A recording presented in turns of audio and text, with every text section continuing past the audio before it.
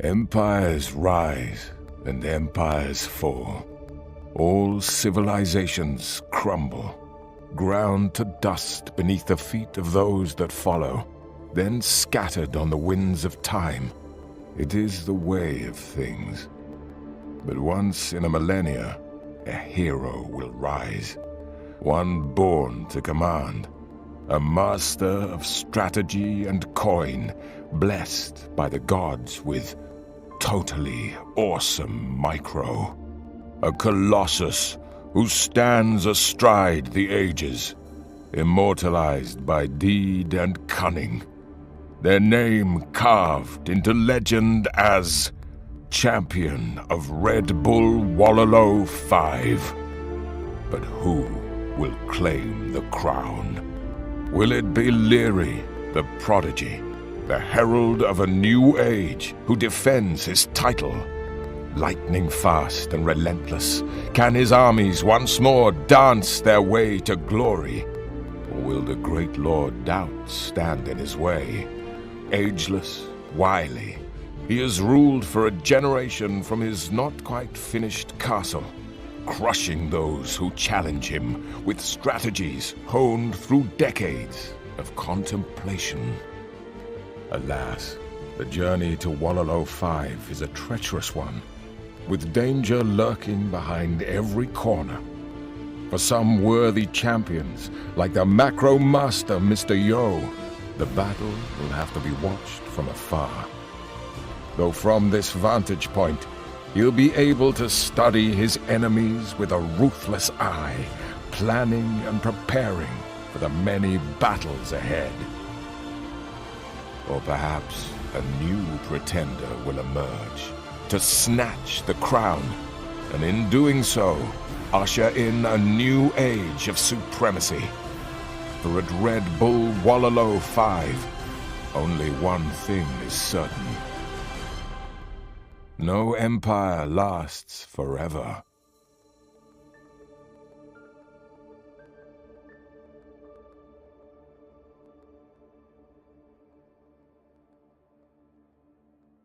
Welcome back, exalted viewers, to the third day of competition, live here from Heidelberg Castle for Red Bull Wololo 5. What a pleasure it is to have your company with us here in Germany as we get stuck in further to our group stage with 14 players across 6 days, all contending for their share of a $100,000 prize pool. All of us here are so excited to get it. Oh my, I've got idols. Oh my goodness, get to work, let's go. Back to the lumber camp, come on man, I can't have idols. Oh geez, I'm gonna lose. Oh, I always forget to, God, I'm on idle, man.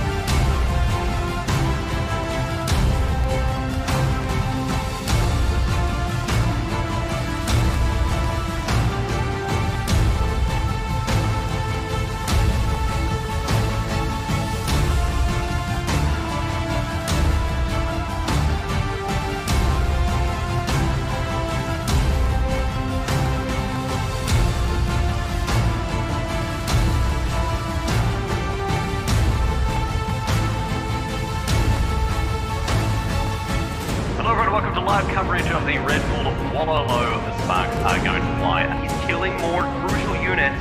No slowing down, just pure acceleration. Mr. Yo sweeps the Viper. Absolutely fantastic. But the scouts are coming! 2 more villagers from Hera go down.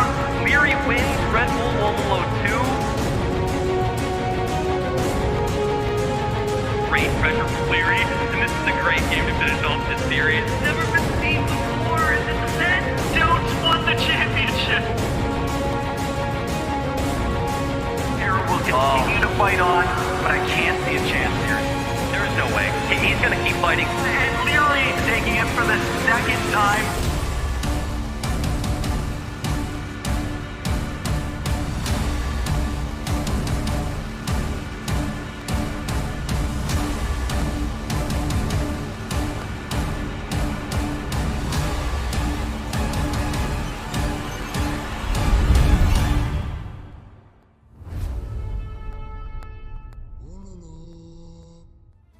Welcome back to the Analyst Chamber here at Heidelberg Castle, Red Bull Wololo 5.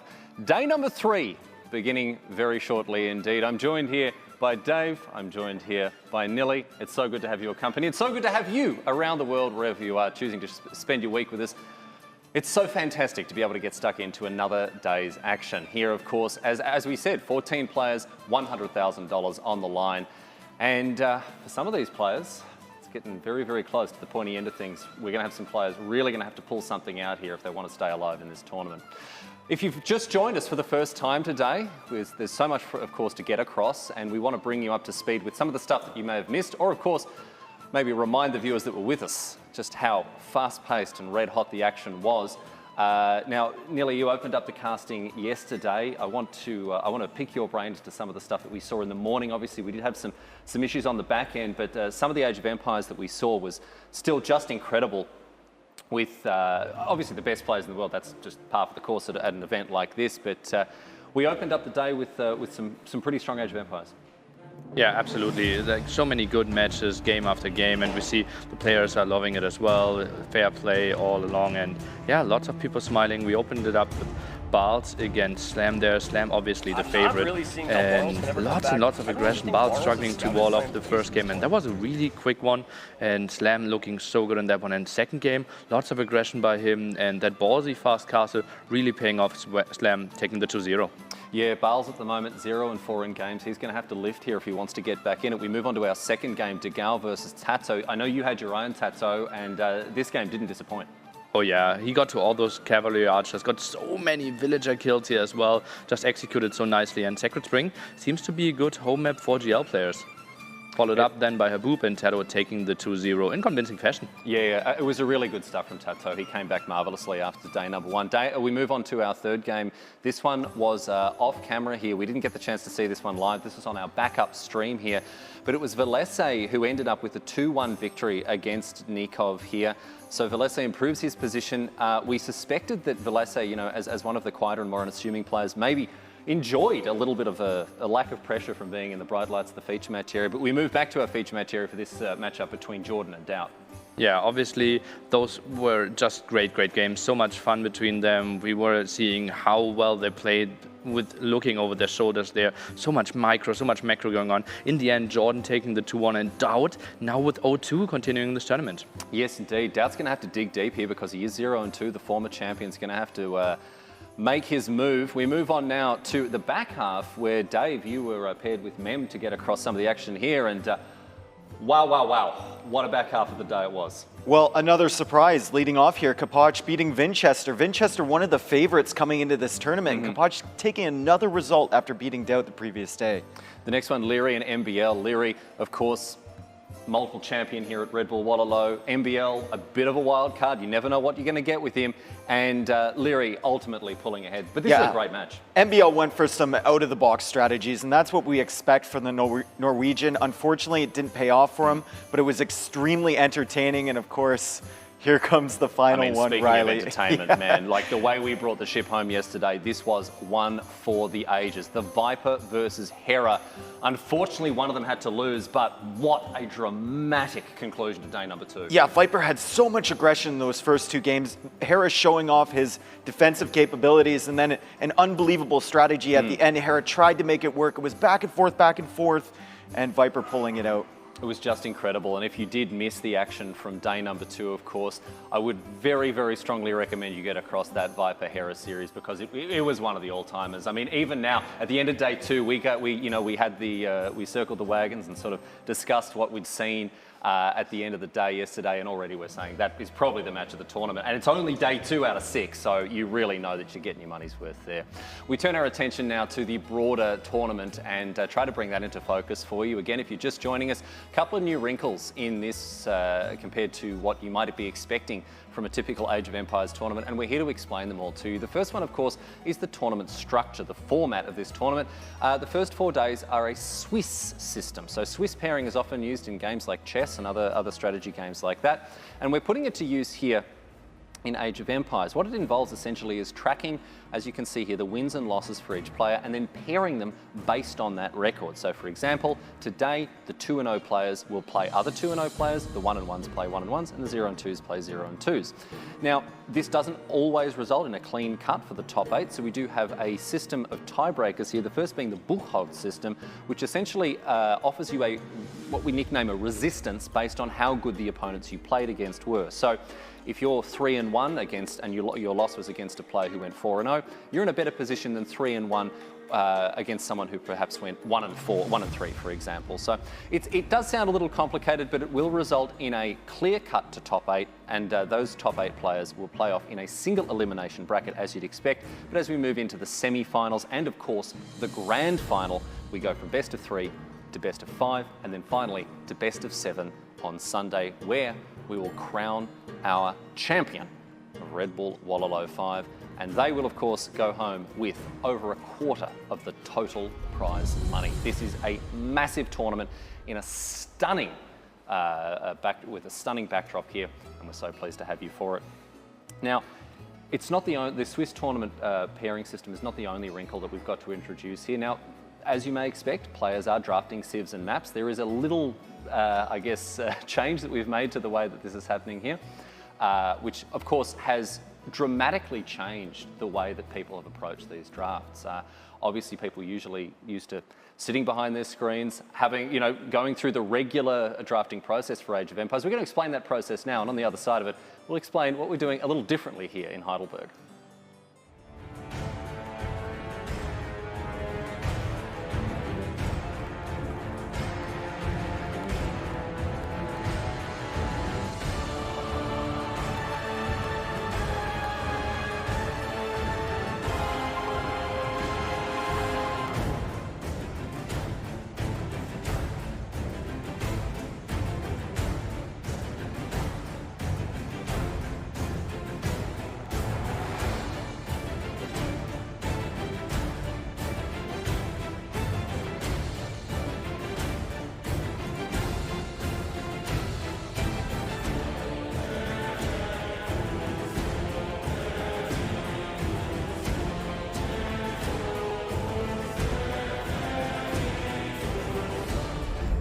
So my favorite civ, I would have different civs for different maps and formats, and like Empire Wars versus random map would be different as well.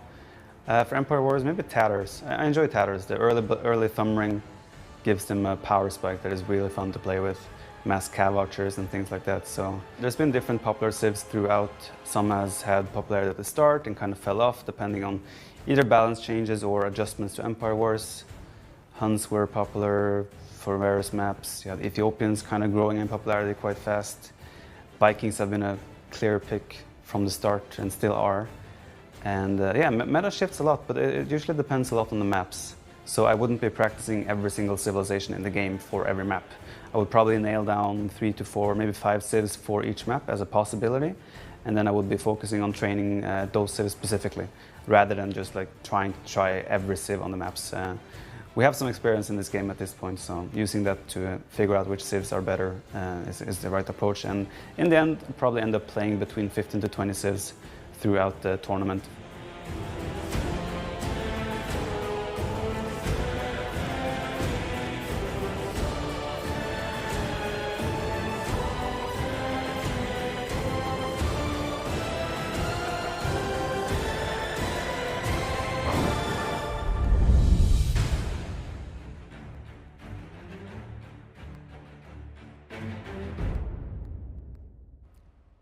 So a reasonably straightforward drafting process, you would have thought, but Dave, little wrinkle in this one. We've changed, we've thrown a spanner in the works here and keeping the players on their toes, because I think, is it for the first time in Age of Empires history, the drafts are being done live, in person. Yeah, I mean, the drafting process has kind of always been a game within the game, right? It's another level of strategy that you have to consider, you have to be prepared for as you're coming into a set. And now being in person, like we saw it yesterday in the set between Jordan and DauT. DauT picked 2 different types of maps that Jordan had to pick from, and he was just kind of staring at him across the table.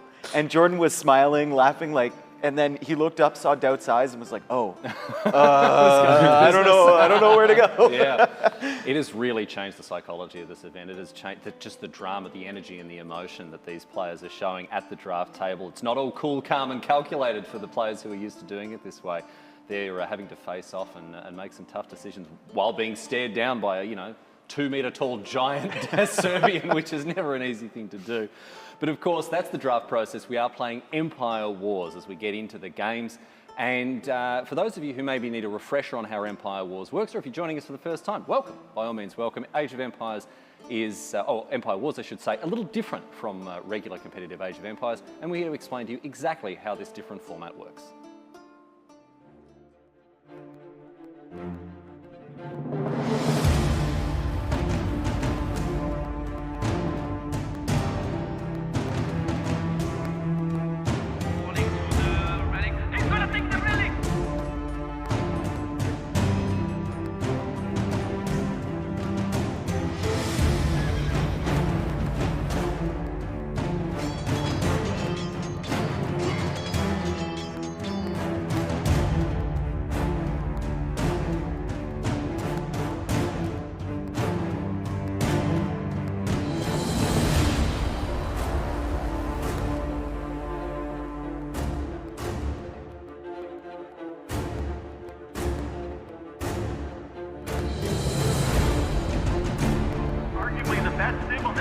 What an amazing performance here.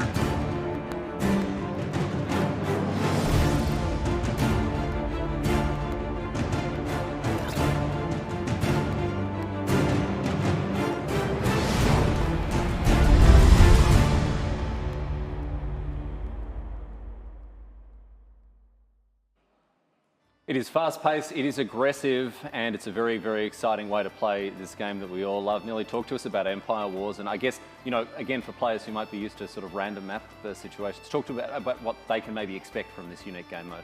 I think we're going more into the esport direction with Empire Wars, right? Age of Empires typically is like, you're sitting back at home, building your empire slowly, but this one is so action-packed, we see the fights instantly happening, and the players with all the aggression are dominating this game mode. And I think one of the things that Age of Empires is doing, as it really makes its mark as an esport, I've been so impressed by our e-athletes and their ability to... It's really hard to do this in leather armor. Yeah. Like that's the esport pose, and it's just so good to see that the really high-level strats being brought to that by all of these e-athletes here at this event. They've done fantastically for themselves. Speaking of the competitors, let's have a look at how they've gone so far throughout the 2 days of competition. We can bring up the rankings, the seedings, and look at how the results have treated all of them. You can see at the top of the table here, Jordan and Liereyy in equal first with a 2-0 match result. 4-1 on maps. Chapoch and TheViper also in 2-0. They've lost one more game than the people on the top of the table. From there, TatoH, Vinchester, Hera, MBL, all at 1-1, as indeed are Slam and Villese. On 0-2, DauT, Nicov, DauT, and Bals, and at this point they're really, really up against it. It will take a minor miracle for these blokes to get into our top 8, but it's not over till it's over. So we'll see how they go here. And we can move on and have a look at the schedule. As I mentioned before, Swiss pairing means that these players will be paired against people on a similar, or on hopefully an identical ranking. And today I'm happy to say that all of the players are indeed playing people on their own record. The 2-0s playing against the 2-0s, the 1-1s playing against the 1-1s, and so on and so forth. So DauT and Nicov, this is a must-win situation for both of these. They're both on 0-2, as indeed are DauT and Bals. That's our backup match. We'll be talking about how you can watch that one in just a little bit. MBL and Slam, TatoH and Villese, all on 1-1, as indeed are Hera and Vinchester. And then we'll be closing out the day with the undefeated players so far, Chapoch and Jordan, Liereyy and TheViper. Of course, at the end of today's play, there will only be 2 undefeated players, winnowed down from just 4. As we look at these matches, I mean, it's kind of silly for me to be like, What are you looking forward to? They're all fantastic, particularly the last one, the way we're closing out the day, Dave, with Liereyy and TheViper. Aside from that one, though, which one are you really keen to see here? I'm really interested to see Slam versus MBL, because they both 2-0'd Barls, and they both got 2-0'd back. So I want to see a response from both of those players. They're two of my favorites, and they're two question marks coming into the tournament, right? Like, how is Slam going to operate at a LAN event? How is MBL going to operate in Empire Wars? We know he's had his struggles in the past. And I think a lot of questions are going to be answered here, and they're going to have a lot of nerves coming into the set, because it means a whole... Yeah, the tension's really ratcheting up as well. Nearly, very quickly from you, mate, is there a match that you've got your eye on? Yeah, Vinchester against Hera is just going to be brutal, right? Both players not known to heavily wall in Empire Wars, so better put your kids to bed a bit early. I think it's going to be a bloodbath. Get ready for that one. I can see that, absolutely. Let's have a look at what these players are playing for here, because it is an absolutely gargantuan prize pool. $100,000.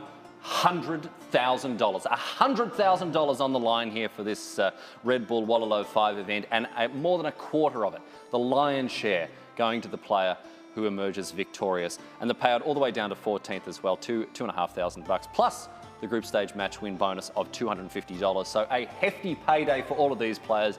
But I know even now, all of them will be hungering for that 26K that will go home in the pocket of the person who emerges victorious. But I'll tell you this, the players aren't the only ones who might be walking away as winners. I mean, we're all winners, having taken part, but you could win just a little bit more than other people with the giveaway that we've got going on. Here on your screen, you can see with our prediction contest, you could go home with some extremely succulent gamer hardware here. An AMD gaming PC, an AOC monitor, a WD SSDS, and of course, this is all thanks to AMC and Aegon by AOC. Predict the most winners here, and you could win. You need to head to win.gs, that's win.gs/RBWplay, or exclamation point predict in the chat, sorry mods, and you get all the details there. All right, we're moving on now to our first match. We're going to get things underway, and as we've said, this is a must-win for both of these players, because being 0-3, it's not going to be a good situation for either of them here. Nicov has not found success at this tournament so far. He is sitting at 0-2, and I can tell that he is keen as eggs to make sure that changes. His opponent, DauT, in a very similar position here. This is must-win Age of Empires for both of these players, and they must be feeling the pressure, particularly this bloke here on your screen. He's already shown he can do it at the top level. He's already taken home a Wololo trophy, and to be sitting at 2-0 at the end of the second day, that's not a record he's going to be happy with. He's going to want to change that very swiftly indeed. While the players get seated and while the players get seated and get ready for the upcoming match, let's chat about what we're about to see. We can bring our casters in. I believe that the T90 and Mem are standing by. There they are over in our caster library. Hello, boys. Good to have you here with us. And Tristan, as I've already kind of pointed out here, this is a massive match for these two players. Massive match, and two players you probably wouldn't have expected to be 0-2 at this point. So. Also big fan bases in various areas of the world. So Mem and I were discussing it, and Mem and I were even eating lunch next to these players. It means a lot to them.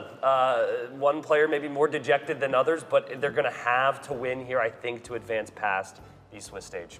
Unfortunately, the brutal cutthroat nature of competition like this means that one of them will drop to 0-3 while the other makes something of a recovery, hopefully at 1-2. Who will it be? Well, only time will tell. We are getting set up and settled in now for our opening game of day number 3 here at Heidelberg Castle. Red Bull Wololo coverage.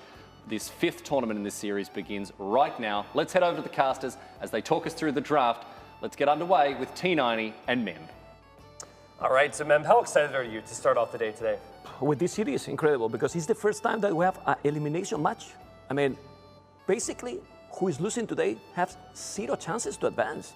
I believe that's confirmed. However, I'm not 100% certain. I think it pretty much is, yeah, with the competition right now.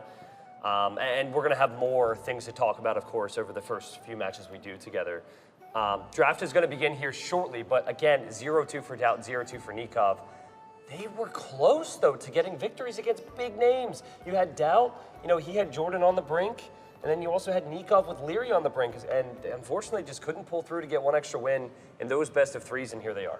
But look the players we have with 0-2. We were talking off stream, DauT, Nicov, DauT. We would expect that. I mean, the level of competition that we're having is really insane. And we can give to the viewers a secret, right? How was looking in the launch, DauT? DauT was not happy. DauT, we're going to see the maps here. We'll expand on that in just a few moments. But DauT was interesting to see them talking and ask them some questions. So we're going to see some bans here first. Of course, there are going to be civilizations as well. First, we start off with the maps, and we had Land Madness banned there by DauT. And now Nicov needs to decide on what he gets rid of. I'm thinking he goes Meadow. Let's see. I'm just going to make a guess here because of our conversation. Ah, damn it. Okay, it wasn't closed. It was enclosed. Don't want to play the close maps against DauT. Well, right? think about what DauT did yesterday against Jordan, right? So that makes sense. Oh, this overlay. Look at this overlay, P90. Let's act like we didn't see it before, and this is exciting. Beautiful, this is beautiful big improvement. To the viewers, I think obviously this table is wonderful, but it is also hard to track. I've experienced that myself, so we're going to have it up on the screen for you all as well. As I hear Rune Stones is going to be the choice for Nicov, and that's pretty much as standard as it gets. Do you think he should go for more aggressive maps against DauT? I think he should go for standard maps against DauT. Understood maps, as we have DauT going for Haboob on the other side. Whoa. So he's going with the aggression. Look at DauT with the Haboob now, and then he has to pick 2 maps more. Acclivity, but that's ban. That's a ban. That's a ban, yep. Okay. And another ban now for Nicov, and then we will see the 2 maps, and then he will have to pick the lower seat. In this case, Nicov will have to pick the map that he wants to play. Yep, let's see. Okay, so he's going to get rid of Atacama, a map that's really not liked by many players, except for maybe Hera, maybe Chapoch. I think Chapoch is the one. Maybe we want to see middle finally. We didn't see middle at all. So this is what I think is going to happen. I mean, I had a little conversation with the players. I sat down next to them and I said, "Hey, DauT, I think I know what you're going to pick. Should I say it? Because Nikov's right here." As he picks Frigid Lake. We want it. And Sacred Springs. Well, both are fine. Both are fine. Both are fine. And we're going to see Nicov pick one of these. But yeah, DauT's like, go ahead, say it. He's like, you won't guess. And then I had said Meadow, and apparently that wasn't part of his plans. Frigid Lake has been picked. Wow. Well, Frigid Lake, like Haboob, and Runestones. I mean, aggression. Yeah. I mean, full aggression, because Runestone now is a little bit more open in previous editions, so we're going to see, hopefully not a fast cities. I want to see it, but in these maps, do you see any of those one going for Imperial? Maybe Frigid Lake, if they wall a little bit more. Haboob, unlikely. Yeah, Haboob unlikely. I think Runestones and Frigid Lake, we could definitely see him. Yeah, Runestones Arabia, yeah. DauT's just going to write things down here. Players are starting to run out of pages in their notebooks here on day 3. Okay. And they just want to make sure, like, I believe, I'd love to see their notebooks. I believe what they're probably doing, because this is what most players do, is they will write out the maps and then they'll write their top 3 civilizations for each map. That way, when the banning's happening and the picking's happening, if their first and second choice is gone, they can go for their third. That is at least when I did some training with Jordan. Jordan's like, that's the way you do it. It's simple. I was like, okay, you've got like a notepad? Okay, that's cool. It's nice to know it's a complicated process, but it does make sense. And they've got just 10 more seconds. So they've been writing for a full minute. They have a full minute for that. It's actually not that long. No. It's look for us because we are waiting, you know. Yeah. But with all the process, look the amount of civilizations, maps, and everything that they have to think, and the possible combinations is really quick for them. I'm sure that if you ask now, then they say, well, what, it's over already? Yeah. I need to pick. Okay, but we want action. That's why we want action. We're going to get it here. We're going to have to build up towards that action. Yep, we're going to start off with 3 global bans. They'll go back and forth here. Mayans ban. Okay. By the way, shout out to Nili, who is currently in the analyst area. We were talking yesterday. Is Malians upside down? And I checked, and it is. Way to go, Red Bull. Okay, Mayans, Magyars, Franks. Have we seen Magyars played? Yeah. We have seen it, but I don't think it's been very successful. One time, maybe. I think it was one set, maybe. Do you agree with David that Ethiopians, he doesn't like Ethiopians at all? He just made that very clear. Very, very clear. Yeah. As we see Huns now, that's an interesting ban there by Nicov, because DauT loves to play that civ. But yeah, I think Ethiopians are a strong civ if this many players are picking it, but just not quite as strong in certain matchups. Humans pick. This is so good. Yeah. Think of DauT's strengths. Mayans played it for years. Huns played it for years. And then Cumans is a very Gamer Legion, New Empire Wars pick that we've been seeing dominant. But I forgot. It's not pick, it's ban, because today we have more bans. That's when I said just pick, forgot. I meant pick the ban. Okay, yeah. Sorry, when but- I said, I used the wrong word. yeah. It was a ban, yeah. No, but I thought that it was a pick, so it's not even your okay. fault. So we were in the same boat in this one. Okay, and Britons now, wow. So this is going to bring new maps, new civilizations, probably. Yeah, I yeah. think Bulgarians will still be there. Aztecs, of course. Very first pick for DauT there is Aztecs. Okay. And this should swing right over to Nicov now. This is the Nicov thing. will get to pick 2. Tinanti, this is the thing. Always we talk that how powerful are the Eagle civilizations, but they still banning more. All the civilizations before Aztecs. Maybe they snipe later, but Aztecs is almost all the time in the draft. I think it's also very situational with the maps, and that's the main thing. Like we They saw wait. Aztecs countered yesterday quite well by Viper by picking Bulgarians. And there you have Nicov with Vikings, and we are going to see Vikings played in a series. We've seen them very rarely due to all the bans. With the snipe, because Yeah, that's true. Can happen. It still can happen. Indians. Okay. That's an interesting second pick. That is a very interesting second pick. But And you Sacred agree? Springs, well, we're not playing Sacred Well, Springs. Frigid Lake, but there is also some Yeah. surface, but not a lot. That's still interesting to me to pick Indians that high up. Oh, Ethiopians. Dave is hyped now. I can see from here. Okay, Ethiopians is going to be now. And now which one? Tatars? Looks like it. I think it's Tatars. Okay. Tatar. Well, Tatar can be used in any map, actually. It's interesting that, I mean, yeah, DauT would love Tatars because he loves his Cav Archers, but it is interesting that he doesn't really have a strong Knight Civ yet because that is a very DauT thing. Then again, doesn't suit the meta quite as much, maybe, and we have Khmer there for Nicov. Khmer for Frigid Lake, probably. Maybe now Bulgarians for. I mean, DauT like to play Bulgarians as well. At the moment, DauT will have only an Archer opening, maybe like an Eagle Archer opening available for Habub. So Bulgarians is the most here. What are you thinking, DauT? Come on. Honestly, you could even consider going. I think that Nicov could utilize Bulgarians to try and counter Aztecs on Habub. So we'll see. I think DauT goes. Hold on. Oh, Nicov going Chinese. Oh, okay. It was Nicov. I saw the camera and I was that, okay, Yeah, DauT yeah. is going to pick, but Is that the first time we've seen Chinese drafted? I don't recall any other times. you're right, I think. Sicilians, okay, and Byzantines. No Bulgarians. DauT is so good with Byzantines, though, so that's a nice pick for him. Just it suits his style, you know? Yeah, well, and Sicilians has been very sick in Habub as well, with the bonus that, I mean, skirmishes are not doing anything, the spears, yeah, it's very complicated. And which is going to be the Did I last just pick see for a Nicov? Civ get picked up and I think, did I just see Koreans? What? Whoa, okay, I was not expecting to see that as the final pick, and now they will have a snipe on either side. The way I see it is maybe you eliminate Vikings and Aztecs, yeah. Looks like Aztecs are going to be removed on DauT side. And Vikings, well. Ah, come on. The main choice, well, I mean, I prefer this one because I really consider Aztecs and Vikings so a snowball. One for the Eagles and the other for the crazy economy. Sure. You know, so better in this one, probably it's going to be a, I don't know, let's say a closer battle. Well, we're going to see. We have Ethiopians, Tatars, Sicilians, Byzantines, Indians, Khmer, Chinese, Korea. In a first look and with the map, T90. Best draft for who? I'm trying to, let's go process of elimination here. So Frigid Lake, map 1. I believe that will be Khmer versus Byzantines. That could go either way. I believe that will be Khmer Byzantines. Okay. As for rune stones, if we get to Nikov's home map, I'm not loving Chinese there, not loving Indians there. So there you have DauT probably with Ethiopians or Tatars. So I think maybe DauT's preferred on rune stones. I think overall DauT's draft might be slightly better after all the bans. I think so. I mean, those two weird, but maybe he got something prepared. Empire Wars is really snowball. If you reach Castle, it's in a good position. It's true that Korea with the second armor as well, they are cheaper archers. I don't know. Maybe it can be good.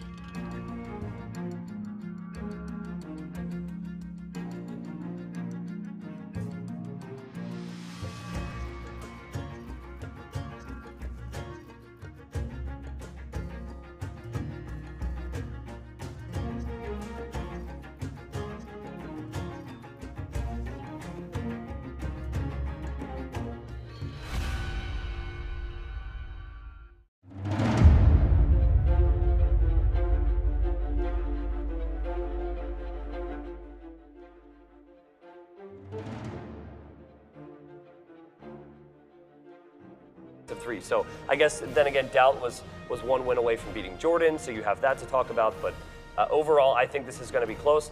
Yesterday, I said, Nicov, you're up against Villese. What do you think? Nicov said 50-50. I went up to Nicov today, said, Nicov, against DauT, what do you think? He goes, 50-50. Yeah. So, well, but people are going to think that we are fanboys as well. They're going to think that no, we're they're fanboys. going to think you're a fanboy. Me? Why? You literally said yesterday that you're like, I put well, Jordan, but I want DauT. You literally said those words, so. It's true, man. You got a good memory, eh? Good memory, eh? Hey, listen, if anything to bring my fellow casters down, I remember it. Okay. So, how was my pronunciation in the Bohemians unit? You said it, you will remember. The Bohemians what, sorry? Unit, the last hybrid for the cannons.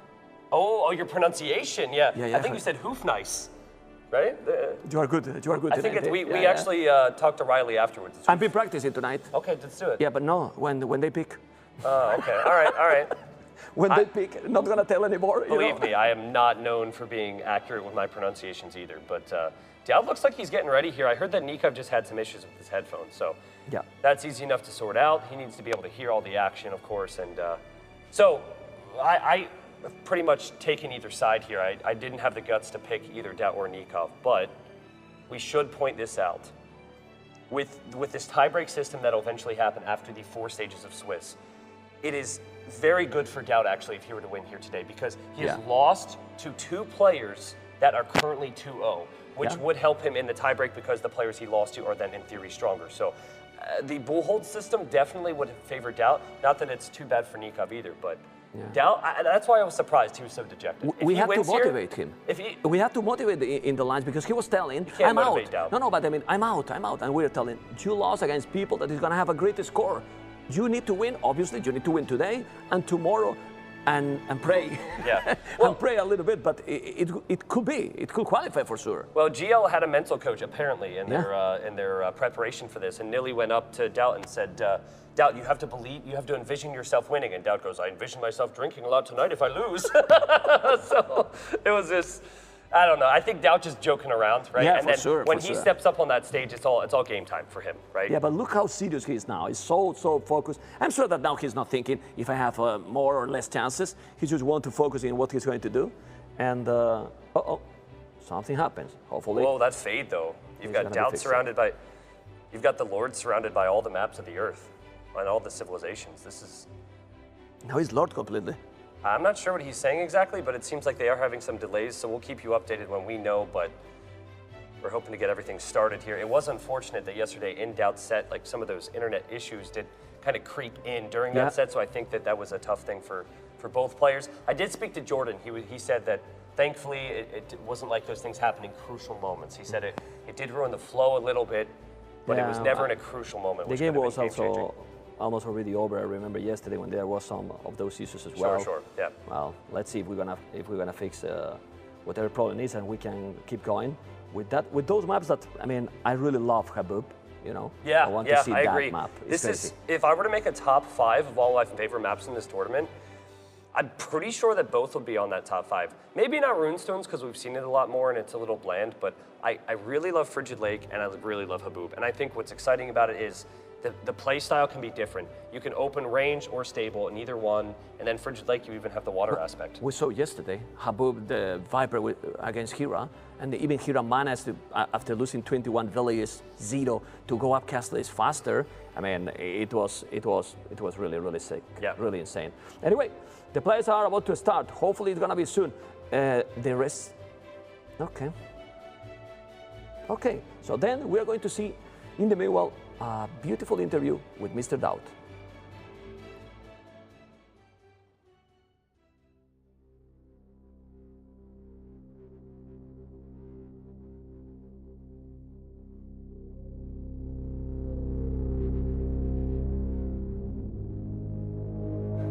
Hello, my name is Darko Dutovic. I'm coming from Serbia. I'm professional Age of Empires 2 player, maybe more known as DauT, and I'm here to compete in Red Bull 5.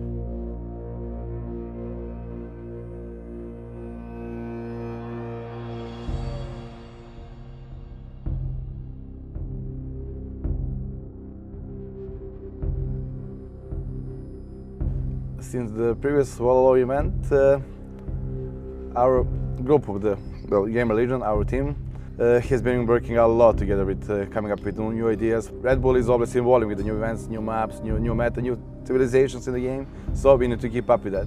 Cooked up some really good strategies. Obviously, I cannot reveal them right now. You guys have to wait and see. It will be a fun week.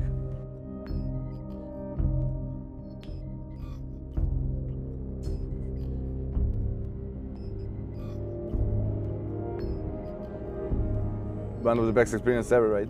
We are playing the tournament in the castle, so this is like the main Wololo, right? And if this is the end of the season, I'm hyped to see where they bring us next, right?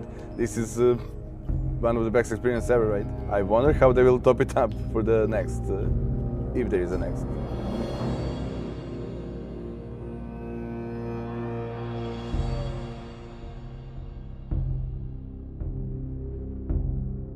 Hera is maybe not the youngest, Liereyy is still the youngest, but feels like he's the most motivated one. He is going for the kill, so he'll be definitely the scariest one to play. He is like the biggest contender to win this event aside with Liereyy. He's just naturally talented and he takes it easy, like he makes it look easy. Viper, I can tell he practices a lot. He's very, very well prepared for this event. I think he is juggling a little bit because he's always looked as the best player ever, which he probably still is, definitely is. But he didn't have a big tournament win in a year, I think. So this has been one of the biggest events ever, also the LAN event. I think he'll give absolutely maximum to win this event. And actually, I hope he doesn't.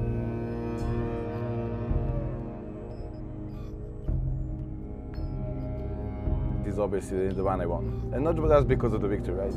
But like, when I reached the finals and I was playing against Liereyy. And I think Liereyy, after seeing the score and after having to put up with all these raids, has realized for a while, this is over. He is not going to retain his championship. The whole team that I knew for ages, right? Gathered around me to help me, like we were on Discord, they gave me support, they gave me ideas. That's one of the best memories ever. What a performance in Red Bull Wololo 3, and the game is over! DauT's won the championship! He beat Mr. Yo in the first round 3-1, using strategies that no one had seen before. I don't win that many ones anymore. I used to be quite good, always in the top, but last 5, 6, 7 years I was always like top 8, but never in the finals.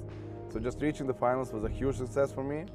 And then beating probably the best player of the game right now was absolutely amazing feeling.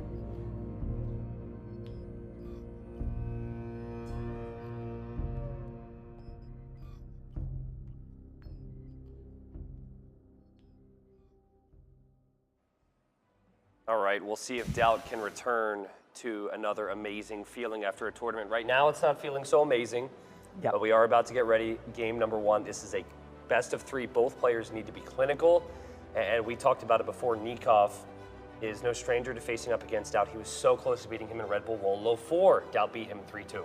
Yeah, I mean, after watching DauT's interview, you understand why he was feeling down.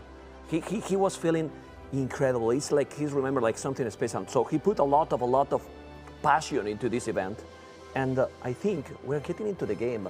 That is what we want, and the hype going to start in a moment. I don't listen. Okay.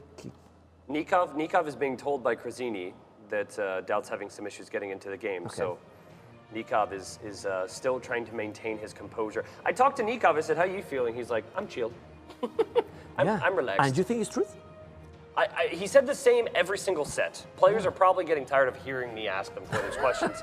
They're like, he's just gonna quote me, you know. But seriously, like, he does seem to be fairly relaxed. Now, it was interesting. He does have these bursts of emotion.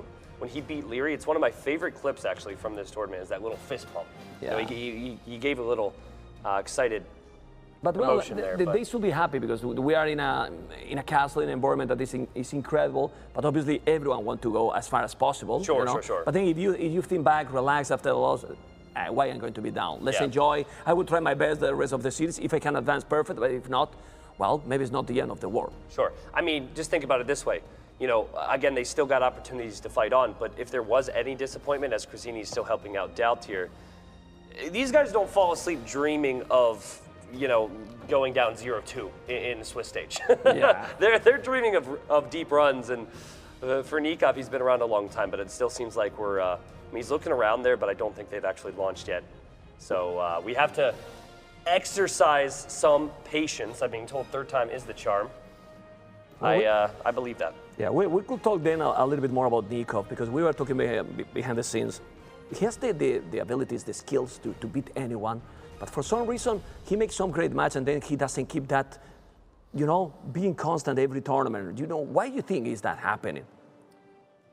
I think what makes Nicov incredibly clinical and what allows Nicov to smother players is also in the same way, or at the same time, what holds him back. So we've seen some great examples of Nicov having incredible micro to kill someone, but we've also seen instances where he gets a slight lead with that incredible micro and then his macro slips. So like, it's a slippery slope. And we're gonna get a quick look at Nikov's interview from earlier this week in Heidelberg. I'm Nicolas, I'm playing for the team Aftermath. My most known nickname is Nicov. I'm very excited. This is the third LAN event I've been to. The first one was like 2.5 years ago and changed completely my experience playing the game. I've been practicing with different players, scheduling for find a time to play together and try strategies or sieves or maps also. And discuss some strats here and there. My target would be top 8. Anything better than that is welcome, anything worse is not my goal. You better watch out. All right, so it seems like we are going to be in game number 1. Third time was the charm. A lot of people watching this one right now. We've got fans from all over the world for both of these players, but also people just recognizing how insane this is going to be. It was not one we would have ever put in the cards, 0-2 for these two, but they are there. This is day 3, ladies and gentlemen, of Red Bull Wololo 5. And we have in the red DauT and Nicov in the yellow. Amazing. Nicov as Chinese. We were talking the Chinese. He's going to pick that one. Well, he picked Chinese. Chinese T90 doesn't really get any boost in Empire Wars at all. Well, they do. They still have the cheaper technologies. They still have a lot of options, but I wouldn't say they're quite as power spiky, and that's what you tend to look for. Early damage in any age, and Nicov, he has opened up with a stable and also has an idle villager next to the house there, and DauT sees that, and we're going to see what DauT's doing on the other side. If I'm not mistaken, it looks like DauT is doing the same. Oh, no, oh, he's got archers, yep, there range. it is. He keep with archer range. So I believe that now he should try to wall and then try to go for the transition to castle as soon as possible, or you think, well, if he open it, he's going to go a full feudal battle? Well, what Viper tried to do, and it's a really good strategy, is you open archers, you take some map control, and then you do wall up, like you said. But I think this is just too open to be able to do that. It's not trying. Oh, archer range already also for Nicov with the Chinese. Fletching already, okay. He has to be careful. 2 scouts already. That's one village that is going to be down for DauT.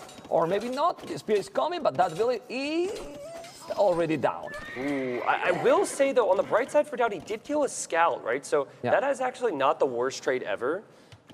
Just noticed, though, that Nikov's going to be coming forward with some ranged units. So he knows this opening. He knows how strong those archers are with Tatars. And if he can get skirms in the mix, I mean, DauT really might need to consider a stable right now to get scouts out. Yeah, because we can see for scout is doing already skirmishes, even an archer. So right now the army composition is going to be much better for Nicov. Well, let's see if he's going to make it. But for now, it seems that he's still only in one archer range, a little bit too little to contain the Nicov pressure, and he's going around also with the scout. The mobility also he has, Nicov, at the moment. Yeah, I really disagree with DauT's opening here. Every successful attempt we've seen with Tatars Ethiopians, you see a lot of, as we see that spearmen go down to the scouts, great commitment there from Nicov. But what you see is, as Nicov now, does he not know the spearman's there? Yeah, he's another spear, that's not, no man, that trade for a scout for 1 villager? Well, I don't like that trade. I mean, he's taking 1 villager, but he has lost 2 scouts and 1 is down. But my point is, DauT's at home right now. Like, DauT didn't push forward at all. So yeah, I agree. But Nicov doesn't have to worry too much about a counterattack from DauT. As I say that, you do finally see the units going forward. But that was the biggest surprise for me thus far. Just DauT not taking advantage of the map and not pushing out with Spearman Archer against scouts. He's already 2 villages behind. He has more army, so now he needs to make some damage. He's still not fully walled, but little by little they are getting the walls. Mapu is now checking. The scouts are bye-bye. Yeah, the scouts are gone. Look at this, though. Look at this. Nicov doesn't have any scouting. He does have the outpost there. That outpost is huge because Nikov's running forward, And Nicov is going to be in an awkward spot here as DauT abuses the market.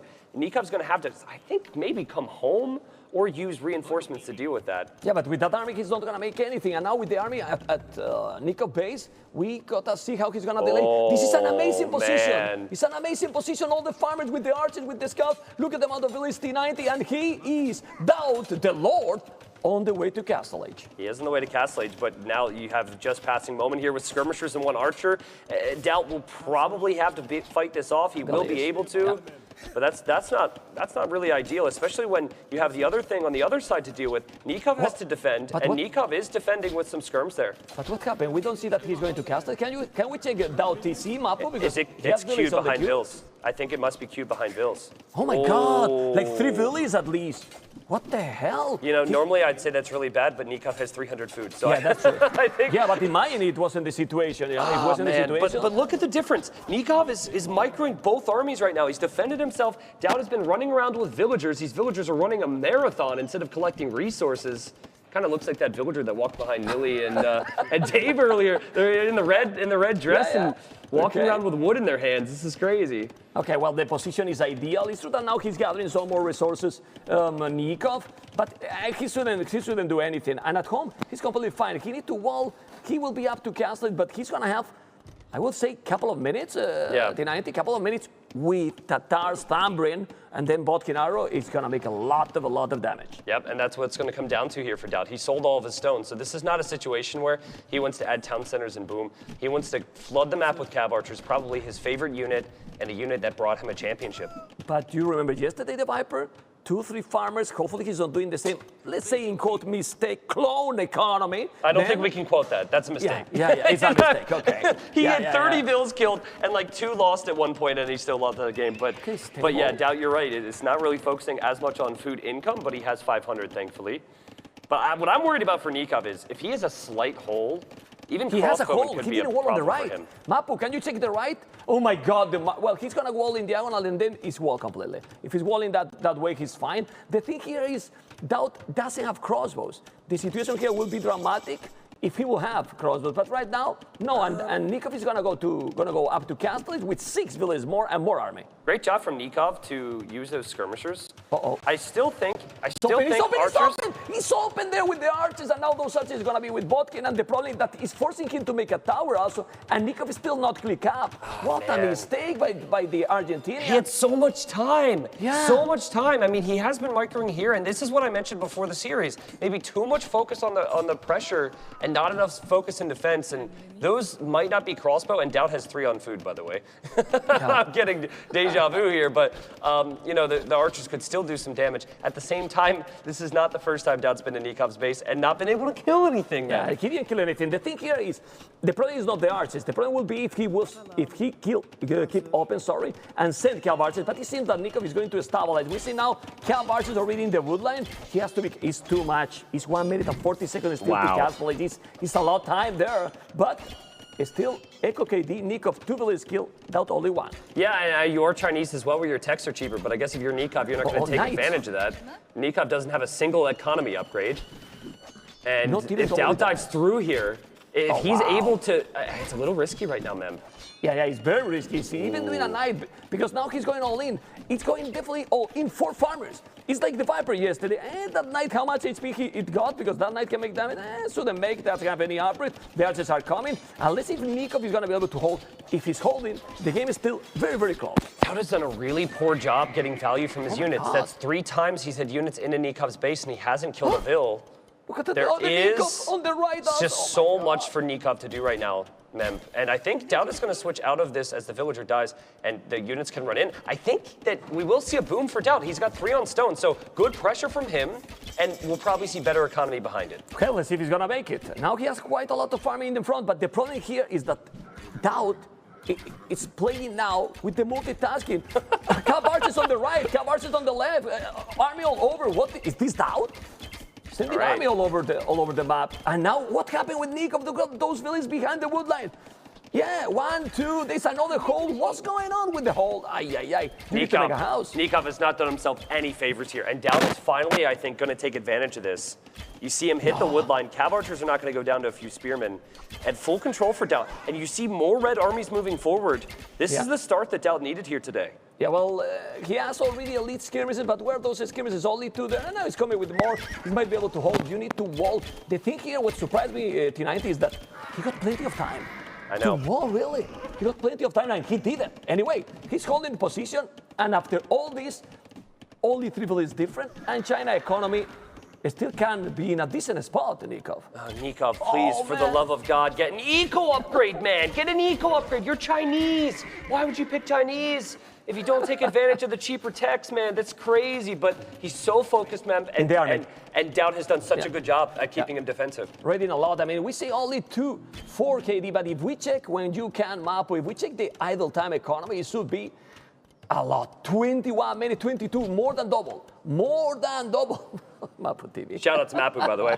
Okay, thank you. Thank you so much. Crossbow and Wheelbarrow before double the tags and horse collar. Okay, it's okay. It's still a good upgrade. He's going in reverse for what he typically does here, but that helps him. And you notice on the minimap, DauT will be adding a TC. So I think he expected to have gained this level of control. It's still not the greatest economy, but with TatoH, you do get some sheep to work with that new TC. Mangonel also on the field. And yeah, so that's going to be tough. It's going to be very, very rough.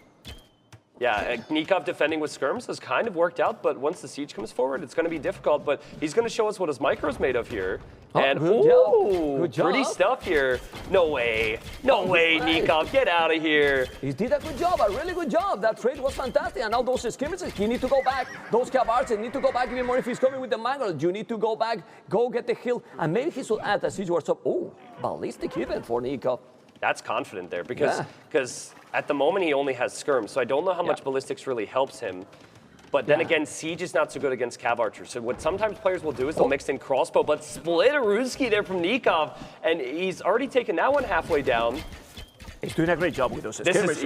And this is what we love about Nicov. Like Nicov must be such a crazy player to root for, right? Because he's got some amazing moments, and then he's got holes in his walls sometimes. So another one, man. Yeah, there's a hole over there. And another on the left. Okay, yeah, that's a TT. Oh, that's an amazing tone center if he's able to do it. You know.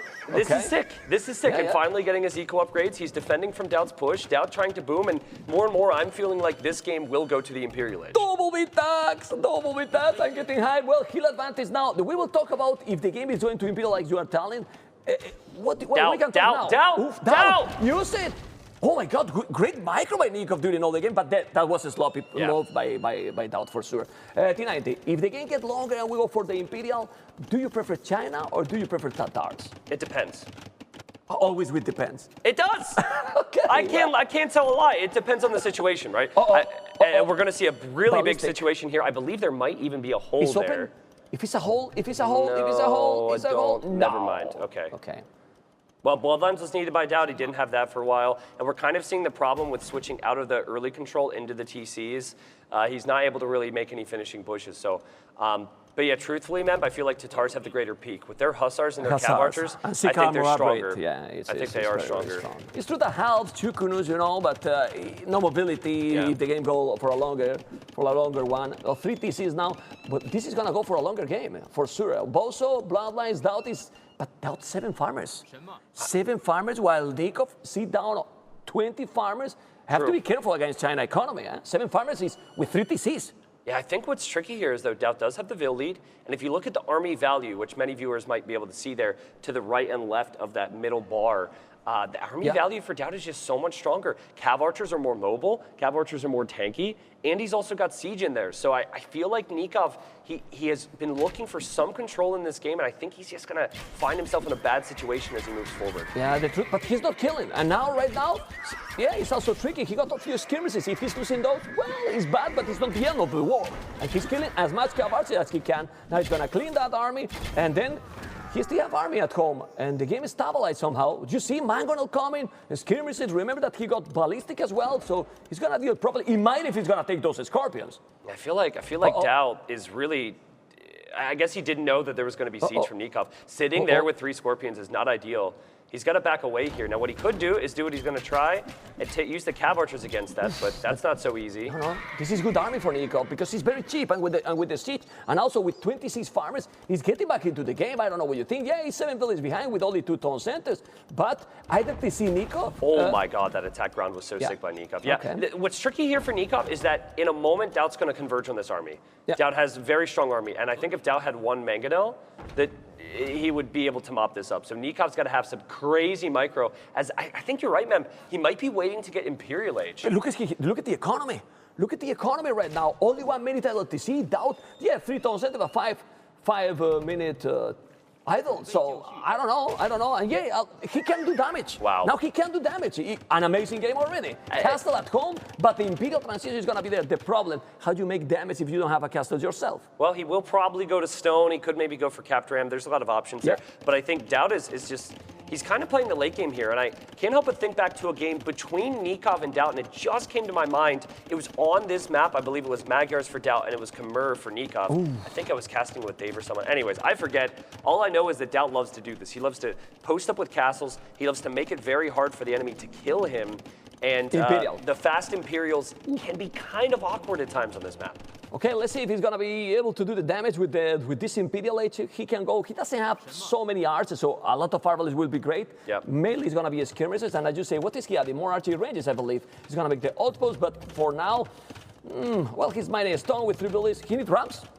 He needs ramps. Well, okay, as soon so as possible. there is something to be said regarding what's going to happen even with imp upgrades. Like, DauT will not be able to comfortably be out in the field with his army. So Nicov could take a lot of precious map control, still take it to late game, but then maybe secure those corners and relics. So as DauT's going to move in here, I think, boy. He can be some bada boom. It can be some bada. No, he's not going. Well, we'll be on the he's going to villagers. kill some villages. He needs to be careful to see the reaction. It's a good reaction, yes, but now he's going to raid. Now he's finally going to raid. He's picking up 1, 2, 3, 4. Many more well, but the TC is there. Now he's coming back, and the Mangoes are going to be there too. This battle, T90 is very important. Nope, no ballistics for DauT. It's on the way, though. Nicov gets rocked by a shot. And again, the main issue for Nicov is he needs to keep this army alive, and DauT, going in there. Look at the Mango, the shot, he's taking well. Now he's losing, but he's losing a lot of Cav archers. Whoa, he lost a lot of Cav archers, and now he's going to be with the +3, and he's not even close to go up to Imperial. Those units, T90 with the +3, is going to take everything from DauT. Yeah. DauT, of course, can still run away. Nicov trying to get that stone. DauT trying for a 4th TC. I mean, the theme here is pretty clear. Nicov is more technically gifted when it comes to the speed and the micro. DauT prefers the macro approach, which is why he has more vills right now.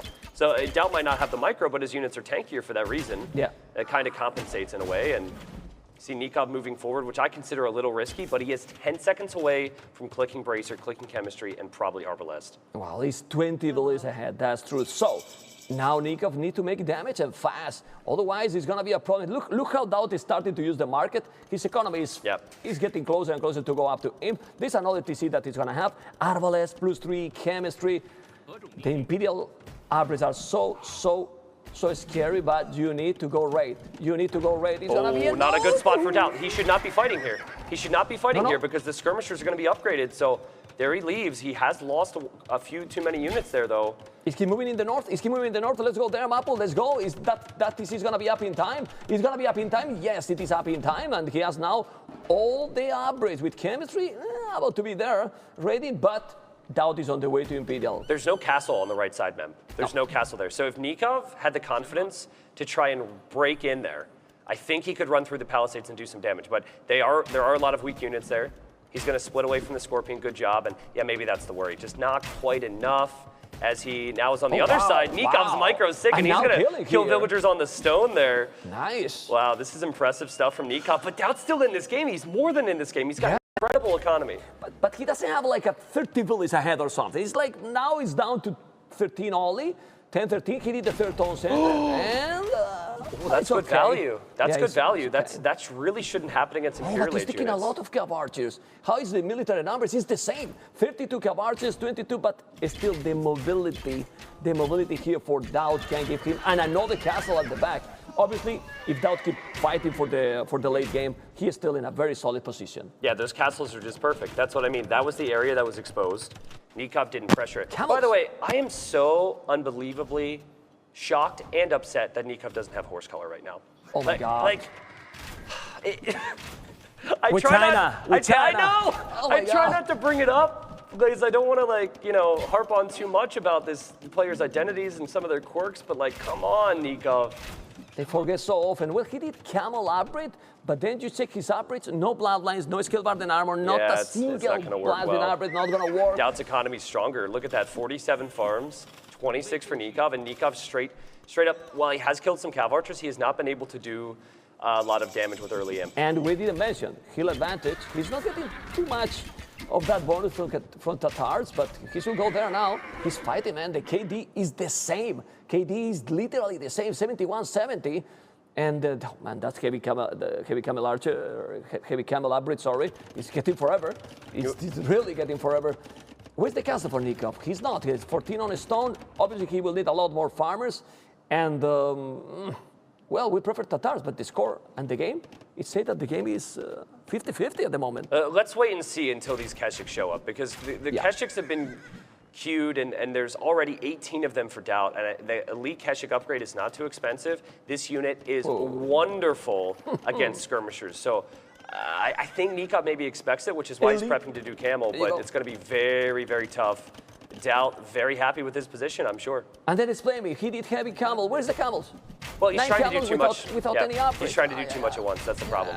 Trying to do too much, and this is exactly what I mentioned before the set. Nicov has a higher peak, but that also brings him back in some aspects of the game, as we see a castle there. Don't really love that castle, but maybe that's finally a position where he can push with siege. It's a nice one, and actually he's still keeping DauT at home. Man, Nicov macro, 1 minute 28 second idle TC in the whole game. Yeah. And now look at the Villese number now. He's 8 Villese ahead now. But those Kesik, as you mentioned, is gonna be absolutely amazing, and they should kill everything there. It should be an easy clear up, yeah. And DauT gets to choose when to take the fights because DauT has the mobility. DauT also wants to deny the castle here. But he will lose there quite a lot. He has a lot of farming. He has a lot of farming, and all those Kesik definitely better units than this. If the castle is happy, it's killing a lot. Look at the military numbers. Nicov 160 population, DauT 146. Would you believe that this game is still at this point like this? Because I thought that DauT was much more ahead.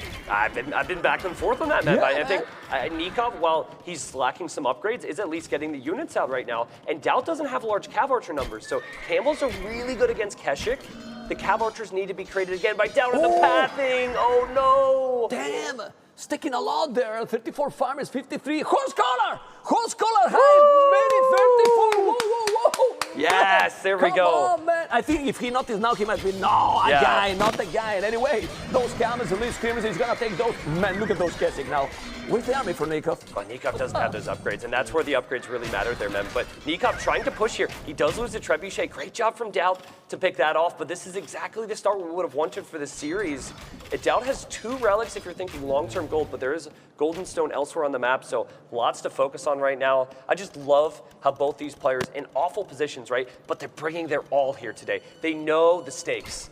Yeah, I mean, there's a hole, and he's gonna take quite a lot of economy. He needs to palisade. You need to make a house. Oh, he can trap those units. Ooh, he's coming with the more units out. So he needs to go back. You don't want to lose those unique units. That castle is doing a lot more damage than we expected. Huh? Yeah. A lot more. He's taking a lot from DauT. And the problem here for DauT is that he's not really raiding Nicov at all, and Nicov is still doing more and more. It's impressive. Look at the IDLTC. He's still doing Villese all the time. Yeah, I mean, the TCs, I think the TCs are going to be idle at this stage, but you're right, but he's not. I mean, he's going to go 160 Villese, remember? That's if true. he's still like this. It's interesting, though. Like, DauT has great castle positions. There's only 1 castle for Nicov.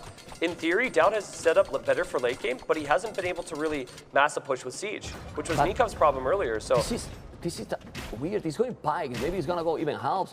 I don't think he needs pikes. He doesn't need pikes. He got a lot of fireballs. He needs to finish, and he's about to lose that castle. And this battle now, even with the Kesik, there's quite a lot of fireballs, P90. Pikeman is a really bad move, especially with Tatars. It's a bad move. But I think he's scared of the camels. He doesn't know what to do against that. And it is, truthfully, probably the best unit for Nicov. Well, but those Kesik are strong, really strong. But still, if he's losing 1 trap and then he's holding, now he will put the Whoa! That's a lot of units there, Mem. So all of a sudden, DauT is just swarming here. 50 Kesik, actually. And those camels produce 1, not even bloodlines. Not even blinded for right now. Look at the score. DauT is taking absolutely everything tonight. Wow, this is crazy. 45 military for DauT, 24 for Nicov. Nicov has the villagers, but he doesn't have the military, and he refuses to get the upgrades. This is insane. No husband, no more. You're gonna take the castle with the Keswick. Is this oh my God, the Hans, unique units. Come on, I didn't even miss the name. Oh, I know the castle at the back is gonna take everything. Yeah, this is a sign where you have to scramble up a castle there. I lost it. It's okay, man. It's not like Huns have existed for 21 years. It's fine. I love you too. Well, now he cannot raid because he's not Cavarti. He's gonna make the castle there. And DauT's economy is just insane. Yeah, it's really, really good. Really, really good. And we forgot to mention, every unit that the Keswick are taking, go back. He can go back a little bit. Not like he's gonna be rich, but hey. Does help in the late game, especially having 2 relics, especially having control of the right side of the map, and now you're just waiting to see if Nikov's going to be able to get camel numbers. Bloodlines finally. I think this is just, I mean, we've seen it a lot from Nicov. I think this is just the nerves of the situation. Yeah. We're not going to have point of views for these players here today, I don't believe, but like, if you could see it, he's probably moving 10 times as fast as DauT, but it's actually bad for you if you move too quick because you're not able to focus on the small little things that are needed to execute. And DauT's had those castle positions for so long, his farming eco is looking amazing, and if Nicov doesn't have a strong Arbalest count, the Halberdiers for DauT will actually be a pretty good unit. Yeah, but do you think also those camels fully upgraded are going to be an auto stop now, the Keswick? If they are, if there's numbers. So he's got 23 versus 47. That's not going to be enough. No, not going to be enough. It's true that he has another castle. Now those halves that we were telling, maybe not the greatest. Now they help a little bit, you know. It's a good combination there because the camels are coming. The traps also is about to be there as well. +3 for DauT. Well, he's not using the range units at all, so he's just doing the upgrade. Like it says something that Tatars are seen as the weakest halberdiers, but at least DauT has full upgrades on them right now. And like Nikov's not even prioritizing a single attack upgrade. There we go. Now he's getting it. Now he's catching up. He's a 200 pop. DauT is a 200 pop, and it's DauT's turn to try and take out a castle. Already did take out one, of course. And the thing is that Michael has been solid for Nicov in the whole game, you know. He's been solid, but he was lacking the economy. Right now, 60 farmers, he need to go back. That castle never can go down. Otherwise, that timing from DauT is going to take absolutely everything. Let's see if it's going to happen because DauT army is absolutely brutal. But those Arbalest the castle, or maybe not. P90, what's going on? He's closer than I expected. He took a lot, man. But now with that castle down, Yeah, the losing the castles is the biggest deal there, right? They've kind of traded similar armies. DauT, of course, still behind this with the relics, still behind it with the long-term position. So if we were judging that just off of one fight, then I think that would be pretty close. But Nicov has simply lost control over this game. And DauT is in a great position to continue to extend this. He's already teched into some trash units with the Halbs, has 60 farms. Nicov does as well, but you know, if DauT starts to push the right side, and there it is, Nikov's going to have so much more work to do. The key basically in this game has been the superior economy during the whole thing. That he didn't let him, and if Nicov was ahead in Imperial, he never got the average. Not only economically talking, the cavalry was so weak, and right now he's doing the +2 attack. While DauT has absolutely all the upgrades he needs, everything. And there's not enough Arbalest there. There's not enough Arbalest. So without the Arbalest, the Keswick Halb combo will work, and Nicov resigns 170 pop. If DauT gets his win, what a crazy start here. I have to say, like, before we break down this whole game, because we have a lot to talk about, man. The fact that Chinese were chosen without upgrades is crazy to me. Like, they do not get an additional 3 villagers with these settings. As DauT chugs a Red Bull, he's looking good. To pick Chinese and miss out on upgrades is like, it's like picking, I'm trying to think of a dumb comparison here. It's like picking Mayans and going for staples. You can't do it. You can't do it. Yeah. Or Slavs and you don't make any farm upgrades as well. Like That's crazy. A better one. That's a better comparison. You know? But in this one, if you check how the game went, he reached Imp. He was in a solid position. If he got all the powerful upgrades for China, he could take the game. Yeah, and he was raiding well. The skirmishes was doing a great job. He was holding with basically super cheap units. Sure. Yeah, I mean, just, okay, to the viewers at home, and please don't feel too offended by this or too called out, just imagine the stress you feel when you play an online game against a random person you don't know. Imagine that anxiety you feel. Everyone knows what I'm talking about. That multiply that by 1,000, and that's probably what Nicov and DauT were feeling there. And I think that's why Nicov was able to show some great moments there, but he wasn't able to follow through because of that stress. So I think game 2 will be a little better with the small moments for him. We could easily see this go to 3 games, and you can see now, shout out to the team here, hard at work. You see what civs were banned and sniped earlier, but also we have the check mark over Tatars and Chinese. So those civs were used. The only thing is that the next game is going to be at the top right, not the bottom there, that is Runestone. So Runestone's Nicov's map coming up next. He's gonna pick Korea. Against what? I don't know, what, I mean... They just took it off screen and we were like, ah! Where's the other civilizations? Sorry to call you out. Bring me the graphics, I have a bad memory, you know? But it's fine, but he has good civilizations. I don't really know what he's gonna pick. I said Korea, but what he's gonna pick now in Runestones is his home map. He need to, but what you can get prepared for that map, it's a standard one. You're not gonna surprise like Secretary Spring or some others. It's like, it's more a standard one. It is standard, and it's tricky because I feel like Nicov excels in standard situations, but I don't think his civs necessarily fit there. Like, I think he had Vikings picked, but that got sniped out at the end, and maybe he was counting on having that. You typically want Vikings, you want Ethiopians. It's a lot of archer civs. And like here, oh, you can see us too. This is beautiful, or not so beautiful, depending on who you're looking at. But and I meant me, by the way, Mem. I meant me. I'm sorry. The graphics is great. Yeah, you're right. but look at DauT civilization, right? He's got Ethiopians. So yeah, Ethiopians is a very solid one. Correct. Here. So if you want to play counter 2 archers, you could try and go Koreans because of the extra armor on the skirmishers. And what do you think about the Indians going full aggro transition light caps with the extra pierce armor?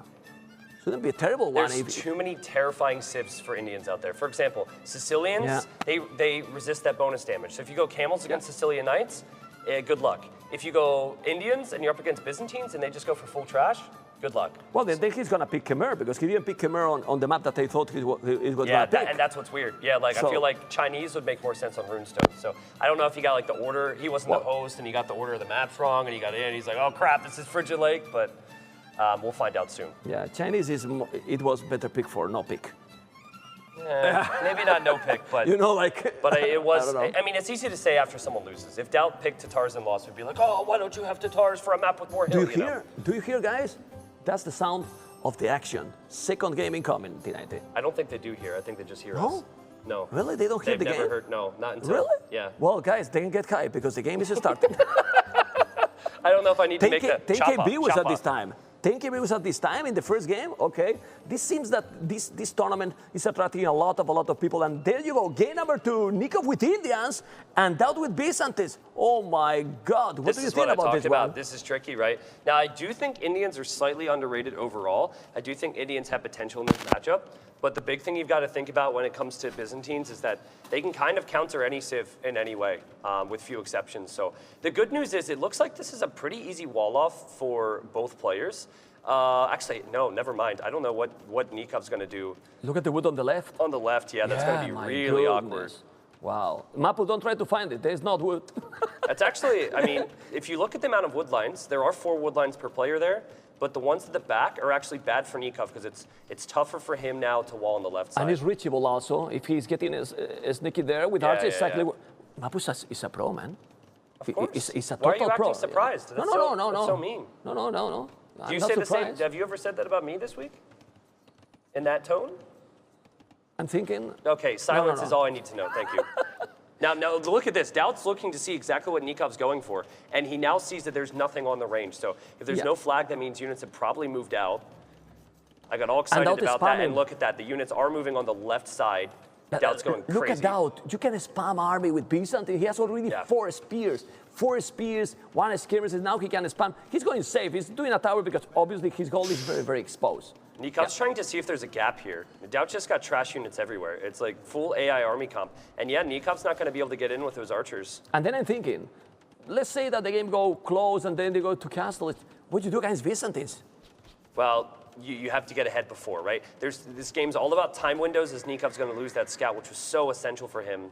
And you got to take advantage of situations before it gets bad against Byzantines, notably early Castle Age, I'd say. but it's going to be how? tough. DauT has 6 more military right now. Exactly, but how you get advantage? I mean, you can go scouts, he's spamming his spears, and he's going to be wall completely. He's not fully wall, but he has a tower in his weakest spot that is on the goal. And let's see. Yeah, no, he's doing the right thing, DauT. Full trash units is counterable with good micro, right? If you have archers, you're going to be able to take out the spearmen. You have knights or scouts, you take out the skirms. So straight trash is actually quite unique to the Byzantines simply because of how many units you can make. And I know you've probably seen the classic DauT, the 2003, 2002 DauT, who would make like 60 skirmishers. I don't know if we'll see that many, but he is known for it. Yeah, well, good thing we forgot to mention, cheaper Villese, look at the economy. I mean, if you get to castle it's much faster than your opponent, it's always the way to go. And I would really go aggro, full aggro, like, I don't know, siege wars off even forward, because I don't see how Indians can beat Byzantines in the long run. I think if you go light cav archer in Castle Age, you well, can do really that's well. true. That's true as well. And look at this. Yeah, Nicov, but still, early aggression in Castle Age. Oh, yeah. You know, like yeah. push in some way or another. Yeah, no, I agree with you on that. No disagreement here, and I love how Nikov's been able to deal with that. Was a little blind to the situation, but because of the cheaper villagers you mentioned and maybe undermaking army, he's already on the way to castle. And, well, he won't be able to deal with those skirmishes just yet, but he can move forward. Well, he's trying to raid now with that one. And what is he adding, Mapo? Is he adding another stable? I mean, another stable, it's light cat. He's going light cat, he's going to scouts. Obviously, he's not going to go camels. Camels make not a lot of sense against Byzantines because you can go camels as well, or even super cheap infantry. So let's see what is going to happen. I would love to see, really, with double stable, unlikely to see then cav archers now. He's doing his scale and armor, so maybe some siege scorpions and scorpions with light caps? I think what you add all depends on what DauT does, right? Yeah. If you feel as though DauT's going to go for camels or knights or something, you might feel the need for monastery. If you think that you need to commit heavily to ranged units, you might go for siege workshop, might go for a university. So a lot of that depends, but I just love how active Nikov's been. This is beautiful. He's been to DauT's base twice. DauT ran over there and just lost his army. And now Nikov's like, whoop, see ya, I'm out of here. And actually, DauT might see the bear. If you go to DauT's point of view, yeah, he's like, wait, there was an army here. Where's now? Where did it go? I'm trying to find it. Well, there's 1 minute. 1 minute difference to make some upgrades. We see how it's still no horse collar for any of the players. No, DauT is doing right now. No Nicov horse collar. He has Cabardinamo. He's going crossbow, bodkin arrow, and light caps. Not of a choice. I think every other player here researches horse collar on the way up. Yeah. Like a lot of people skip it, and most people should skip it, I think, with the openings. But you probably are going to see players get it while they're on the way to Castle Age. Remember the previous game, Nicov was ahead, wasn't able to kill off DauT, and then the eco was just too poor for Nicov. So, but at this point, like this is this big blob of trash. It's all about micro for Nicov. Let's see if he can take out those spearmen, because the light cav and the camels. And it's actually not going to be light cav. I guess it is going to be camels. Well, if you have a lot of camels, he's completely fine for sure. Even go with the extra pierce armor. So, and this is one thing that is now very good for Nicov. He has a good economy going. He's adding instantly a TC, and he's going in. He's trying to go in, but there is not going to make any damage. He's trying to go now for the gold. The tower is there. I love need to go back. That was so good. Nikov's already on a second town center at home, but what he just did there was make DauT think that he was going to dive. So it pushes DauT further back into his base. That was a beautiful move, but DauT's got a lot of military, and he's got the civilization to push with, that's for sure.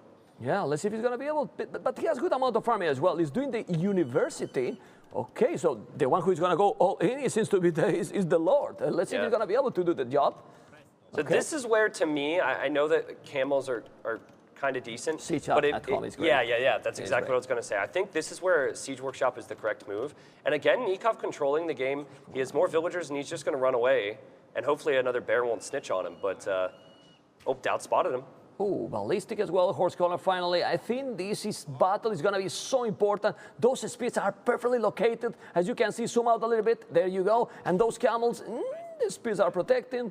They are only spears, though. They're not pikemen, and they have no upgrades. So I think that there's a world. It's a little tricky because he only has the first armor upgrade, but I think there's actually a world where Nicov could take a semi-decent fight here. But ballistic is on the way almost. True. Ballistic is on the way almost. But he can out-micro ballistics. Are you kidding me, Nicov? That was beautiful. I love that. And okay, let's see the battle. Let's see how this goes. He needs to kill all the spears with the archer. He's going to try, and those camels, he's going to take the fight. I think it's a very good fight for Nicov. Those camels don't die against the skirmishes. No, they don't. Yeah, and Nicov didn't fully commit to ranged units, which is probably what DauT expected. Ultimately, the skirmishers will get the kills because Nicov doesn't have quite enough numbers and upgrades. But you know, Nicov now just needs to rely on the siege, and I think DauT might be thinking fast Imperial. Okay, never mind. He added a second TC. Yeah, but now this is a good position for Nicov. His boom is getting in a very solid position, still with not a lot of idle time. Comments are coming, Krobos as well. He's now regrouping to being at home. And in the weakest area, he's doing a third tone center. I don't know if there's a stun as well in that TC. No, it's another goal. So he's well protected. Yeah. I don't see a way that now really DauT can make damage in Castle. It's all about numbers here. Yeah. So this is a good move from DauT. DauT is starting to mix in crossbows. So that's going to make his army a bit stronger against the camels. And remember, while Indian camels do have extra pierce armor compared to other camels, it's still less pierce armor than knights. So that is a concern when up against crossbow numbers, which means Nikov's going to need a shot. And skirms can kill villagers in these numbers. Look at that. Yeah, one villager ballistic. down. Yeah. And yeah, with ballistics in, of course, they're going to have to run away pretty quickly. I'm just curious if DauT's going to notice this. He's probably going to macro here. Let's see the man going to shoot, because the skirmishes are going to die very, very quick against the man that he noticed and he went away. The problem here for Nicov is, even if he's ahead in the economy, Byzantine's 650 foot to go up to Imperial. Yeah, sure. And 3 TC, so maybe you are going to be with less villages, but then you can make a transition much faster. Let's see. He got Bozo. Now his upgrades are very solid as well. Yeah. Bozo, Horse Collar is at least a must, and wheelbarrow. So Nicov economy is really on point in this one. Like I said, I think that he, of course, realized Horsecollar was really late that game, a few of those upgrades, because he ended up getting them. I think that for him, he just needed to settle into the series a bit more. And we're seeing that here. He's really playing defensively with the house walls on the right side. I like that, because DauT could always break in through a palisade wall. And for the most part, his economy's looking safe, and DauT kind of out of position. Nicov could go forward here. Yeah, he needs to go. All the skirmishes are here. What he's going to lose? Maybe 1 billion? Yeah, 1 billion. Well, not big deal. Maybe 2. Okay, don't lose more, man. He needs to delete that lumber camp. You delete that lumber camp, your villagers never go over there. Exactly, and make even another there, or just go to the left, where the 30C is at the bottom. Don't be a stubborn. Now he's pushing. Man, he could do with that army a lot of damage. He's indecisive here, yeah. Yeah. Like he's giving an opportunity for DauT to run in on the other side, but you know, in the previous game, Nicov really liked the idea of a faster Imperial, saving a lot of food and saving a lot of gold once again. He's doing a good job. Oh, the monk. Kill the monk. Kill the monk. That's why they wear sandals and not shoes. They don't make as much noise. Okay. Well, for now, the game is stabilized a little bit, not a lot of action, because what you said, I think Nicov is trying to go up to Imperial. And what transition in Imperial? I'm not sure yet, because it's a little awkward with the Civ, but I just don't. Maybe it's recency bias because of the previous chemistry, game. And maybe try to go cannons and push from there? Delete that lumber camp or kill that army. Nikov's been looking at this thing for a while. What did we say? That nothing was going to happen with this?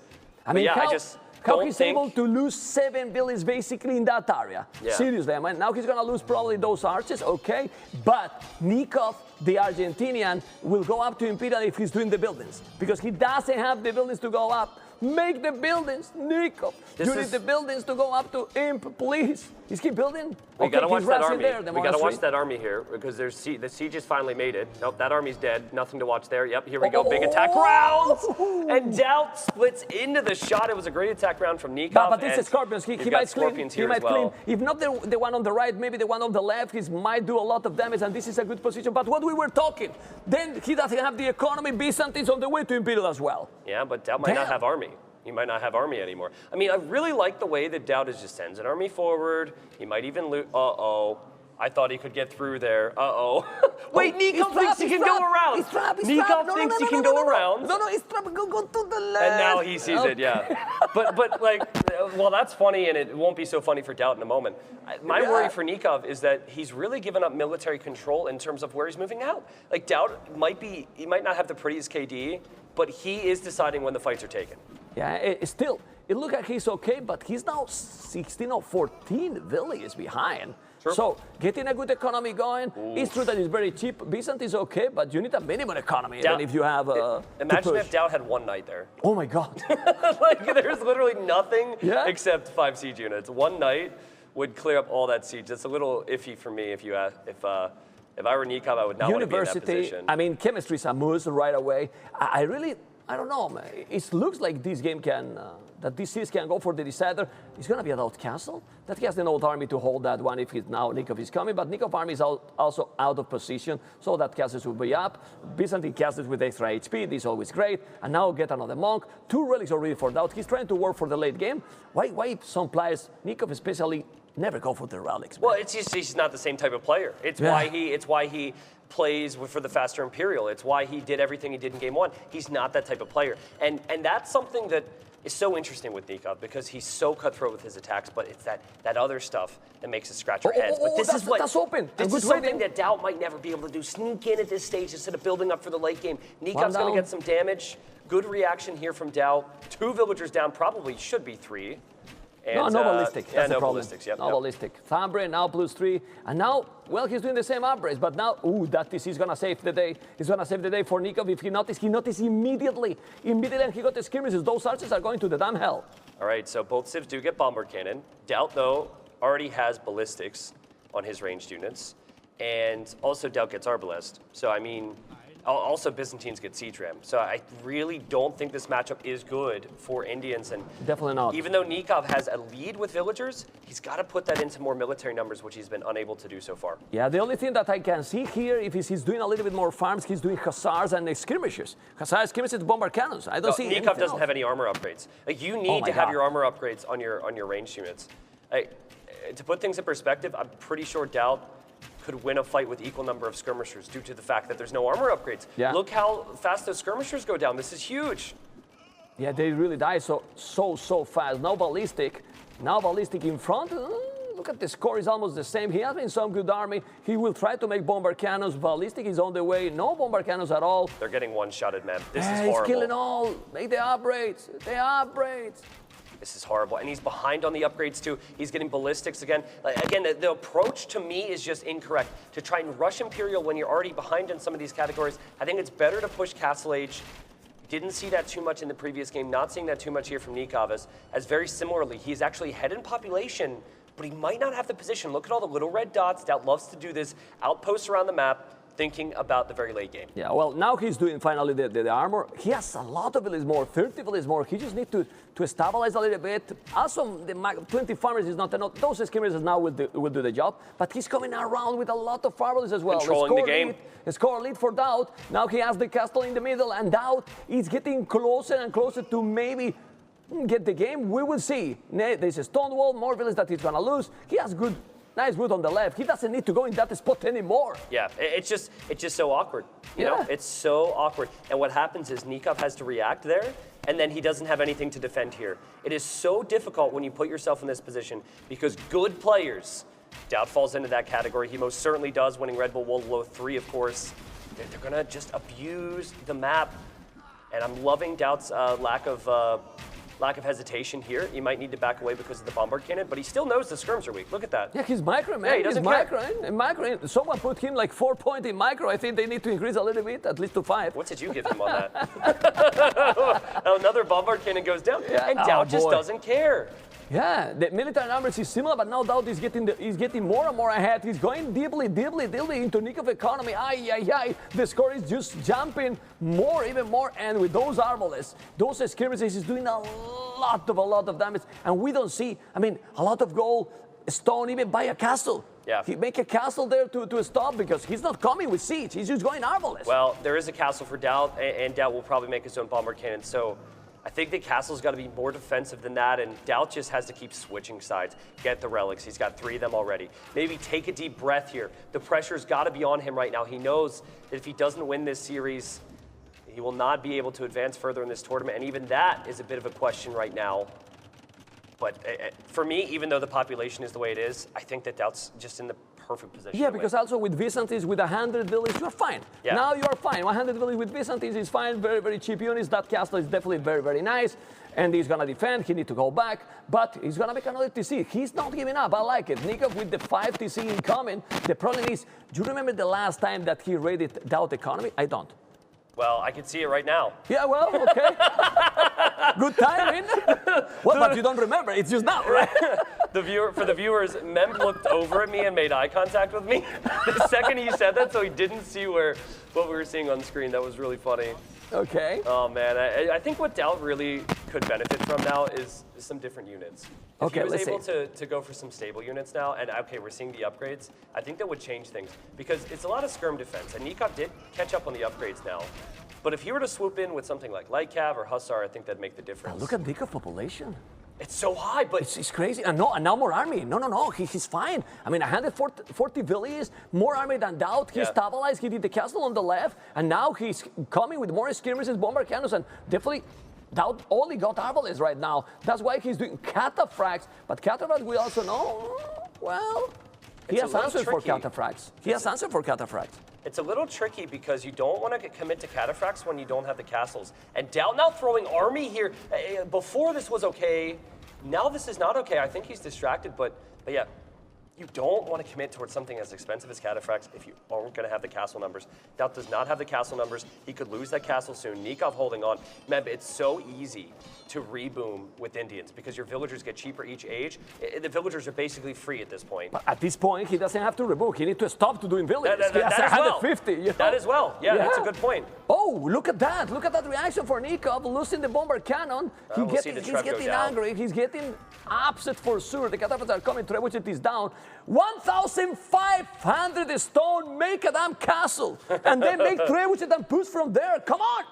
Just do it there, in that position. Castle there, make the Trebuchet and push forward. Okay, so slight disagreement. I think the first castle, he's got to be in that northern side. That northern area where all those red dots are, where Nikov's got vills. You can't allow DauT to take those golds. Place the castle there. And then I think if you can... He can make 3 castles. Look at the stone. Take a position, Meb. Like, if he can push DauT's castle and then drop a castle in the same spot or on the hill, like, that would be such a good foothold for him. And stop losing cannons! Oh my God, stop losing cannons!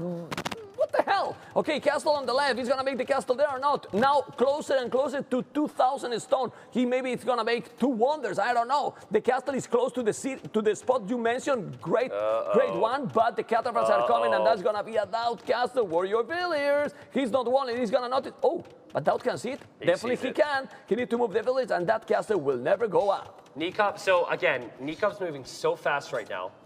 And I actually 2 weeks ago, I accidentally went to 180 villagers with Indians because you just consistently queue up hills, but you never lack resources because they're so cheap.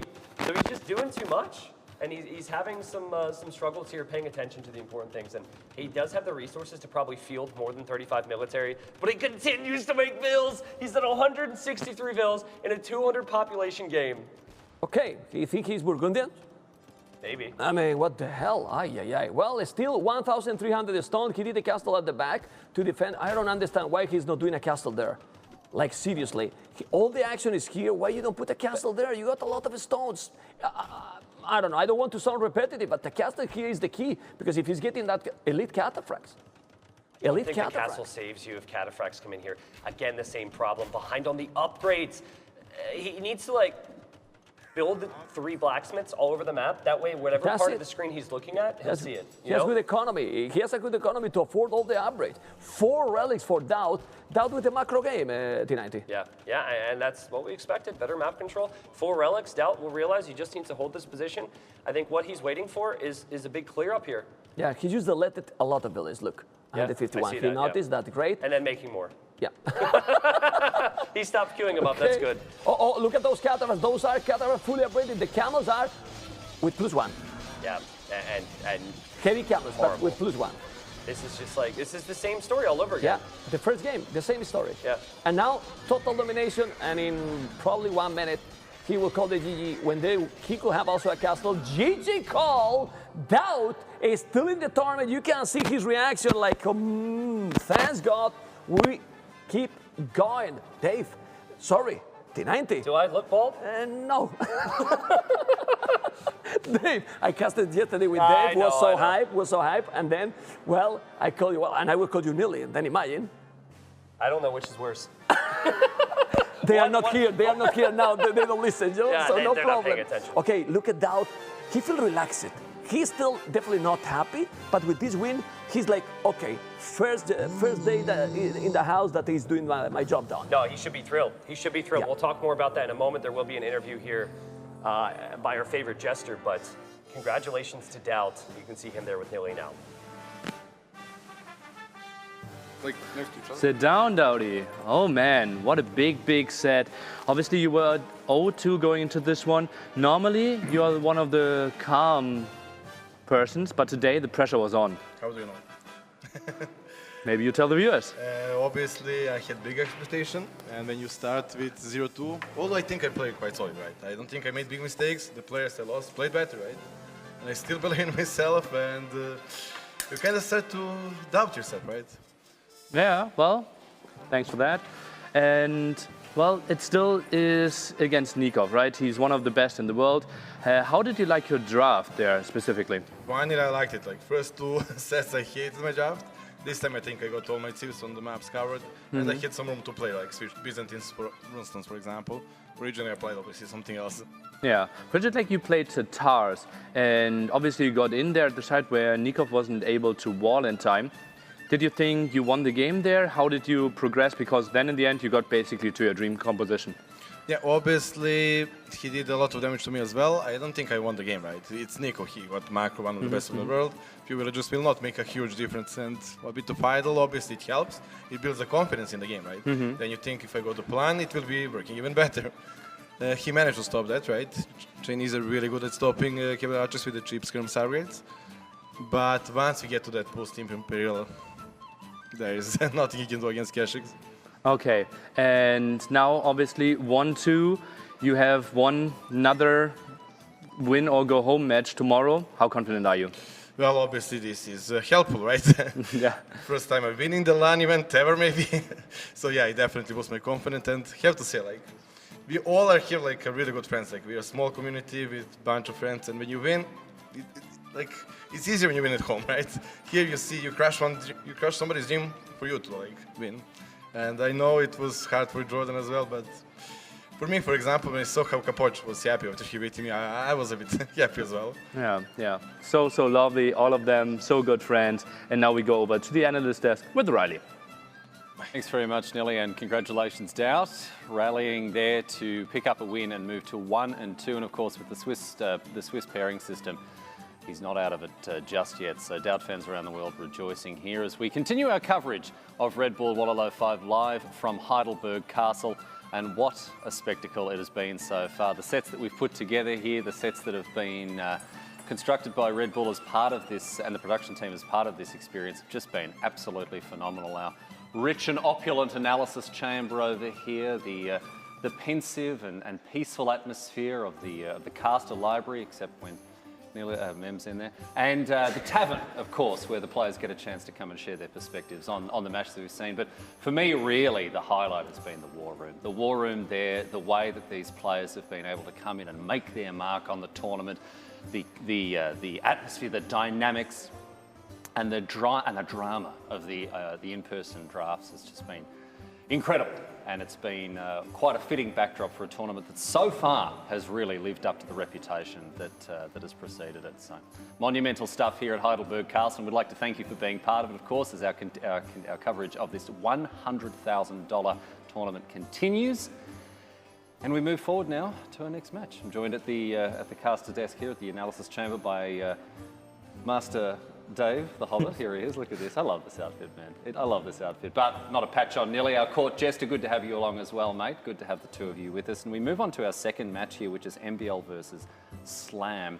I guess we could, well, let's talk about what we've just seen a little bit before we head on to our next match. I guess I want to pick your brain about game number one, where we saw the Tatars sort of outclassing the Chinese in Frigid Lake there. You're explaining to me some of the stuff that was going on in that match. And I want to talk to you about how DauT eked out this incremental advantage and some of the things that Nicov maybe needed to sharpen up a little bit. Yeah, I mean, DauT, Tatars are really standard pick on that map, right? We've seen it a lot. You get the walls down, you get the cav archers out, you get that mass, and you win, basically. And Nicov went for a civ that we don't see too often there in the Chinese, and to be honest, I think Nicov might have lost this set in the draft. DauT seemed happy with his draft, and even though he had the Chinese, which might not be a standard pick, you could still use them, I think, a little bit better. He wasn't getting the upgrades on time. DauT was talking about the cheap skirmisher upgrades. It took him a long time to get that +2, which is so effective against cav archers, right? You take very little damage once that comes in, and it took him a long time to get the eco upgrades, which enable the boom. So Yeah, DauT kind of really sees that initiative as well. And, well, you say sees initiative sort of often is associated with someone, you know, racing in and making the most of it. But I really like the way that DauT played there and just knowing that he had the long game secured if he played his cards right. And he did a great job. Let's have a talk about game number 2, Nicov. Obviously, the overwhelming power of the late game cataphracts with the Byzantines coming in clutch. We've got some vision now. We can have a look at a moment from this match, or this game here between Nicov and DauT. I mean, this massive fight with both players at max pop, essentially. Nicov, talk to us about what this match involved in the later stages. Yeah, if you think like Camel.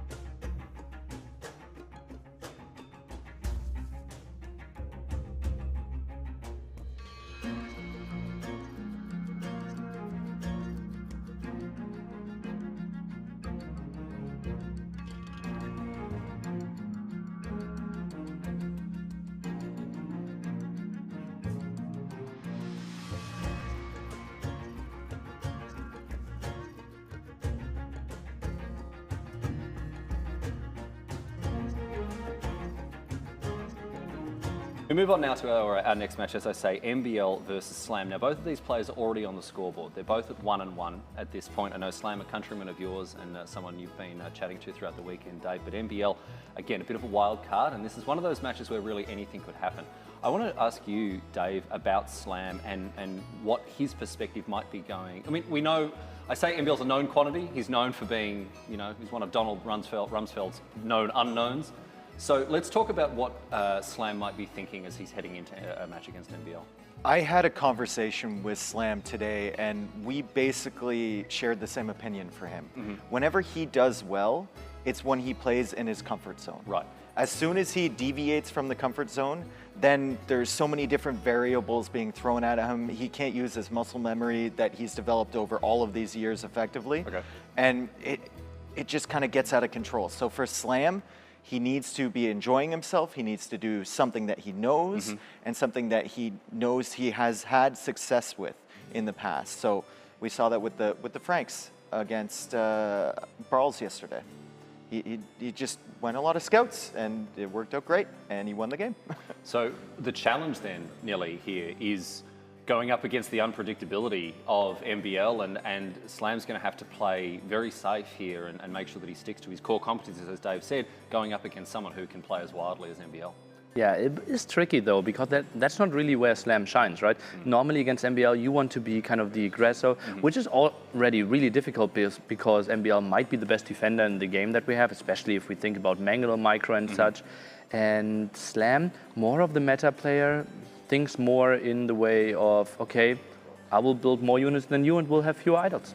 A clash of two styles then, I think it's appropriate to characterise this one in, but I do want to have a look at one more thing. Let's have a chat with the casters as well, waiting, standing ready in our casting library here as we talk about the predictions that were made by the 5 of us heading into this series here as we bring in Dave and, T90 and Mem over in our library. It's just so, I mean, they look exactly the same, right? Let's have a talk about what went on with these predictions that you made, boys. Have you got anything to say for yourself here? Mem, who's your pick for this match and why? I have put Slam as a favorite because I really think that he controls his nerves and he's calm. In my opinion, with the mechanics he has a good shot to take the games. But it's going to be very, very, very tricky. What do you think, Dave? Sorry, T90.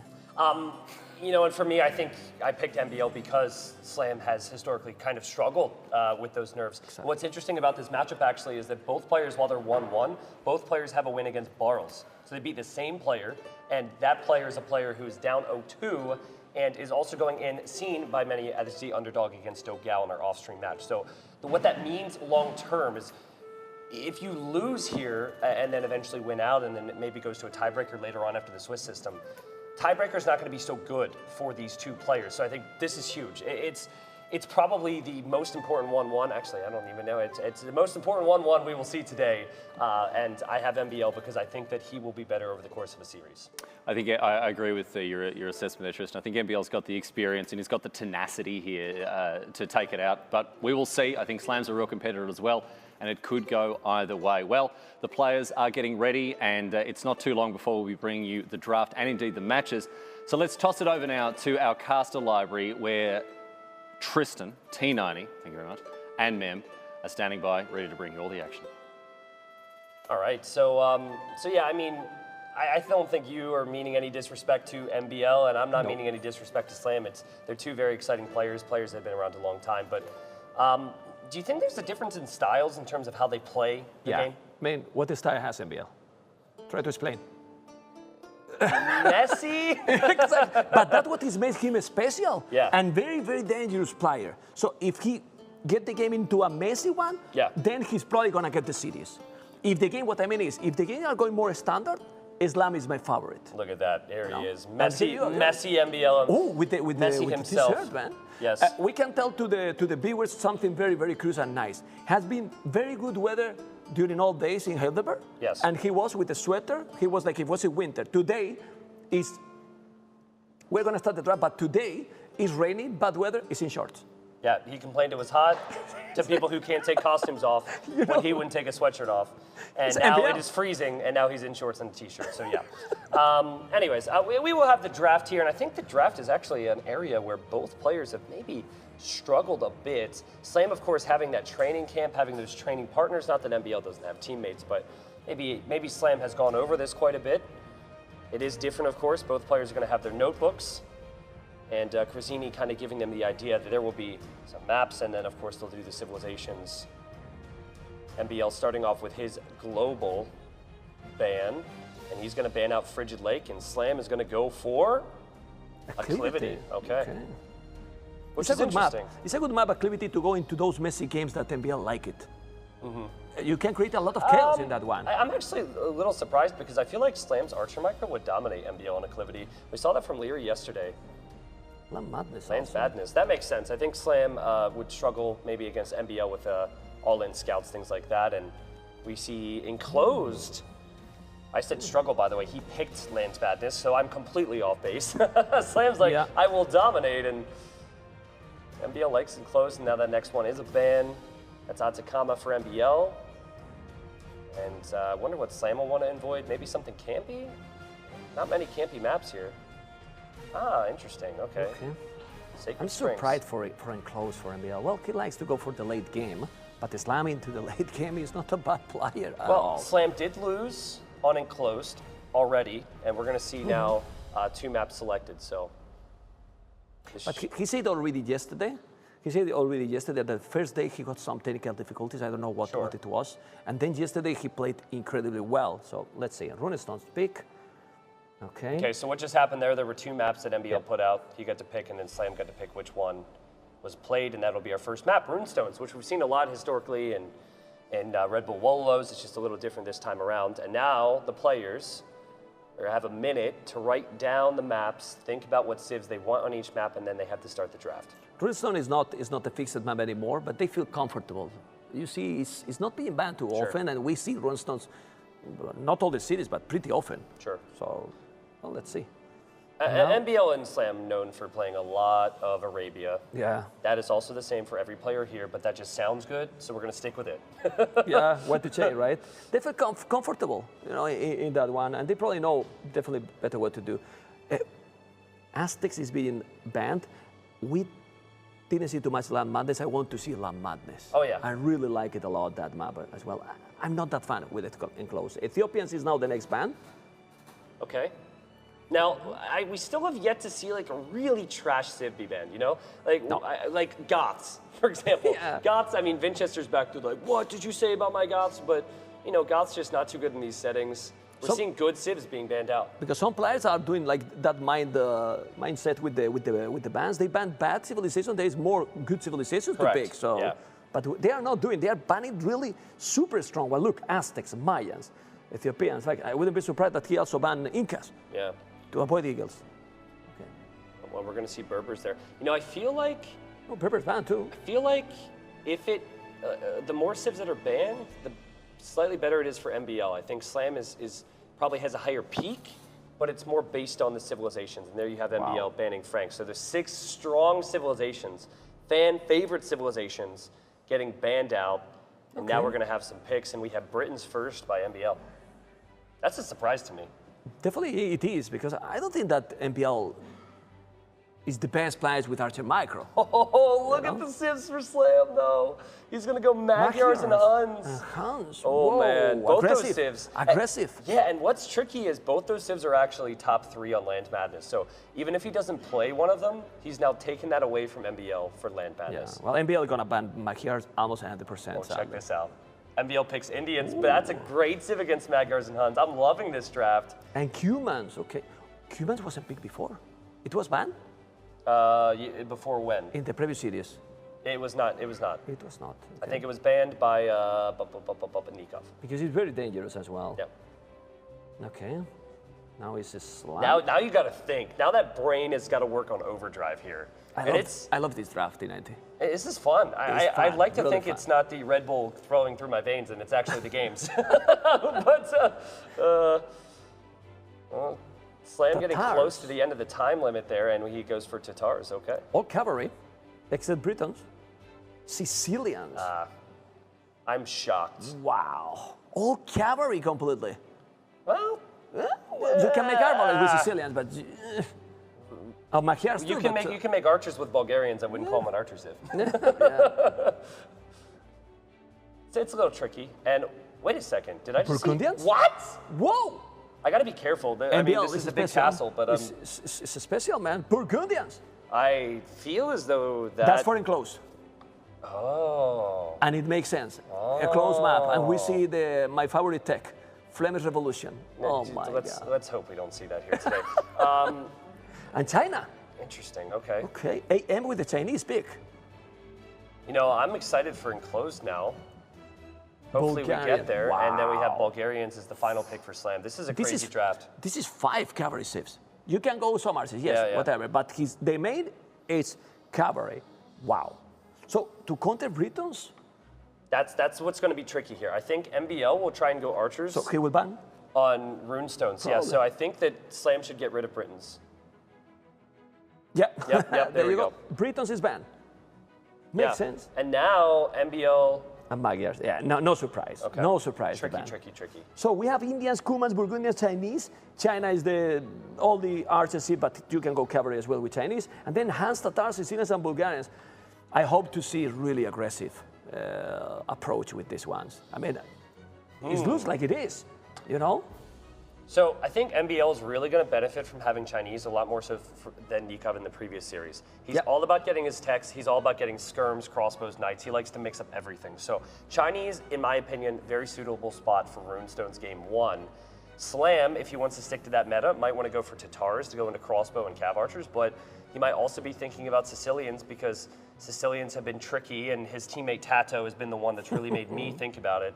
And then, of course, Dave's been screaming in my ear every other second, Sicilians, you know, so we've been working on trying to figure that civ out here. Now, what do you think about enclosed? Do you think Burgundians for MBL, and then maybe Slam goes for... Maybe Sicilians there can be. Ah, okay, maybe. You know, you can go also with a big boom, and we can see, I don't like, you know that I was joking, I don't like the Flemish Revolution, but we can see both Flemish Revolution and the First Crusade.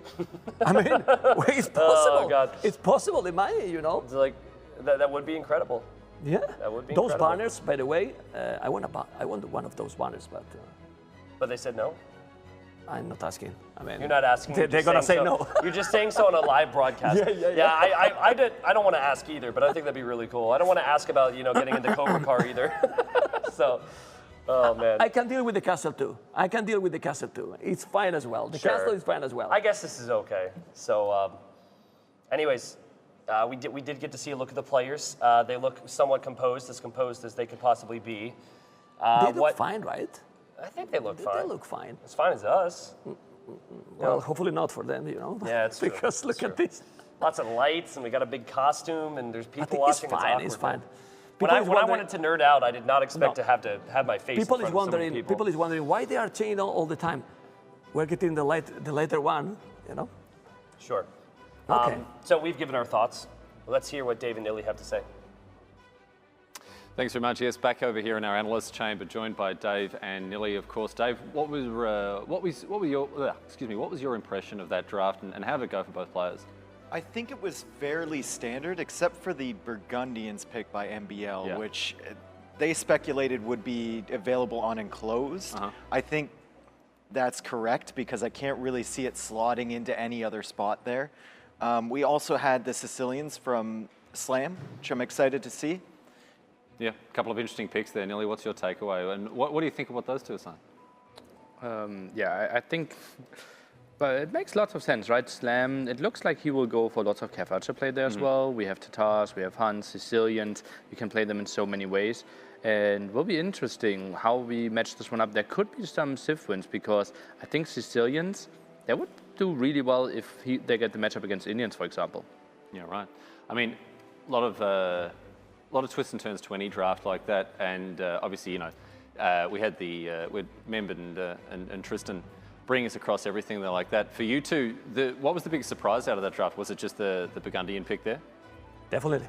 I mean, Burgundians you don't expect. China now it makes more sense, like he said, but Burgundians, I don't see. But with NBL, there's always different, special that can happen, and this is what he's bringing this one. I would also say that, you know, it's a nice surprise to see Slam pick Land Madness. Like, he's historically lacked a little bit of confidence, but he's always had the skill. So picking Land Madness is like, yeah, I'm going to take it to NBL and I'm going to beat him. Full aggro. I'm going to go full aggro. I think he's going to try to go really aggressive. Better. Yeah, he better do it. Yeah. Well, we'll see how things turn out. Of course, the players are getting seated and ready for the play portion as well. And we're going to let you take over here, Memb and Tristan. Have a great call, and hopefully we get some good matches. Hopefully. All right, well, thank you. I'm sure it's going to be. It has it's to gonna be. It has to be. And I want that 3-game series. I want a 2-1, 1-2, whatever, you know, and great gameplay for both. To me, it's almost, and I talked about it earlier, I think this is like a 1-1, which should be treated as a 0-2. Again, you know, not trying to be hugely disrespectful to Bartles here, but the fact that he is bottom of the totem pole, and that is who these two players beat. I had breakfast with NBL this morning. He said, if I don't win against Slam here, he's like, I'm probably out because of the tiebreakers at the end. Now, that is a lot of assumptions. There's other things that could happen. Whoever loses here could then, you know, respond with some wins, but hugely important stuff. And, you know, very big players that we've known for a long time. So we're going to be into game number 1 in just a moment here, Mem. This is day number 3 here in Heidelberg, Red Bull Wololo 5. Fan favorites from everywhere. These players have been around for a while, and they are focused. This is going to be good. They are really, really focused, and we are right now in game number 1. We have Bulgarians and Slam, NBL with Indians. Slam is probably going to try to go all in. Let's see if it's going to happen. And what do you think about this civilization choice? Better for you. Which one it is? In the early game, I'm sure Bulgarian, but later? Yeah, I mean, I wasn't necessarily expecting this at all, right? I think that the players have noticed that this is going to be a relatively open map, and it has been, and the change, of course, was not that recent. So some players trying to wall too much, other players going aggressive, and I think Bulgarians have the early edge here just because of the cheap blacksmith upgrades. Slam is already forward, though, unable to find any kills. And NBL, Slam just roaming around with those scouts. Wow, well, Islam is as a yellow on the left, as you can see. He got 14 already, and on the right side, NBL. I don't understand why so much picking the Indians. I don't really love them as in Empire Wars, honestly. I mean, in a mixed map, they can use the bonus that we saw in Red Bull Wololo 4, but in this one, I'm not sure. First villain down for NBL. Here from Slam, he's going to get it. No! He got it! And he went away with how much damage in those scouts? I don't know. He's going to take a villain. No. He's not. Oh, he's going to take it. NBL will get 2. NBL will get 2 here. He should know that one is weak. He's probably distracted at home. Yeah. Wow, this is crazy. I mean, personally, I think Indians are great, except they struggle massively in certain matchups. I think there's about 5-6 civilizations in RM or in Empire Wars that they simply cannot face up against, but this is not one of them. Bulgarians really are not the best civilization against Indians. And Slam and NBL just wonderful with their scout micro. Look at the intent from them. They're not walling up. They are playing as aggressive as possible. Yeah, nothing. They are going all in. Hopefully it's gonna be like this the whole game. We see on the field already quite a lot of farming. Islam with 1 village behind. Islam quite a lot of TC already. That's why he's behind in villages. He's trying to focus probably in the micro. Not any economy upgrade at all. T90, and we see military numbers getting closer. Still not. He's going to take another scout, Islam, going back. And I really feel that if they keep like this, Bloodlines, Skill Bar and Armor very soon. You know what's tricky here? Let me know. MBL is known for making a lot of spearmen, and if someone makes a lot of spearmen, you normally want to switch to archers. However, Bulgarians don't get crossbow. So in the back of Slam's mind, he's going to be thinking about long-term and saying, not sure if I want to make that many archers, but at the same time, I need archers, and then you're like, I got scouts on my base. You know, you can't make proper decisions. Makes sense. But he has already tricky. a lot of spears, 6, but Slam also 5, so it is okay. He can even send a spear forward at some point. Nobody walls. Nobody walls. Empire Wars. This is what the game mode should be about. Exactly. This is like this is what you expect on Land Madness, but this is what I like to see. Two very similar styles as you see Bloodlines coming in for MBL, and they both are in decent positions, but I prefer MBL's position. He has a current Vill count, which is higher. He's getting Bloodlines. Yeah, he's got more army, and then also his villagers are cheaper. So that like window where Bulgarians are very strong, and there's some idols for Slam, and they've been there a while. That window is definitely passed for the Bulgarians. Yeah, but I don't know. Well, okay, he's now doing the Bloodlines. I don't understand why he's not doing more armor. Why he's not doing also the +1 armor is very, very cheap. And at this point, maybe even a second stable? What do you think? I was just going to say, I think a second stable makes sense, but it seems like both players kind of worried the other person's going to stop production and go up. Yeah. So they're shifting into more defensive measures. And for that wall now. For that they're walling now, right? Yeah. And MBL actually realizes he's got some weak scouts in there, so this is tricky. Slam's going to get his wood upgrade. Both players skipped that at the start. So it was very as you mentioned, look at the economy now for Indians. Cheaper villages, getting there, 3 villages more, 3 villages more. Why 3 villages more? If he killing more, I don't see any Eco KD. Well, he killed one, and there's also idle been time, idle time okay. in the TC, yeah. Okay. Now he needs to go back. He can't now deal with that army. And the problem is, look at the MBL economy. He's about to go up to Castle. Yes, he's going to stop those scouts, but who cares? He's up to Castle. Even if he killed those scouts, it's not really even terrible. Because if we check now red. It's a bad fight. Yeah, it's a bad fight for sure. MBL is already walled completely. I don't think he is. It's on the way. No, it's on the way. If that's walled completely. No. Okay. But you see the minimap, and I see the red. Yeah, I was okay. Well, it's MBL, you assume. He will.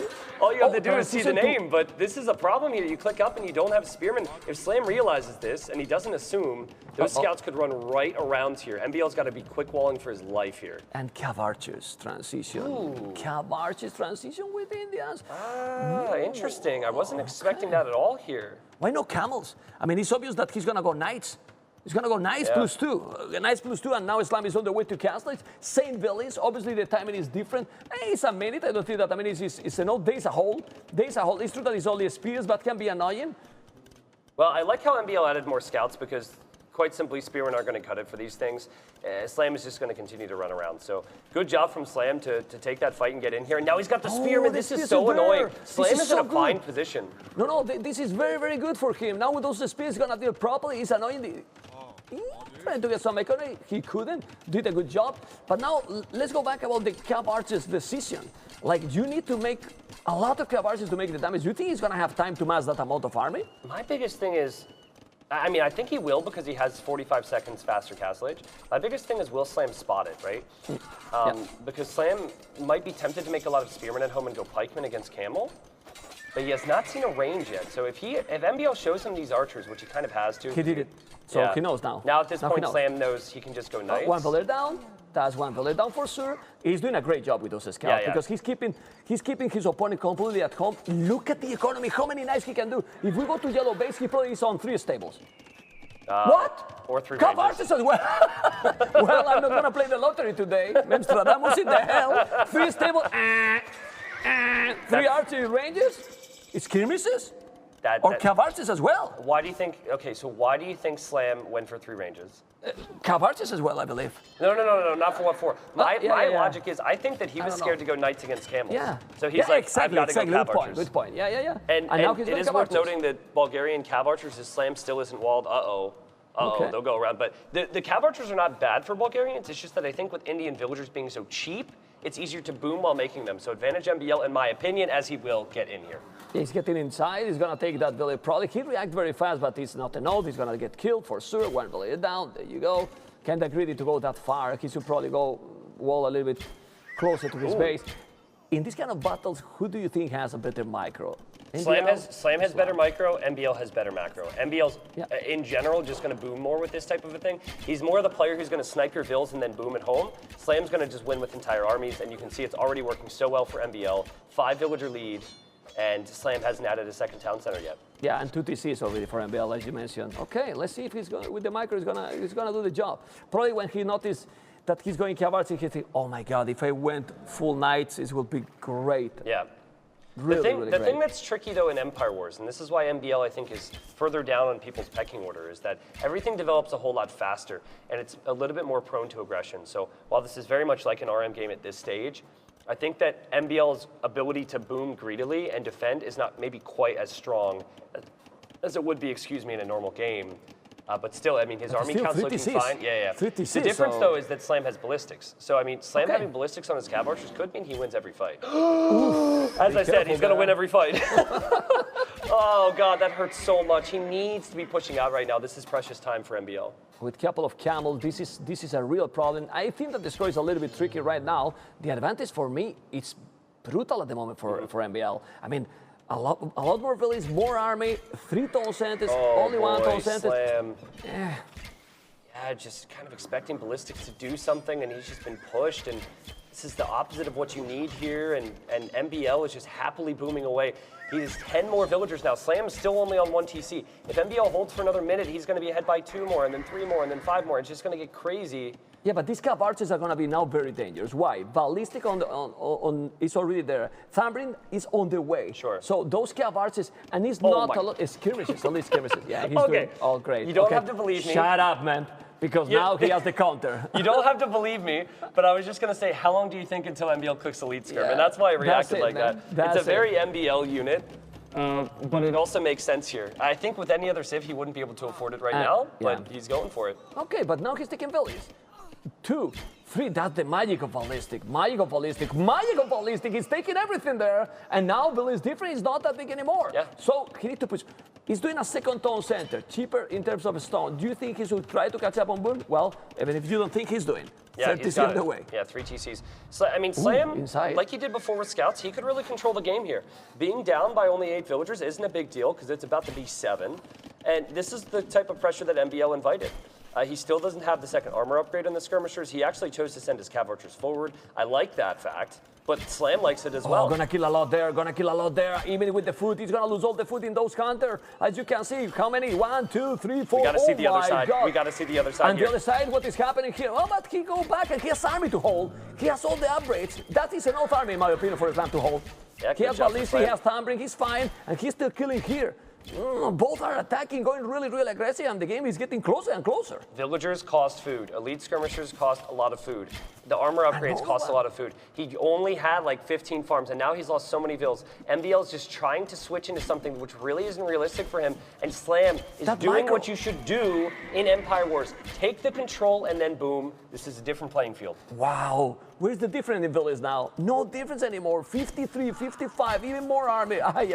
Well, keep booming, going aggressive. I don't know. I'm asking all the time if going aggressive. I want Siege so forward the whole games, you know. But still, he's taking everything now, going back, and those Cav Archers are doing T90 an amazing job. Well, I mean, Slam still doesn't have horse collars. Slam's economy's not the greatest. A lot of those Cav Archers are 1 hit away from death. Ballistics is in for MBL. He's just got to get a few more units over there. This is a very close game. I mean, Slam, I think, has and now the lead. he's coming in the south, Mapu, in the south. Those Cav Archers are destined to die, but there you go. He reacts very fast. 1 village down, gonna be another one down. No. Nice job from MBL to react there. Good. It's so easy to underreact there. Very, very nice, but still, Slam is ahead. He's doing a crazy. Look at the KD. The KD 61 units, 42. Slam is playing really, really well in this one. Yeah, he really is. He's breathing. They breathe there, losing those one. Okay. Do you think now mining stone and a Crepos forward will be great? And go forward all the time, you say? No. I think about how DauT played. It's kind of funny to say that because he does go for Crepos forward at times, but think about how he played his previous series. You take control with military and expand around the map. That's how Slam has to play this. If this does go to the Imperial Age, Bulgarians really aren't that bad in this matchup. Definitely not the best matchup for them, but man, Slam has done such a good job. It's just that now MBL is matching him with military. Let's see if Slam can continue to control this game. No, it's open. He didn't re-wall. He didn't re-wall. He's going to get inside. He's going to take more Villese. If you see 23 Villese down for Slam, 8 for MBL. He's taking a lot. He's going to keep raiding. He has the game control. That's beautiful. He has the game under control completely. The mobility with those Cav Archers. He's having a sick micro, and now he's coming, wow, in the south with Cav Archers, in the north with Cav Archers. He's raiding absolutely everything. Yeah, he might lose some, but then now at least skirmishes, and the economy now should be much better for Slam. I'm not sure what to say now. Yeah. You said it all. Yeah. I don't know what to say. Leave some room, man. Oh, my Sorry. goodness. There's the armor upgrade, and MBL just really has been lacking that with those skirmishers. And yeah, I think Slam's just got to continue to move in with one army, move out with the other army. Now, there is a potential for a tech switch. We're seeing Elite Skirmisher now. We're seeing the armor upgrade now. That makes a lot of sense. I think then once Elite Skirms, or if Elite Skirms become the only unit someone's making, that could end up happening here, then you could see a hard Cav switch for either player. But for now, lots of eco, especially for Slam, and lots of Elite Skirms and Cav Archers. Ooh, amazing game so far. Amazing game so far, but this is 16 Village lead. Can we check idle economy time, Apple? Let's go, idle economy time. Oh, 1 hour, 3 minutes, 42 seconds. Wow. Well, and this is all because of those ratings. We can go back to the original one. Perfect. There you go. Getting the hill advantage. Obviously, now it's time for Slam. If you want to really get, well, keep more and more advantage to farming more, he still have only 17. But honestly, when you're doing only Cav Archers, 17, 20 farmers, it's still okay.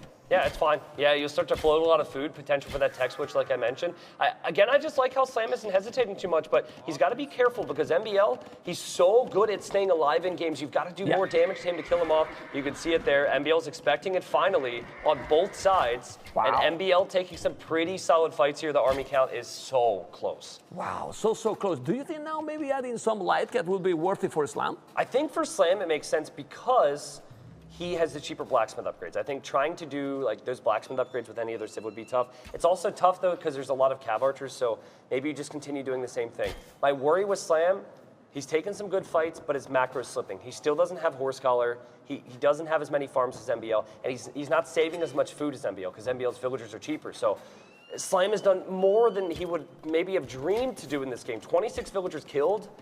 Is it going to be enough against this MBL? Okay, I wasn't going to call him the cockroach in this tournament as he's sending the villagers forward. Cast it forward. I wasn't going to mention it wow. because I was like, okay, we've got to step back from our jokes. But Riley said it at the intro. So he's so good at staying alive. There's not much more I can say. It's crazy. Cast it forward incoming. 44 army, 43 now. Only 9 villages. Only 9 villages. Slam's out of position. He's going to see he's out of position, but he needs to see the villages. He's going to see the villages or not. Oh, he cannot see. Put the focus forward again. The caster is going to be on his face. The caster is going to be literally on his face, and no way that he can stop that. But if he's getting now inside with those Cav Archers, he's going to kill everything, man. The counter-attack is real. This is amazing. MBL's going to have to defend it home, but Slam is going to lose access to all of his ranges. He's going to lose access to his stone. But MBL... Now what? Yeah, well, MBL is like, ring the town bell. That's what you do. Ring the town bell, ring-a-ding-ding, hop in, because I don't know how you stop that. Villagers will die on that gold. MBL garrison, so we'll try and send the skirms back, I guess. That he has any access to Slam to another stone, we'll see later. It's taking villages, he's going to raid. What do you prefer, that castle forward or this raiding? Because there's a lot of skirmishes. It's true that he's going to take those archery ranges, but he's doing a massive damage in his economy. I think I prefer, because of the position in the game, I think the castle's better. And think about it, MBL, once that castle's complete, he can send his army home. Slam's sitting at home with those skirms. MBL could send his army home now to deal with that. He hasn't lost that much. And of course, he's going to mine more stone to maybe go for another castle. Now, Slam wants Imperial Age. Slam's using the market just like his teammate did a lot in the previous set. And if he drops a defensive castle and tries to go imp, and he's mining a stone. I don't know where he's mining a stone, but he's mining a stone with 14 villages. 14 villages is mining a stone, and there you go. He's fine. He's fine. He can make a castle now at home. I believe maybe in that spot he's still killing. He's about to go up to Imperial. The castle is happening. Perfect spot if you ask me. Very nice one because he's on the way to Imperial. And I don't know what you think, but the Slam is doing an incredible comeback in this game. I agree, but I also think that that's just the natural reaction. Stay at home with your skirms and make a castle and go up. Perfect. MBO should know that. MBO should not allow these Cav Archers to have any life left. There should have been an army heading home. His army's just attacking houses right now. I think that this is a misplay from MBL. Yeah, definitely. Well, and Islam is doing what he has. The defensive army, let's say it has gone. Then with the Cav Archers forward, taking absolutely everything. Another town center, the castle is going to be up. And when he has Brese, he has the +3. I think what MBL can do. Oh, he's going to try and drop another castle. I'm not too sure about that one. It's tough to drop forward castles when the opponent can shred them down. And that castle doesn't seem to deny them any resources. No, nothing. Again, man, look at those cav archers from Slam. They're still there. Like, what has MBL's skirmishers done I don't know. on the front? Can we put point of view from MBL, Fog of War? Let's see. I don't understand that castle because he can see the goal. He should delete it and place it on the goal. There, in Yeah. that spot where Yeah, the yeah, cav archers are. Close. He deleted and he's going to make it. He deleted and that's a better castle, but now he's not going to be able to make it. He's coming with the cav archer from behind or not? No, but there's a lot of skirmishes. So maybe he's going to be able to deny it. Probably he's going to be up, but he's on the way to Imperial. Do you think MBL expects Slam to be in Imperial at this point? Yeah, you have to. If someone makes a defensive castle like that, you always have to expect it. And I think that's why we're seeing another castle for MBL. I think that's why his army maybe has refused to go back. He feels like he needs to continually pressure Slam. Good job from Slam to get out there, though. Because I think if he can upgrade something other than just Skirmisher, he's in a fine position. If it's just Skirmisher, it could be awkward. He bought the stone also to make another castle. It's fantastic. Yeah. I mean, it's a great castle. It's a great castle. And from there, maybe he should go forward with Villese and make some military buildings forward to maybe raid even more. But still, MBL, it's not even close to ClickUp. Yeah, it's just so much idle time. Yeah. So much idle time because of that Cav Archer armor. And it was such a good job from Slam to just say, okay, you know what? Let's breathe. Let's not let those nerves take control here. And let's just fight that pressure. Let's just treb this back. This is what the best of the best do. The problem I see for Slam, and this is a problem that might change if he takes out the castles, he doesn't have a lot of space. He will need to expand. He will need to continue to hit MBL. He now has but now it will change. I mean, heavy Cav Archer, he has already the +3. Imagine when he's doing the chemistry. Because that Cav has a great range what now. has that house done to him?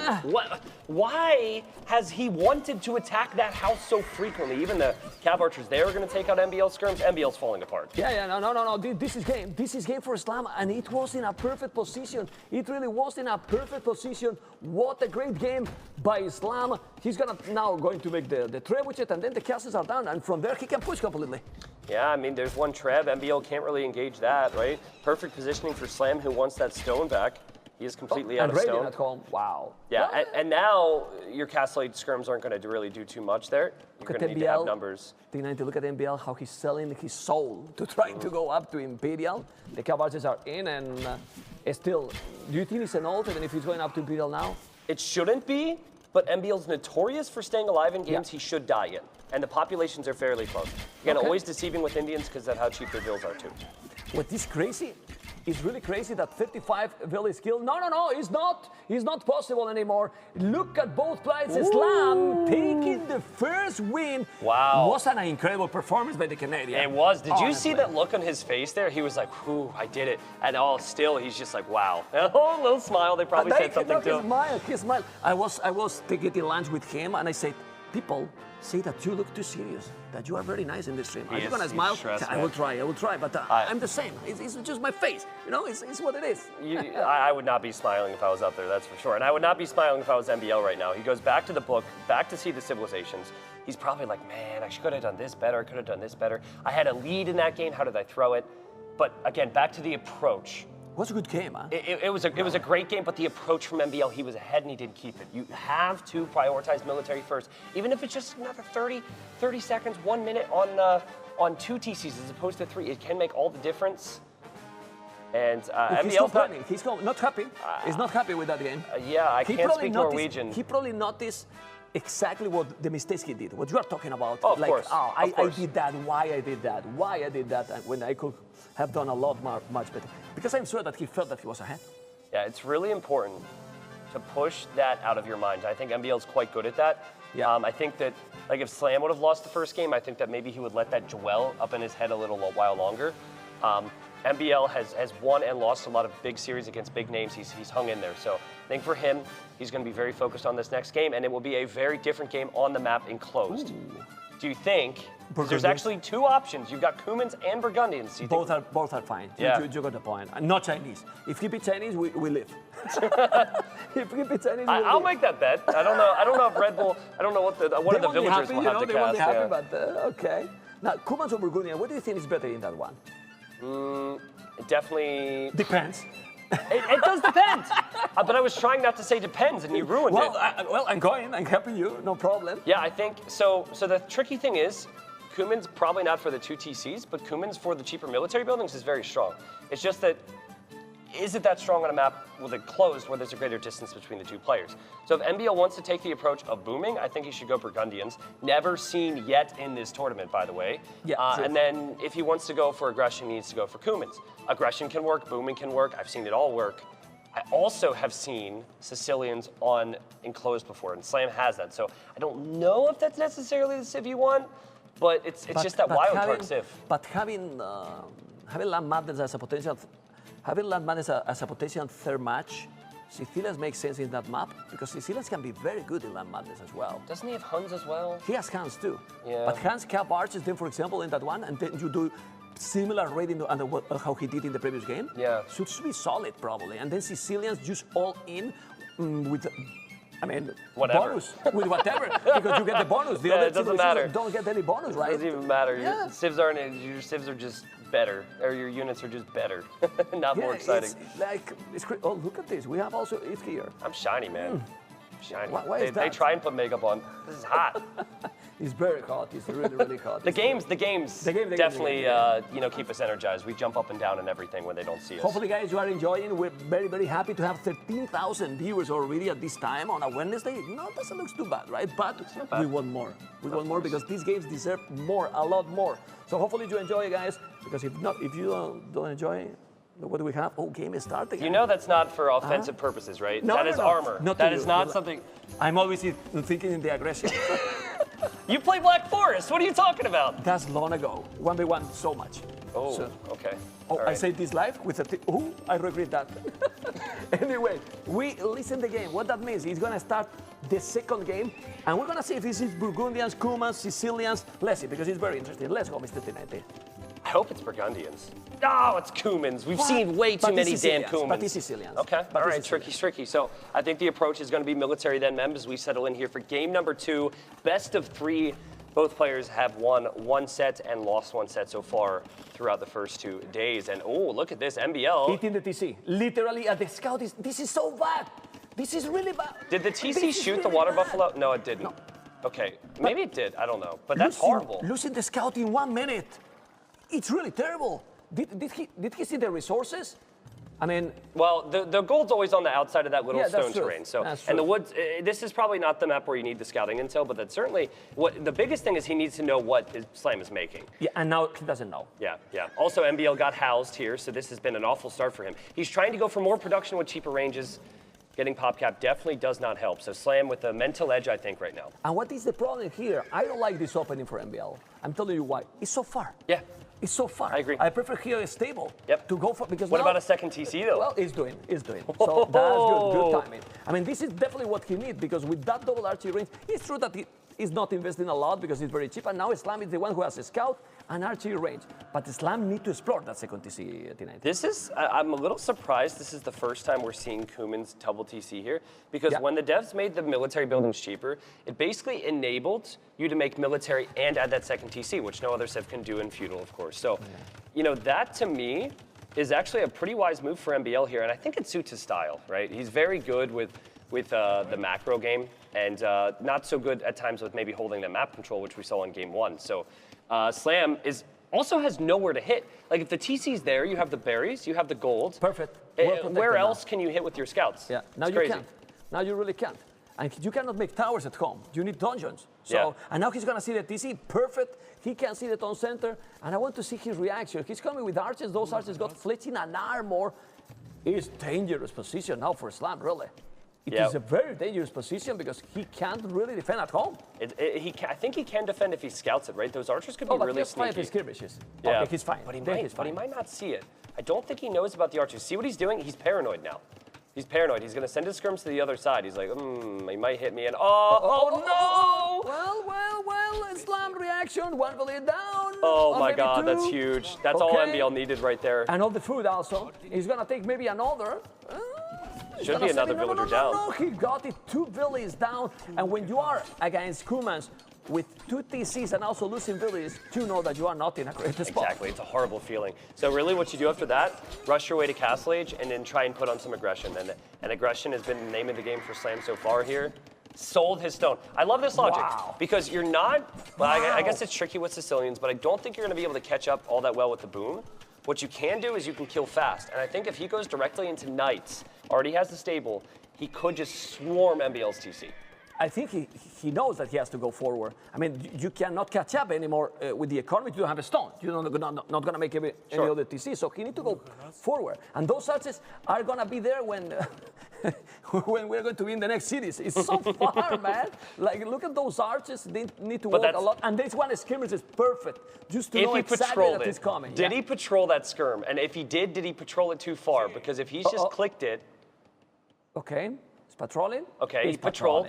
Liereyy style. That's Liereyy style. Liereyy patrols? He put the units all over there to have like an outpost, okay? I was going to say. I was like, how many players in the back room are offended right now? Well, actually, I'd really like to know which TC MBL just clicked up to Castle Age with. Because this is pretty important. Wow, okay, so he's to Castle Age as well. He's producing his new vills on the outer ring, which I think makes it, more damaging if Knights were to go in there because there's a few more exposed vills. But man, it just seems like I think it's going to be a little tricky for Slam to be able to do damage against now 51 villagers of MBL. Maybe he's going to buy a stone then. He has a lot of wood. Look, has a lot of wood. Look at this. He bought it a stone. Good timing, finally. And then he will try to catch up in boom.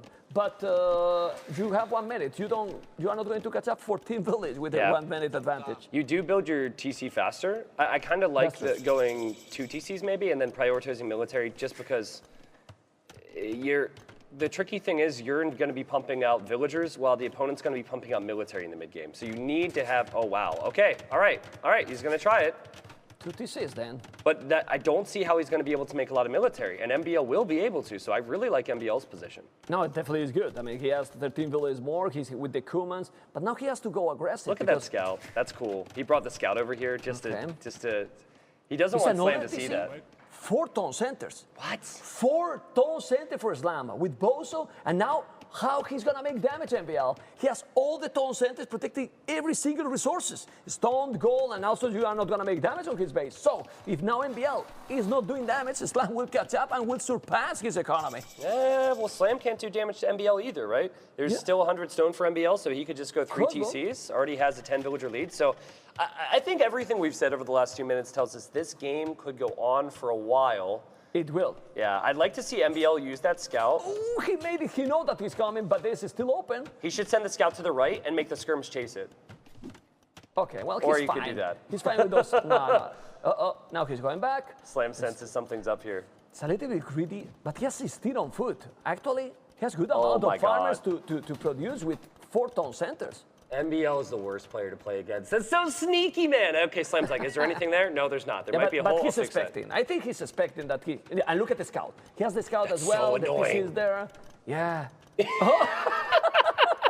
Going to the left even. He needs to go back. There we go. But he's reacting. He knew that he was there. He deleted the house. He's on point. He's paying attention. Wow, he's on point. And he'll go back the other way. Watch. Wow. And now he's going to delete. He's going to delete the guy. Okay. No. Well, he's got to get the skirms here at this point. MBL's bringing in another army with crossbows. I don't know if you can call that an army, but 1 army now. Scout's just chilling next to the wood line. And Mem, we've had a pretty boomy game. MBL on 3 TCs, still a Vill lead.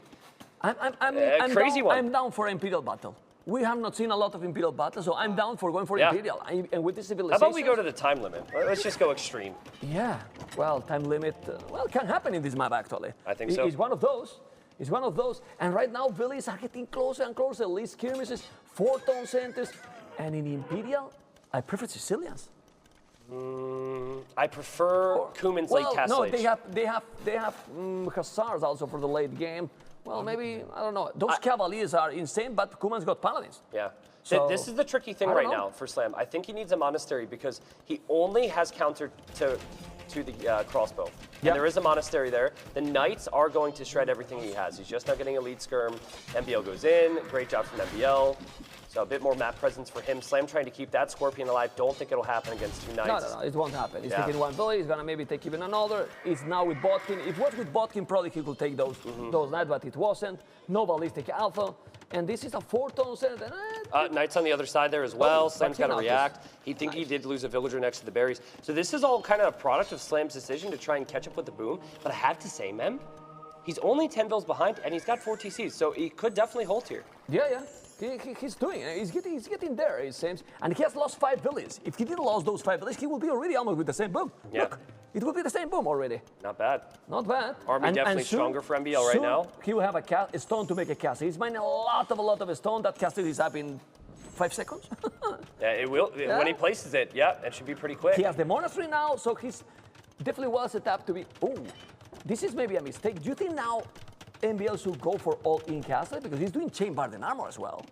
I think chain barding is a correct move, and I think he should continue to push for map control. But all in is I think maybe a 4-stable commitment. What is really important here is not allowing Slam to place the castle in a position that he'd prefer. He's Sicilian, but it's going to be so difficult. This castle, even with Sicilians, could be denied here.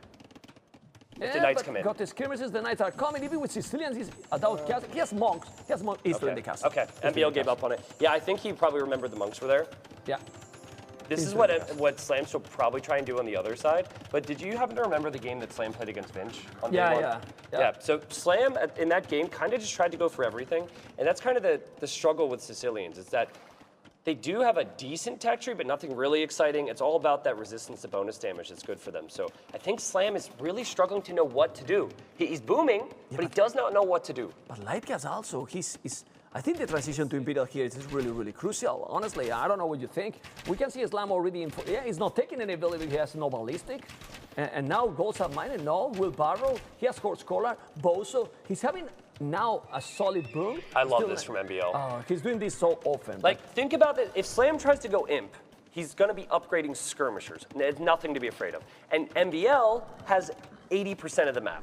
So if MBL just spams units nonstop, all in Castle Age, with better economy, Slam will never be able to expand. Cap Rams maybe even? Is that a town center? What the? Oh, he's gonna go for First Crusade again. He's gonna go for First Crusade because you get 7 sergeants per TC. He's doing the with a max of 5. Wow, so we're gonna have a full Castle Age battle. A full castle, but this is good for Slam in this situation because now MBL is going full aggressive and then he's going to defend. With army? I don't know if the army's good enough. Okay, Slam, I remember getting excited. But better than going with no army, you know? Like true. He's gonna be, look at it, he's doing the upgrade. He's gonna work. We're gonna discover very soon. And look at the score difference at T90. Yeah, when he's doing that, yep. watch that because it's gonna be really, really fun. Forward stables from MBL is so clutch here, so we can get Knights out. The thing is, we're so forward. I just want to be clear to people who are about to turn off the stream because of the gimmicks that we're about to see before our eyes. This has not been Age of Empires 2 until recently. This is going to be very gimmicky, very crazy, but for Slam, something necessary as MBL dives in. Wait for these units to pop out. Look at this score. The thing is, you're going to have 7 units in 5 different areas. He's I leading. hate it. He's leading, I hate man. it. He's What now is this leading game? the game in the score at least. Let's see if he's going to be able with those beautiful units going to be able to stop because right now a castle even forward for MBL. He has a stone to make a castle. This is crazy. He's going to be able to stop with the skirmishes. MBL and with surgeons. The fact that MBL ran in there is so good because some of those surgeons had to defend. Slam's idle time has been pretty insane, but man, that military count though. Yeah. Now 49 army, 100 village, the same village. He can't now. Now he can't even have able to make this. He's gonna take it. He's gonna take everything with those. He's +2, huh? The Pierce armor, on these sergeants is actually not bad. They got 5 Pierce, and it just comes down to numbers. If MBL had a tech where he could get 35 per units, I think it'd be advantage MBL. But let's see how this goes.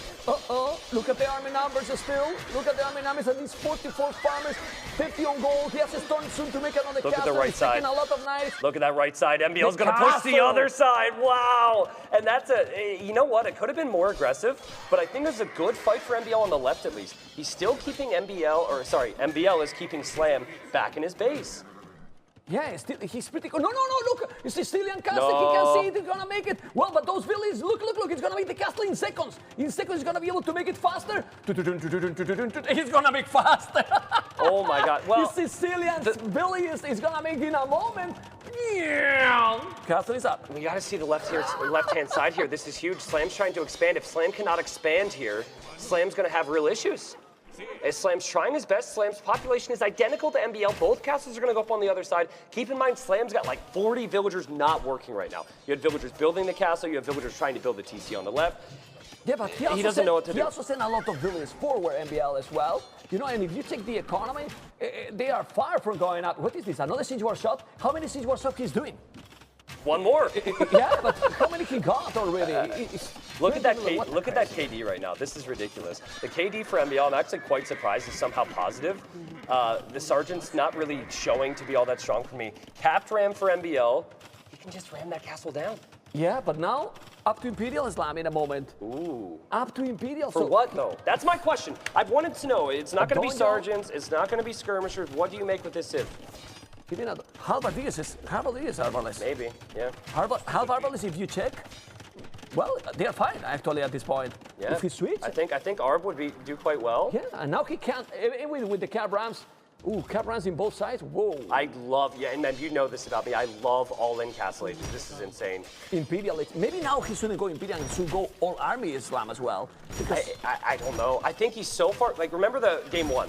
He made a defensive castle against another castle and went imp to trap it down. I think that's his logic, but MBL's just going to swarm in everywhere. I think there's probably stables on the right-hand side for MBL somewhere. He's probably producing from those. He is. All over, man. And there's just red dots encroaching everywhere. And Slam's going to arrive to Imperial Age. His sergeants didn't do it. His skirmishers aren't going to do it. His pikemen's not going to do it. MBL is going to win this game with this push. He's looking like it is. Let's see if he's going to be able to stop the rams. The thing is, he needs to kill the castle. He needs to make the damage because the Imperial is about to be there, but does he have a lot of farming? 117 villages. Let's see if he's going to be able to stop Look those at the rams. raids. Look at the raids at the same time. There's villagers dying everywhere. Oh my God. And the other castle on the right, Mapu, can we see the other castle? The other castle is going down. And the rams are taking everything. This is MBL. This is pure MBL right now, but the score says that the Slam is taking the lead. Well, he's shooting all the time. What is this? Not a hit. Yeah, it's the KD at this point. So MBL's tossed a lot of units in here to the castles. he saved it. Good defense there from Slam to defend. I'm still wondering what is Slam going to make. He's got 11 skirmishers, 2 pikemen, 1 monk. It's like a congregation going to church. And no map. He has no map. Yeah, it's no horrible. map control. And that's another castle and for MBL. another castle on his face. Wow. Now this is also just excellent play from Koumans because if he didn't have capped ram, it's a different situation. So I think MBL recognizes that Koumans may be a little one-sided in the Imperial Age. You mentioned Sicilians maybe feel a little stronger there. So MBL said, have your imp, I'm just going to take your map and stay in Castle Age, and it's worked perfectly for him so probably far. here Islam, what he needed instead of going to Imperial is just to go all army as well. Go pikes, go archers or skirmishers, but full pikes. Imagine full pikes. Yeah. If it was full pikes instead of going to imp. Really hard to have the eco for that when you have 5 TCs. Really hard to have the eco in general, you know. As MBL runs in here with Knights and Kipchak, Slam has to abandon wood. He tried to catch up with the boom, and it was so difficult against a player like MBL who had the advantage already. And now MBL is 142 villagers. I'm still curious though, if Slam could get to something like Hal, that was so sick. With all the map control. We have seen this kind of gameplay, pure MBL, and we're probably going to go up, going to go for the 3rd game. But unless Slam responds. Still 120 villages for Slam. So let's see if he's going to be able to hold. He still have a lot of gold in the bank. I don't know if he's going to be able to make the halbardiers. Look, he has the resources. Now he can make the halbardier upgrade. Is doing or not? He's not doing. On the left, he's stabilized a little. The problem is that the MBL is raiding constantly during the whole game. Mapu is going crazy. He doesn't know where to look anymore. That PC at the south is very nice if he can make it. Because he needs gold if the game go longer, but it's too light. It's all over there! It's all over. It's all over. And those light guys are taking the village. He needs to go back. I mean, red is all over the map. And probably this is going to be the 3rd game, which I'm very sad to see, right? I'm excited to see that. I'm sure you are too. Yeah, man. You know, MBL is basically in, and maybe this isn't the best way to explain it, he's in who gives a shit mode. He'll send in 20 units, he'll kill 5 villagers, and he'll lose all his units. He doesn't care because he has the map, right? And it's a very MBL-esque way to play. Now Kipchak, amazing. He's doing the halbardiers plus Not 4. walling at all, just full aggression. This is exactly what Empire Wars is about. You know, we were critical of MBL in game 1 a little bit, but he's definitely responded. And now MBL's just got to hold that castle temporarily, wait for some upgrades to come in, even with the Mangonel there on that woodline. Love to see the closer map in the map pool with this kind of game. I mean, have been fantastic. Usually it's more calm, just boom. We thought it was going to be a boom game, and at the end, MBL made a crazy one. But look at the Vills. Look at the Villiers. Slam got the wrong expansion civ. He thought he was Burgundians here. He thought it's the Flemish Revolution. He doesn't have anywhere to go. There's no jobs, man. There's no jobs. Oh, let's go on 9 o'clock on the left, but he's taking all that map, right? Yeah, look at the house. Wow. I think this is GG Cole. GG Cole, we can see there. And the Slam 1, MBL 1. Wow. Great game. Wow, That's what a great game. One of the best games in the tournament for sure. That was beautiful, and that's what NBL needed for his confidence after game one, and also I think it addressed it well. It addressed the problem that he had in the first game. He said, granted he did boom on 2 TCs, and it's a little different with Kumans, but he took the map control. And I think the map's just so tempting them. When you know Sicilian TCs build faster, is that temptation to, all right, let's boom, let's catch up, but it's just not the approach for me. Tenente, if we make a poll to the players and we ask, give me a list of 3 players that you don't want to face, everyone put in that list NBL. On every single option. First, second, and third. First, exactly. That was a good one. I think a little bit less so in Empire Wars, but definitely in RM and NBL is just tricky. And I think Slam, this is where he sits back. He says, you know what? Listen, we're good here. We've got Land Madness available. Land Madness was the map I picked, and he also has a really good civ for that. I assume we're going to see Slam go for the Huns. That is a historic pick for this map. And NBL, he has Burgundians and Chinese. Now, Chinese, I remember a conversation between TheViper and Yo, and granted there was different settings, but I think Chinese counter Huns pretty well, and Yo and Viper seem to think the same. You probably need to hold the early aggression. Yeah. And if the game go longer, you might be fine there. I don't know. But he's thinking. He's thinking what to pick. I think Hans and Tatars are fine, completely for that map. Sure. But Burgundians and Chinese are quite more tricky. Yeah. There. Yeah, I agree. No bloodlines for early game. You have seen in Land Madness many games full feudal. You're not going to compete with Burgundians, so maybe Chinese should be the option. If it's more versatile. If NBL goes Burgundians, and granted this is a massive risk. This is a massive risk because it is NBL after all. But if NBL goes Burgundians for this Game 3 decider game, I will eat my shoe live on stream. Well, it's not really even a shoe. Then I wonder, I don't even know. If you eat that, is that a moccasin? I don't know, but you have a problem, you know? Especially because I've been wearing them for 3 days. Yeah, but there's no way. I don't think Burgundians really work. I think Chinese is the option. It is rather ironic, though, because on Land Madness, you're producing a lot. You sometimes forget to build houses. NBL is known for that. He's also up against a civ that doesn't have houses. So I think Slam's going to have the edge with his production. But NBL will have a very strong civilization with the cheaper techs and camels and knights and skirms, everything available. But I want to see feudal. Oh yeah. I want to see feudal aggression. I want 120 pop feudal. Feudal aggression. It can happen. It can. And with NBL there, we have seen the previous I want to see the same thing, except NBL just surrounds, with spearmen and then Slam stuck in Castle Age with knights or something. But we'll see, viewers. I don't know who you're rooting for, but I just rooting for a good game. I think both players have shown how good they are. I know what we can do. Who is rooting for Slam? 1 in the chat. Who is rooting for NBL? 2. So we want to see the spammer right now because the game 3 is starting T90 and it's gonna be what we are about to see very soon. And it's gonna be Land Madness with Hans and Chinese. I'm safe. And they are very close. Look how close they are. They might actually not scout each other here. It's really important that they scout each other, especially if you go for a range opening here, because you want to get the spearman and the archer forward.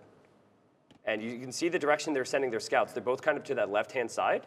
So this happened the other day as well. Land Madness, very difficult to find the opponent. We'll see if the spearmen pass each other here in the center. We see 30 vills for both. Just look where NBL is going. You see? Just passing. It's going just to the left. Yeah, and Slam's going to get a little lucky here. Slam's going to figure this out first.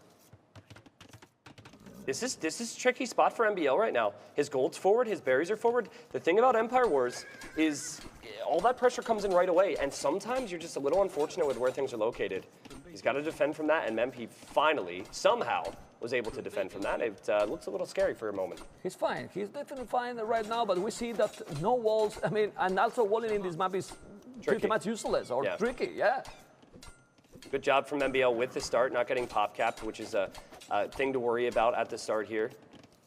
NBL, though, 6 military. It is comprised of 3 spears, 3 scouts, so less offensive, whereas it's 4 scouts, 2 spears for Slam. I would say I slightly prefer that, plus Hun stables do produce faster. I don't like that goal. That's rough. There is a goal in the back, but you don't start there. And NBL's forced to make the tower. You say he need to make the tower. The scouts are coming, but not enough archers. There's a lot of spears. NBL do this often. He do this often. A lot of spears. Look, 4 spears. While Islam only 1 now, 2 spears. He has to be careful. But with the archers there, he might be fine. No archers so far yet for NBL, and definitely The archers are needed here. Well, but with that tower, he's going to solve that problem? Yes. But what about the wood, 390? You know, the thing is, Archer opening that early, I know that's worked well for an Empire Wars, but it's actually a little unorthodox for Land Madness, so I was surprised to see that. Slam losing that Archer may be a sign that it was too early for him, but he arrives here. The tower won't protect the villager. She's weak familiar. She's down. MBL hasn't reacted yet, and that could be a second villager down for MBL who fights this off. And will lose and... Yeah, he did it. He lost it 2 villages down. But he's losing too many scouts there. Well, it's still probably worth it if you want to go for the field aggression, because you get more economy and then you can keep going and doing more and more double attacks now on the field. The first economy upgrade in minute 4. Yeah, and check this out from MBL. You have him coming down here towards the south. There's 2 spearmen though from Slam. That's so good from Slam to sense this. MBL will take 1. But I mean, overall, these are going to be some big hits for Slam. Slam will be okay with this. It's fine. He's coming also with another, so he's doing a lot of damage and not losing really anything at all. Now Hill. Runaway villagers. Here come archers. Archers with fletching? No, without no fletching. Well, it's okay. He didn't lose at all. And now he's still going with the scout. The mobility. Slam is still with more army. Do you know the problem in this one? Hands are hands. I mean, hands are so dangerous in these kind of battles, T90. Yeah, I think it's just going to come down to a mistake. Both players played pretty good so far. A few mistakes here or there maybe, but just like tiny ones, nothing game-breaking. I think if someone throws an army to some defensive units, that's going to be the decider. Like right here, Slam gets aggressive, sees the 2 spearmen, walks away, really good job. And this is why Slam picked this map. Slam is known for loving open maps. Yeah, and super fast. I mean, he's just check. I mean, we can see in the webcam. You can see that he has a sync speed. Okay, and now focusing the battle. The scout, archers, and more scout. Now he needs to go back. Right now, he's not going. He's okay. He's not losing. He's even taking a scout as well. Micro on point. An army keep increasing tonight. Yeah, it does. MBL getting that wood upgrade, and that was why I say MBL. I of course mean Slam because I misspoke. But you know, Chinese able to get those upgrades a little cheaper. Slam takes that fight. That's not bad. Maybe that's something MBL should take advantage of. But MBL saving resources to go up towards Castle Age. This is a little uncommon on this map, but I think he might be able to get away with it. He's dangerous actually, as you said. 15 gold at the bag, amazing. Let's go forward for Slam and we can see exactly what he can see from his opponent, but he sees everything. I mean, he knows that he has the gold there, he has the tower, so we can see absolutely everything. I think he's missing the woodland on the right, and unbelievable, somehow, he's on the way to Castle, but Slam is going full field, one full field of bloodlines even. A scout all over the map. He might take so many villages. This is very, very greedy from MBL, trying to go up to Castle. Do you think it's going to be a no to go up to Castle when he's going to go full field with the hands? Well, the follow-up's not going to be that strong for Slam. So that's the concern for Slam here. It's that Knights have the possibility to kill a lot more in 2 minutes time for MBL. Okay, skill bar. It's a lot of military. If Slam shows up with 6 scouts underneath that gold right now, MBL's in big trouble because he only has 1 group of spearmen moving around. Yeah, 16 army, 10 army, but he's on the way to Castle. He needs to make more damage. It's true that when you have 29 farmers, you stop doing army 1 minute and you go up to Castle, basically. Yeah. You know, so that's also truth, but still, China is going to be there. He got the market even, so he can at some point balance the economy as well. And the scouts are running doing damage. It's still open, MBL, but he's still defending with army. Very, very efficient. Yeah, very good defense here. I mean, it's a little weird because I feel like Slam should have known for many minutes now what's going on for MBL because MBL is not going forward. MBL dropped the tower, and MBL has sent additional villagers to gold. Like, you're not seeing that army as a result of that. That means that this is happening. The only way that this is punished is by hitting MBL before he hits Castle Age and gets Knights out. Slam has a minute. He's going for the tower. I think he's going to try to go for the tower. MBL needs houses here. Yeah. If he can get a few houses just to delay this. Oh my God, look at the scout. No, he's not in the house. He's going to take the tower then without gold. Well, he has still 600 gold in the bag, but he's going to take the tower probably. Yes, and when the archer is down, he's going to try to get the village, but he's not taking. Wow. Okay, this is full aggression with 14 and here, T90. What is going to be able to happen in this game? I'm not sure if this is going to be a note for Slam. Well, Slam's going to have to make some spearmen. Let's just put it that way. Yeah. If the Knights start coming across, very surprised to see that MBL doesn't have a spearman in position, but here they come now. I'm loving this game. This is what I love about Huns, their ability to go full feudal, but Slam is definitely going to be up against it when the Knights come out. He's got to kill more vills here, man. He's going to get one more, I think. Maybe missed him. Wow. Well, How did MBL not lose a villager on the gold? That's my question. He moved them all. So he has a lot of villages idle. Okay, 11 villages ahead, double the army. He can buy now resources and go up to Castle.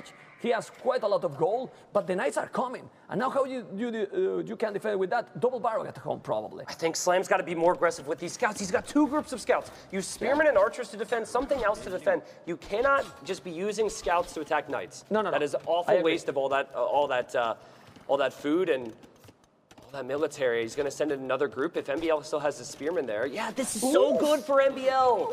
This is so good for MBL. Slam is so far from clicking, or sorry, he will click up, but he's so far from Castle Age. Okay, he's clicking up now. Yeah, but now also, MBL need to make damage, and the problem is that MBL, most of army is defensive for now. 7 spear, it's true that he has 6 knights, but if he reach castles and then Hans is going, he can do whatever. Knights, cabarches, everything. So now he need to make the damage, but he's doing the damage. Yep, one villager down already. Okay, he's gonna go for another villager underneath the gold. This is the difference. It's worth it to do this because the knights could do this much. MBL's just killed 5 villagers over the last 30 seconds. He's also adding the town center, so expect his economy to be greater. Knights are gonna wreck spearmen. MBL will have a vill lead by the time Slam makes it in Castle Age. Don't open this is so messy right now. Another villager will die, man. No, Slam. And what we said in the messy games, but he's still with more villages. They're the scouts. This is what he needed. Man, look at now. This is a scout in the north, a scout in the south. It's gonna take the speeds now. It's gonna kill the woodland. It's gonna take so many. Oh my! MBL's not noticing this, man. He doesn't have a spearman here. He didn't even pull the villagers. And Slam needed this so badly. Villagers going down left and right on that wood line. Finally, Slam making use of the scouts. We are going to have ourselves an insane game in Castle Age because this is going to be borderline even. Yeah, but look at this one. It makes him again with 6 villages more. If we go to Slam base, he's still in product. He's trying to trap those knights. He got a lot of speed, so he cannot do a lot of damage now. And those knights are not +2. If it was chambered in armor, will be probably a different story. But still with the scouts, I think he's doing a great job with those scouts finally. Yeah, finally. Yep, scouts are going to go down though, and I think the Vill count's going to be even because MBL's got 2 TCs. So like Vill kills a little different. Situations very different. But ooh, wow, Slam has been idle there. Those are idle. I think what MBL is going to be able to do a better job of with this army, as long as he doesn't make a mistake, is keeping Slam on the move. No, it's going to be open. Got to keep that army alive. Got to keep that army moving. If you look, he's got knights going to the gold. He just killed another villager, killing another villager. MBL now with the villager lead, 2 TCs, and Slam going for defensive options. At least 1 defensive option in pikemen. I like the upgrade, man, and I think he's going to go cav archers too. Yeah, he should do it. And the good thing now is that with the cav archers, he can raid absolutely everything. Yep. He can go and raid no matter where he's going to try to defend. Now he needs to wall, but he has spies and all. So if he's able to stabilize and kill those knights, and he's walling in the last second, perfect move there. Still more army. Still Hans in this situation are so dangerous, and he needs to stabilize that goal. If he stabilizes that goal, Islam is still in an okay position, if you ask me. Yep. What happened there was MBL had to garrison at his base because scouts showed up. So it's just crazy. You see someone, you're like, oh, what a mistake. He's doing 6 other things. And 51 villagers for MBL, 17 military, but against 46 villagers and 20 military. Still anyone's game to take here. Yeah, definitely. But now he needs to raid. Otherwise, Bunik is going to be very, very strong for MBL. He has 2 TC, as you say. He has China economy, which is also add more. But the cav archers, he can spam now cav archers forever. Very, very cheap. And raid on the right, on the left. The wood in this map is incredibly exposed. He has the gold safe, but the wood, he can be taken. It can be taken all the time. Let's see. It's kind of tricky for MBL to even make camels now because there's pikemen on the field, so you kind of stick on knights. It's also tricky for him to be able to get chain barding armor. I know it's cheaper for him with his civ, but he's pumping vills out of 2 TCs. Not really in a spot where he can do it. No! What a hole there for Islam. Overchop is going to take more villies. He got pikes, not enough to defend. Disaster. Let's see if those cavalries are going to be able to make damage, but this can be absolutely decided. It's true that he's still there with the cavalries. I'm going to raid more and more. More villies down. It wasn't a disaster. No, it was a disaster. He killed 2-3 villies more, and now he's 12 villies behind. Yeah. And it only continues. He's got 2 TCs now, MBL. MBL has camels and knights at home, so he's going to be in a better position to be able to push away those cav archers at the very least. And look again, you've got those knights running around constantly. I mean, MBL's greed paid off. You now see these villagers running away. MBL says, thank you very much. You're going to take that to the bank. Boom, boom. 57 villagers versus 43. Very tough spot for Slam now. Yeah, he's looking like the comeback in the series. Of course, he's not going to resign. The score looks really, really, really close. And He has to be careful, because no, the army numbers are in favor to Islam. So if he's losing knights, then the cavalry still can kill a lot of villages all the time. You know what's tricky for MBL right now is he really wants chain barding armor, but he also needs to consistently pump out numbers. And Slam, you know, he's going to have success with cav archers as long as he doesn't lose them to the town center and the tower, but... He's losing them. He's losing them. He lost another 3. Now he needs to put all them. Ballistic in this situation is so important. Not even Bozo. Bozo for MBL. And Army 2216. MBL is still more than fine. He has 2 and now 3 tone center on the wood. I'm telling you, why? Like, this is RM MBL making 3 TCs. The aggression that you need in Empire Wars is not go 3 TCs here. It's go chain barding armor. It's go more knights. And Slam is going to gain reward with this. He knew the woodline was there in the first place. But I think that MBL's got to be really careful with this type of an approach. Obviously, he still has the lead, and he wants to extend it, but I think he needs armor first. And look at the woodline. The woodline isn't protected. So exposed there. And the score lead say that this is like a 4 center. No, because now he can go. I mean, Islam need to go siege war shops. You need more army. Pick Bulgarians. I mean, look at the military numbers. It's done for Islam, and Islam is now taking even more lead. He can raid a lot. He can really raid a lot now. 1 village down, another village down. How many villages down? Islam is now in the Echo KD even ahead. Wow. And military numbers, it's only 10 villages difference. Yeah, only 10 and like, you're kind of restrained here in terms of what you can do. Because when you invest into the town centers, which are so expensive, you want to keep producing out of them. So if you want to keep 4 TCs producing, you're not going to have knights. And if you produce the knights, then you just wasted a TC, basically. Okay. But I think like maybe this is the rare occurrence where the TC is honestly just for protection. Because cav archers, you can't stop the cav archers. Yeah, but then you're not going to stop the cav archers. Exactly, yeah. I mean, he's going to keep raiding, and I disagree with it, trust me. Look at this. He's going to kill more. Islam can still get the game. He really can still get the game. He's only 10 villages, double the army, and look, 7 villages on a stone. I wouldn't be surprised to see a caster forward. Yeah, he's probably like, what would DauT do? What would DauT do? What would DauT do? No, look, he's so many villages on stone now. Oh yeah, DauT would have 10. Yeah. DauT would have stone mining, but it's fine. It's still close. You know, not everyone can be quite that good. And I think also Slam could definitely add a second TC now. I mean, his eco's looking pretty good. I'd still prefer he get ballistics first, because if he gets ballistics, then his cav archers are even stronger. He's still open, that one. Oh, he cannot see the goal on the right, but it's still. Is MBL about to go skirm? Yeah, it seems crossbow. So. Crossbow. Whoa, he has a lot in there too. I didn't realize that. Interesting. Okay, well, he's doing camels and crossbows, not a bad choice. You're right. And they have +1/+1, bloodlines, cav archers. Going to, without the armor, now he's doing at least skirmish on the way, on point, and still a lot of idle time. I know we questioned the TCs, but Slam just can't figure out where to go. Yeah. Like, the TCs have actually worked out quite well, and here comes MBO with the sneaky little raid, just going back to see what he can find. Slam has no economy at all. Look at his base, there's no economy. He's doing ballistic now, and maybe he's thinking that with only cav archers, he can do the job. Well, Hans, back in the days, with this kind of strategies, only cav archers has got a lot of victories. I think the issue for Slam is things have stalled out for him, right? And he does have the economy secured now.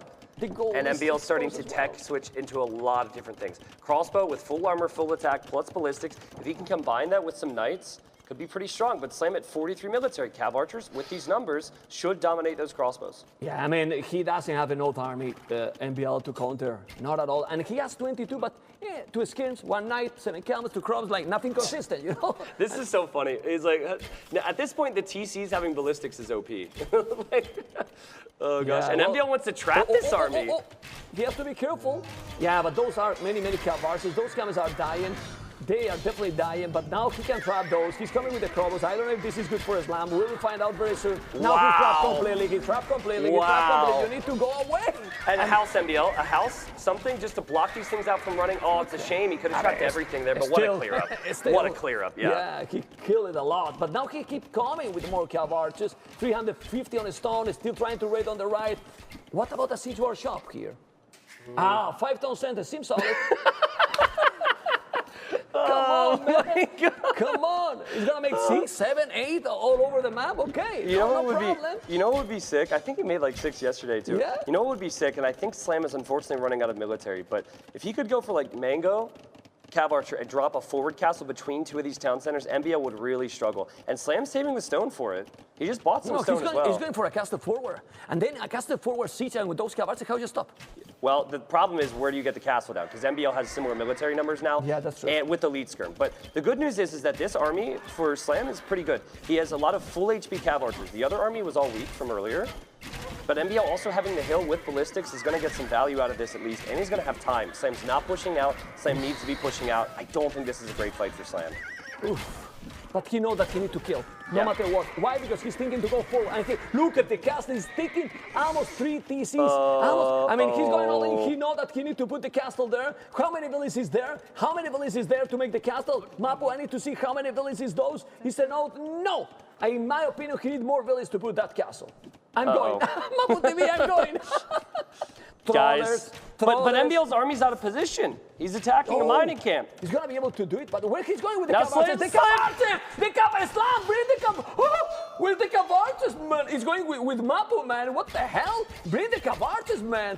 Okay, now he's coming. He's going to go and try to make the castle, and probably he's going to be able to do it. I don't know. Well, it's tricky. More Vills will do it. Yeah, more Vills will do it here. Yeah, he's coming with more. But don't worry, MBL has 3 other TCs. He doesn't need these south centers. But that castle is taking 2 of them, taking the gold, taking those farmers, and then now he can try to push. I love how balanced is the economy for Islam. For a moment it was 0 wood, 0 food, 0 food. He got nothing. Second town center with 0 farmers. What do you think about that? He's booming right now. Yeah. Good boom. MBL needs to research wheelbarrow because his villagers are trying to run away, but they're oh so slow right now. and you know, this is the thing about castle dropping on Land Madness. The whole map looks the same.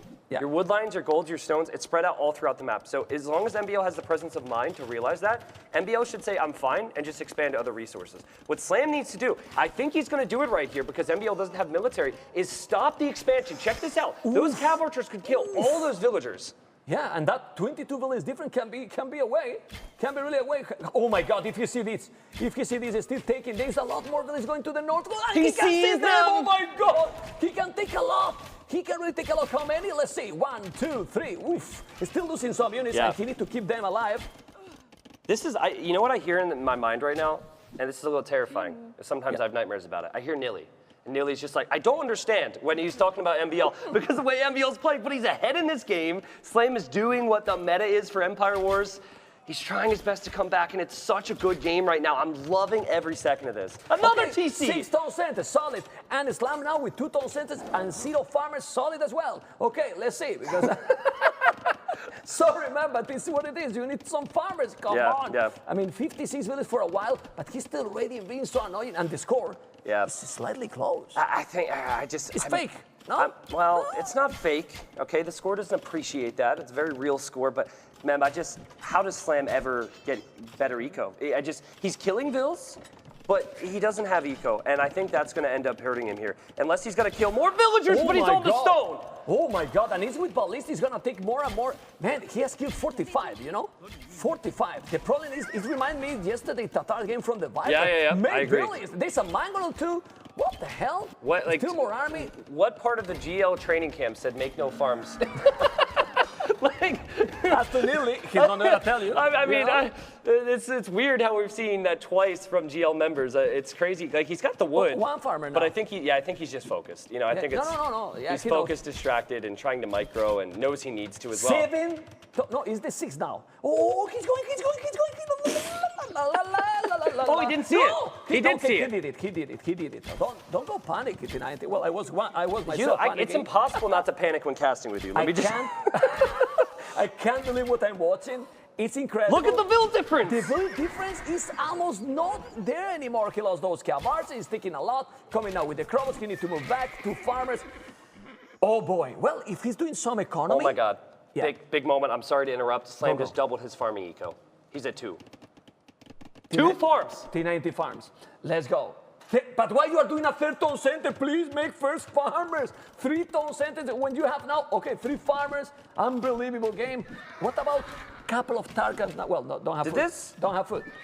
You know, can we get the statistics guy to tell us how many TCs at the end and see compare it to other Red Bulls, because I think this is breaking some records right now.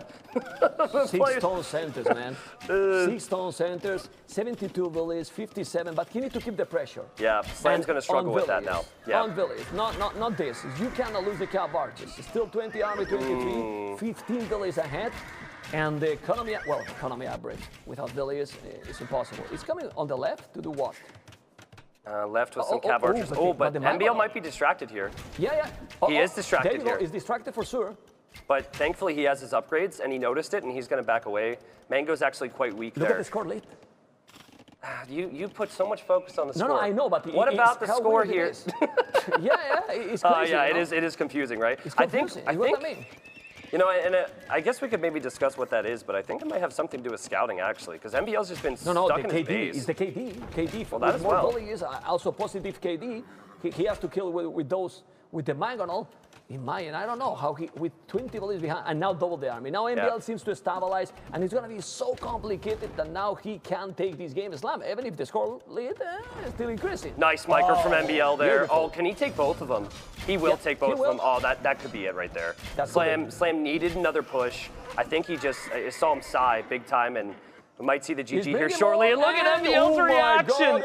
Oh my God. GG call. What a series. What a game. MBL with the happiness. Slam like, ouch, I got it there. I'm surprised that he probably knows because he has a very, very deep MBL looks like he just played a best of 9. Yeah. But I mean that the Slam probably knew that he didn't have the economy. Yeah. So for that, he gave up. And now we're going to see how MBL is going more relaxed. Look at the Slam boy. Respect between those two there. Respect with all the players. And MBL is coming to meet Dave into, well. He's pumped up. Yeah. He is pumped up right now. Look at that. Yeah, hard fist bump, breaking Dave's knuckles. I'm excited for this interview, man. It's going to be a good one. Absolutely. And here we go. There you go, to the interview with Dave. Welcome, MBL, and congratulations on that win against Slam. I mean, it was tough for you after that first game. Kind of an unexpected strategy from him in the Bulgarian Cav Archer. Take us through how you reacted to that and how you took the next 2 games. I thought I had a good lead, considering I was Indians and I got some good villager kills, but suddenly he just felt like he went all in and I couldn't really stop it. Yeah. So it got really difficult and I started like kind of panicking. I know this game means a lot. And I felt like, holy shit, I'm losing this, you know. And yeah, from there I couldn't hold anymore. He chopped through my skirmishers. Anything I tried to defend, it didn't work. So yeah, it was hard. Was game 2 a bit more comfortable for you? I can feel it, man. I can feel like the energy coming off you right now. It's amazing. Was game 2 more comfortable for you with that kind of all-in Castle Age style? For sure, like keeping him in the space and not raiding me is really good. And my start was a little bit bad because I got housed and I didn't make my archers when I got my rangers up. So it was very sloppy, but I managed to pull it through, so happy about that. And then game number 3, you were obviously making those town centers in defense, like just to defend your units, but how do you resist like making villagers there? It's such a crazy moment. I would feel like the muscle memory would make you... I just needed to get the skirms out and I knew that all-in CA was his only choice. I killed so many villagers and I was so amazed how well he managed to hold on. I never could see that coming. Like he got such a big number of CA, so it was really tough. MBL, I've known you for a long time. I've never seen you like this. I can just feel like all the emotions churning inside. It's so great to see. Thank you, MBL, and what a great performance, man. We're going to pass it over to Neely and Riley in the analysis chamber, but congratulations, dude. Thank you. Thanks very much, Dave. And I tell you what, I'm a very confused student of the game, which we'll come to in just a second, but look at the setting that we've prepared here. Look at this incredible environment in which these players are playing here. You can see that between these stages in this Heidelberg Castle here, it is just it's an incredible backdrop for an incredible series as well. So thank you so much to Heidelberg Castle for allowing us to host this wonderful event here. What a pleasure it's been to bring you coverage of some of the most magnificent Age of Empires that you're likely to see. I said that I describe myself as a confused student of the game. I stand by that. Dave, Nelly, we've been hanging out in the caster green room. We've been talking to some of the other players while these games have been going on there. And look, I'm relatively new to competitive Age of Empires. We're not making a secret of that. I'm no expert by any means, but you two have been very helpful in teaching me, this is important, that's a factor here, that sort of stuff. And then Dave, NBL comes in, and all of a sudden I'm like, wait, what? No. You are not alone, my friend. You are not alone. He made an entire video on how he didn't understand NBL or tweeted or something. Yeah. You had a whole conversation. And he's an experienced, like, scientist of the game, I would call Nilly. So you're not alone, Rad. I mean, Nilly, you talked me through some of the wild stuff that NBL was doing, and I was trying to pull together the pieces. And we talked about Slam's approach to this set being one of orthodoxy, one of comfort, stability, and security for him. Yep. And already from game number 1, that was threatened, that was challenged, because Slam was playing the best AoE that he could, piling on that pressure and that sort of stuff. And I think he got off to a good start. But in game number 2, NBL was just everywhere. He was all over the map. He had near total map control. I don't want to say that he like totally outplayed Slam or anything like that, but the way that he conducted himself in game number 2, Slam was just not able to keep up. He couldn't play that orthodox game he wanted to play. Yeah, full stranglehold there, attack from both sides, went for the crossbow, the knights, came in with the rams, and just so much aggression, tried to sneak through there, and Slam actually, with Sicilians, they have a really good job of defending, but so much pressure by NBL. Well, and that's it. We've got some vision now of some of the fighting that took place in game number 2 that I want to have a look at, and we can talk, Dave, about the defensive capabilities of the Sicilians and the way that NBL kind of circumvented what the Sicilians can do in defense in order to take this out. Have a look. Yeah, if you look up slow in the dictionary, you're going to get a sergeant looking right back at you because, and NBL knows that. He's using the knights as kind of a meat shield and he's keeping the crossbows behind. And the key to this is that he's distracting on this side, right? Like he's losing some units, but he goes forward with the castle on the other side. And this is classic NBL. He loves to have those long drawn out Castle Age fights. And with a civ like the Cumans, you can add the capped ram in Castle Age, which gives you another weapon to push down the castles of the Sicilians. And we saw him, oh sorry, go ahead. If I could talk about this clip a bit more. I really wanted to show you that clip because that was the moment where Sicilians could have actually shined. Could have made the defense happen. The big problem was Slam had actually locked the gate at his home base. And therefore the sergeants couldn't reinforce, and some were distracted by the raid. So like 15, 16 sergeants came late to the party, therefore the clear-up wasn't that convincing, and NBL was able to keep that forward base. And what was incredible to me as well, watching that exchange there on the right-hand side of the screen with those castles, is even with the Sicilian bonus, the castle getting up earlier, even with the home ground, the defender advantage, having those villagers there to make sure it went up, the forward siege workshop, the rams coming in as well. I mean, we described the Cumans as being a little bit gimmicky, but that upgrade there came, or the ability to contest that castle meaningfully really cemented the map control that NBL had on that side of the map. And everything else was just a distraction. It was just smokescreen and mirrors. I mean, it was, maybe it wasn't so much a smokescreen, it was, maybe mustard gas because those sergeants were falling like you wouldn't believe. But Dave, just NBL playing, dancing an incredible dance across the entire map. And we saw it a little bit in game 3 as well. I mean, I want to hear your perspective on game number 3, a very confusing one and a lot to get across there because again, we saw some unorthodox play from NBL, town centres not going up, not producing. No food production from GL once again. What are your thoughts on how the way that game 3 went? I think he approached it, with his early castle time, he approached it in a very unique way, but an effective way. In that he was building the TCs. He had 5 TCs, he had food floating, and he wasn't creating villagers. And that's incredible because muscle memory tells you to create villagers. We have years and years of that built up. And he knew he needed the skirms out, like you heard in the interview, to counter the cav archers. And then once he countered the cav archers, he knew Slam was likely 1 or 2 TC.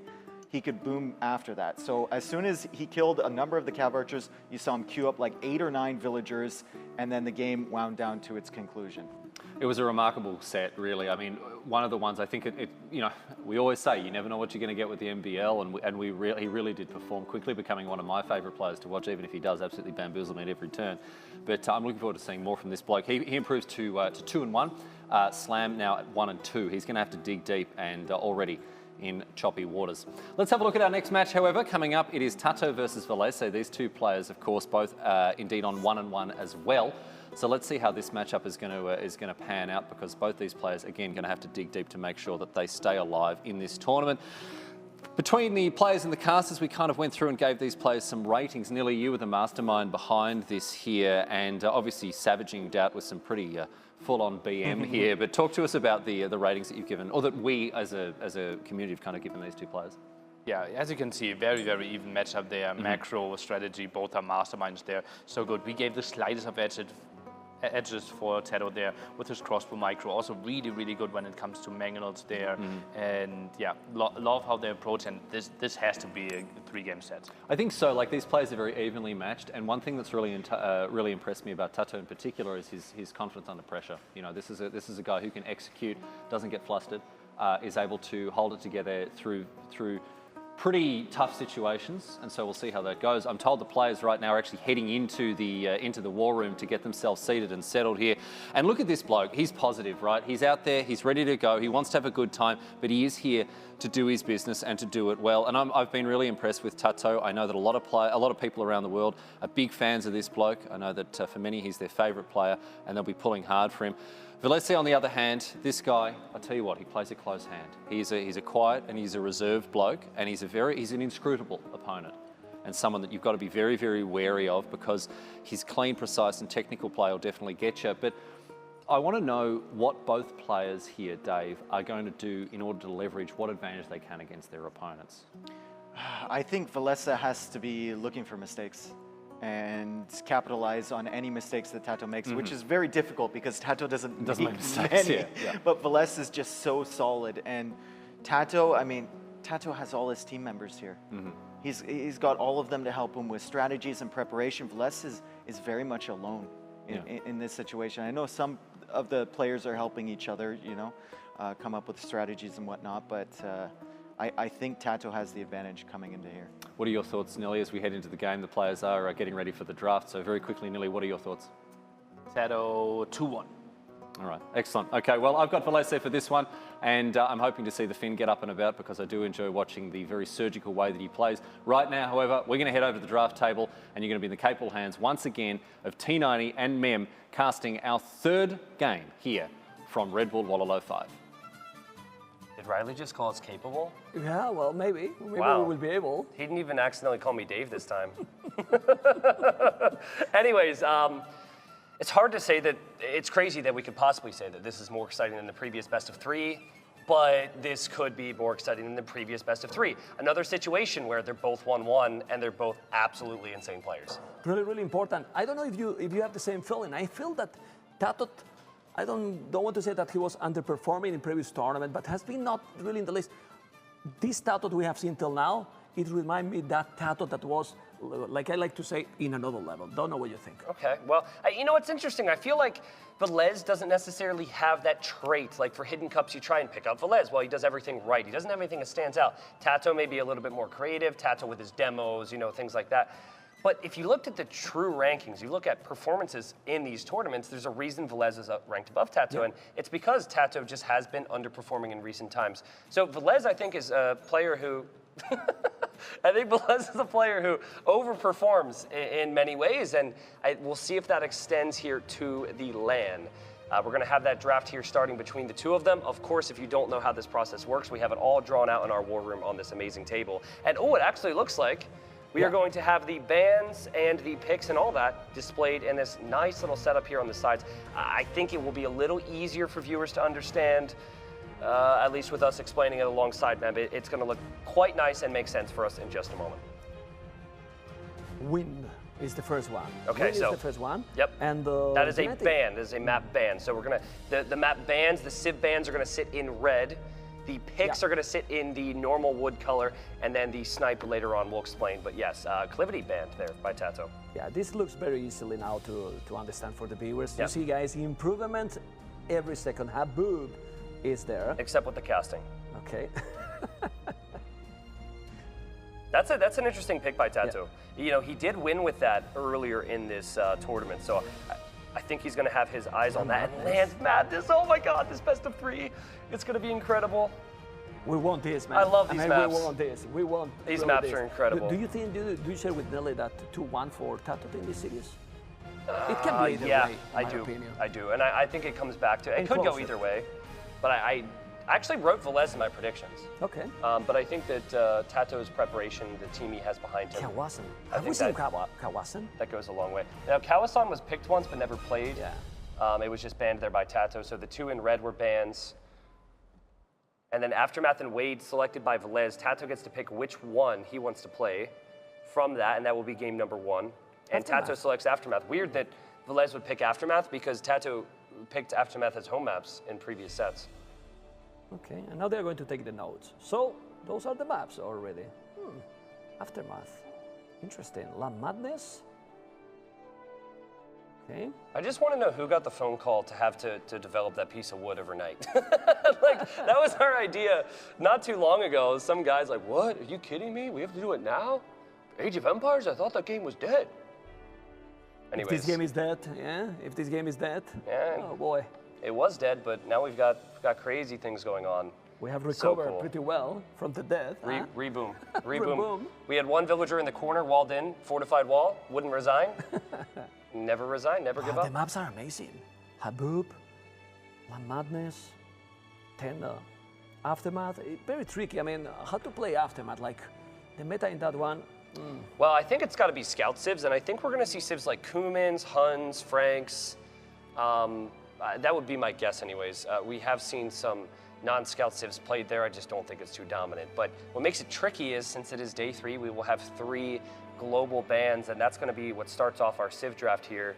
And that's before the picks, before the snipe, and it just gets wild. So I hear Vikings is the first global ban.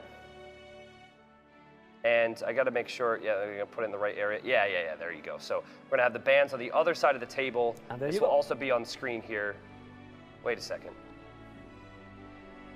Okay, all right. And now Britons.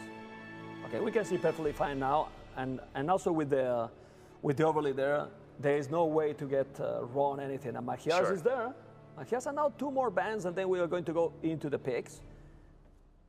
Ethiopians, okay. I feel like Ethiopians is not necessarily strong enough to want to pick early, but definitely strong enough where you want to ban it so you don't play against it. Saracens. Well, because it's TatoH. Yep. You know, he's using a lot. TatoH is using a lot. Can someone tell Poles to crouch down? Like, get out of the freaking camera view here. It does look good, but not good enough to pick. You guys didn't hear it, but production's like, it's a brand new DLC, by the way. Yeah, better to explain because you know people are gonna think what's happening with these casters. You know, they're going crazy. They already think that. Hansi's pick, okay. All right, so that to me is a great pick here. Not even surprised it's picked this early, to be honest. It's all cavalry. Cavalry is dominating the Archicif because of the maps as well. Yeah. And Sicilians. TatoH goes Bulgarian, Sicilians, okay. I mean, surprise to see TatoH go Sicilians. But the thing is, people pick Sicilians and died, not TatoH. TatoH's played really well with that civ. Yeah, I think Saracens was a good ban because Saracens can be really used in Aftermath. You know, with the market bonus, if you get also the control with the trade post, but still. Tatars now for Villese. And what is going to be the next one? Mayans. Oh, I thought they were going to pick Poles. Nah. Mayans. I don't think we're going to see. Mayans is tricky, right? Because none of those maps really stand out to me as big Mayan picks. Especially because Aztecs wasn't banned, so he preferred Mayans over Aztecs. Unless I'm missing something. Yeah, if you go Haboob, for example, for Eagle, I prefer Aztecs than the Mayans. Yeah. So maybe it's not the play. Indians for TatoH, excuse me, I gotta be professional here. That Super pro, right? Indians are now what? Slavs. That's a first here. First time, yes. Love it. Love to see new ones. Slavs. Well, Slavs is good, but Franks, okay. Franks is better. Is that what you were going to say? Yeah, exactly. I think if I had to choose, I would go Franks. That was the but. Yeah. You know, but, and Byzantines. Okay, People pick more often. Byzantines is a very good one. Byzantines, in my opinion. Tricky. Hans Snipe, okay. All right, so Huns will not be available for Villese. That snipe is in the blue square. Bulgaria. And Bulgarians have been sniped, and that's going to move on to the blue square as well. So you can kind of see the order of which everything was selected here. We have it on our screens as well. We saw the fist bump from Villese and TatoH, and we have a very important, very epic best of 3 about to begin here, Mem. I'm so excited. I mean, with the game that we have today, we were like, we want to cast everything. But the lucky we're having with the games is just great. The previous series, I still thinking like, how this can happen. It was NBL, true NBL. It's just so fun to watch. Yeah. And if these players, Villese and TatoH, played their maximum, it could potentially be even better series than the previous one.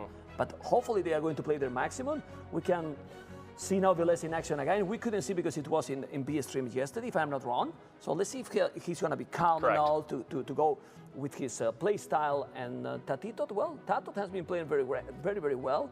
He lost against Hera, but losing against Hera is no shame, but playing really, really well. And then he won a player like DauT. Well, it's pretty easy, let's say. Yeah, I mean, for people who don't know these players, as they go to their notebooks here to write down which groceries they need later this evening, TatoH and Villese are probably a couple more rankings ahead of the previous players. So if you enjoyed the previous set, based on the true ranking system we have here, Villese and TatoH are definitely closer to #1. So TatoH, I think 11 ranked, but I think could realistically be seen as like 5th, 6th in many people's eyes. It was simply close to top 5, right? Yeah, he did not make the previous Red Bull Wololo because he only played one of the qualifiers, and that was jam-packed. And anyways, he's here now.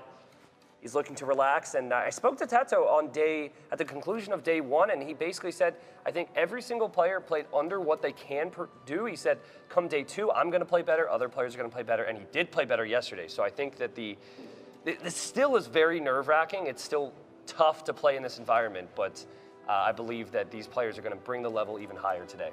Definitely, it will be. And then now in Aftermath, they are probably thinking what civilization is going to be. Tatars, Mayans, last Franks in the last look we're going to see. Sicilians, Berbers, Indians, Byzantines. Mayans, the only one archers. The only one archers for TatoH Byzantines. So again, cavalry. Yeah, I got a prediction here. Mobility. Yeah. I love, and this brings more exciting games because with the archers, of course, it's very nice to see the micro with the archers, but usually it's a little bit more defensive games because you can also cover. You can also cover, staying a little bit more passive at home, defend with the archers, but with the scouts, with the knights as well. Well, we have seen the previous series, Cav archers. Sure. This can be sick. This is what I'm thinking. So TatoH's got some good counter picks. He has Sicilians, which is available, which means the enemy does less bonus damage, which means it's very strong to go like knights against a camel civ or archers against a good skirm civ or something. But he also has Berbers. And I feel like with Slavs and with Franks out there, if for this first game, Villese wants to go for scouts and knights. You go Berbers, you have very cheap knights and camels. Yeah. So if I were to guess, I would say maybe Berbers here for TatoH. The tricky thing is, you might prefer to have Slavs over Franks if you're Villese because it's easier to switch into pikemen. So you think about that. So like you go open with the knights, the camels show up, and then you switch into pikes. A little bit more limited Slavs, in my opinion. A little bit. I think I'm more limited, and it lasts a little bit longer to shine, you know, because you have the last bonus that is the farm bonus is great, but with Franks you have already right away everything smooth. Everything is smooth. AoE 2 for dummies. Yeah, first color for free, the berries, you know, and we can see here 12 plays in the last Wololo placement, then the qualifier, Spanish, finish, true position 8, 11. Well, it's what they got, but I will say they could be even more ahead. The problem here is that almost everyone can win to everyone. Yeah. At some point. Yep, it's tricky. Yeah, and of course we will have the rest of today. We'll also have tomorrow in this Swiss stage before finding out who moves on to the main event on the weekend. The rest of the day, we didn't talk about the rest of the day. We're going to analyze later, but... We're going to analyze the crap out of games. There's not going to be any moment to cast. I'm sorry, Riley. It's going to be amazing the rest of the day because we're going to have Chapoch versus Jordan, if I'm not wrong. Chapoch versus Jordan, Vinchester versus Hera, and then Viper versus Liereyy. Viper Liereyy. That seems kind of boring. I don't know if I'm going to watch that. Yeah, I think I'll go home. Yeah. Not good enough. Home in Germany or yeah, you know, we'll see. Okay. You can see that he's very, very focused. By the way, that's sarcasm. That was sarcasm. We should clarify. This isn't our channel. Yeah. That was sarcasm. Of course we're not going to go home. That would be crazy. But no. It should be starting shortly. Do you see that face from TatoH and you get afraid? I'm afraid. He's a nice guy. I want to go hug him. He's so nice. So it doesn't cool, scare me. But when you see that light, you know that something is happening. That means DauGal's walking into the room. if the room dims, DauGal's walking into the room. In the previous Red Bull Wololo, for those that don't know, they were playing at home. Everyone else played with some lights on. DauGal was in the dark. You could barely see his face. They don't listen. Sorry, I can't focus because when I listen, the villagers are really chopping the trees. I get extremely motivated. This looks like the admin. Krasini is not, but the game is gonna be live. in a moment when this lumbercamp is going What on. is that? Okay. Well, we say the lumberjack's coming and he put the lumbercamp. TatoH with Berbers, Villese with TatoH. Good job, production. And now we are in the first game as a yellow TatoH with Aftermath on the left and Villese with red color on the right. All right, so it is Berbers and it is TatoH. I wasn't exactly expecting this, but Mem, what do you think about the Civ matchup? I think Berbers have a lot to offer here. We have seen Berbers and TatoH. Probably is one of the most times happening in the whole tournament, you know? We have seen wins for both, but obviously, Berbers in the late game seems to be very, very strong. I feel that TatoH here need to win in the early game. I think what's tricky with TatoH is early castle age. If they're able Exactly. to make use of thumb ring, able to get cav archers out, it can be tricky. But you know, right now you see the players fighting for these workshops, and TatoH has control of the workshops. Now what these do is it gives you a trickle of all resources except for stone. And you have to have a unit there first to control it. So like, technically, TatoH can just run around in circles until his unit is killed. And that's the prioritization here from TatoH. This is really good opening for him. Amazing. Really, really amazing. He has both under control right now. Yep. And I don't know who has the kill advantage. Remember that Villese got TatoH, but he's still in second spear. Yeah, it's going to be for Villese. Yeah, the this is smart. 5 spears already for TatoH. They are going a lot of army, 80-90. But like so far, if you think about the economy, I mean, there you go. Finally, Villese has one. He had one temporarily, now he's going to lose one. I mean, this has been better for TatoH. Yep. And if TatoH can somehow use this to get to castle age faster, I think that's where Berbers end up shining as well. So it's a bit interesting because I think TatoH and Berbers, their best moment is castle age. Absolutely, absolutely. But in the later game, then oof, it's kind of tricky. I prefer Berbers for the late game. Yeah, you know, I mean would the agree. camel archers, also Hussars are cheaper. It's true that the Hussar from TatoH are amazing, but you know, in the late game, the snowball can be real. Anyway, that wood is in danger on the right. Oh, but this is a good battle. This is a good battle for who? For TatoH, I believe. Got more archers, 2 spears. He has more army overall. Well, Ooh, Villese with the hill bonus there, though. That was pretty sick from Villese. Ooh, look at the He's also micro. distracted. Villese has to deal with this army on the other side. And we'll see a villager down already for him. And actually, he hasn't reacted yet to this.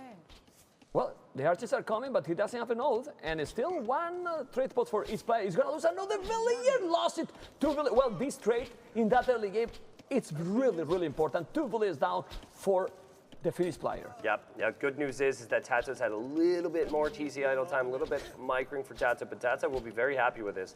He's had more workshop control, and he also has had more villager kills. And plus, it's a bit easier for Berbers in this situation too. You can flee the scene a lot faster, seeing as your villagers are so quick. Villese hoping to micro here. It's kind of hard for him to focus on which archer because they're stacked together. Check TatoH economy. Yeah, it's looking good. It's about to go up. I mean, but that's not good. Okay. Lost control, but also ends up losing the archers there, and will lose the archers on the other side. TatoH's going to be losing military numbers soon. Yeah, but the thing here is, now he's going to go up to castles very, very quick. He's clicking on 6 minutes. He's going to be up then in 8 minutes, 40 seconds. Transition to knights as well, and he still have some army. 10 army, 12. But the economy for Villese is solid as well. He just do the market and look. He can't go up. Look at that response from TatoH. You know, he made a skirmisher. I'm not sure. We'll have to look back at his base. It would make sense for Berbers to make use of cheap knights, but he's on double range right now, man. Wow. So I think that he might stay on ranged units, which is a little surprising. But then again, if he goes for elite skirmisher, then what did TatoH do? Not too much. Yeah, they struggle a little bit, right? Not too much. Yeah, and he has the initiative. It's very important with every civilization, but with this, but the woodline is in danger. It's not going well, but he's provoking idle time. So he's not killing villages, but he's creating effect somehow, you know? Yeah. Archers going there, but okay, castle is as well for Villese because I don't see the food. It's true that probably he has some villages on the queue, and that's why it doesn't appear. There you go. So he has a room of 1 minute and 30 seconds. He's enough to make the damage. 7 archers, 6 skirmishers. Don't think so. I think if TatoH's just able to weather the storm, that's all he wants to do. He knows what TatoHs are good at. He knows TatoHs love that free thumb ring upgrade. He knows it's about early crossbow, then cav archers. TatoH can just weather the storm. As you see an engagement here, then TatoH will maybe be okay, but he's losing control of this workshop. Villese already has the other one right now. Villese is distracting in TatoH's base. This is really good for Villese. I think so, yeah. Yeah, and he has more army. 4 villages more. Both trade shop. Oof. Now Horse Corner on the way. He's gonna switch to knights. That's not a surprise. And but look at that economy. I mean, the economy for Villese is just going to explode if he's still like this double stable. The timing advantage is important, yes, but that economy, it's really, really, really solid. He's doing extra TC? No, I think he sells some stone to go up. Okay. I think Villese is going to need to. So you're seeing some good micro here. Obviously, the Knights are coming over. He's going to be in a fine spot with his crossbow numbers because TatoH hasn't killed too many and there's production at home. But I think he's going to need to protect himself from raids. If TatoH's going to be able to send a few Knights out to random corners of the map, there's going to be villagers exposed right now for Villese, and he's going to need probably stone for a town center, probably some walls on those wood lines. Well, maybe some stable as well. Let's go to his base, to Villese, to see what he's doing. Triple archery range, but he needs the stable. The stable is also there. He's going to make all the average. Great economy so far. He has the tower there. He's now trying to gather the berries. That's fine to keep some good economy. Crossbow, Bodkin arrow. He has army at home. Look at those fills, though. Those fills on the left are so exposed. TatoH just doesn't even know they're there. That's such a weird spot for villagers to be in. Yeah, TatoH sees the archer, chooses to just pass, and this is what Knights can do. And this is what TatoH is good at, controlling the game. We talk about it so much, man. Yeah, and honestly, at this point, with Tapered in armor, husbandry, and both, controlling both spots, the economy now is going to be really, really nice for the Spaniard. He's doing tall watch to have everything, but he's sending many, many crossbows. The good thing that there's a second tone center. I don't know if he's going to be able to make some damage. Is this open there? We need to check. That's only 9 crossbows. Plus 2 Knights are going to wreck that army. Villese is having a problem now. He's pop capped. He's got a mix of skirms, crossbows, cav archers. He's kind of needs time to have a real effective force. But at the same time, he needs to attack now, and he knows that. On the left, because those roads are going down. Well, he needs to get some better spot. No, he's going to lose everything. Yep, he will lose everything. Well, he's trying to go to the hill, right? Yeah, he's Tatars, he's Thumb Ring, but there's just so many Knights, man. Yeah. TatoH will make more. And TatoH still has the control of the other side. TatoH got the Knights in on the other side as well. Well, he has the tower. It's okay. Tower's there. False alarm, my bad. But TatoH full control. Will have a Vill lead. Will have 2 town centers. Don't panic. Don't panic. Is bringing a wolf to the enemy base. Next level strategies. But all the action happened, and it's still 48 Vill is 47. Military 12-8 is still 8 Knights is very, very solid. I mean, I prefer 8 Knights plus 2, but only 8 cav archers, obviously. Yeah, exactly. CA, if you're going to have success, you need to have more. Like double. Yeah, usually Probably like double. Okay. Good news is his upgrades are better than your average cav archers. So. He's not getting. They get the control, man. Okay, he passed and he's not taking. Maybe he thought he was going to be able to. It was done, but he didn't. Man, that gives a lot of resources. Come on, leave 1 cav archers there at least. I think he tried. He just assumed he ran past it. Now he has to run back. Okay, he's back. He is back. He's back, and now he's controlling. But you can't lose any second in this at this level. What? Okay, he didn't take any money. What's happening? This is twice now you've assumed something's going to happen. Your reaction is hilarious to me. And TatoH's like, that's cool, I'm just going to take that back. That's mine, thank you. I let you borrow it. Okay, well, those bloodlines now, do you remember if he did the husbandry? I think there is no husbandry. Husbandry is very important at this point because I think TatoH got husbandry already. I believe he has it. Yeah. Like, I believe both players have husbandry. Both? Okay. Yeah. Well, I have to see them run. TatoH chooses to fight instead. So. But you need to be careful. He's mining a stone without a mining can. Has to be careful. Going to the TC. He's going to lose probably 1 or 2 villages. No, he's focusing on the cav archers. There's no numbers. There's no numbers for Villese. There's no numbers. Well, now TatoH has 8 Knight, 8 camels. Perfect combo. Yeah. The thing that's tricky with TatoH is that he's been on 2 TCs for so long, but he's had so much TC idle time. So that comes back to all the aggression, though. Yeah. Like those stats, they don't look good for him, but still, it's because he's focusing. It's because he's human. And he's barely human. He's so good. But this attack continues here, and Villese only with 4 cav archers is just not going to be enough. And TatoH is going to expand to a 3rd TC at home. Right there, and that's also on stone. I love that. Just trickle a few on stone. Think about a castle. If you can get to camel archers in this game, it's going to be impossible for Tatars. Yeah, this is a very bad position for Tatars because right now, how you are going to counter that army? You don't have the numbers. You don't even have ballistic, and now TatoH can also move all over the map. The Knights are +2, even +1, okay, and 3 TCs. So he's ahead in, He's got TCs and workshops. Yeah. Exactly, got both as well. Yeah, and now ballistic incoming, okay, but you need more numbers. TatoH is working really, really great to get this game. Oh, he's trying to block it off here. It's like every time Villese tries to move out, TatoH realizes it, which is pretty crazy because it should be the other way around. TatoH shouldn't know what's going on. He doesn't have the vision there, but okay, a little raid here. TatoH's economy is looking so good, though. 27 on food. The camels are so cheap. Knights are so cheap, and a clear up, and he will clear up all the cav archers. Villese is in ruins, literally. Look at those walls. No, he's definitely is bye-bye. He's trying to wall. He cannot. TatoH is almost getting this game, triple the army, and I think this is the 1-0. TatoH is playing this tournament super smooth, really smooth.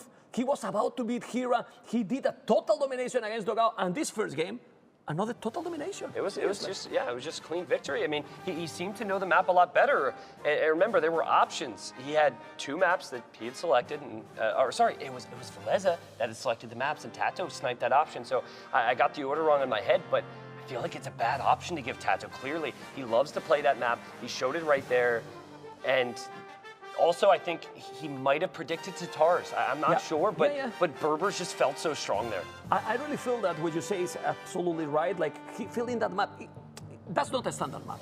It's a weird map somehow, you know, and he shine always in these kind of things. Yes. TatoH, when there's some mixed map, we always put him as a favorite. Yes. I don't say this is a mixed one, but it's a weird one. You have to control a lot of things, and I only think, he got some idle TC, but he was going so much micro, so intense. You said earlier you were afraid of him, and I was making jokes, but he just is so intense. You look at him, he's getting ready, prepping his mind here, but he is just leans forward, looks mean and into that PC, and he's ready for kills.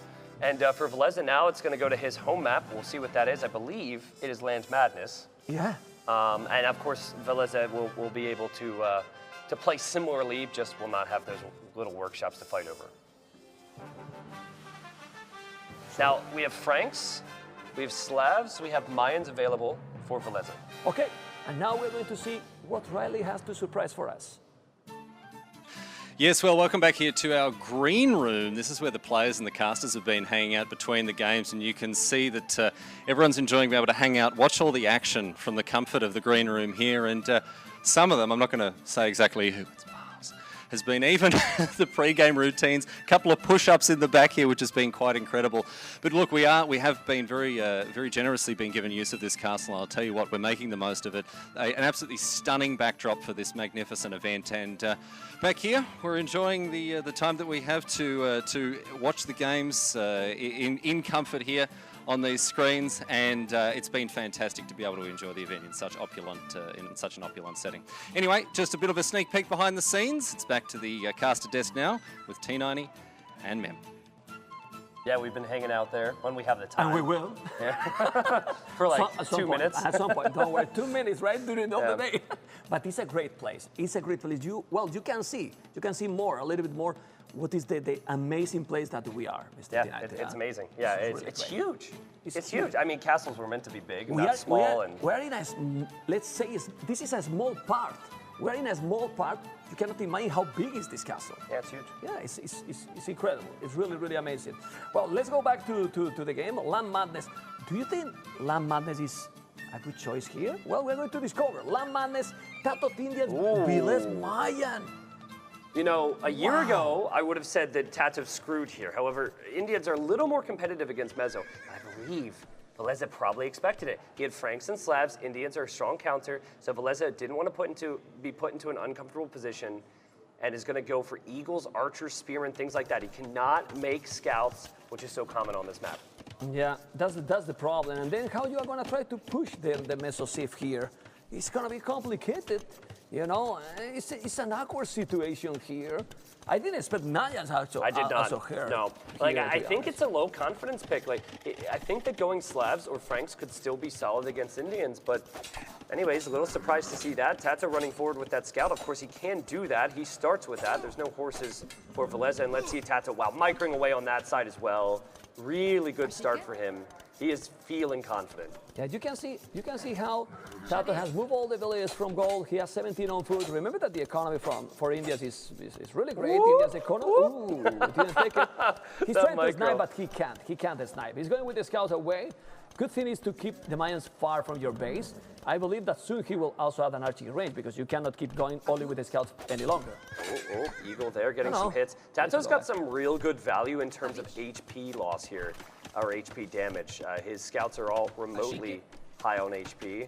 But yes, typically what you do is you respond with some skirms. What's tricky is if the opponent has eagles, the skirms can't move out too far. He's going arches. He's going to scout on arches, which probably is better. As you mentioned, one Villese is going to go down. He's doing a good job. He's being very active. He's being very, very active. He's trying to wall. He's going to be able to wall. No, he's not walling, and now he can do the damage. He's tricky spot, but he's trying. This is so annoying tonight. Yeah, so I mean, annoying. it's actually kind of good for Villese that there's only one tile of a gap because the scouts can't get in. And so I guess Villagers, TatoH says, okay, I'll take these instead then. He's going to pick one. Got it, but there's still a lot of idle time. And we got a counter attack to look at here. TatoH lost a scout. TatoH has Villagers has to fight back. He will take out that eagle though, and it's just 2 spearmen now. It's not too much to worry about. It's really, really fine. Economy looks similar. The problem here is if both are doing a similar transition to Castle Age, you want to be on Mayan's position. I mean, not on this map. I feel like, I mean, I remember. No, because you're going to get, I think the mobility is already worked out for TatoH. Yeah, and it's not going to happen. Double stable. Whoa. I mean, he's not even thinking to go for Castle. Exactly, So he's going to try to go all in. Now double stable, bloodlines, skillbard in armor. Oh, baby. Look at the military count right now. Yeah. If you look at the military count right now, it is higher for Villese, but archers you need to have probably double the numbers, and archers are slower. So I think that TatoH is going to be loving life. He actually played a game earlier in this tournament where he lost, and I was very critical against Hera. I was like, oh, he's got Mayans, you need speed, why did you do that? And now he's like, okay, this is great. It's good to be on the other side of things. I could be getting ahead of myself, but I'm waiting for a big old pounce from TatoH. He's either going to hop on Villagers, or he's going to hop on those archers coming forward. All those archers are coming, and this is very, very dangerous. He's going to see with the scout. That's nice. Don't watch. It's an underrated arbit. I love that one. And in maps like this, even more, it's really, really important to know when you are going to be harassed. Like now it's happening. The archers are coming. You need to move those Villese. You need to move those Villese. TatoH, he's moving the Villese. Just in the right time. He's got the numbers now, man. Look at that. 16 military versus 10. And he's also brought forward some spearmen. He's also walling at home. And now I'm going back to what you were saying. Like, if he's able to do some damage, think about clicking up to Castle Age. Incredible. He could maybe make that switch to Eagles. Yeah, and now he's forcing him to even make fletching. He's going to go up to castles. I mean, this can be a quick game. It can be a really good game for Villese. Yeah. And it's crazy because TatoH has already killed Villagers. Now his Villagers don't have nothing to do underneath the TC. The archers go down. But if we check now the idle economy map, what do you think we're going to see in the idle economy? Oh, well, it's going to be extremely high for TatoH. Yeah, like, but he's getting there. He's getting there. Yeah, he's getting a lot more. I'll do it. Let's go. We have very professional ways of communicating here in this castle. You see, we don't have ravens. Those scouts now with the some kill advantage. I think he's going to clean all that. He's on the way to castle. This is an amazing position for Villese. Yeah, because he has army at home as well. It all comes down to if he can wall out the pressure. Because TatoH also is going to have an archer or two, the Villagers are going to end up dying. Man, how many archers were there? Like, there's potential for TatoH to get some kills, but Villese added the tower on the wood line. The gold has this weird, unique little wall around it, and Eagles are well on the way out of the barracks. Wow. Let's see. Well, not gonna lie. Oh, I love that. I love how he went to stone there. Great, but a third game.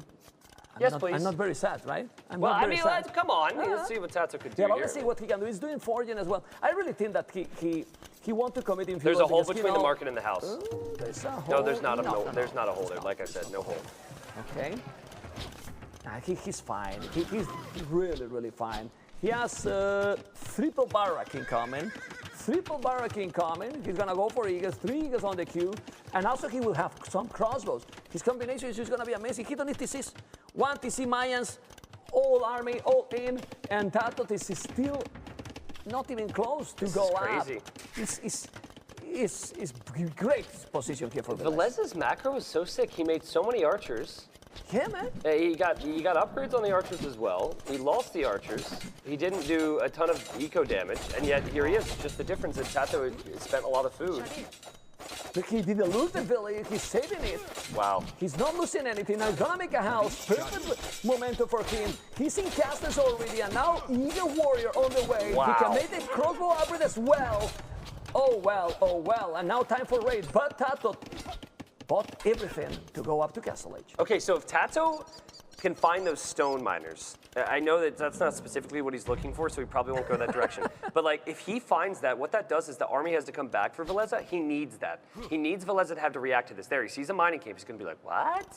What is that? And now he sees it. Yeah, he's fine, but he's fine. He's only 2 skirmishes. He's going to be there with the Eagle. This is almost impossible. It's so complicated. He's doing the +2 for those Eagles. Sure. Imagine now raiding with the Eagles a little bit. And you can spam Eagles forever. 20 food, 50 gold only. That Eagle will clean that one. Second TC even, so he's not going greedy. He's not going 1 TC only. Great position there. Yeah, but notice that TatoH's not getting raided because TatoH's army. That's good, but you know what? I think Villese, with good recognition here, he knows that he needed to have some successful raids right away. He knows it wasn't quite as fast, so he says, you know what? Let's get ahead in economy. Yeah. So TC on that gold as well is a perfect spot for Mayans, and Eagles showing up now. TatoH adding ranges. That's 3 ranges for him. Yeah, I think he'll go Cav Archers. Okay, Cav Archers is going to be. He is still $6 ahead, but military numbers, the amount of Eagles, that he's doing is starting to be scary. If there's going to be a hold, it's going to be terrible. No hold so far. There's a tower also to defend, and in case that is needed, even to gather those villages. But walling absolutely, this is a lot of idle time. This is crazy. It's a lot of idle time. I think most players would just prefer to resign. Yeah, probably. Like having to place all these palisade walls and put the villagers back to work is so stressful. And then the gold villagers are bumping into each other. And now the problem is the Indian civilization, because with those amount of food on gold, imagine francs. You go spam nice and merry, but with camels here, the resources, you do husbandry, potting, those archers, you didn't even upgrade those, but with some Eagles, it's going to be it. Yeah, like, I mean, if those archers get to the gold, TatoH doesn't have anything to protect that, No, look at the army numbers. It's almost impossible. I think TatoH know that this is so damn complicated, and when the archers are there, this is the game. I mean, remember, I'm a little bit speechless at how easy Villese made this look. A map that's dominated by scouts, and he said, forget about that. I'm going to go for a civilization that doesn't even have that option. Did he sell the stone? I think he sold the stone to go up. No, he built a tower. Yeah, no, he's not doing anything there. That's crazy. He has no tower. He has no stone to make a tower either. So. Yeah, no, I mean, Villese, but TatoH, you're right, he doesn't have the tower there, and now he's behind in villagers, and the crossbows are just microing there as the Eagles are chasing down everything else. TatoH has to run away. TatoH's only hope is a lot of Cav Archer numbers, but he's not going to get there if he doesn't have the gold. This only saw one thing. In the first game, look how dominant look is TatoH, and look now in this one. He finds another goal on the right. The problem is 41 villages, 49, he has killed 12 villages, 26 army, 6 army. This is over, Tristan. The guy's on 3 TCs. Yeah, 3 3 He got fully upgraded in defense anyways, Eagles. He had bodkin crossbows. He got value from all of that. He defended from the attacks. He's microing 2 armies, and he's on 3 town centers. This is why people give up. This is why they say, you know what, I'm just going to watch. Because I can't do this crap. This is crazy. Any other civilizations TatoH could have countered here?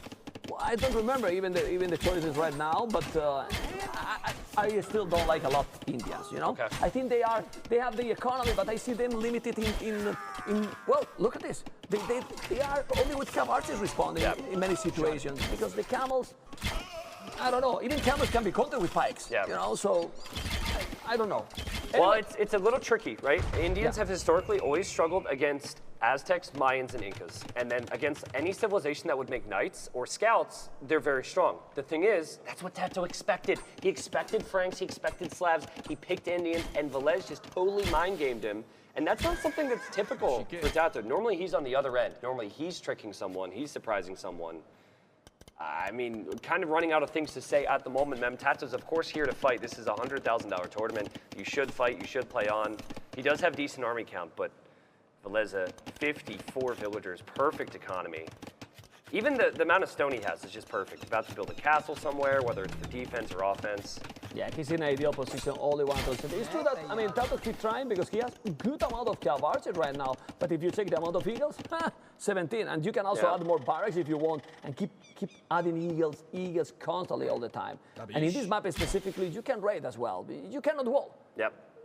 I like the transition here for Villese. He's just going to go for some skirms. He knows these Cav Archers are going to make it over to his base at some point. So he's going to use the Eagles to raid, use the skirms in defense. We might even see plumed archers, Mem.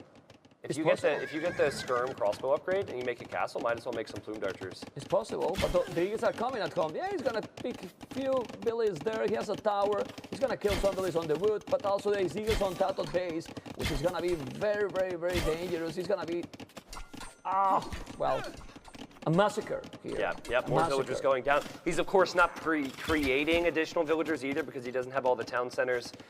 TatoH's going to see the elite skirms. He's going to see the Eagles underneath his TC. He's probably going to see the scores start to grow and grow, and I think he's going to realize with a little whoop, quick wall. He's going to realize, if he didn't already realize, that this is not looking good for him in game number 2. Yeah, well, he has no economy at all. You know, 7 Billies on wood only, so that he's using many to make the houses. Yep. Now he's going away with those Eagles as well. He has the goal. Look at where he finds goal on the right side, super far from the action. Those 5 Billies. Well, he needs to go away because the Eagles are just dominant. He needs to get the Indian unique tech to gather gold faster at this point. He doesn't have enough on gold. He doesn't have enough on anything, and I think TatoH's got one more fight in him now. He's going to probably try and run forward here. Maybe mop up those Eagles first. That's the army right there. That's the army keeping him in the game. It took him some time to get to it. Well, the first game was quite fast. He maybe is trying to feel also that, you know, that comfy, that is smooth with playing. If he can try and come back, it's fine. But if not, let's make also my opponent to work into that win. Not give the win like that easy, you know. But it's looking bad. You can see how he was breathing right now. TatoH, like, oof. It was a little deep breath there. I mean, if you think about it, I think he'd be surprised to know he's 30 vills behind right now. Because based on everything that's happened, the KD is fairly even. Granted, he did lose a lot of vills. I know that much. 25 vills. Yeah, I was rounding up. But yeah, more Eagles now coming inside in. with the Eagles. Now he could take the tower if he wanted. And I think for those, yes, taking the Red Bull and TatoH 1, Villese 1. When we saw Mayans and Indians, we look each other here like. I mean, it was just very good civ selection. I mean, everything on that draft, even the order of the civilizations, makes you think that Villese is going to go for Franks or for Slavs. And TatoH went for Indians because it's excellent counter. And I mean, like, TatoH is very rarely on the other end of these types of tricks, but it worked out, and civilizations are so important now. And thing is, which one is the last map? I believe it's Haboob. Haboob. Where Franks and Slavs are both very strong. Yeah, very good. But the thing is, maybe he was thinking that he's going to use Haboob since he's so close. Mayans, and that was the surprise. Or maybe it was on purpose, like a mind game from the last. Yeah, I mean, it definitely was a mind game. I know that much. There's the draft for you. The thing here is, he managed the economy because when he reached Castle, it's not that he was naked, like I like to call, without army. He had army as well. Yeah, he did. He did army. He was fine. He got a lot of archers. Yeah. Well, I was just like, okay, TatoH's going scouts with full upgrades. Villese is trying to undermake army and go castle age. So naturally, what tends to happen is the player who's investing everything in the feudal pounces. They can either get Vill kills or they kill the army. What happened was Villese's army died, but got really good value, killed a lot of the scouts, and then he was completely safe. Like, that is a scout night map, or at least was. Villese has a different outlook on that one, and his preparation definitely paid off. Haboob, for the last game, we're having very good luck with this series. Oh, yeah. However, I would say that whoever, and it seems like such a dumb statement, but it is important because we've seen some crazy comebacks. In this series, whoever gets that early lead is closing it out. Yeah. TatoH got the early lead in game 1, closed it out. Villese got the early lead in game 2. So I think with Haboob and all that pressure, even more. In this map, if that happened, you can see how he is getting the headphones ready. And Sicilians, Byzantines? This is tricky because Slavs and Franks both could be vulnerable to Byzantines if the Byzantine player goes for a lot of spearmen, because suddenly you can't make your knights. And Sicilians, you can make I actually like Sicilians more just because it's better offensively. If you make your scouts, their enemy spearmen can't kill you as much, and you know how strong that can be. And you can defend with 2 spears at home. Yeah, exactly. As well, if he's going to go raid, because he's probably going. But the thing here is, they can go with Slavs and Franks, and think he's opening archery range. Which civ would you prefer, Slavs or Franks? I prefer Franks. Problem is, if he's going full feudal, no bloodlines.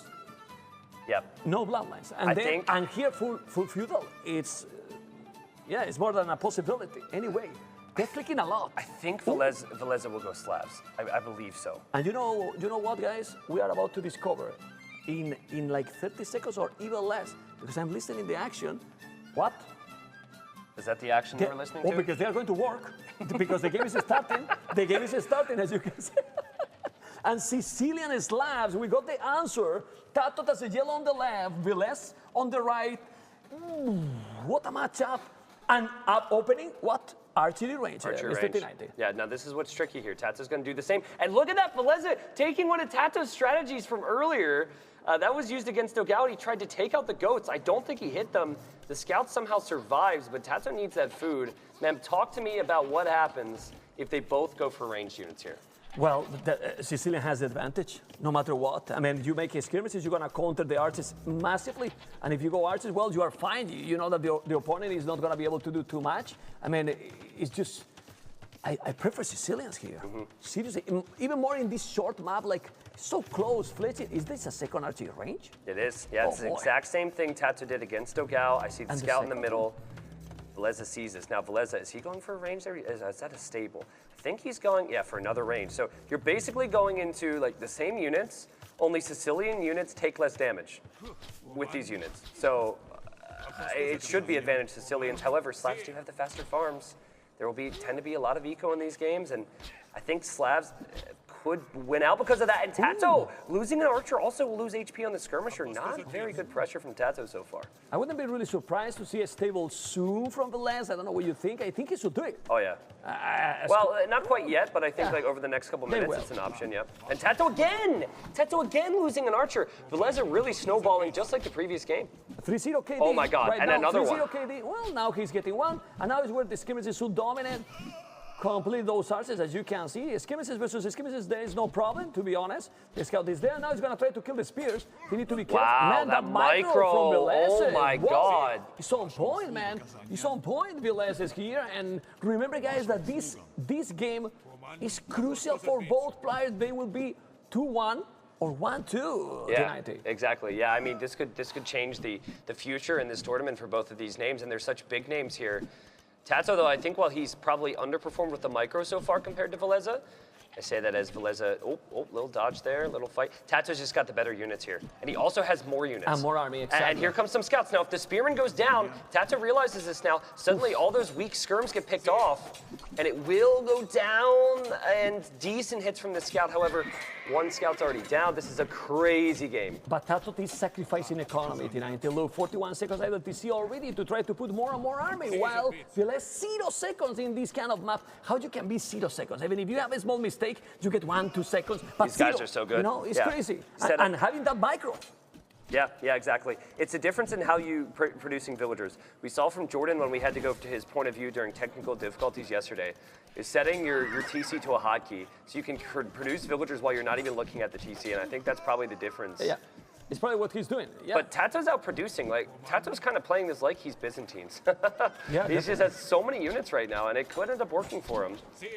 But he's not going to work if he is still going like this, because now is when the Slavs is going to shine. Yep. Slavs bonus is going to come here, and now he's still doing a scout. He's tricking and trying to kill those archers. Of course, he's not getting that. Look at that. How his micro. Oh my God, that micro with the archer. Well, that's a good job for TatoH. And he need to go back. And that was amazing. Amazing micro by the Spanish player. Skillbard in armor in Team Farmers.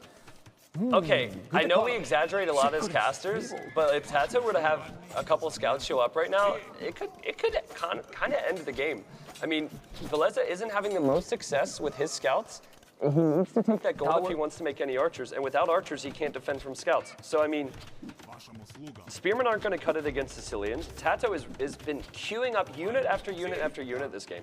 What is that dot red on the wood from TatoH? Well, he's there with the archers. He react very fast because 2 archers can be massive there. I mean, Villese is obviously not focused there. He could have killed Vils there. There's some weak ones. TatoH did react nicely though, and TatoH will clear that. That's a big moment. Still, it's 1 billion more. Military numbers, I would say that is not that big difference from for TatoH. If you take in consideration, well, now it's double. Yeah. Now it's double. I mean, if you take in consideration that he has double stable, but double stable, and you have only 2 scouts on the field tonight. Look at what TatoH does with these spears. He constantly has a few spearmen around. And yes, in theory, you could lose his spearmen to the skirms. But look, he picks off the skirms and then the spearmen are here. Yeah. So now his spearmen can get some hits in on the scouts. It's so good. And it just, he's also not investing into the scouts, which costs so much food. TatoH will be able to go to Castle Age faster.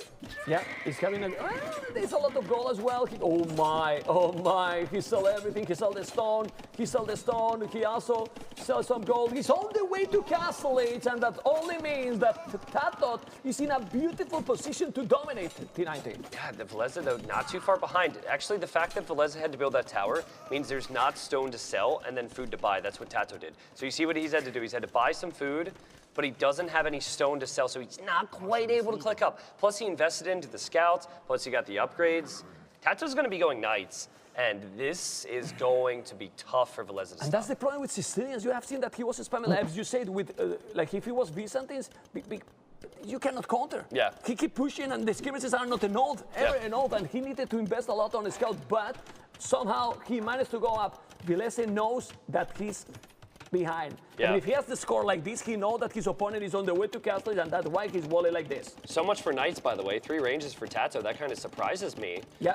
I was expecting knights, but maybe, this series is just the unexpected series because game 2 I expected knights, and Villese, of course, was playing mines. Oh, but the thing here is, Villese Wood has no protection. Yes, 1 outpost there, but man, he's gonna destroy everything there. Look at the amount of those exactly fog of war skirmishes coming. Doesn't matter. You got the skirmishes, you're gonna see that he's coming, and how you stop that? Oh, TatoH's economy is also really good right now. His resources are so well balanced. It's like he's got 300 of everything. And just in case you needed to know in these crucial times, who is the person bringing us the action? It is Mapu TV. It is. 2 towers. Let's go back, Mapu. Let's go back because it's very important. He has a tower, but it's a node. It seems to be a node. It's so complicated to stop these units now.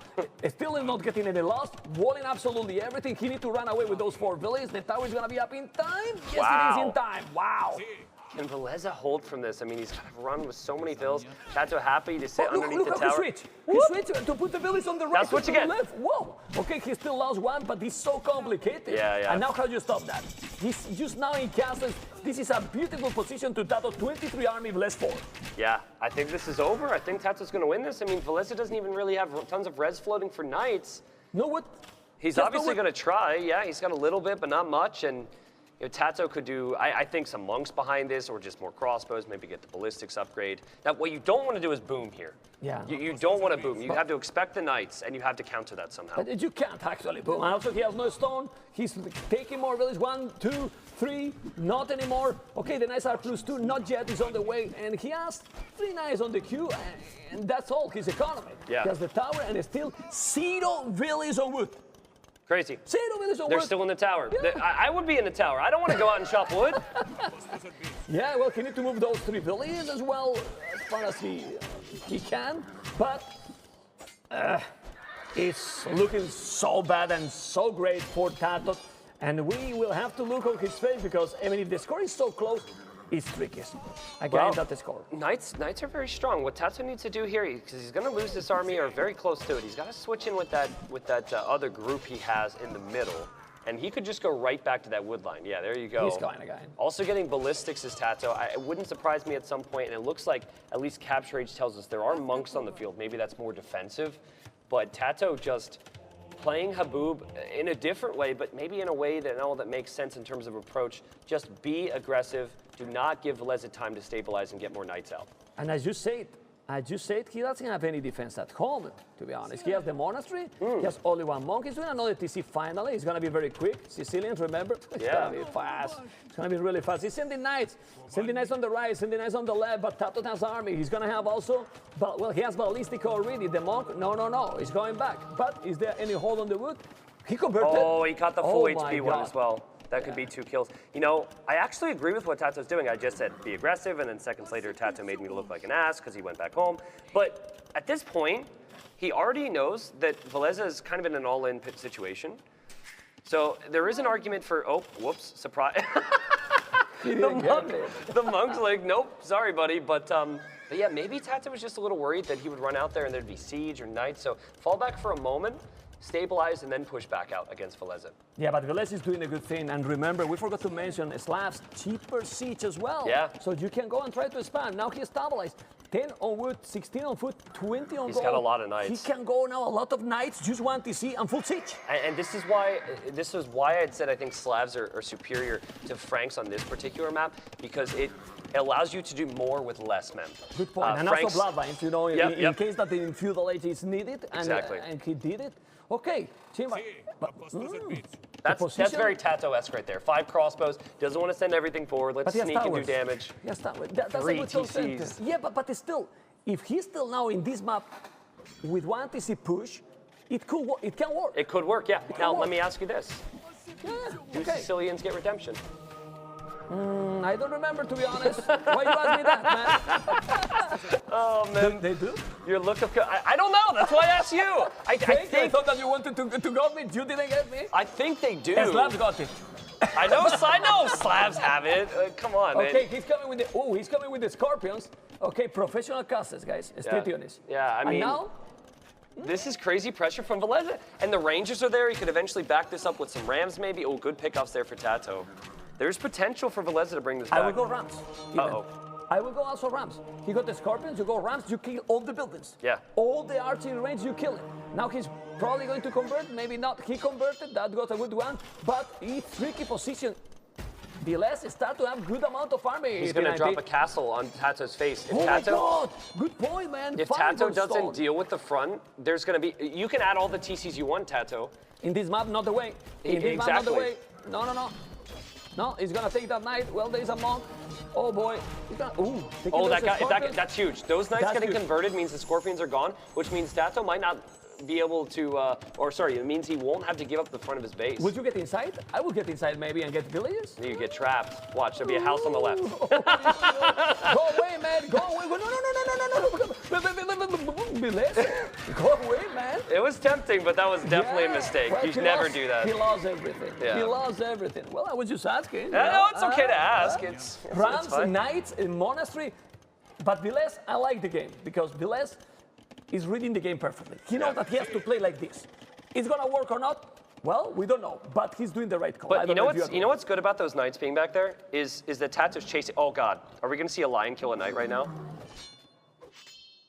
Okay, it was close. Anyways, moving on. Tato's crossbows are currently chasing after a knight that almost lost to a lion. That's the point. He's not in the position he needs to be. He is on stone. He doesn't have the stone to drop a defensive castle. Villese now has the stone to drop an offensive castle. There the castles would be. What do you think? I think it should be right between, if we can go back here, like right by the houses, like the monk. Where the monk. Where the monk is, Where the monk is. The castle should be there. The castle should be there. You take 2 tone centers, most of the farms, all the buildings. If he's doing on the right that time, I'm afraid that he's going to make on the right close to the universe. No, he's there. He's there. He's doing absolutely there. We're clapping our hands. You don't see it, but the castle is going to be there. That's an amazing castle. Oh, my God. And his armies have a position. Yeah, but look at Tato. Tato has the stone. Sicilians. He can make the castle as well. Delete the farms, Tato. Delete the farms and make the castle. Oh, boy. The castle is going to happen. But he can't. He's going to make it. Well, you know what? He's on the range. He has both. No, it's gonna be a DauT castle. That's broken, okay? Come on. He can't range all the vills, but that is so broken. That is so fast. Seriously? No, it's no. Why can't he delete it? What? Why can't he delete it? It wasn't more in the range anymore. Oh, come on, man. He's dead now. Oh, man. 84 villages, 50 villages, 37, taking absolutely everything at home. And Villese lost the chance. And Tato is drinking the Red Bull because he's happy. 2-1 for Tatito. That is taking, well, a super important victory. Oh, that's huge. They both went 1-1 into that best of 3. Tato gets the win, and it was a crazy game there. But you know what? I think he recognized what was happening. He recognized the situation. He bought that stone. Yeah, and if he didn't get that castle up, granted, I still think I would have had him winning that game, but it would have been so much more difficult. I mean, I love it, that game, because I mean, if he's looked like a mistake for Villese, I mean, it was too tricky, and both were doing the strategy that they should do. Yeah. Anyway, T90, I think this is our casting for today. It was great to cast with you, because now we're going to be in the analysis, the last part of the stream. But now Tato is going to be there with who? the Castle Jester, Nilly. With Mr. Nilly. Hello, Tito. Congratulations. Tough win for you. You had the 1-1 score before. How much pressure did you feel going to the set? Well, it's a quite important set because I think having 2-1 on the last round is almost guaranteed to go through. So, yeah, basically, like, the pressure was on, but I knew that I was prepared for it. Okay. Going into the map draft there, you had Aftermath as game number 1, and that was already your home map against Hera. Did you feel like you had 2 home maps? Yeah. Like when I saw that he was picking Aftermath, I was confident on that map. Also, I guess that he had something prepared as well, so it was a bit scary at the same time. Okay. And then you win Aftermath. Do you think, okay, now I have Haboob and you feel probably comfortable with your Sicilian execution? Were you confident there, or was it like, oh boy, I lost Land Madness now and it gets a bit shaky? No. When he picked Mayas, I knew that Indians versus Maya was going to be really hard to make it. But then I knew, okay, he has Mayan here, he doesn't have on Haboob, so it was going to be really good for me. Okay, good stuff. And so, now going into another match tomorrow, you feel like you are likely through. Is it the time to hide some strategies, or are you going for the higher seeding tomorrow? I think having 3-1 secures to not face that like the top 3, 1 and 4 0. So yeah, I think there's no room to hide, and we have to go for the win. Okay, nice. Who's your dream opponent you might face in the quarterfinals? Thinking like 3 days DauT. ahead now. DauT you want to face? Yes. Okay, that would be lovely indeed. Let's give it over to Riley and the analysts. Thanks very much, Nilly. Yes, welcome back to our analyst chamber here as we wrap up coverage of the first half of today's matches. 6 matches coming your way in all, of course, and the first 3 you've seen here live. Quick update from the back table here. DauT played against Bales in our B stream, and maybe some of you jumped across to watch that match. For those of you who didn't, the update to the score there, DauT beating Bales 2 maps to 1. Unfortunately, Bales picking up his 3rd loss. He's now 0-3, joining Nicov in that bracket. But DauT keeps his hopes alive potentially with that win, although, again, not looking too good for either player. But unfortunately, for Bales at 0-3, certainly a heart goes out to him. But welcome back to the desk, you two. Good to have you along for the last time here today before you blokes jump into the caster area. I want to talk about, obviously, what we've just seen in games 1 and 2. Now, Dave, you characterise these games as being sort of dominated by pushes with archery rangers, cav archers that just didn't get there for either player. In game number 1, Villese went for cav archers, didn't get there. In game number 2, TatoH went for cav archers, didn't get there. Was there something just fatally flawed about their strategy? Could they have executed it better, or what happened there? Villager pathing. We're seeing it right now. That's the problem. Oh, yeah. That's the problem. Actually, I need to put on my analysis hat. Oh, is this why you've been doing such a bad job all weekend? You haven't had the hat on? There we go. Yes. Now we're getting the good stuff. And now I can tell you that TatoH just utilized his mobility perfectly in game number 1, Aftermath, and Villese just couldn't keep up. And then obviously in game number 2, TatoH attempted to go for the cav archers of his own, and Villese defended beautifully. Managed to get 3 TCs up and go into the Eagles as well. Yeah, those raids just didn't stop. We move on to game number 3. I want to talk to you about this one. A lot more exciting, Nilly. I think some of the stuff we'd seen previously had kind of been just part and parcel. What you expect from high-level play at Age of Empires, not flashy, nothing too dangerous or risky. You know, this certainly is an MBL there. But talk to us about game 3, and particularly the ending of this dramatic finale to the set that we saw, because that's when the sparks really did begin to fly. Yeah, surely. Like, Villese knew, okay, the early game wasn't going too well in his favor. Then he was able to defend, sort it out a bit, but knew, okay, economy isn't too wild. And, well, what are your thought process if you are behind, right? How can I come back? How can I make it messy? Allow my opponent to do some mistakes? That's why we saw the aggressive castle, but TatoH already had Storm prepared. Did his own. We've got some vision of what happened to close out that game, because that really was one of the most exciting moments. Dave, talk us through how this one ended here, because this was the deciding factor. I mean, does it need any explanation? Villese, full desperation mode going for a castle. And unfortunately, it's against the Sicilians. Yeah. That castle goes up at light speed, and at the same moment, just to put the final nail in the coffin, I believe TatoH was on Villese's resources with his crossbows too, so Villese knew it was over, and TatoH breathing a huge sigh of relief getting out of this set 2-1. Yeah, look, being 1-1 heading into the series was certainly, it puts a lot of pressure on you, because you know at level pegging at 1-1, if it goes the other way, you've got an uphill battle. TatoH now can breathe out a little bit. The Swiss pairing, the Swiss system here means that he's in a good spot to make top 8 with a win or a loss tomorrow, but that I'm really, really pleased to hear he wants to go for that win. Seeding matters, you know, having a sense of momentum going into the final series there as well. So really pleased to hear that TatoH's in a good spot.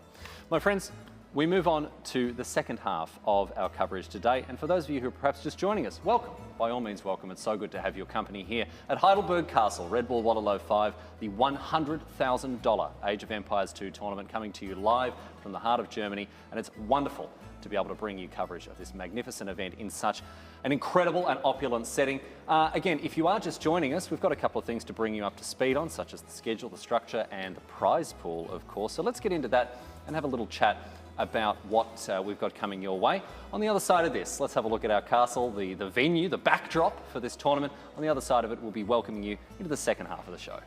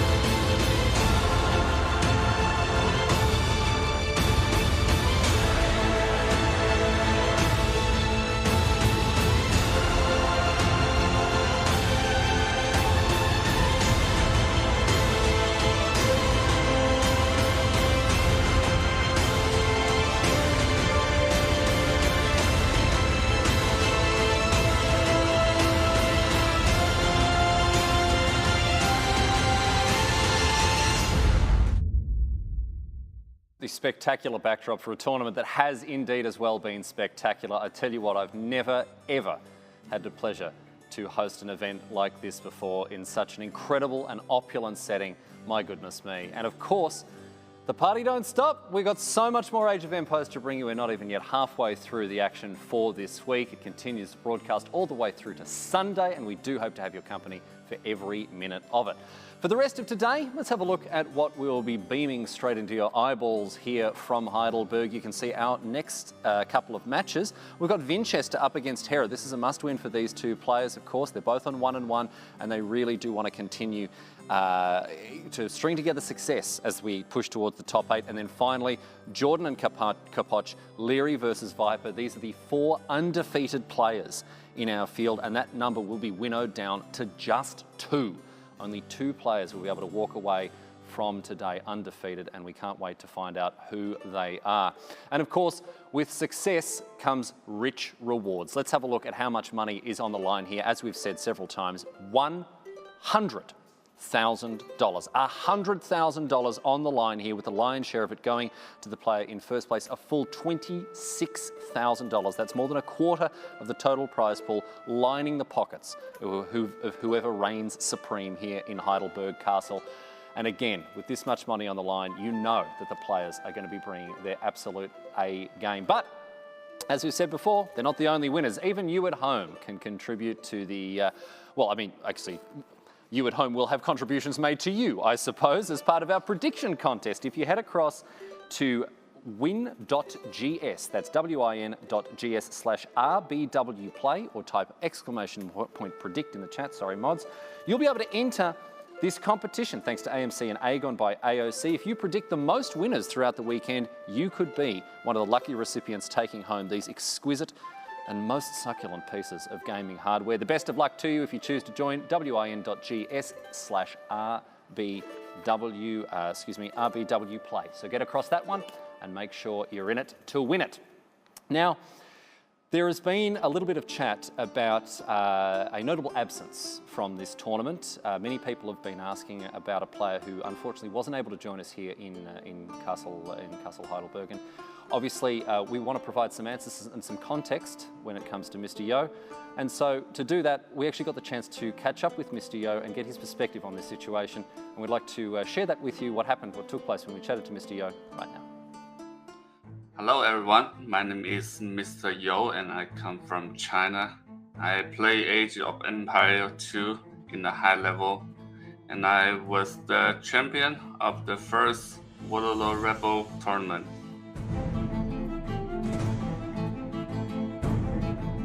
Firstly, I can't travel to Germany because the visa center is not open in China. I can't apply a visa from my side. Secondly, when I went back from Germany, even if I can go, I will have to spend 28 days in the hotel. I can't stream from the hotel because I heard the internet would be really bad. So that would mean a month without my streaming income. That means a lot, but I would still want to go if I have the chance.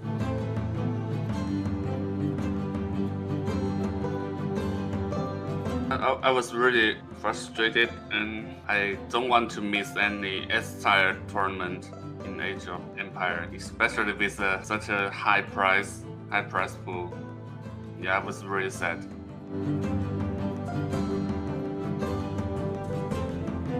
I think Hera and Liereyy should be most favored. These two are the fastest player now. Last time Hera I think he lost 3-4 versus Liereyy, so it was really close.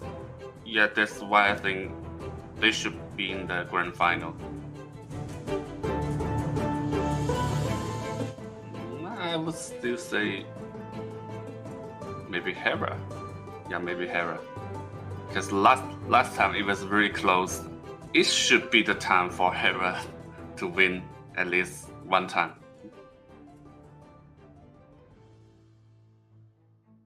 Liereyy is a really fast player. He is the best player with the economy balance skill. Whenever you're playing with him, he always reaches the next age faster than you. So he is by far the best player in my opinion. Hera is a fast player too, but compared to Liereyy, he seems to more obsessed with micro. I'm not saying that's wrong, but just the style is really different. Like Hera would like to micro all the time and playing fast all the time. That's what makes him powerful. DauT is a player with mastermind. It's not fast, but he can give you great pressure by using a great tactics. He will win you by his mind, not his hand. Viper is always he was the best, but I would have to say Liereyy is the best now. But he still had the potential to win anything. He might win this tournament in the end and surprise everyone, despite he didn't win anyone before. So if you want to improve instead of just playing, remember, starting is really hard. When you want to improve, when you play this game, it should not be a game. It should be like a class you take, like a book you are reading. You have to think a lot, like think harder than before. You should try harder than before. Like when you play a game, you should always watch your replays so you can know what mistake did you do. And try to learn from the best or learn from the better player. Mr. Yo sadly missed here at Heidelberg Castle, but good to know that he's kept his chin up about the whole thing, and some words of wisdom as well, coming all the way from China for people who are potentially looking for a piece of advice or two, or some perspectives on some of the heroes that have assembled here. And speaking of those heroes, we're about to head into our fourth match, which is of course Hera versus Vinchester. Now these two players both on 1-1. Both of them in a spot where a win means a lot. Now, Dave, I want to start with you here. We've been impressed by both of these players. Vinchester, really in particular, it seems to be on the up and up. We know Hera is an established force. What are your thoughts on these players and how they'll match up here? Well, I think Hera's going to play more or less standard, right? Him and Liereyy as teammates, it feels like they've bounced ideas off of each other and kind of motivated each other with their strategies, right? We've seen it in the last few Red Bull Wololo events, obviously in the grand final of the previous one. Vinchester is a wild card, and he's the guy who's going to come up with the new strategies, push them forward, and then everyone's going to copy him later, right? So he's kind of like MBL in that sense.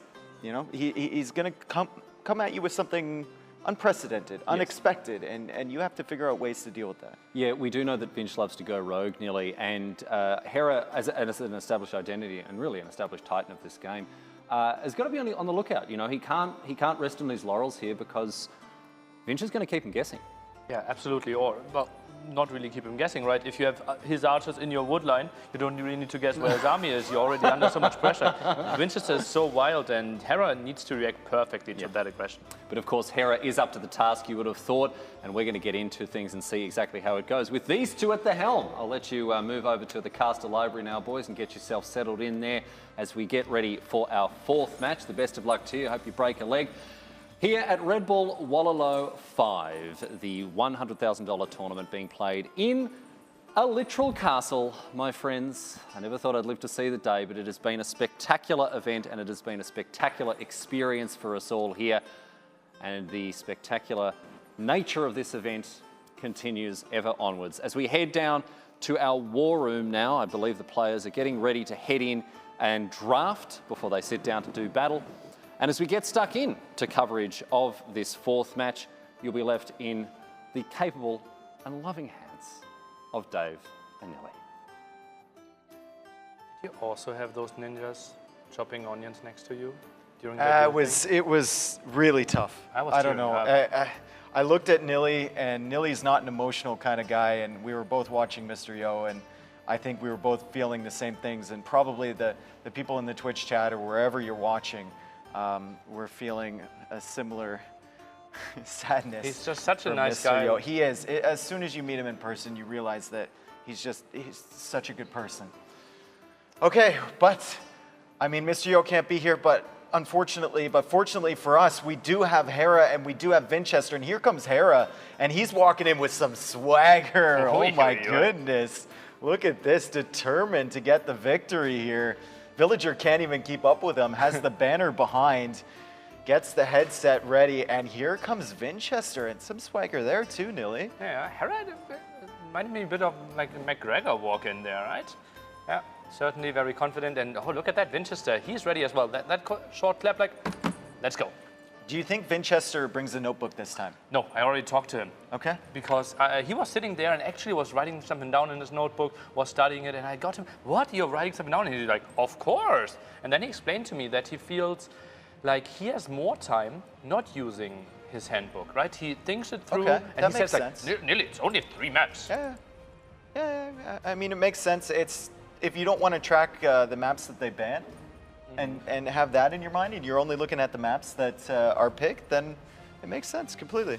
Yeah. And Vinchester's going to go for the first pick here, identifying the map he wants the villager to place in that lovely ban area, and it will be Meadow. So once again, another map that I don't think we've seen.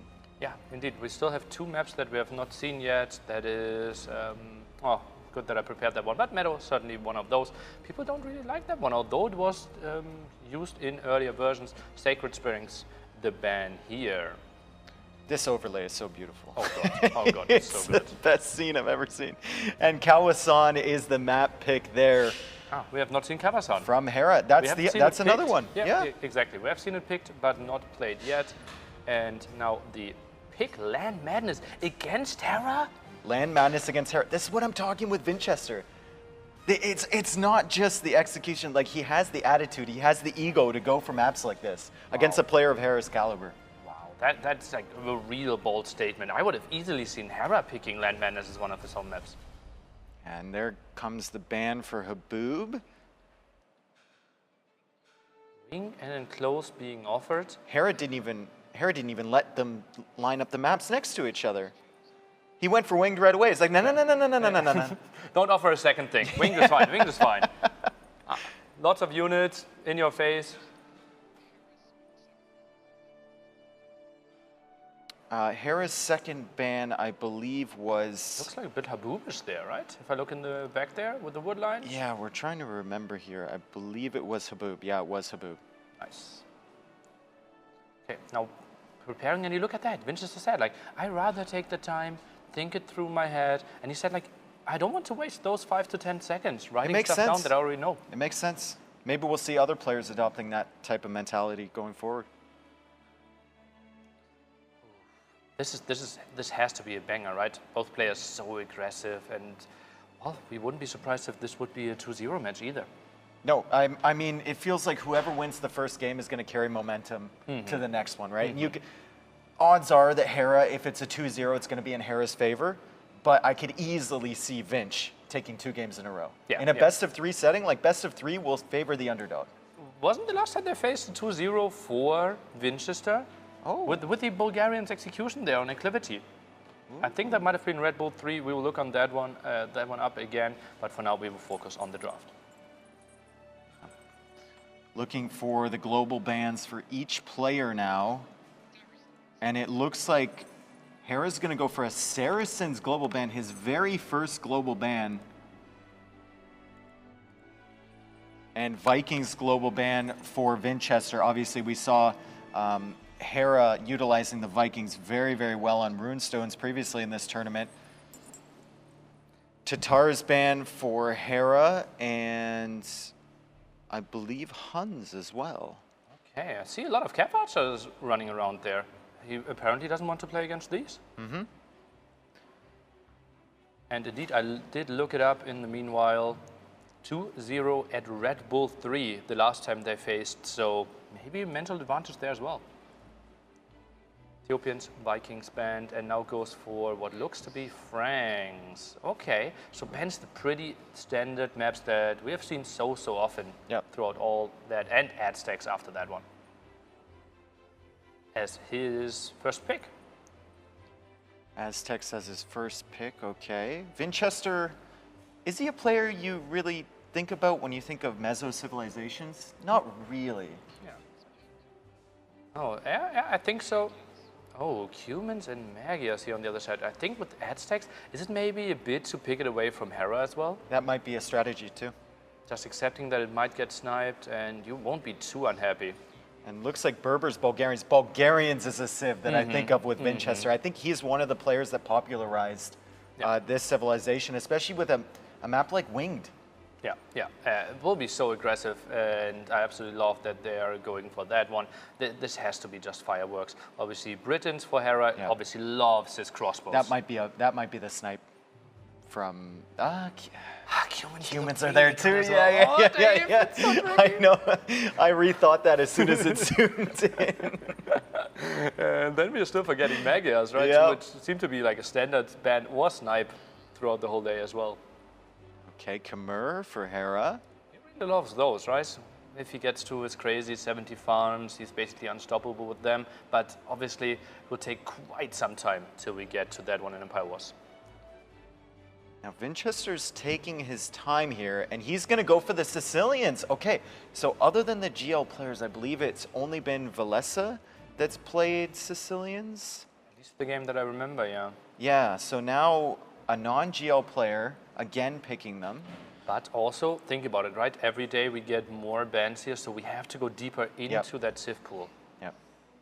And Mayans as well. Is that another Eagle civ that he's picking away? I mean, he's running low on civs to actually pick, if that's your theory, that he's just picking them to deny them. And just think about what is good against those Meso civs. It is Bulgarians, it is Sicilians, and both of them are on Vince's side. So he basically has his own counter civs already. Yep. And with a map like Wing too, where it's so close. Oh, the Bohemians! Second time in the tournament. We had Viper picking them yesterday, and Hera goes for one of the taller civilizations. We have to adjust our camera frame just to fit them in here. That's hype. Nice, nice. And now we're getting into the snipes here, thinking about it, and what do we have another civ? No, I see 5 there. Ooh, Bohemians, do you really want to play them? Look at Hera, he's like, drum roll. That one. Sicilians. Oh, Berbers. Okay. That one, but that's interesting. Okay, well, what are the, and Vinchester bans the Magyars. What are the cavalry civilizations for Vinchester available now?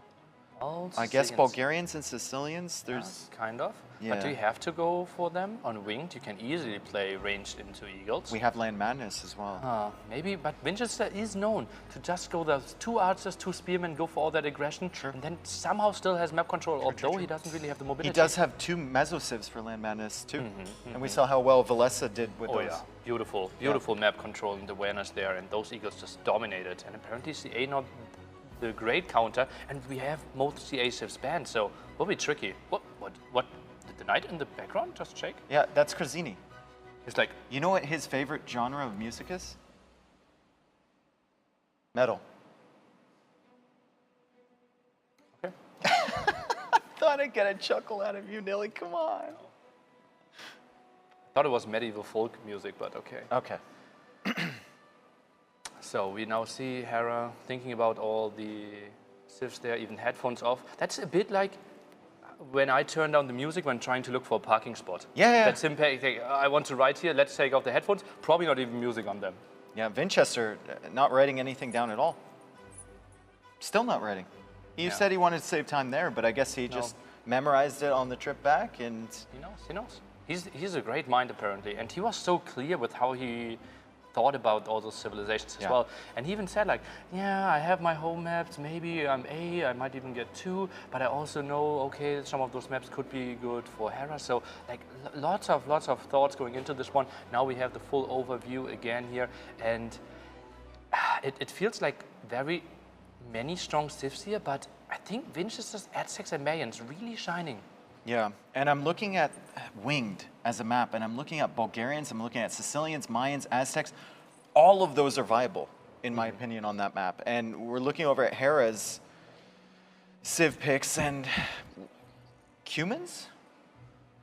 I think it might be Cuman. Oh god, it's so tricky. Where do we put Bohemians? Khmer, probably Land Madness. Hera typically loves them.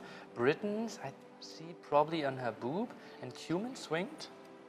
I think Haboob was banned, was it not? Wing was banned? No, what was banned? I think Haboob was banned. Haboob? Haboob was banned. So, see, my memory, I don't need to write things down either. Ooh, that's smart. Yeah, I don't see where Bohemians fit in here either. I mean, we had, I think, Kawasan. So maybe there's potential for that. Maybe if you could do something similar to what Viper did yesterday, and Wall, we've seen players attempt to go for that before, completely ignore that middle area, completely ignore the pawns. Couldn't Bohemians be super crazy? If you can go hand cannoneers in Castle Age, maybe you have an answer to those eagle masses. Yeah, he's got Mayans, Aztecs, Sicilians, Bulgarians. Huh. If you're going, Vinchester's got to think about that. Yeah.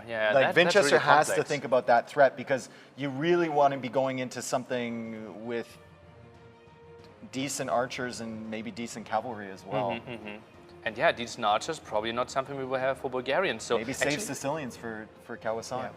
Yeah, the only civ Vinchester has that has crossbows and knights is Sicilians. One civ only. Very untypical. Yeah. Well, we see we have that 4 times on the other side, and all like big bonuses for them. So I think Hera probably has the advantage on Kawasan, clearly, and Vinchester probably has the advantage on Winged. Yeah, I would think so. And Land Madness, well, it's kind of up for grabs. It's a toss-up. Yeah. It'll depend on the opening, how many villagers are killed right away, what sort of early fights they take, and then the game will develop from there. But game 1 is going to be winged, which personally, Nili, is probably my favorite map from all these Red Bull Wololo editions. The games on here have been absolutely crazy. We've seen people get so punished for playing defensively on this map, and Hera is a player that's known to play defensively, but defensively in a different manner than just walling. He's really good at surviving, and we saw that in the set with Viper yesterday, surviving the early pressure in the first 2 games when anyone else would have been dead. Yeah, absolutely. Crystal, like one of the best defenses in the world. And Vinchester, he's so good at sending those first archers out, right? And especially with winged, you can have really unfortunate woodlines to the front. Like we saw DauT getting punished for that. Open gold spots. It's so easy to punish them, and oh boy, am I excited for game number 1. I know, I'm super stoked. I predicted Vinchester to win this set just because I was feeling a little bit spicy today, Nili. I woke up on the other side of the bed today. I think you predicted Hera, but either way, it's going to be an incredible set. And we have game number 1 here, Vinchester against Hera, and Vinchester indeed playing as the Bulgarians and Hera playing as the Cumans, so our predictions were spot on. And you look at that, gold to the front, wood to the front, archer range opening there. And the most important thing we need to look at, Vinchester, look at that one. He even opened with the attack upgrade for melee units and archer range. What's happening here, Dave? How does that work?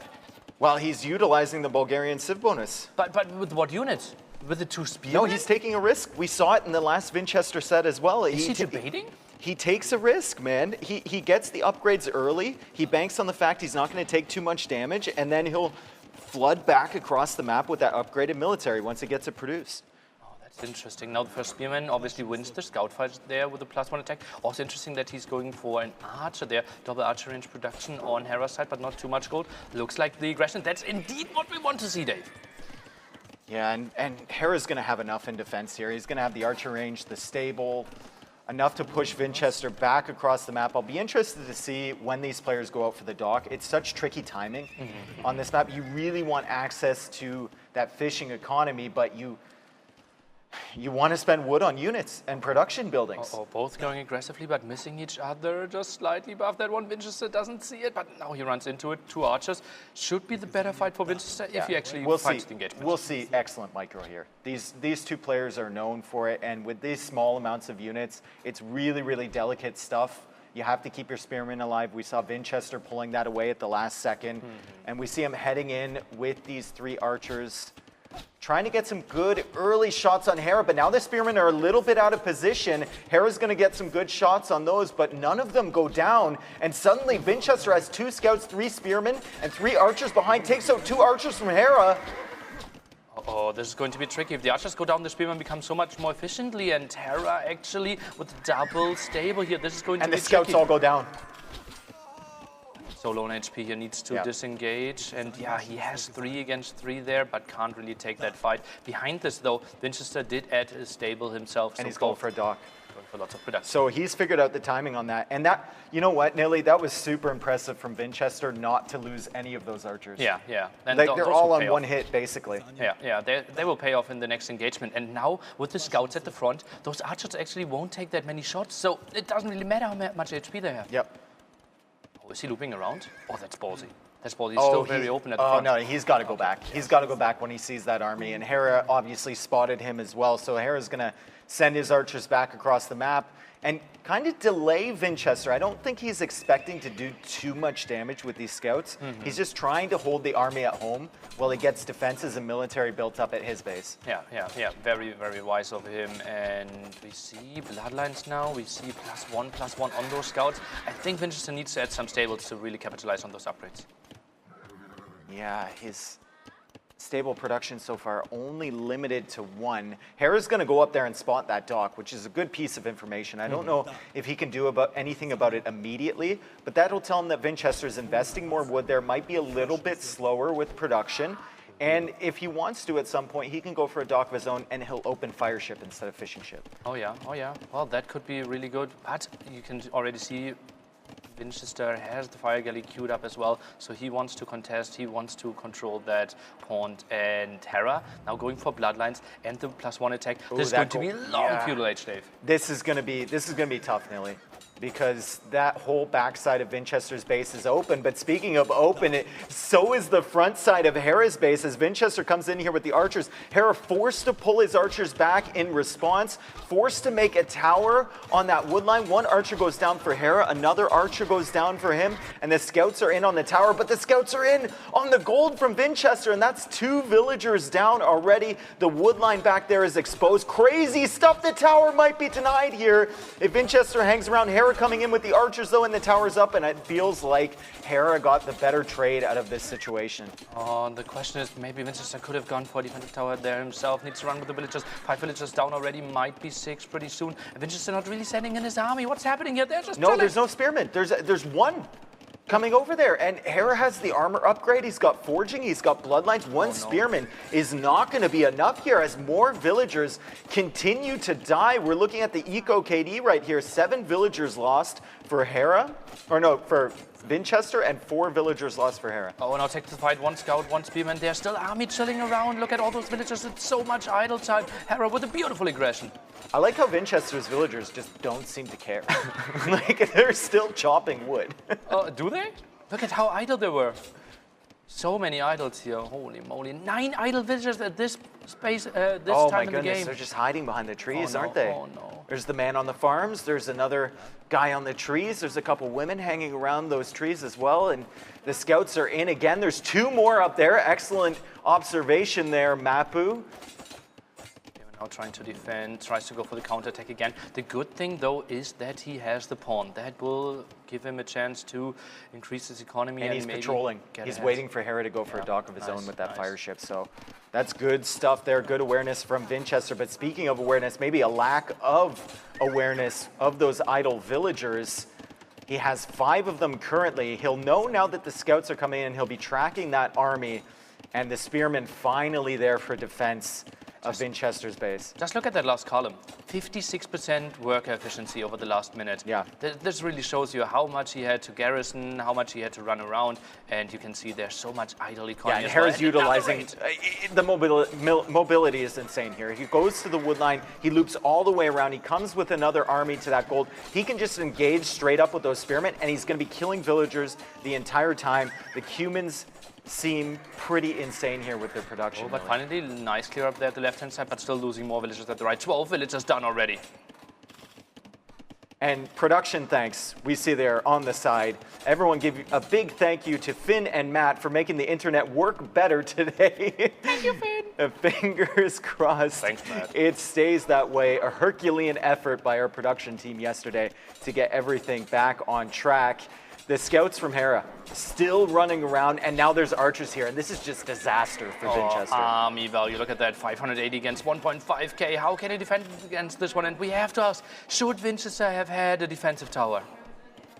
I think so. Oh, now he's trying to get to one, but how is he controlling gold from here? We also have to ask, oh, there's the defensive tower, Nilly. Oh, no. There it is, wide, in the wide open space between the 2 wood lines. Scouts are there, 4 The scouts are there, and there's 4 spearmen, but I think with the archers now from Hera, if he sits them under that tower, a risky move, but I think he can do it. Continue to pull the scouts back to those archers. No, he's just going to go right through. Oh, the tower needs to focus down on the archers. Archer count now at 0, so spearmen would become better, but actually it's way too many scouts. Lots of low HP scouts there, but it's enough. It's definitely enough for Hera. Look at that eco KD, 21-4 in favor of the Canadian.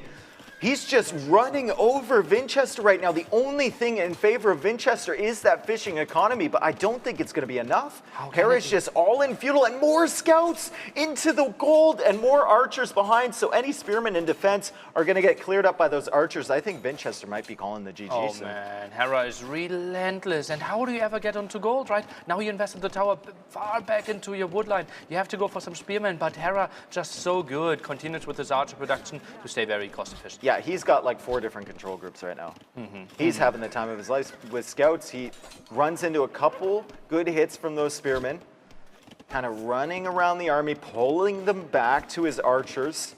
Needs to stay away from that tower with the archers, but at this point in the game, I think just any pressure in Vinchester's economy at all is good, whether you're losing the army or not. Yeah, it's just your opponent can never free himself, right? Yeah. And look at that one, it's constant idle villagers, work efficiency. I'm pointing it out for the second time, but it is simply the crucial thing here. Yeah, he's 16 villagers behind, but even those are working so much less efficient. And more scouts. Just more scouts. And look at Hera's economy. Yep. Look at his economy. Oh, man. 700 food, 400 gold. He's about to click up. Yeah, just so crazy good. 25 villager kills there, and he just continues to produce and produce. Now, for a small moment, let the foot off the gas, is on the way to Castle Age. He's going to let off the foot off the gas, but he's not going to stop being annoying with these scouts. No. Another villager down, he loses a scout, but he can still run around that back wood line, and he knows that there's weak ones everywhere. And he's going to be checking them. Look, he'll notice her. He will 100% know. Yep, see? Oh, okay. Run around, maybe weaken her a little bit. Okay, kill her. He is weak. Oh, she's weak too, but she's too close to the TC, so we'll go after him. Is that your villager hunting noise? Not yoink. Okay, well, finally a counterattack here from Vinchester. Finally, we've been waiting for this. He hasn't had time. Yeah, but doesn't really matter. Hera technically could even go for a second TC now. Could already control the gold, just needs to get some more stone. Maybe even just collecting the 25 necessary could be a thing. But actually that is doing quite some reasonable damage. But simply the Castle Age. Castle Age is the killer. Yeah. It's the killer. What do you do against Knights? Do it. Yeah, nothing. Okay, nothing I wanted to say. Nothing at all. Now taking the fight against the next spearman, wanting that one in. Vinchester still trying his very best, but he's just so far behind in this one. Hera even continues to produce the scouts, might even upgrade to light cap, has 10 on the field, so feels very likely. I'm very surprised. I guess it's because of the fishing ships, the 9 fishing ships that Vinchester has on the field right now, but he's about to click up to the next stage. I mean, it's good, but Hera, if he just keeps raiding, he can raid him to death, and there we go. Hera is victorious, taking game number 1 from Vinchester. Vinchester had some good early pressure. He had that good fight with the archers, had a really good trade with Hera, and then Hera came back across the field with those scouts. And Vinchester, he didn't have any spearmen in defense. He had nothing at his gold. The scouts were picking villagers, and then they moved to the back wood line. And then by the time he responded, there was another wave at the goal. Yeah, and it's so unfair how punishing this game is, right? Because Hera instantly reacted, built their defensive tower. Vinchester waited 10 seconds too long, lost the game there, it felt. No, 100%. And Hera didn't delay at all in making the defensive tower. Made it at the front, pushed Vinchester away. Vinchester waited, and he got punished for it. And always like sending those villagers in, then back again. Never could really get into archers. Yeah. Not that you want to have a huge archer mass with Bulgarians, but it just helps to defend there so much better. And you have to question, like, humans, arguably one of these best civilizations at the under 3-minute mark. Yeah. Did Vinchester maybe play too aggressively and therefore too much into the hands of Hera? I mean, you could say Bulgarians, one of the best civilizations under that 3-minute mark as well. But if we use those men-at-arms as well, right? It isn't really an option because humans always will answer with the archery range, so it becomes a bit more tricky. Yeah. Maybe the DauT, I mean, it looked good once he had 9 fishing ships, but maybe a little bit too early with that DauT. The game was probably over when the DauT tried to pay off, right? Yeah. I think he needed maybe the second archer range or maybe the second stable. Second stable, I think. Yeah, because he did double upgrades, bloodlines, when he had 2 scouts. Yeah. That's not worth it. Yeah, second stable would definitely keep him alive and keep Hera off his gold. Because the only thing that Hera had coming his way was the scouts. Yeah. If you just have a couple spearmen or maybe some quick walls, then you defend against that, and then you can counterattack with your own scouts from the 2 stables, and that means that Hera's army can't come forward. It has to stay at home defending. Ooh, Land Madness next, and Bulgarian's already gone, which we felt could have been a good option for Land Madness as well if we wanted to go for scouts. So it kind of has to be Aztecs or Mayans now. On the other side, probably Khmer there for Hera, at least that's what we feel. He has played so often together with Magyars, which obviously are sniped here. Britons and Bohemians, probably his wildcards for Kazakhstan on his own map. Aztecs, Land Madness? I think so. That has to be the play. Maybe he goes for something wild there, but I don't really see Sicilians working too well. It's going to be wild, and oh, that's us. Hello, ladies and gentlemen. I like the slow zoom in. Nice. Yeah.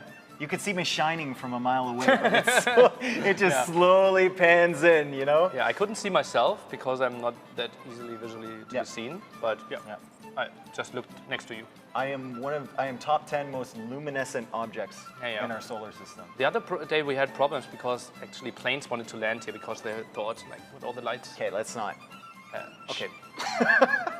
You're hurting my feelings now. All right, game number 2. We're going to be heading into this one, folks, and it is going to be Land Madness here. Vinchester needs a win. This is a crazy aggressive map, and he's gone for the Sicilians, and Hera has gone for the Bohemians on Land Madness, Nilly. Oh, that is crazy. Bohemians, most of the time we think about them because they can do chemistry in Castle Edge, therefore +1 attack. So much better against melee units if they mash up those crossbows. But that, I think, was mainly the pick against the 2 Mesostiffs, but Sicilians for Vinchester. Sicilians for Vinchester. How? I don't even know what this Civ matchup is. I don't think I've ever seen this Civ matchup in Empire Wars. At the top there. I'm talking not literally, I'm talking figuratively. But you're German, so we'll move on. Okay. As the scouts from Vinchester make their way across the economy here, Hera with the little quick walls. See our observer, Napu, as you wish. I like them quite a bit, right? Will give us some control. Those scouts actually not seeing those villagers. Oh, one low HP scout maybe could run into the spearman.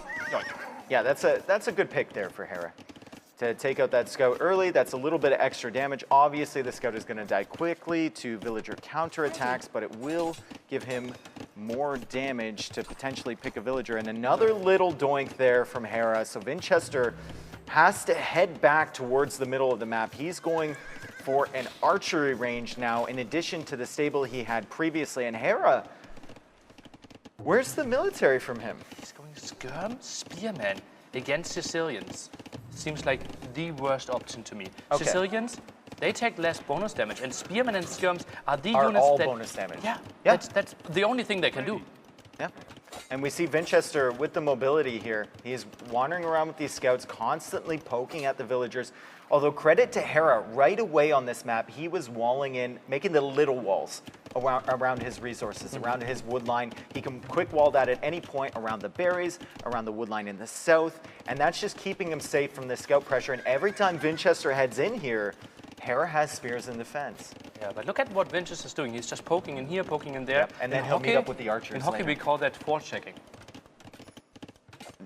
Not exactly, but we'll have a talk about that afterwards. Maybe poke checking. Poke checking. Yeah. Okay, I'll allow it. But the archers are here. Archers are here for Vinchester's. There's one archer right there, and I think there's another one heading across the map. And with the Sicilian scouts that take less damage from the spearmen, you can engage earlier. And if you have 2 archers behind that, taking out the spearmen, it feels like a pretty good fight. Hera has to be very careful not to lose the spearmen too early, because then the scouts can clear up the skirmishers. Only fletching for Hera, look at that. Eco upgrade only 1 as well, and he's flirting with Castle Age. 700 food, 300 gold. Grayton? On the other side, Vinchester far away from this. Vinchester's trying to loop around. Will he find any kills? Seems like he might lose them to archers. Yeah, those 2 archers really out of place, and I don't care how much bonus damage reduction you have, you're not going to survive hits from that many skirmishers. Hera has done really well here. He's got a super compact base. He seems really safe. He's got military numbers. The scouts can't really utilize their mobility anymore because of the compact base, like I was talking about. He will pick off 1 villager and 1 archer, but now the spearman is going to catch up with him. And is this maybe follow-up thought process from Vinchester, game 1 and 2? Because in game 1, we felt like second stable was a bit too late. This time he committed to the second stable very, very early. But yeah, he's doing some damage. But honestly, Hera won't mind like losing 2-3 villagers. Oh, look but at all get up these to scouts. The Castle Age. Look at all of them coming 11. across. But what can they do? As you said, Hera's base is so compact. Well, if he catches these archers and skirmishers out, If he catches them out of position, if Hera doesn't realize that there's just this many scouts coming his way, he could potentially take a good fight. He's already killed 3 villagers, and it was a good job to do so. I mean, he's killing villagers on the farms, even in a compact base like this, as he sees those spearmen coming in and loses some more scouts to the tower. That was unfortunate engagement there for Vinchester. Just a bit late on gold now. Is on the way to Castle Age. 2-minute window there potentially for Hera, but I think Hera can't really move out, so still full control for Vinchester. Yeah, and I'm kind of wondering if Vinchester wants to dive against the army if he sees a good opportunity, or if he wants to keep these prowling around Hera's base just because he knows he's slower to Castle Age and he wants that map control. Look at that, he continues with Scout. That will be light cap, and so many Scouts have so much HP still left, and now we see the University wouldn't even mind if he rushed that one up a bit faster. Really want to see, and those crossbows with chemistry, crazy. The control here from Vinchester and the control here from Hera is insane. These military groups, they both have 2 control groups here, and they're constantly moving. And remember, folks, it's not just the military. You have to manage your economy at the same time. You have to place farms. You have to reallocate villagers on resources that you need. There's so much going on here. Knock at the door, no one really opening there from Hera. They are just chopping some wood. And now Hera feels like, okay, I might have the timing to move out, but just walking Vinchester's going to track it too. Vinchester's going to track it, and if Hera doesn't pay attention to this gate, those are going to be upgraded to light cav. If they get through there, it could be disaster. Oh, even the forward villager was the plan there. If you saw that one villager in the center of the map, now sneaks Still around. is the plan. Oh yeah, love that. 15 more seconds, those villagers are being pulled, nice move. Vinchester still without a defensive tower. I think he can just upgrade those. Yep, and then converge. And Hera has the same feeling. I think Hera's spidey senses are tingling here, Nilly. He noped out of there real quick. Look at the resource of Vinchester as well. He arrived with 700 food, 600 That's crazy. Gold, gets 4 upgrades, night production started as well. He will clear up this army. We were talking about, or I was talking rather, about how he didn't have much potential to do damage with the scout production. But what the scout production did for him, it meant he had a completely safe economy at home. Hera was spending time making those quick walls around his wood lines, being all cute, garrisoning the villagers, but Vinchester's economy looks a lot more stable. Yeah, simply not investing in those walls and re-walls all the time and thinking about, okay, where do I try to protect my villagers? Just a smooth economy behind this makes it so much easier to play. Does Vinchester spot this? He lost track of it like 2 minutes ago, Oh, 1.5 minutes this could be ago. bad. This could be bad. Nicov have got some good vision, and there's no immediate villagers under threat though. We'll see the attack now. I think maximum that he should lose should be like this knight and maybe 1-2 builds. And Vinchester turns around. So he's not going to take the risk. There's so much farming eco there. He's going to turn around with his light cav. He's going to continue producing knights, and he's going to converge on this army, attempt to trap it. And Hera, once again, spidey senses kind of tingling there for him, Nilly. He doesn't want to go in that way. He's going to loop around this way, and he's going to catch sight of those light cav and know that Vinchester knows exactly where he is and is getting ready for a big engagement. I think Hera needs to really pick a spot to fight because they are going to fight here. He just needs to fight in the right location that utilizes like a choke point or a hill or Maybe something between similar. those berries could be a good one. Yep. Naturally, but next to woodlines is a bit more tricky because they have kind of a flat surface there.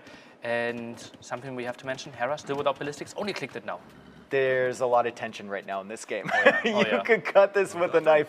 Both players know exactly what is happening. Both players are kind of jockeying for position. We're watching chess right now, folks, as both players figure out where they want to move their pieces for this final battle. Vinchester is getting in front of the crossbows, and I think if you ask Hera, this probably isn't the place he wanted to fight. No hills in sight, no choke points in sight. He's attempting to run right through the knights and light cav from Vinchester. Vinchester is clearing up this army, and he's going to be having that forward position and having this cavalry go right back across the map to Hera's base. Close to perfect engagement here for Vinchester, but still look at the military. Hera is ahead. His macro behind this is so good. He keeps producing out of multiple archery ranges, and he has another army, and that will do a lot of damage again. Yeah, and he's in on the farms. We'll see how quickly Vinchester realizes this is happening. Okay, so he loses 3 villagers, and now we're tied in Eco KD for the time being. I want to know what's at Vinchester's forward base. And we can see 3 Mangonels. Oh, God. Oh, boy. That's also the exposed woodline at the front there, right? Yep. That was the double lumber camp spawning. This could be really deadly. Yeah, if Vinchester ever manages to clear up this pressure from Hera and get that cavalry army back across the field to those 3 Mangonels, if they could ever meet up, oh, that'd be super deadly, because I don't know what Hera has in defense. He's got a couple monks, and he's hoping on knight conversions, I guess. Yeah, but not really going to work against Mangonels without the upgrades there. Crossbows might still actually loop around. Look at that, Vinchester doesn't. Oh, actually, he does know. He's tracking it. Okay. He knows. He knew they weren't in the middle of the map where they had to be if Hera sent them back home. But two armies.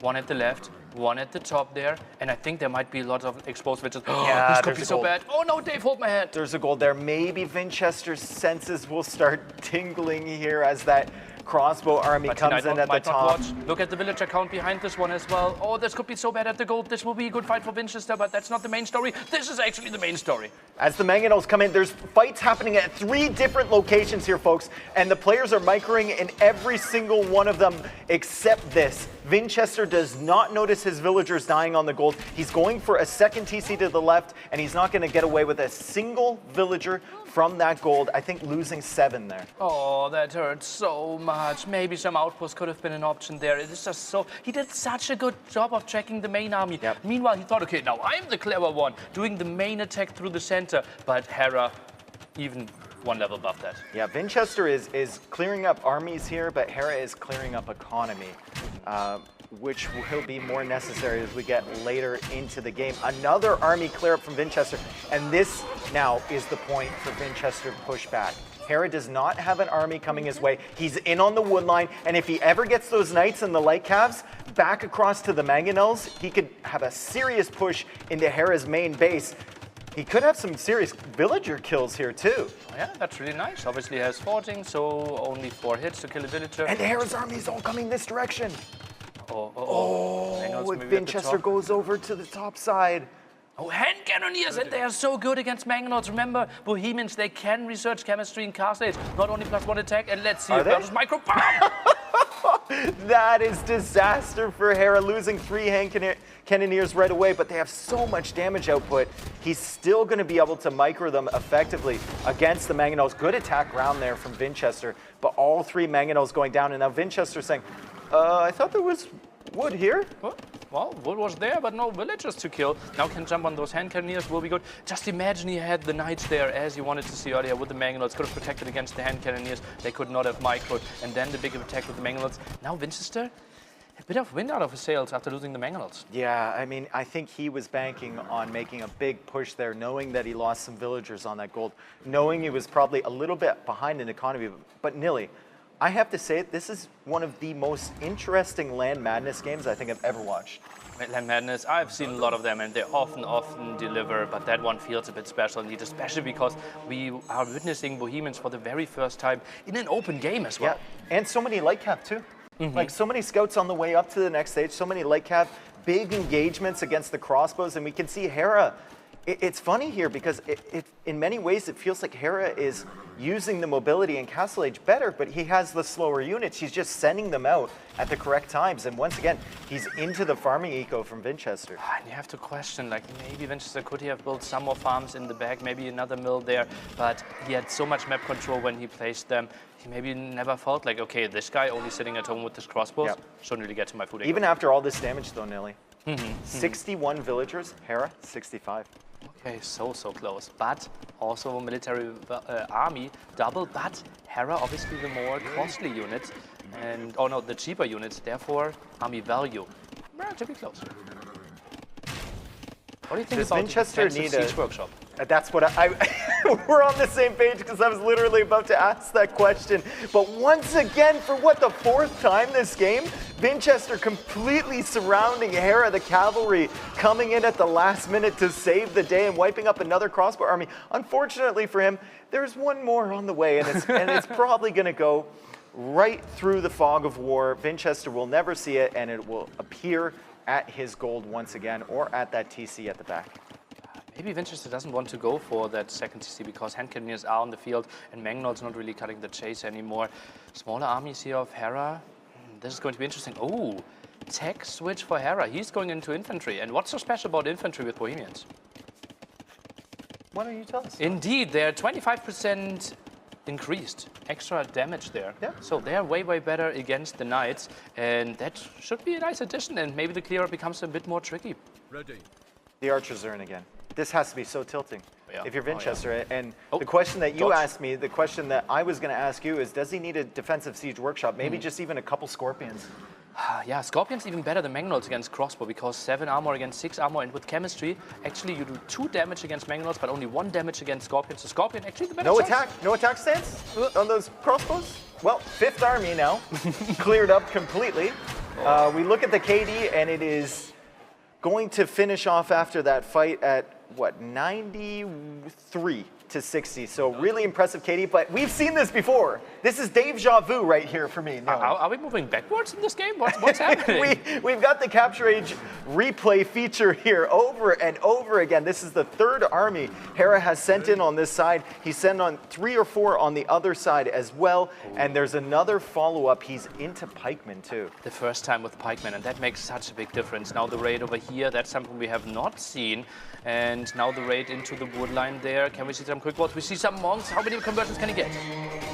Yeah, 2 monks, no, 3 monks. That's such a big deal. Vinchester needs to run away from that. He can win a straight-up fight against these units as long as his units don't get converted. He's going for the raids on Hera's economy.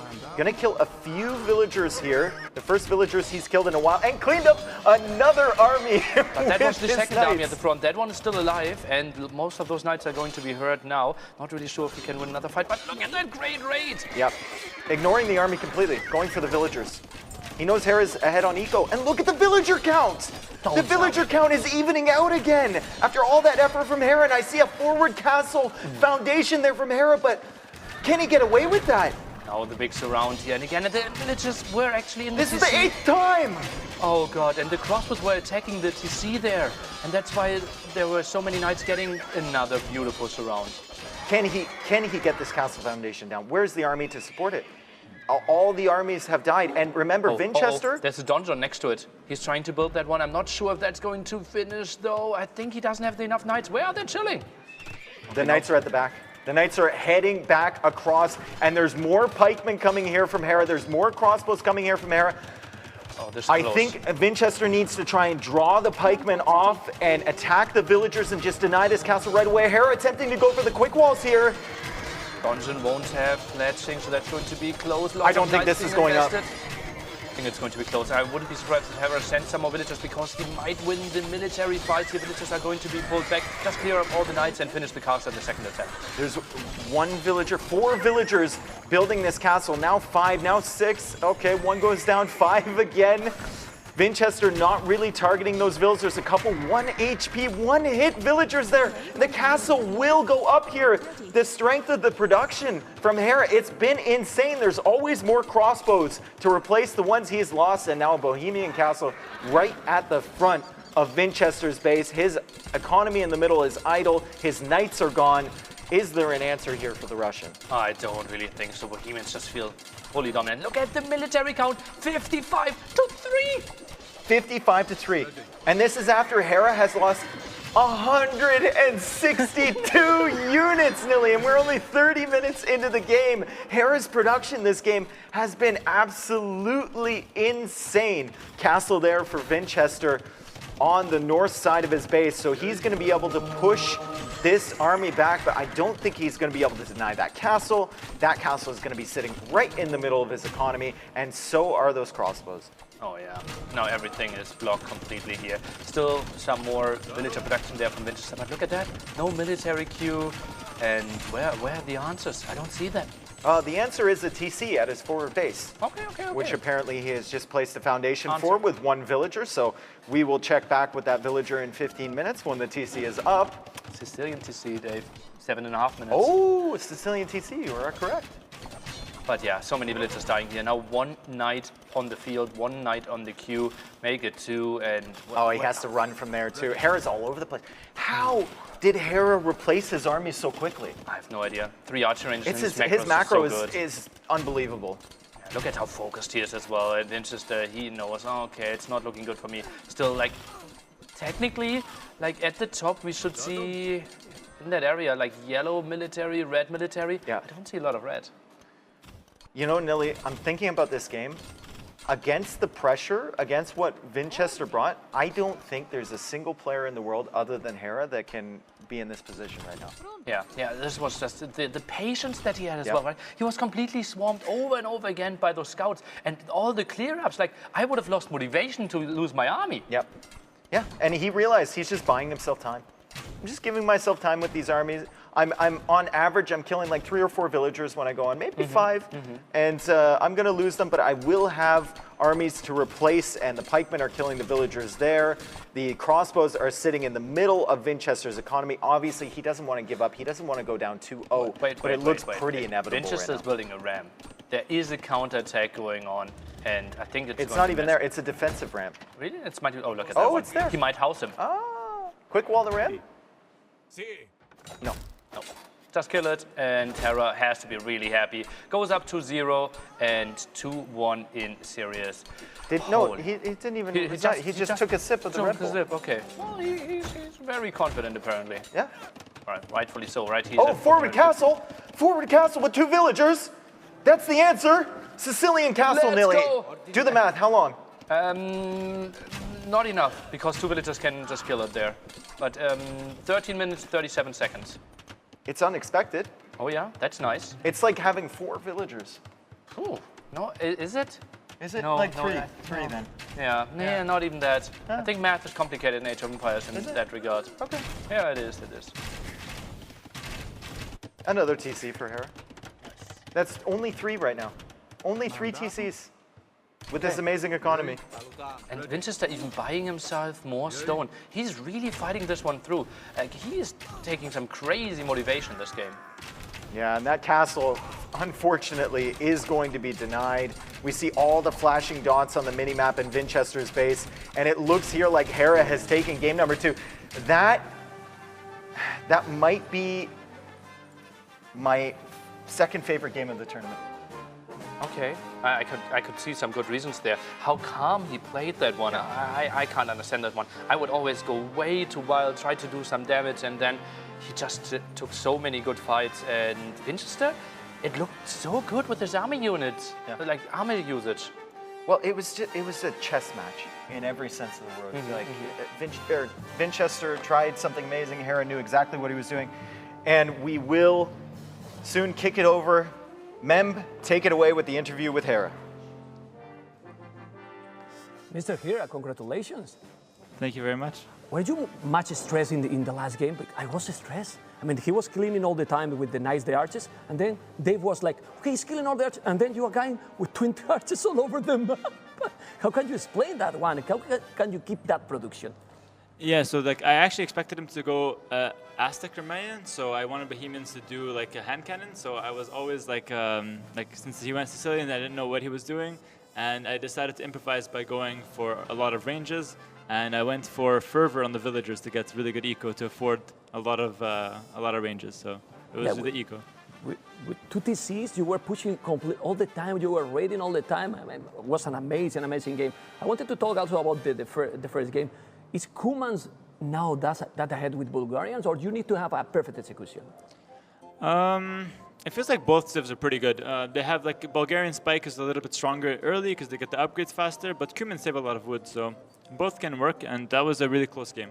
And now I want to ask you about how you feel, because yesterday was an amazing series. Even if you lost, I think you did personally an incredible series.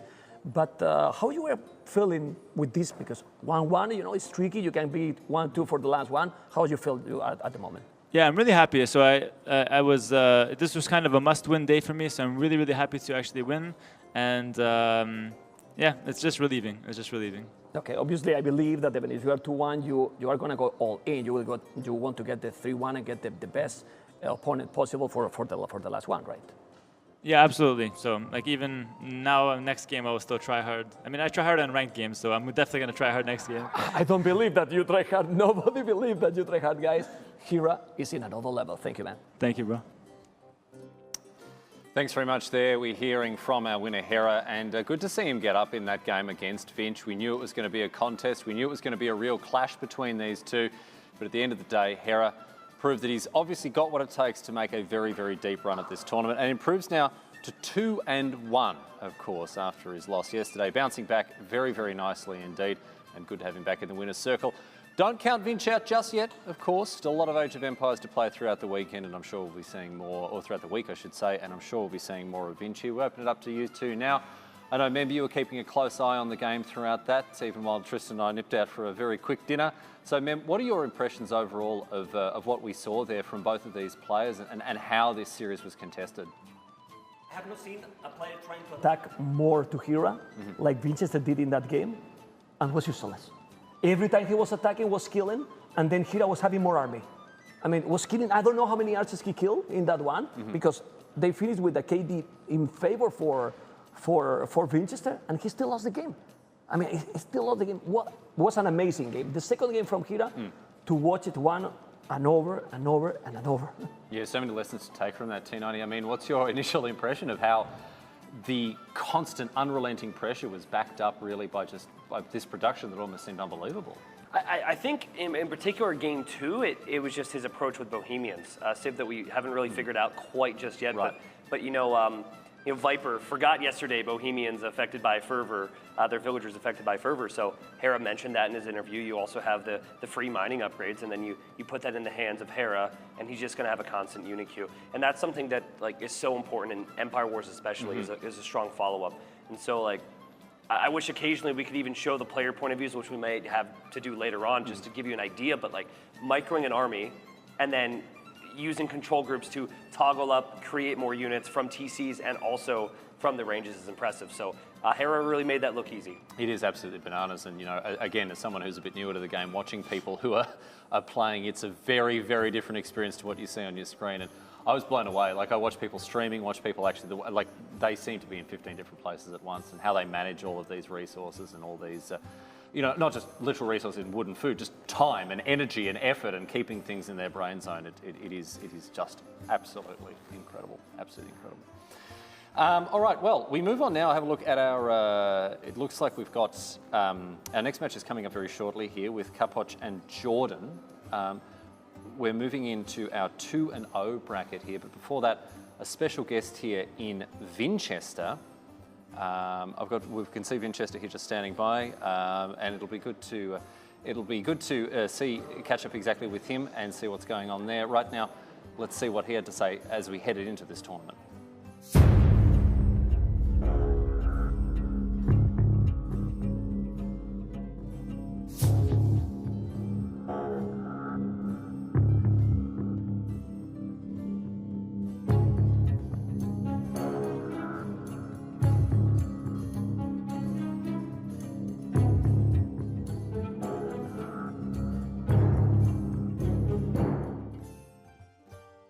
Welcome back to our analyst desk here. We're joined by Vinchester, who joins us for the first time here alongside Mem. Vinchester, obviously unfortunate to see you pick up a loss there, mate. How are you feeling after going down to Hera there? Well, hello guys. Yeah, that was a crazy game. I think Hera played it super well in the second one, and didn't really expect Bohemians. I mean, before the match, but when I saw the Civ, I was sure that he will pick it, because that's probably was his idea. And this is crazy. How I got rated more than with archers than I rated with knights, I can't imagine. So that was a really crazy game by him, so well played. Yes, yeah. I mean, we were sitting here trying to figure out how he did it as well, but I think a lot more left to learn about the Bohemians. We turn our attention now, though, to Chapoch and Jordan. Now, these players are undefeated. They're in a great position. What are your impressions of these players? And I guess their campaign here in Heidelberg so far, they've looked to be in really, really good form. Yeah, but they both practiced a lot, and especially Chapoch. He really impressed me yesterday when I played him as well. So very strong performance by him, and Jordan didn't lose any game as well. So I'm sure that this bootcamp with GL helped him a lot. And so in the previous Red Bull, he lost only to me and Viper. And let's see how far he'll go here as well. Well, Vinch, I'm sure you're aware. Obviously, at the beginning of the week here, we went around and sort of rated all of the players on their abilities, their macro, their micro, their strategy. Obviously, there were some daggers thrown around as well. But as we bring up the ratings that were given to these two players, What's your take on this? Chapoch, I mean, you know, that's not the greatest set of ratings. 555 against Jordan's 676. I mean, I don't think we got this one right for Chapoch based on his performance. What are your thoughts? Well, I'm sure that strategy and macros should be much more for him. Maybe that was kind of old points because he kind of comeback player. I mean, it's hard for him maybe to play new thieves and other stuff to learn when game changed. So I'm sure it should be more points. And yeah, there is not players with bad micros, I think. So Empire Wars is a lot about those micro details. And yeah, details is really matter a lot. So I'm sure that there should be much more points than it is. We may have to reevaluate our take on that. I want to talk to you because obviously we're going to head into the war room here in just a moment. One of the things that has been really special about this event is the drafting process, right? You've had a very unique approach to this draft. You haven't been taking notepads, and I know we've asked you about this, but it's something that people want to hear about. Do you just have it all up in here? What's your process, not needing to write things down? Well, nothing special. My mind is same as everyone's, but there's just 3 maps. It's not that hard. So when you have the plan already, if you know what you're gonna ban, what you're gonna pick, and you prepare it well. Of course, I have notepad and I'm using, and I prepare for each match. And for this one, I just keep all those like 5-6 main civs in mind and just ban them. So I mean, there is not too much time, and it's even less when you're there. Yeah. When you're watching from the side, you think like, okay, come on, it's easy. Come on, hurry up, this let's one, go. yeah, hurry up. It's evidence for all. But yeah, when you're there is much less time, and I find that writing down the thieves and all the other stuff, it's just killing your time. So it's just better relax, think a little bit, and yeah, you don't need to write the thieves because you can just remember 4 thieves, get to PC, and write them down in Notepad. We kind of all imagine, you know, that gif of the lady with all the floating numbers and that sort of stuff. That's sort of how we feel like, I mean, Mem, he says we've all got the same brain, I mean. Well, he looks so confident, as you can see. Well, it's not that hard. You see, it's okay. Well, why I need to take notes, right? I mean, just. So I lost too much, guys. So I Now you have need to like take only notes. 1 win and 2 losses. So maybe I'm not the best example of how it should be. All right. Well, Vinch, we're going to head into the game. A quick prediction from you, mate, between these 2 titans, between Chapoch and Jordan. Who do you think is going to take this one out and why? Oh, prediction is really hard for me because I know that Jordan is a super strong player and he's in shape now, but also I know how to win him. So, I mean that he's 100% winnable. So, let's say just but overall performance that Jordan will win 2-1. 2-1 to Jordan, according to Vinch, one of the best in the biz here. And thanks so much for joining us, Vinchester. Hopefully we'll get a chance to catch up with a bit more. Right now, however, I'm told the players are getting ready for the next match, so we better head down to our war room to get set up for that. So in readiness, let's get over to our caster library, where we've got Nilly and Dave standing by, ready to take it away. I love that. Vinch, how do you handle the Civ draft process? Just relax. My brain is just bigger than everyone else. Yeah, just relax. I'm just smarter. Yeah. Anyway, we are heading into an amazing set here, and we've got the player entry fairly soon as we have Chapoch facing up. And here's Chapoch right now walking in with the flag behind, villager behind. I wonder if we're going to see that game face today. I love that game face because as soon as that comes out, he starts winning every single time. So intense. Oh man, such a great performance this tournament by him, and yeah, he's smiling. He looks way more at ease right now. Oh, just wait. And, here's a smiler. Here's a smiler. Jordan walking in with some swagger, kind of giving the camera the side eye. He's maybe he'll flop down on his chair again. We never know. I always think he's flirting with me if I see him on cam. Yeah. He Maybe gives off that he vibe is. Maybe a little he bit. is, yeah. Everyone. He's flirting with everyone, though. Yeah, not maybe, just you. Maybe. Oh man, great set ahead of us. And I looked it up. Those 2 players, obviously Chapoch, one of the old legends, kind of played from like 2001, 2005, then took a long break, StarCraft 2, now only back for 1.5 years. Jordan's prime was like 2012 till like 2016 and now being back. So they actually only faced each other 1 time in an official match. When did they play? Hidden Cup qualifier. Jordan going through 3-2. Could have been the other way around, was the wild game number 5 on Islands. Yeah, it's crazy. We've never seen, now that you mention it, never seen a matchup between these 2. Different eras. They're 2 stellar performers. I think it would be fair to say that Chapoch as we saw in that graphic was made by player and caster ratings of ability, micro, strategy, macro. It's fair to say that Chapoch is either overperforming here or we underestimated him, or maybe potentially a combination of both. And all players, right? I did ask all the players, obviously. We had a lot of discussion with DauT's like 4-point micro, MBL's 4-point strategy, especially if we saw what they brought to the table here. But that's simply what we did at the start of the tournament. And obviously, if we knew everything before, we wouldn't be watching. Well, I do know everything before, but we won't talk about how big my brain is compared to Vinchester. What? How will the set end?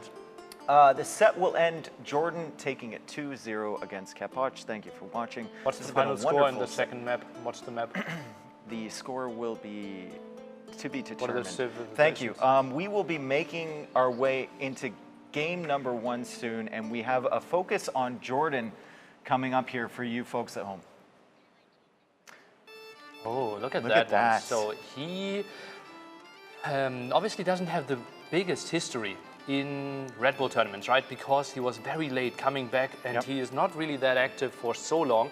Could not play 1 and 2 Red Bulls, couldn't really play 3, tried to qualify, or couldn't qualify for 3. 4 was his first major breakthrough tournament and then had to qualify. So only 3 matches here for Ethiopians as his highest.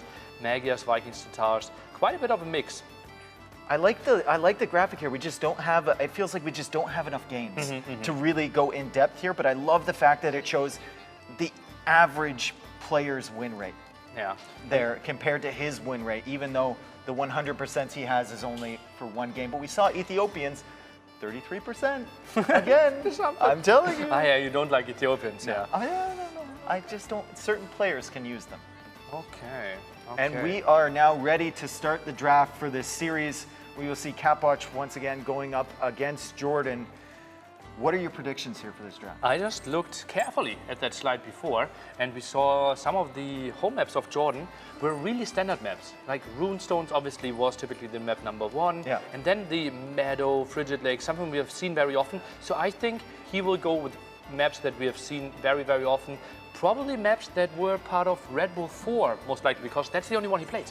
Yeah, and I wouldn't be surprised to see Jordan ban something like Atacama as well, but we see Winged getting banned, and that's a map with fish, and we know how deadly Chapoch is with the hybrid maps. Yeah. Atacama could be a good candidate there for Chapoch as well. And close, interesting. Jordan looked deadly there with Britons. Not so good against DauT, but really good in his opening match. Yeah, I wouldn't be surprised at all to see Chapoch go for Kawasan or Enclosed. Or no, Atacama, but we're on Jordan's pick now. I think it is the pick now for Chapoch. Is it Chapoch? Okay. Obviously, sides are reversed there. So right-hand side, we have the Chapoch player, and the bands are right for the players though, and we can lead you a bit. Acclivity picked by Jordan, very, very aggressive play, and Atacama indeed what we expected from Chapoch. Yeah, and Atacama, I mean, it doesn't show on that representation of the map, but there are 4 pawns there, and Chapoch is so good on the hybrid maps. Haboob banned for Jordan. He doesn't want to get up close and personal with Chapoch, apparently. Most similar map to Atacama might be 4 Lakes or Cross, and we probably could consider Chapoch a top 5 player on that one in the world, so only understandable that he wants to play something similar. Yeah, Wade being banned from Chapoch, and now we have 2 maps being picked from Jordan, and of course Chapoch will pick which map, and it's Runestones or Aftermath, and Runestone. Makes so much more sense, and I'm surprised that Jordan offered so completely different map, right? It's the most standard map versus the most crazy map. Something I would absolutely not have seen from Jordan. Similar, well, I mean, maybe he took the advice from DauT, who did the same thing to him yesterday. 2 completely different maps, and then just stare across the table like, well, what are you gonna do? But he forgot that staring thing. Ah, true. He did the smiling thing. He smiled across the mistakes were made. Jordan will be Jordan, though. He's even flirting with his opponent. Gives him the smirk, like, bad stakes, wink. Halfway through the game, he just pops his head up. Hey, Chapoch. Check your wood line. And your phone. Okay, opening up with Runestones. Obviously, you have to love that one. And then we have Acclivity for Jordan very aggressively, and Atacama. So this series can't be long. You say that, but both of these players, I mean, with their capability, they could just bounce off each other until the late game. Yeah, that's so true. And well, both evenly matched, 2 unbeaten players, and we only have 4 of them in the whole tournament. Obviously, later on the highlight, Liereyy versus TheViper still to come. But oh boy, am I excited for this one. And it looks like we have our first Civ picks coming up here. 5-second warning. They obviously get 1 minute to prepare between map. Ooh. Isn't he banned right away? Doesn't want to play against those. Maybe he's DauT thinking about not good. Atacama. Oh, but they're that good on Atacama? I'm a bit surprised. Jordan is banning AdSex, not typically something I know from Chapoch. And Vikings. Okay, there's the standard one. Okay. There's the standard. We don't want Vikings. Nobody wants Vikings. Well, now Bohemians being banned. Well, so okay, we've seen 2 sets with Bohemians, and now we've seen them. They're starting to get a little scared now. Yeah. And well, maybe that is like I wonder if that was influenced by the previous set. Yeah. He's banning, I think, against GL, not against Jordan specifically. Okay. Sicilians now. So Chapoch is learning the lessons. He's learning the lessons, Nilly. I would ban the same against TatoH. Yeah. Magyar's banned. Okay, that's standard. And Jordan, how much you want to bet that's a counter pick? That is a pick to deny Chapoch the Huns for Atacama. Yeah, he loves them so much. Yeah. Always goes for them. Ethiopians and Britons, so goes for Archer Civs. A bit surprising to me. I would have always not what I picked think of with Chapoch. Especially because you like Ethiopians so much. Yeah. You think they will win? I think well, we'll see. Okay. I mean, that's the Civ for Acclivity, surely, right? Britons or Ethiopians? Both could be played Runestones, or Acclivity, yeah. And Jordan follows it up with 2 Archer civilizations there, or TatoH as a Cav Archer civilization. Mayans, obviously very versatile, could easily play against Ethiopians and Britons head-to-head, even if it goes into an Archer war. Yeah. And now we see Cumans. We see Cumans coming in for Chapoch. Cumans they've proven themselves so far this tournament. I mean, they're insane. And Incas. Oh, and they are the only Mesosev left there. We had AdSec banned Mayans got into Jordan's draft chamber, and Chapoch had to follow that one up. This civilization, that brought him the victory against DauT. Yep. Now the last 2 picks here for Jordan. The Phoenix symbol there at the top. You can tell both of these players are really thinking about this. The gears are turning there, and Berber's pick from Jordan. We've seen Berber's picked a lot so far this tournament, and pretty decent results, I believe. Yeah, absolutely. And Bulgarians. Bulgarians also pretty solid results. Another Atacama possibility. I mean, he's got Huns, Bulgarians, so if Chapoch bans one, he has the other. Yeah, that's just some crazy openings, lots of aggression. And Franks now against Huns, against Berbers. Interesting. It feels like Chapoch has really good civs for Runestones and Acclivity. He's got Ethiopians, Britons, and Franks. And then Cuman's possibility on Atacama, but you have to wonder what Jordan bans and what Chapoch bans in this situation. Does Chapoch ban the only Meso Civ for Jordan, or does he go for Huns?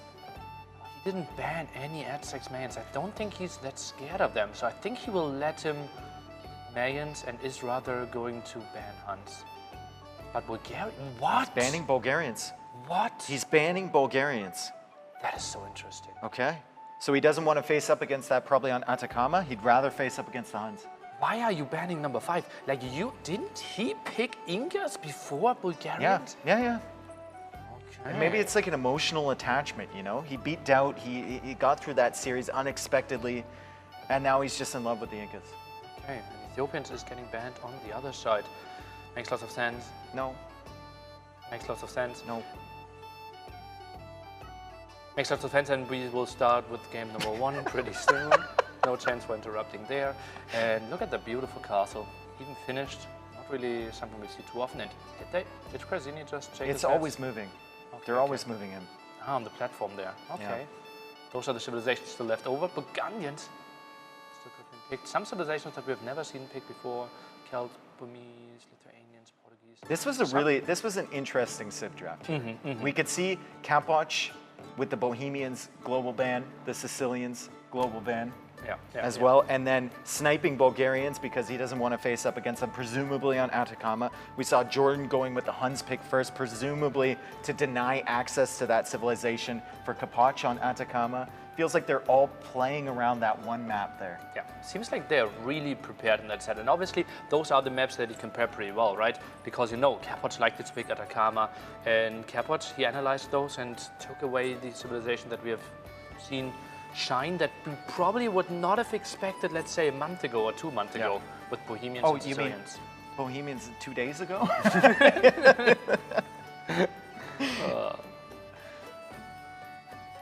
It's going to be a great set. Still 2 unbeaten players. Very, very likely that both of them will make it to the top 8. Probably not something most of us would have expected, but so happy for both of them. No, Chapoch got off to a dream start. Absolute dream start. And, you know, he invested all the time to get here, all the effort in these previous Wololo events and qualifiers and whatnot to get here. And honestly, he deserves it at this point. After the comeback that he's made, to be in this position is well deserved. So great to see. And he has a huge fan base as well. So many people from the very old days and made so many new fans. Oh, it's great to see. And now they're writing down, and look at that, even analysis over multiple pages here. Looks at that one, okay. See the one, oh, Jordan already prepared. Might be hosting the game already. He's not smiling now. That's how you know he's serious. Look at this. That's the most unsmiley face I've ever seen from Jordan. I've seen such before, yeah. Also, his banner is pretty cool. All the banners here have been absolutely amazing. Welcome back to the casting desk. Red Bull Wololo 5, by the way. $100,000 prize pool, and we're about to get into a best of 3 between 2 legends of the game. They're constantly talking about the great visuals, but something I have to point out, the music in those trailers. Yeah. Just give me goosebumps every single time. The DauT interview one, it makes me, it's like, it gives me the gravity of the situation, him being here in a castle, in a sports car that's the cheat unit of the game, and he's talking about how he won number 3 and no one expected it, and all his friends showed up and it was emotional, and it brings me back to that moment, of course, me casting that final game, and we were in absolute disbelief, and then afterwards, watching him and watching his reaction, watching the community just rally around him. Just think about, like, he instantly started streaming, and it still showed the victory screen. He didn't do anything. He just OBS, started streaming, did the interview, and thousands of people swarmed him. So many people happy for him. And when you think about him, sometimes you think like very stoic, kind of not showing much emotion outwardly.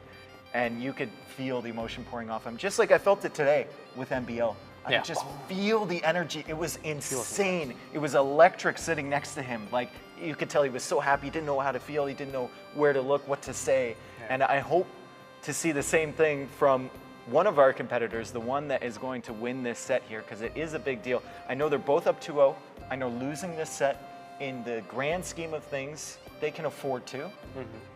But making it through an opponent of this caliber is a huge deal and basically solidifies you, I think, into the next round. Yeah, if you win 3-1, you're obviously through. Plus, you get the easier bracket, right? Because you avoid those Hera, Liereyy, Vipers that are likely to go 3-1, 4-0 as well. So if you're in that pack, you will face the one that were struggling. Are they qualifying? Are they not qualifying? Maybe even you get someone that only has 2-2 scoreline. Yep, and we will be into the game shortly here, folks.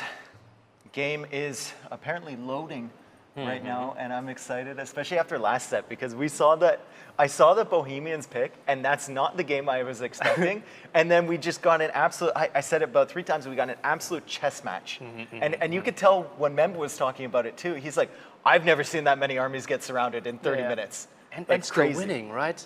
That's just so weird how he grew that army. Like, okay, I lose 15 archers, now I lose 17 archers, now I lose 20, now I have 25. Oh, you don't have enough knights anymore. And it's always going to be on the other side. Right when you think you know that where was I so am, annoying. I am somewhere else. I would have hated to play that game that myself. would be frustrating. And I think most players would have died far faster than Vinchester there. Close to everyone. And again, showing up to counter those mangonels with the hand cannons at the perfect time. Perfect. And then the split, right? He took that one shot, but then he was like... But anyway, that was nerd last mode set. Activated. Plop. That was last set. We are about to get into game number 1 of Jordan versus Chapoch. 2 legends, as Nili said, of the game. And we have a villager actually foraging berries for dinner after this set. Looks like we've got another villager. 2 vills on berries. Good build. Okay, nice. Let's see. Let's zoom in those. Those are the 2, the left ones. Yep, right there. I saw them. Okay. Good transition. Good job, Mapu. Mapu TV, our excellent observer. Franks for Chapoch. Franks for Chapoch. And we have Mayans for Jordan. So kind of a classic matchup here, Nilly. Jordan trying to wall the left-hand side. Not such an easy wall there at the front. Spearman obviously being produced. And those are, that's going to be some potato walls. And those won't include the gold. I think this will be tricky. Oh, God. I fear a bit that we could see a repeat but of the I don't really see, there's not much Game. aggression coming from Chapoch, is there? There's the one scout, and then there's another scout on the left-hand side. Okay. Jordan's going to be fully walled there. He'll have his eagle in defense. He'll have the spearman in defense, and there's not so much of a follow-up. So maybe Jordan gets the opportunity to place these walls down. I see more scouts in production for Chapoch, but only 3 on the field right now. And now the big difference to the Balls versus Slam game is that Jordan instantly is sending out his army, right? He's not waiting for the walls to finish, and those are coming over, and they're instantly running into the berries. The perfect spot to attack a Frank player. Yeah.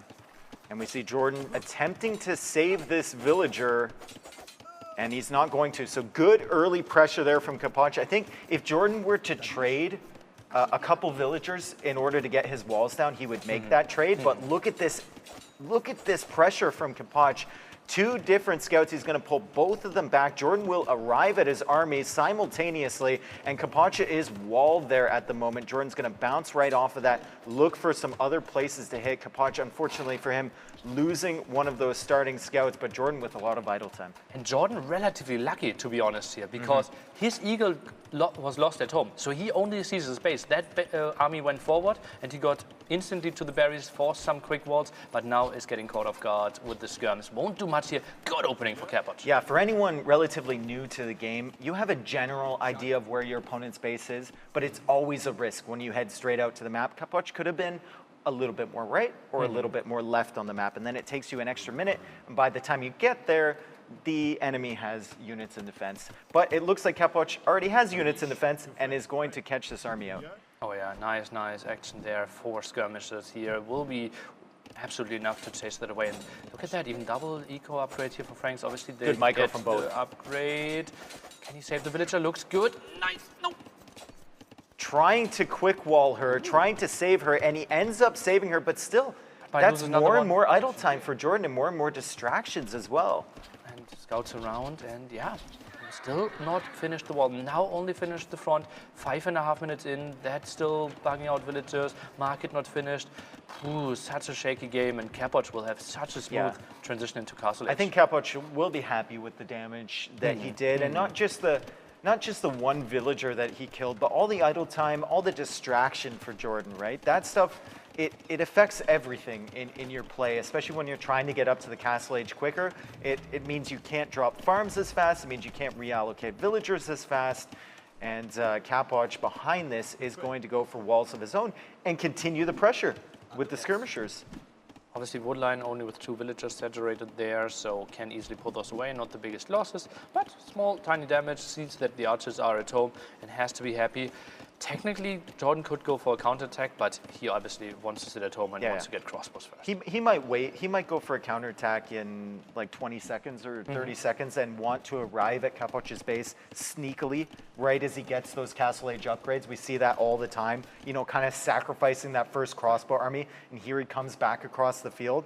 Look at that. That spearman is pushing away the skirmisher, and now he should go down a bit. That is out of vision. Oh, could be seen. He should. I don't think he should have shown it there. I don't know if Chapoch noticed. Oh no! Oh no! That could be a mistake by Jordan. I think Chapoch could be prepared there. Scouts are coming back. How is he producing? No more skirms in production. Now add some archers as Franks. What's going on, Dave? He's adding archers as Franks. But why? Experience. Does he expect? He did see 4 spearmen, but still, you could just add skirmishers. It feels like, right? They do both jobs. They counter the archers and the. And he has 19 farmers. Would have been good there. Okay, I think the timing is a little bit off here for Jordan.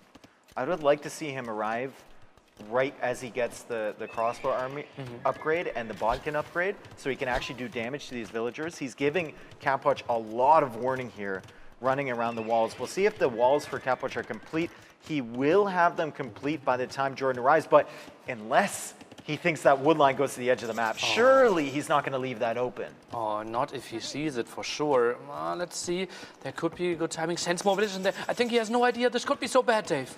He has no idea, but in typical fashion, Nilly, we're freaking out about a hole, and Chapoch just wants to go right through the palisade wall.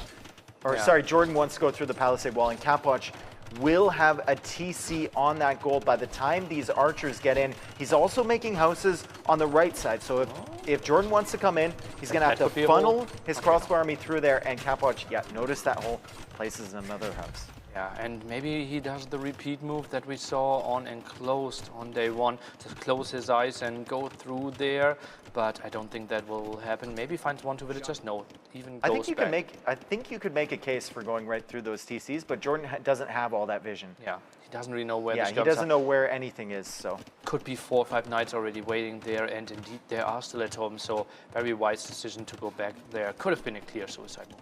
Yeah, and Jordan adding a second TC. Chapoch obviously with a second TC earlier than him. That one will be on the forward wood line. Jordan's just got to make sure he doesn't get caught out in the middle of the map by these knights, and make sure he doesn't have any holes in his walls. Yeah, no, the gate at the front obviously won't hold for too long. It's forward siege workshop here by Chapoch, and that actually should be happening close to the army of Jordan. I think he will see that. Yeah, he see has that, and I think he has enough. Definitely with these two groups, he has enough to push those knights back. The villager's going to start building it at exactly the wrong time here. As Jordan sees that go down, the spearmen come over. They will distract that villager. The forward siege workshop will not go up, and he's going to combine these two armies of crossbows to fight the knights. He definitely has enough in this situation. Oh, spearmen not doing any damage. Look at that. He lost 3 spearmen without doing a single hit. Not the greatest opening now, but now the knights will deal not enough damage to kill. And this is a momentum killer for Chapoch, because he was planning on having that forward siege workshop. He was planning on pinning Jordan down into his base, and if he ever wanted to come out and fight, he would collapse on him with the knights. But unfortunately, he has to keep moving the forward siege workshop back. I think that is even maybe a little bit too forward as it is. Maybe it's more of a defensive siege workshop now. He cancelled it and is building it even more. No, only moved the villager. It is not as bad as in other situations where you think, oh no, that was needed because Chapoch needs to do damage. Villager count very even, 2v2 when it comes to town centers. So this game is absolutely stable. No need to fear for Chapoch. Yeah, Chapoch using his scout over there, it looks like, to patrol that area. He wants to That's solo HP as well, I believe. Yeah, from the earlier he wants to spot if Jordan is sneaking an army around to potentially raid his base. Maybe expand there as well. Could have been an option, but obviously the Mayhem player most of the time more on the cornered side wants to be stable and then expand later. Do you go for ballistics here, or do you go for the third TC? I think the third TC.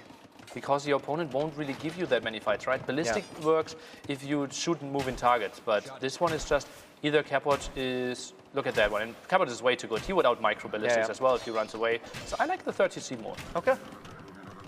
2 TCs so far for Jordan, 2 TCs also for Chapoch. These players, you know, we come off a wild set, Hera versus Vinchester, and these players are playing like it's normal RM right here. Yeah, that looks like a really stable game, right? If you just fast forward like 15 minutes and send me a screenshot, I also would say, yeah, normal, absolutely normal game. But now, maybe it won't be normal anymore because those Mangonels, if they get 1-2 good shots, could be the end for Jordan. Could also be a wasted investment if he leaves them strung out without the knights. Jordan can easily micro against a Mangonel that's exposed with those crossbows. Chapoch managing to loop that army back around. Maybe he'll go put some pressure on the walls of Jordan at the same time he attacks at the front, hoping that Jordan doesn't realize and that he can find his way in to potentially raid the economy. But now Jordan's going to spot the 2 Mangonels hitting him at the front as Chapoch hits him at the side on that house. Jordan sees it right away and is making a university. As well, double barracks, he will have enough there for the defense. And we had lots of discussions how many micro points Jordan should get, and some people said like, oh, that's clearly an 8, and some people made an argument there that his micro crossbows against Mangonels might be lacking a bit. Let's see if they were wrong or not. Jordan making some more pikemen. It says he has 10 pikemen, Nilly. Wow. I saw the flags on the barracks. I didn't expect that. I definitely didn't expect that. And a defensive siege workshop. So he's really invested here. He's invested in the pikemen, invested in the university, invested in the siege workshop, and he's diving into those knights, forced to delete the house to get the crossbows the hell out of there before they're mangled by the mangonels. And not so much happened there. I thought a whole lot more units would go down in that I fight. got really nervous regardless, and now goes for the big mangonel shots in the back, and crossbows connecting! That is a huge shot. He didn't kill too many, but he weakened that whole group, so it's one shot away from decimation there. You were talking about Jordan's micro versus mangonels with crossbows. He was in a confined space, so it's a little bit different, but still not looking great for the German. That was like 500 damage dealt, I would think. Look at that one. He needs the monastery now so badly. He has the monk, goes for another one. He's one shot away from losing this game, but maybe mangonel defense here. Good one. Nice. Buy some time. Nice, taking out the mangonel from Chapoch, and now Chapoch kind of has to back up a little bit, and ballistics is on the way for the crossbows from Jordan. Villager count, by the way, still fairly even, but Chapoch has added a third TC behind this. It's the power of Franks. I'm getting really nervous here. It is still 3 TC against 2 TC now after Chapoch is getting this one, but it's so much easier to defend with crossbow mangonel. Jordan attacking with knights mangonel. He's playing with my heart, not just with his smile, but with his crossbows as well. We should quit playing games with our heart. I agree. Not the time, Millie. Not the time. As Jordan takes another pick with that mangonel.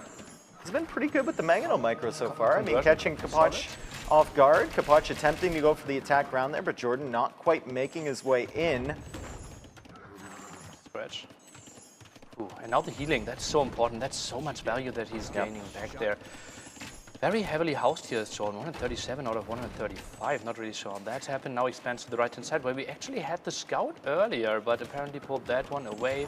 And Jordan just likes to sit back here, probably waiting for an Arbalest timing, but that feels pretty far away. And Chapoch closer to Imperial Age. Maybe Elite Scum's an option. Oh, mangonel's coming out here, and the crossbows, a lot of them are still weak. The pikemen are a little bit too slow to catch up to the knights, and while they're attempting to catch up, Chapoch can simply attack ground them with the mangonels. So you need all these armies together, and it's really, really intricate micro here to take fights like this in the Castle Age. Jordan, so many villages on stone, but couldn't afford the castle yet. Obviously would give him quite some control if he was building that attacked area. Still, the monks are still healing from those early attacks. Jordan, look at that. More investments into the Castle Age. Well, look at the military number, Nelly. 62 now military for Jordan. Yeah, 21 military for Chapoch. The numbers lying, Dave. Look at the army value. 4.3 to 3.3. And mangonels can easily turn everything around. I like 66 better than I like 21. Okay. Okay. Pikemen coming across the field now. Attack rounds attempted from Chapoch. Good splits from Jordan with the pikemen. He's kind of pushing this army back, pushing it away, and that enables his crossbows to get a little bit closer to the knights. And a lot of those knights were not healed up, unlike the crossbows. They were weak from earlier, and so many of them are going to go down here. Jordan does not care about saving his pikemen. He deletes the mangonel and kills 2 mangonels from Chapoch. Actually, was it 2 or 3? It was 3 mangonels Oh with my one God, single what a shot. shot. Beautiful move by Jordan there. Now full control and no answer unless Chapoch gets the mangonel, but that's still 60% away. Once again, Nilly talking about percentages, and I'm saying I like 62 a whole lot better than 13 here as both players on the way to the Imperial Age. Jordan cutting off that forward gold from Chapoch. Chapoch going to loop his knights around. A lot of those knights are weak though, so even if he gets in for the raids, I think with the pikeman upgrade, Jordan can simply produce at home and defend, but it seems like there's a mangonel there for Chapoch, and he deleted it, but Jordan just danced around. That was so close. That was literally a hair away from Jordan losing half of his army. Oh my goodness. Micro at the most crucial moment there from Jordan, and he still has this incredible number of 72, and Chapoch still at 13 military on the field, Nilly. Oh, how did that happen? Oh, God, that could have been like completely changing the outcome of the game, but now Jordan in so much control, and he is like 2 minutes away from getting Arbalest and Bracer, and you can't really deal with that if you have only 13 military. And there's the DauT castle. Oh, yeah. How quickly did this turn? You were talking, Nilly, about one mangonel shot potentially turning the game around if he got a good one on the crossbows. It didn't happen for Chapoch, and everything went Jordan's way. He had that amazing mangonel delete to take the 3 mangonels from Chapoch, and then he just engaged against the knights, and now he's got 3 armies roaming around Chapoch's base, denied the castle, and a castle for himself in the middle right as he reaches the Imperial Age. Oh, 65 population lead now, and Chapoch should be running out of options here pretty soon. And that's basically the repeat of the games he played with Britons against Villese there. Full control, will block all the economy, will block that Should have left the crossbow on that one, just one, I think, on that castle. But the castle will probably go up for Chapoch. I think it's still unlikely that he makes his way back in this game, but possible as the Cavalier tech is coming in. And here's the army with no siege behind, like you were talking about, shades of that Jordan Villese game, where he went in with no siege to back it up and just decimated the economy with Arbalest. Yeah, but apparently he's happy enough. If I kill all your army and all your villagers, I don't really need siege, right? I just slow you down so much. And look at that, it's the same that Villese had. Everywhere blinking now, and trying to go for the clear could potentially happen, but there's more where this is coming from.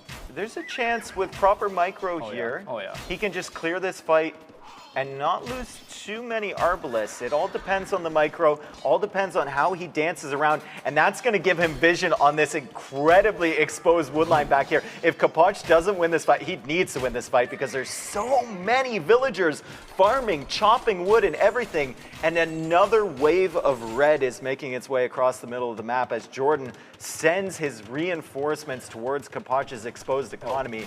This is brutal. You can't attack against this position, right? On a hill, no, you completely surrounded, and yeah, this is just impossible to engage against. And now another army backed up with pikemen, soon to be halberdier as well. Chapoch, I don't think he will take a single cost-efficient fight in this game anymore. And we're looking at the villager count. I mean, Chapoch is ahead by 20, but it doesn't mean that much in this situation. I mean, his resources, it's not like he has enough to upgrade to Paladin. He's only got 14 Cavalier. That's enough to maybe clear one of these armies. But while you're busy doing that, the other Jordan army is going to go right into your farming or lumber economy, or maybe just 2 armies at exactly the same time as Jordan heads in from the south and the north in a pincer maneuver. And that villager count is going to even out really quick here. Military count 101 for Jordan. Only thing that is kind of missing is a bit of siege. Now a trap in production, 1 trap already there, but it doesn't really matter, right? Even those halberdiers, more on the peaceful side, don't really want to fight too much. But it's just, show me a spot where Chapoch has a proper economy. Yep. Well, someone, he killed him up. someone's stone. Okay. I don't think there is a spot to answer your question. I don't think I can show you one. There's a whole lot of flashing dots on that mini-map as Jordan goes for a castle on the left-hand side. If he notices the castle from Chapoch, he could potentially tread that down. And here's Chapoch's entire army, almost 17 Cavalier. He's going to run up against, how many units is that from Jordan? Oh my goodness, 50 units over there. Crazy. 50 units pushing in, and he's got more over on the right-hand side, more in the middle, and a trebuchet attacking that castle that Chapoch can never kill. And remember, Dave, Cavaliers cost gold. And 2 main gold spots of Chapoch are blocked. This one here at the front, where we have probably a good clear up for Chapoch, and then the one a bit further to the right that Jordan is constantly rushing as well. Chapoch can't really build enough Cavaliers. Only 9 on gold right now. 9 on gold for Chapoch, and soon to be less on farms as Jordan heads in. And this is what I was talking about. He's clearing up 1 army, but there's an even bigger one in the back of his base, and there's an even bigger one on the right side of his base, and that castle's going to go down. And once it does, like you can't stop this. Chapoch is going for the counterattack through the center of the map, but honestly, what is it going to be? We have 7 more halberdiers in the queue and some quick walls here by Jordan. Can he finish those? Another house, maybe a gate, nice one, and that will be probably even defended. But even if Jordan loses 60 villagers here, there's no way coming back. 100 military. 100 military. The man is pop capped. It's just crazy production and taking crazy fights, crazy efficient fights for Jordan this entire game. Looks like he might be trebbing that castle over on the left-hand side. He is indeed from the hilled position. That will go down. The castle on the right has already gone down. Those Cavaliers, they will get some damage in, but Halberdier is so much cheaper to produce. But let's give credit to Chapoch because he's doing great moves here. Yeah, he's in a very unfortunate position, but he, with his counterattack, put Jordan so far out of position that he could clear up those traps, bought himself some more time. Village account still pretty stable, can produce some more Cavaliers. It's still looking extremely difficult, but he's doing all the right map to give him somewhat of a chance for He's doing everything he can to stay alive, and that's credit to him. I mean, the performance has been really, really good here from Chapoch against something that's just excellent from Jordan, as Jordan is chasing down the remainder of these Cavalier. The problem for me, Nilly, and I think it's the problem this entire game, the military count never got above 25 for Chapoch, and it was just massive amounts of military for Jordan. He didn't really, other than that one Mangonel shot, he tanked, and then he healed up his units. He didn't really lose anything. Yeah, he never actually lost the unit, right? He lost lots of HP, just but that's what monks are for. Pikemen and spearmen, that's it. Like even the first army he sent, he brought it back. Yeah, crazy, right? Even all 4 units, right? There was 2 archers, 2 spearmen, running into 6 skirms, all of them making it home. Yep. That's a great field trip. I wish I did those in school. When he came back alive? Yep. Okay. Chased by skirmishers? I was on the magic school bus once. I thought on And the I special explored, kids. I explored a man's intestines, which is not a pleasant experience. What is that story? I think I want to talk a bit more about maybe Age that's of Empires. a Canadian TV show that you didn't get the reference. As Chapoch takes a drink here and we go into game number 2. I need to see the game phase from him. I definitely need to see the game phase. Yeah, I was so focused on the game. We had the webcams during all that time, but I didn't look at that. No, he wasn't. He was calm. Ah, okay. Yeah, that's fine. Not enough. No, Not he's enough calm. intensity. Okay. Is he getting overconfident? He lost 1 game, Dave. Should we make an analysis? Look, Jordan's not even smiling. Is it the end Look of at how it Chapoch era? it just like frames in. Oh yeah, it's so good. Production there. Franks picked off, but Franks, we have to make an argument, last pick against Minions, first pick. So on paper, one of the smaller losses, but it is the neutral map, so you need to win your home map and the home map of your opponent. Yeah, and it's going to be Atacama. We had so much discussion about this earlier. And you're thinking potentially Cumans? Humans, you need a bit, what? Oh my God. Okay. It's showing off. Okay. Is that 112, 8, 9, 113, 10, 114, 11, 115, 12, 116. 13, 14, 15. Is this like a challenge? In the GL bootcamp, we did like every time you lost a game, you had to do 10 push-ups. Apparently, oh, and he's like not even breathing. Yeah. Pulse, 55. Chapoch like, how many push-ups should I do? Look, he's like, are they zooming in on me? Am I supposed to do this I now? have to? Could I look at my contract again? Yeah. Is that in there? Maybe if I look down enough, they'll take it back to Jordan. Okay. Can I do squats instead? Yeah. Maybe some jumping jacks? Look, he's not even sweating. No, he is not. Did you do some during the game as well? Take another sip. Mystery cup. Okay, and ready for game 2. Maybe I should start doing push-ups as well? 3, if I can finish them? Yep. That's a sick banner. I love that banner.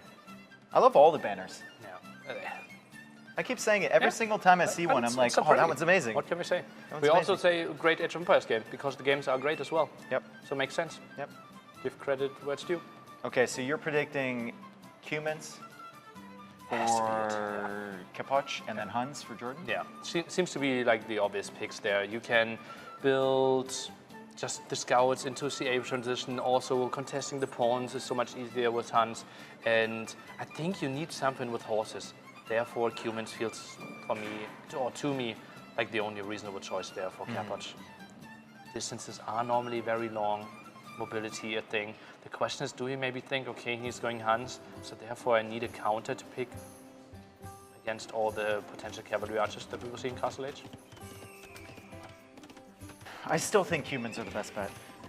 And the villager is bringing wood from a long way away. She's not right next to the lumber camp, and that's something you'll see a lot on this map, which is Atacama, sparse wood lines all around the map. There's one main one in the center, or rather 3 big clumps of wood lines in the center, and we see Chapoch with the Cumans and Jordan going with the Huns, both fairly standard maps as we predicted. Wants to get the gate in the center there. Scout doesn't commit. Oh no, that's the worst outcome. He doesn't get the villager, or does he? Quick wall, 1, 2, no, I think he's trapped Mimic. I think that, oh, the villager does die. The scout doesn't get away, but the villager does die. Another villager will go out to replace him, and at the same time, Jordan has already made a dock, and he's scouting for the dock from Chapoch. Oh, but no dock there, so was anticipation there. Cumans obviously can afford the dock a bit earlier, but look at that. Chapoch is heavily going into farming. Archer range and stable up already. Untypical for Chapoch. Normally we think about him on this map going for the dock relatively early.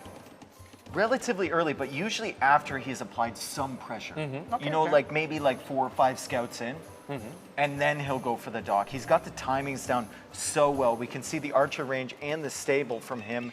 Second stable from Jordan. Look at that, 3 scouts there, bloodlines, and 2 more scouts in the queue. Yep. He's going ham. And then as soon as the fishing ships kick in, he'll have even more food. Jordan, push-ups so far, 22 push-ups. Okay. We don't have this amazing production team for nothing. They're counting. Dave, push-up count? Can we get a live feed Dave push-up count? Same count. Yep. Minus 22. So, scout coming across the field for Chapoch, and we see the military numbers for him. 4 scouts, 2 archers, 1 spearman, not quite together yet. And on the other side, okay, thanks. On the other side, we see 7 scouts for Jordan and 2 spearmen. But those scouts are heading across the field. I think he's got 5 on the go, 4 or 5 on the go. Yeah. Only 3. Okay, but still, they can do some stuff. Would love to see them going for some upgrades there in the blacksmith. Right now, only bloodlines, and can't really find too many villagers. A bit of an unfortunate timing there for Jordan. He's going to find the villagers on the woodline, and I don't see a spearman. I do not see a spearman here, Nilly. Great reaction, though. Incredible reaction from Chapoch. We'll still lose the villager there, and that's a big question, right? Double stable by Jordan. Normally the response is to add more stable to yourself or more spearmen. Only 1 spearman on the field. Villager push-ups so far. You know that one villager, he did thousands of push-ups. Thousands of push-ups, but it didn't help. It didn't help. He only looked good in the mirror. That's going to be some dead villagers there. Oh, actually passing by. That's such a bad X move for Chapoch. I think he could have gotten like 2, 3 villagers. Yeah. Now taking the way worse fight. Yeah, and Jordan still has this 12 scouts on the field. 12 scouts on the field, and I don't see the spearman numbers that I need to see from Chapoch in defense. He's clearing up the army that's attacking him at home, and he's going to be pressuring Chapoch at the exact same time at his own base. Oh man, and that's such a good opening for Jordan. Now he gets to that good wood line that we really want to see. The other ones are becoming so much more inefficient. 7 scouts over there going for the fight. We'll at least find 1 villager, if not more. Yeah, there's 1 villager going down, and Chapoch with 5 scouts in defense. What are the upgrades looking like for him? He doesn't have bloodlines, Snowy.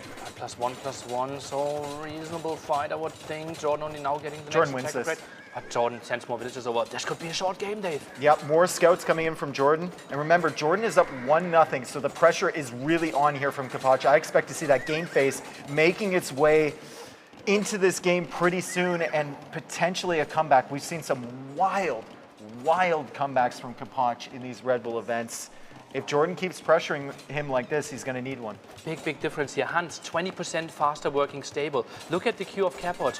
He had 3 scouts in the queue there. Maybe a 3rd stable and could have even been an option. Too. Jordan nice. also 3 scouts in the queue. Would have loved to see more stables today. They have the resources. Yeah, Spearman coming forward here. There is an archer on the field from Chapoch, but it is only 1 archer. He used his villagers wisely there to clear up the scouts. He just wanted to get rid of that pressure, but obviously tons of idle time if you do it like that. And Jordan still has units coming to Chapoch's base. Is that a 3rd stable there, Nilly? I wouldn't mind it. Honestly, the pressure's on. We already see 3 stables there, and that is certainly no archer range. So scout production won't stop here, Dave. It won't stop here for either player, as Jordan has 2 more in the queue. He's got 7 scouts on the field total. Fishing ship count, 2 fishing ships for Chapoch, 5 fishing ships for Jordan. So you can see Chapoch is fairly distracted and just doesn't have that stable wood eco to create them.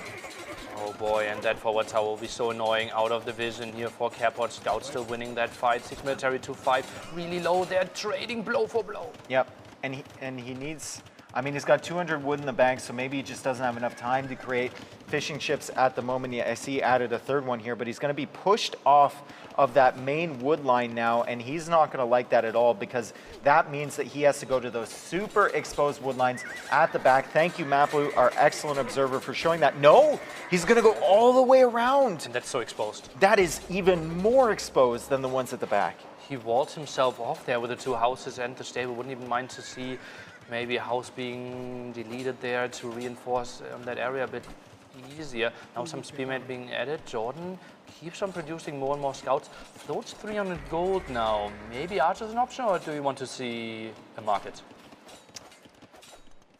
I think I'd rather see a market. I think I'd see him go up to Castle Age.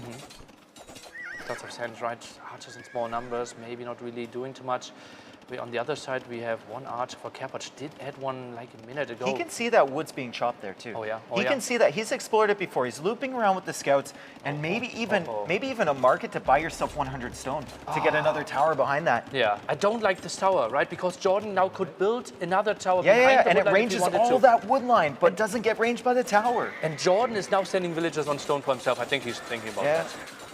I think if you're going to have the market anyway, you might as well just buy 100 stone because you want it there now. You want it there as quickly as possible. You want to take all of the momentum out from under Chapoch's feet, and you want to be the driver of this game. 28 on food. Look at those farms. Added some more. Still 3 stables. He continues with his aggression. Only now the armor upgrade, though. Have to say it's late, but only now. Bloodlines for Chapoch. They were lacking so many upgrades for so long. I thought both players had that. I was under the impression we're having this intense feudal war, and maybe they thought so as well. There's 1 scout inside of that house. I guess it wasn't built, so there's more scouts. There's certainly more than 1 scout in this woodline, Nilly. And at this point, does Jordan even care that he's taking fire from that tower? He can just dive against all of these villagers here, take out as many as he can. Look at that eco, KD. Mapu moves his mouse over there. Excellent work from our observer. 13 to 1, 14 to 1 now for Jordan. And this game seems in the bag. Oh God, absolutely. That tower can't really protect too many villagers. Only 5 there. And Jordan, a sigh of relief there. So and happy. A fist pump too. Yeah. A fist pump from Jordan. He's so excited, and Chapoch obviously disappointed. But Chapoch, as we said, probably punching above his weight class a little bit in this tournament so far. So Jordan, maybe the expected winner here, and Jordan going up to 3-0. Got some really, really good hits in there earlier, and Jordan, big victory here, as we can see. Runestones with Mayans, the W there, and what a clinical play by him for sure. And then Atacama Hunt, his first pick, and Chapoch's home map secured for himself. Very well played. Yeah, and Jordan is just making his way to give a fist pump. Thunderstorm in the background. To Chapoch, we had a little light flicker in the background. He's going to make his way into our grand hall here at Heidelberg Castle, part of Red Bull Wololo 5, followed by the villager accompanying him with his flag. T90 there to greet him with another fist bump. Jordan will sit down, and we'll pass it over to T90 now to see what Jordan has to say. All right, here I am with Jordan, the first person to go 3-0 in the Swiss stage of Red Bull Wololo 5. Jordan, how does it feel? I feel amazed. It's something I did not expect, obviously, going into this tournament, especially we have so many great players, right? So, yeah, didn't expect to go 3-0 here. So, yeah, super happy. You seem confident. Did you really not expect it, or are you just saying that because there's cameras? Put them away. No, it's just, of course, I'm confident in my play style, right? But anything can happen, especially in the best of 3. It's so extremely unforgiving, and therefore, yeah, I'm very surprised here. Okay, so game 1 was insane.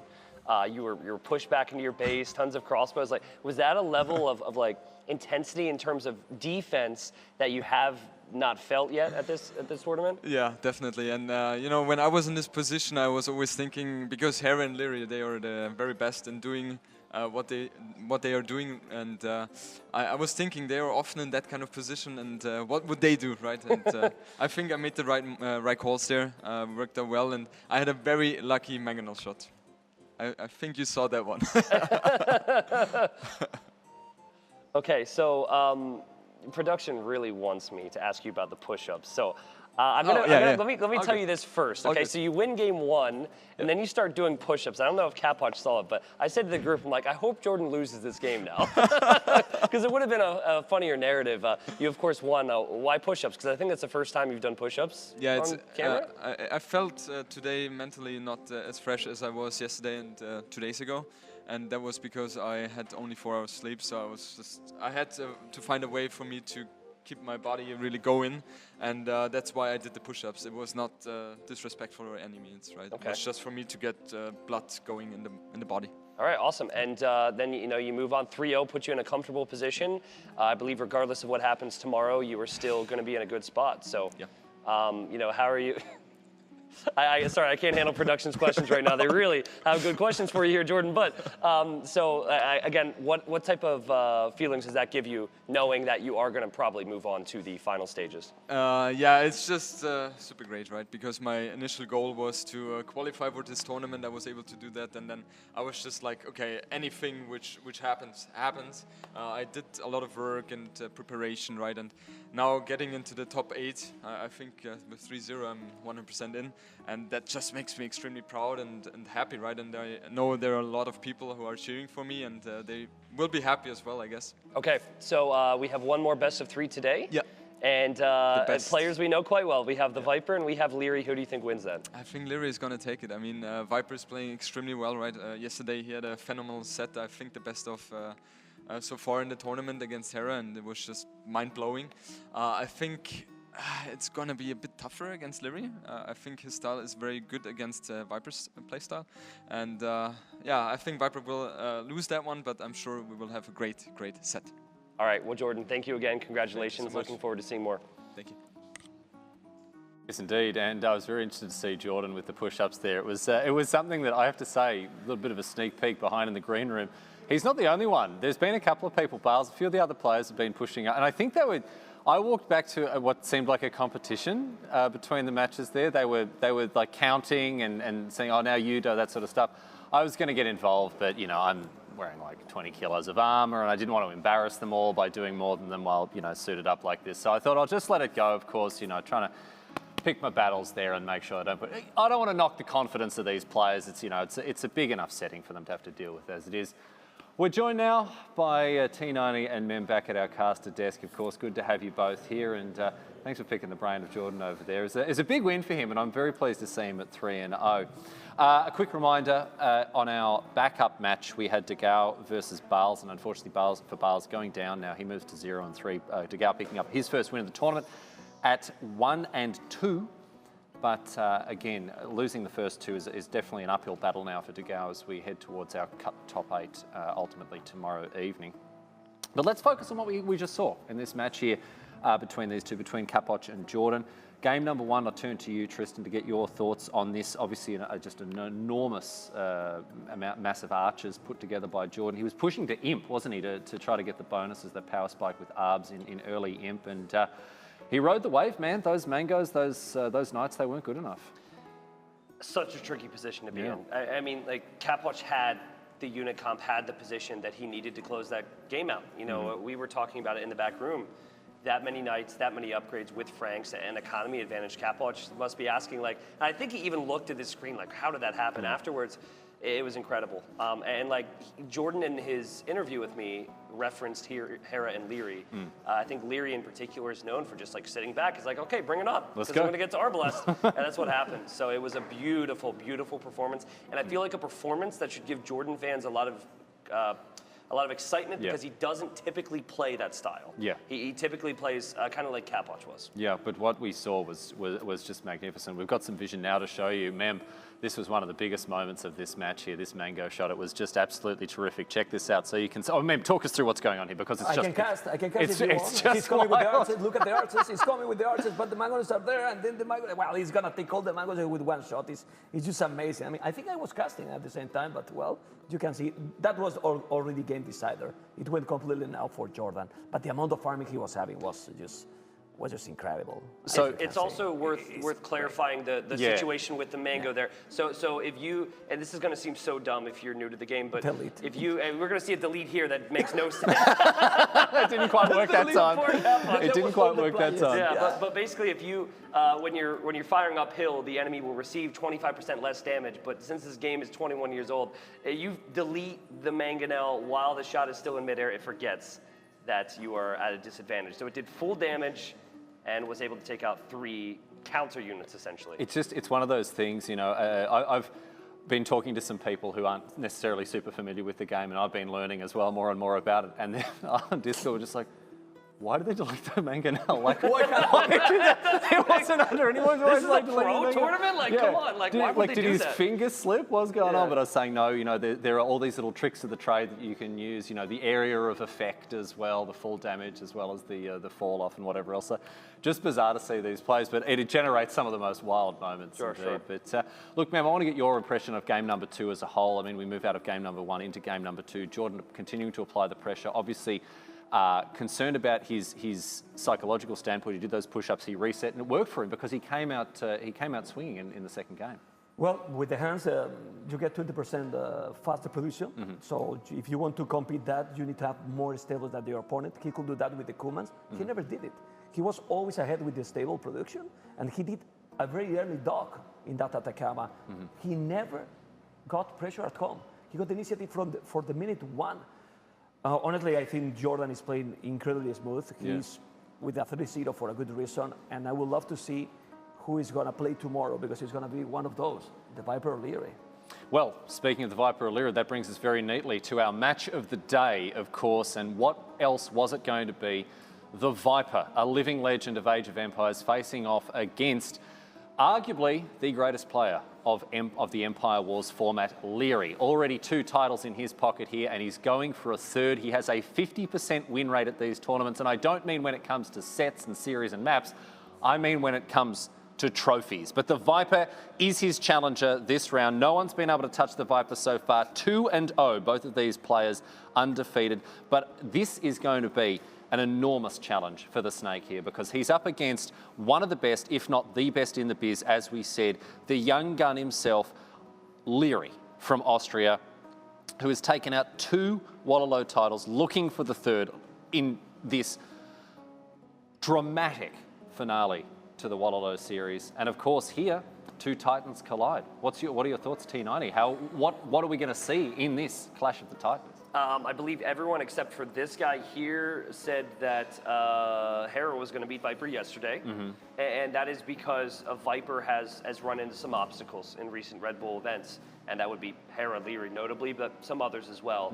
Viper proved yesterday that he's really upped his level, and I think his preparation is much better. His Civs drafts made sense. The civilizations he played with definitely suited him, and so you know, I still think Liereyy is the favorite, but it's not as much as it would have been in Red Bull Wololo 4 because Viper looks good. Let's bring up the head-to-head here and have a chat about that because, you know, for those of you who don't know, if you're just joining us, welcome, by all means welcome, but we rated these players between the casters and the players. I will note the players had input on this as well.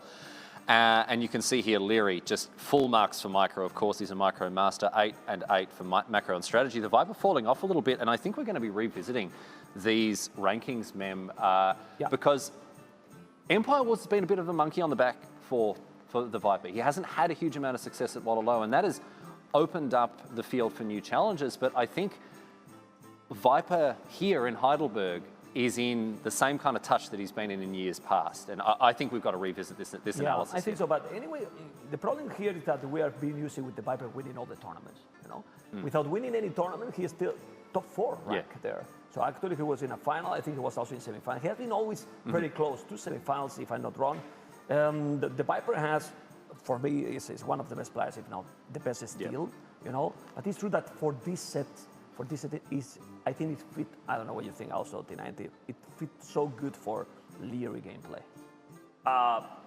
I don't know if I should say this, but I've said it on my stream before that I think that Hera and Liereyy have some dirt on one of the devs, and that's how they have this game mode. Because Really? the game mode is made for them. Yeah. It's like what settings would be really good for us? Boom. Oh, Empire Wars, brand new, exciting, big tournament in a castle. I mean, come on. They've got PIs with dark glasses and overcoats following my them tinfoil around. hat is officially on. But no, seriously. You know, it is everything Mem says is true, and I think the only thing that's not having some people say the Viper will win is simply his track record compared to Liereyy. I think it's going to be incredible, Riley. I mean, obviously it's going to be incredible. Let's bring the casters in here and get their thoughts. Nilly and Dave standing by, ready to give us the call of this match. You boys must be very excited. Dave, what's going through your mind as you settle in for this our match of the day? Viper versus Liereyy. I don't need anything else, like just two names, basically. After what we saw from Viper yesterday, I'm expecting great things here. And if he had a plan for Hera, he's definitely got a plan for Liereyy, because like you said, Lierey's the champion of the Wololo events twice now and is looking for another championship. I don't know what your thoughts on this set are, but I'm hyped. Liereyy and Viper, I would classify them as two idle farm villagers because they are outstanding in their field. Okay, cool. Okay. Yeah, Can I leave? Can I walk out? I don't know about this. I mean, you know, the whole idea that we have here is building excitement, hype, getting the audience on side. Let's go, huge match, and Nilly just pulls the handbrake and. Idle farm. Okay, all right. Anyway, no, look, my friends, we've got an absolute showstopper here for you.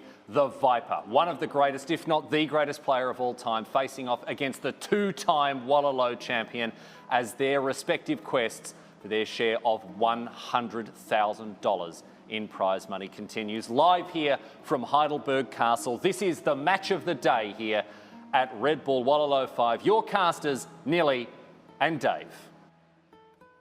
And welcome everyone to this fantastic match of the day we've got for you. We will have the Civ draft fairly soon, but before we get into the Civ draft, what do we expect to see here, Nilly? It's absolutely crazy, right? Yesterday we had Hera versus the Viper, and I said, like, yeah, best match possible, right? It's the dream come true. And today, actually, I knew it could get even better. Like Liereyy versus Viper for, I think, like 3-4 years in a row, both of them considered to be #1 and #2 in the world. Till we had Hera mixing that one up, right? And it's going to be a banger of a set. Yeah. And incredible meta plays, I think, from Liereyy is what we expect to see. And then from Viper, we saw him introduce the Bohemians in style to this event.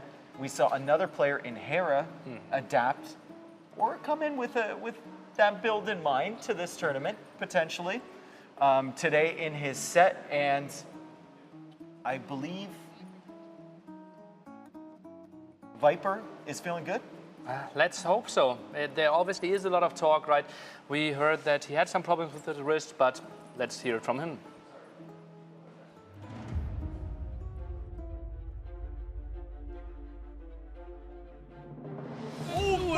Oh man, look at the trap! Wow! He's taking now absolutely everything. And Viper just keeps clearing up the military. What a dominating performance here from him. There you go, GG call. The Viper is in the top 4 in the tournament, and the Snake is there.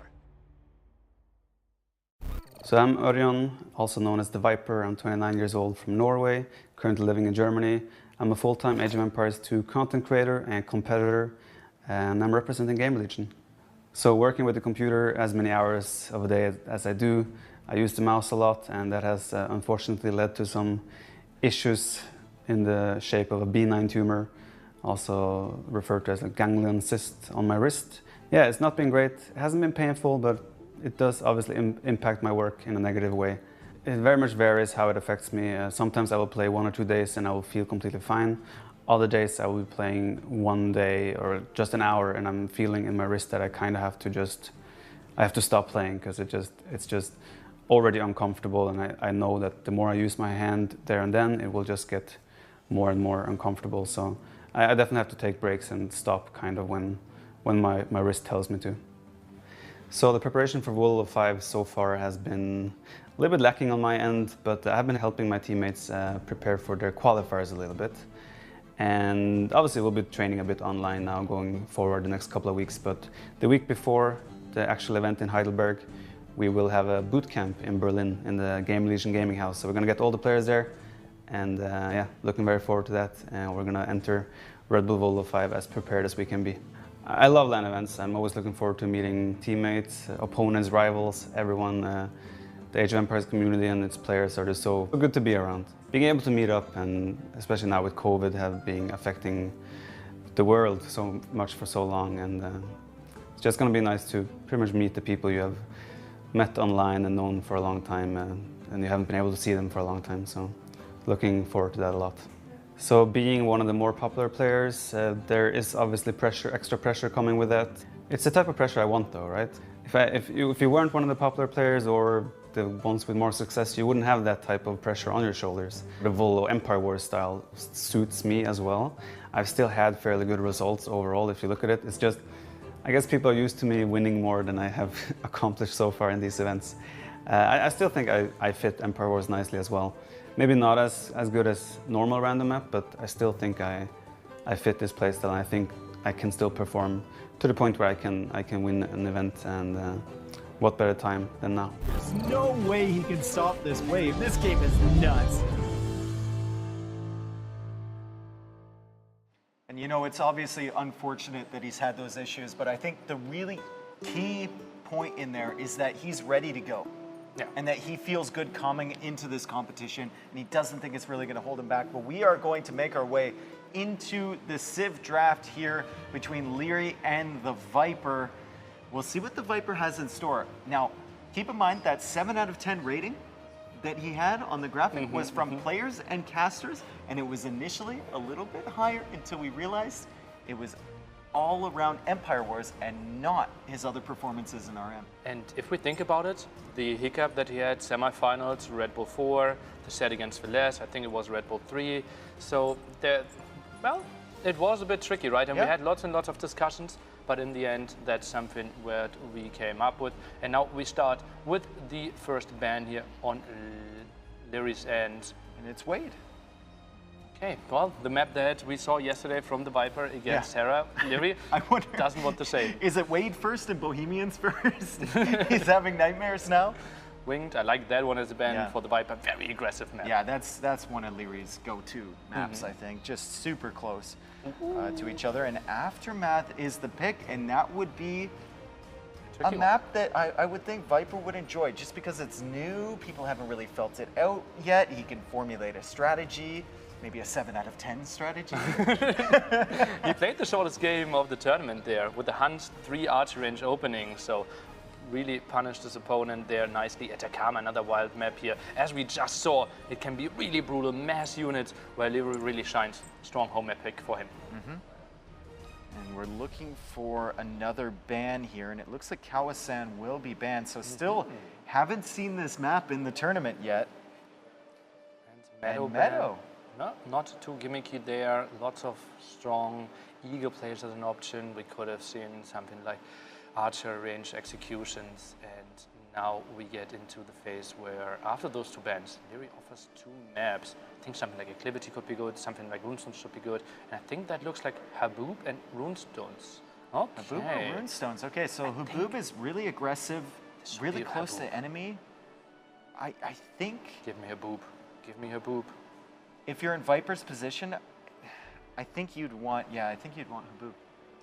Runestone's just too standard, and... Yeah, Liereyy plays Ethiopians or Britons or some other archer civ, and Or is he scared of the short distance? And look at that, he went back to the drawing board and then said Runestone's going to be the map. Haboob maybe a bit too aggressive for him, although he had the great performance himself on this one. I mean, look at the way he opened against... Well, look at the way he opened against Hera. It was unbelievable. Yeah. Well, maybe. But he did, you're right, he did lose against Dogao on Haboob, so... Maybe he wants a stable game, maybe. Thinking, okay, Liereyy, an absolute beast on so many maps and all the aggression. Runestones, if we think about it in Empire Wars, one of the mediocre to maybe a bit slower maps, actually. Yeah, because long distance. we saw the matchup between Jordan and Chapoch. Like we said, it looked like a standard RM game. They were both walled, they were both making their way to the Imperial Age, and potentially Viper wants that, but I've seen in Empire Wars so many times Liereyy gets that early pressure with an Archer civilization, controls the middle of the map, and then has that death ball coming across in Imperial Age. Players are preparing, getting the 1 minute between the map draft and the civilization draft.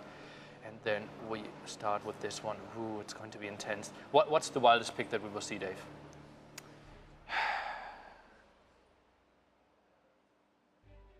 Honestly, I don't know.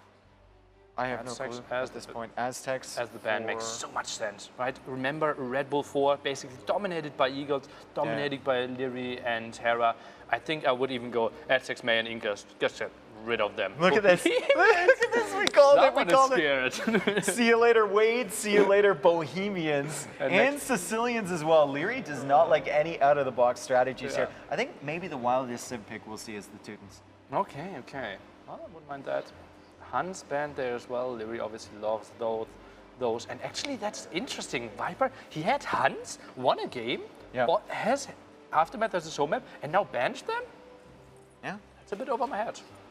Britons, strong ban. Liereyy loves his Britons. Yeah, and that speaks to how much Viper respects Liereyy, because for years, when you thought of Viper, you thought of the color yellow, and you thought of the civilization Britons, and how he would just play around with his food in the game. So, looks like Poles is going to... Poles! Liereyy doesn't want any of it. Did he maybe not buy the new DLC? And knows maybe they're too tall. They were getting in his way. He couldn't see the other civs. Okay. Maybe give Liereyy a small pedestal that he can see over them. I'll go with them.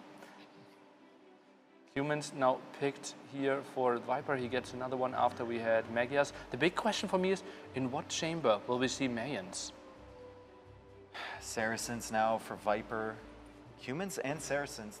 We've seen a lot of players snipe the Saracens. They don't want to deal with it. Even if they were picked a bit later. It's just such a wild card, right? You can get that market up earlier, you got the good feeds, you got the bonus damage against the buildings. Where is Vikings, Dave? We have runestones at map number 1. What's happening here? He's standing on the right side of the table. Yeah, but okay, I see them now. They haven't been popular. There you go. What am I saying? What am I saying? Right. That's why I'm getting the big bucks paid here. So, okay, Bulgarians for Viper. Okay, could be an Atacama play again, as we said, very aggressive there, and with all the upgrades for the military, can go for a lot of aggression, could go for some man-at-arm build orders there as well, but unlikely because the distance is so long, and, well, Aftermath, we still don't know what he's going to pick. Humans, Saracens could be options there. Going to be interesting for sure. Now a double pick for Liereyy, that finishes this draft. Yep. A good archer civilization that could be still left for him. Goes for Ethiopians. Ethiopians, okay. So Viper, that's more of a denial pick, I think. Yeah, I like that one. Britain's already gone. Mayan, still an option. I think would be something that I wouldn't mind too much on Lierey's end. Could go for runestones. I think Liereyy said something to him because Viper's kind of chuckling there. Lierey's probably like, give me an archer suit, come on. Well, yes, the Tars and Vikings, he can't complain too much. But actually, if he has Vikings, then maybe on runestones. He goes for some more horse. Atacama good with Franks. Aftermath, we've seen Hera dominate there against TatoH earlier this week. And now the last pick for Liereyy. Last pick for Liereyy. Are we going to see... Berbers still available here? I wouldn't be surprised by Vietnamese, honestly. Vietnamese? Berbers could be an option. You want to go way out there, we could say Koreans. Out. But yeah, I wouldn't mind it too much either, right? We had in the draft of Nicov today, and it will be Vietnamese. Vietnamese! Hello. Again! Okay, he's going to buff that win rate of that Civ, you know? Let's see. Well, yes, quite he's a all tough about opponent that. there. Okay, last pick here for Viper. Berbers are still an option. I could see Mayans as an option as well. Or he goes a bit more in the wild direction. We're talking about Teutons as well. But I don't see them on this. On runestones, I don't see them on Aftermath. Atacama, maybe. Chinese, okay. Well, I've seen them over and over again. I don't really expect them to be played, honestly, because there's so many strong civilizations, and I don't really see what could be sniped that Cubans, Bulgarians, Saracens, and Ethiopians aren't the picked civilizations on those 3 maps. So, I'm so interested in this ban of polls for Liereyy. Is that like the way Viper used to do bans, where he would just ban Vietnamese when they were bad, just because he didn't want to deny himself another civ? Yeah, I think people, I view bans very differently to most players, because I think you can ban, for example, very weak civilizations just to keep more strong civilizations strong ones for for both yourself. if you feel more comfortable with strong civilizations, right? And Liereyy is having so many tournament games where you play the strongest civilization over like ladder games where Viper, Hera, they are just playing so much more. I think Hera probably has like 50 Bohemian games, and I would be surprised if Liereyy played Bohemians 5 times. So we see humans being banned or sniped from the Viper, and we see Magyars being sniped from Liereyy. So for Viper, I'm seeing Saracens maybe on Aftermath, and then we have Chinese potentially on Runestones, and then Bulgarians on Atacama. For Liereyy, I mean, Vikings on Runestones seems reasonable, yeah. legitimate. Franks on Aftermath, and then we're looking at Vietnamese or Tatars on Atacama. Mix it up a bit more. I will agree with the Saracens and Bulgarians for Aftermath and Atacama. I think Ethiopians on Runestones feels very likely. Okay. Vikings, we absolutely agree with Runestones there. And then I see Franks on Aftermath and probably Tatars. No, Franks on Atacama and Tatars on Aftermath. Okay. That's my wild prediction. Okay. So much guessing games, and maybe you're trying to outsmart your opponent and trying to, simply see what are they going for, what might be their strategy, how can we counter those. And Aftermath for the Viper with his 4 civilizations, Chinese. I do like this system, how we have the best of 3s and then we have so many bans. I mean, it takes a long time and it's, you know, fairly involved, and players really have to come in with a plan, but we get to see new civs, new strategies every single day. Yeah, and think about it tomorrow, right? Yeah, we have 4 bans each. to begin That's 8 civilizations just gone. And we already know one matchup, right? Because it's Jordan against the winner of these 2, one of these 2. So that's going to be a banger as well. Then fighting for the #1 seed. Big match. Obviously $250 as well for every single set win here. Every single set I win. would take that. I would take that. Sadly, I would need to win. Top 126 in the qualifiers though, Nelly. Nice, nice. I saw your sweater. Yeah. Pretty proud of that it. in your trophy room? Yeah. Hanging up on the wall? The whole trophy room that I have. Big echoes in there. Obviously not shown as part of Nilly's Apartment Cup tour. he keeps people out of there.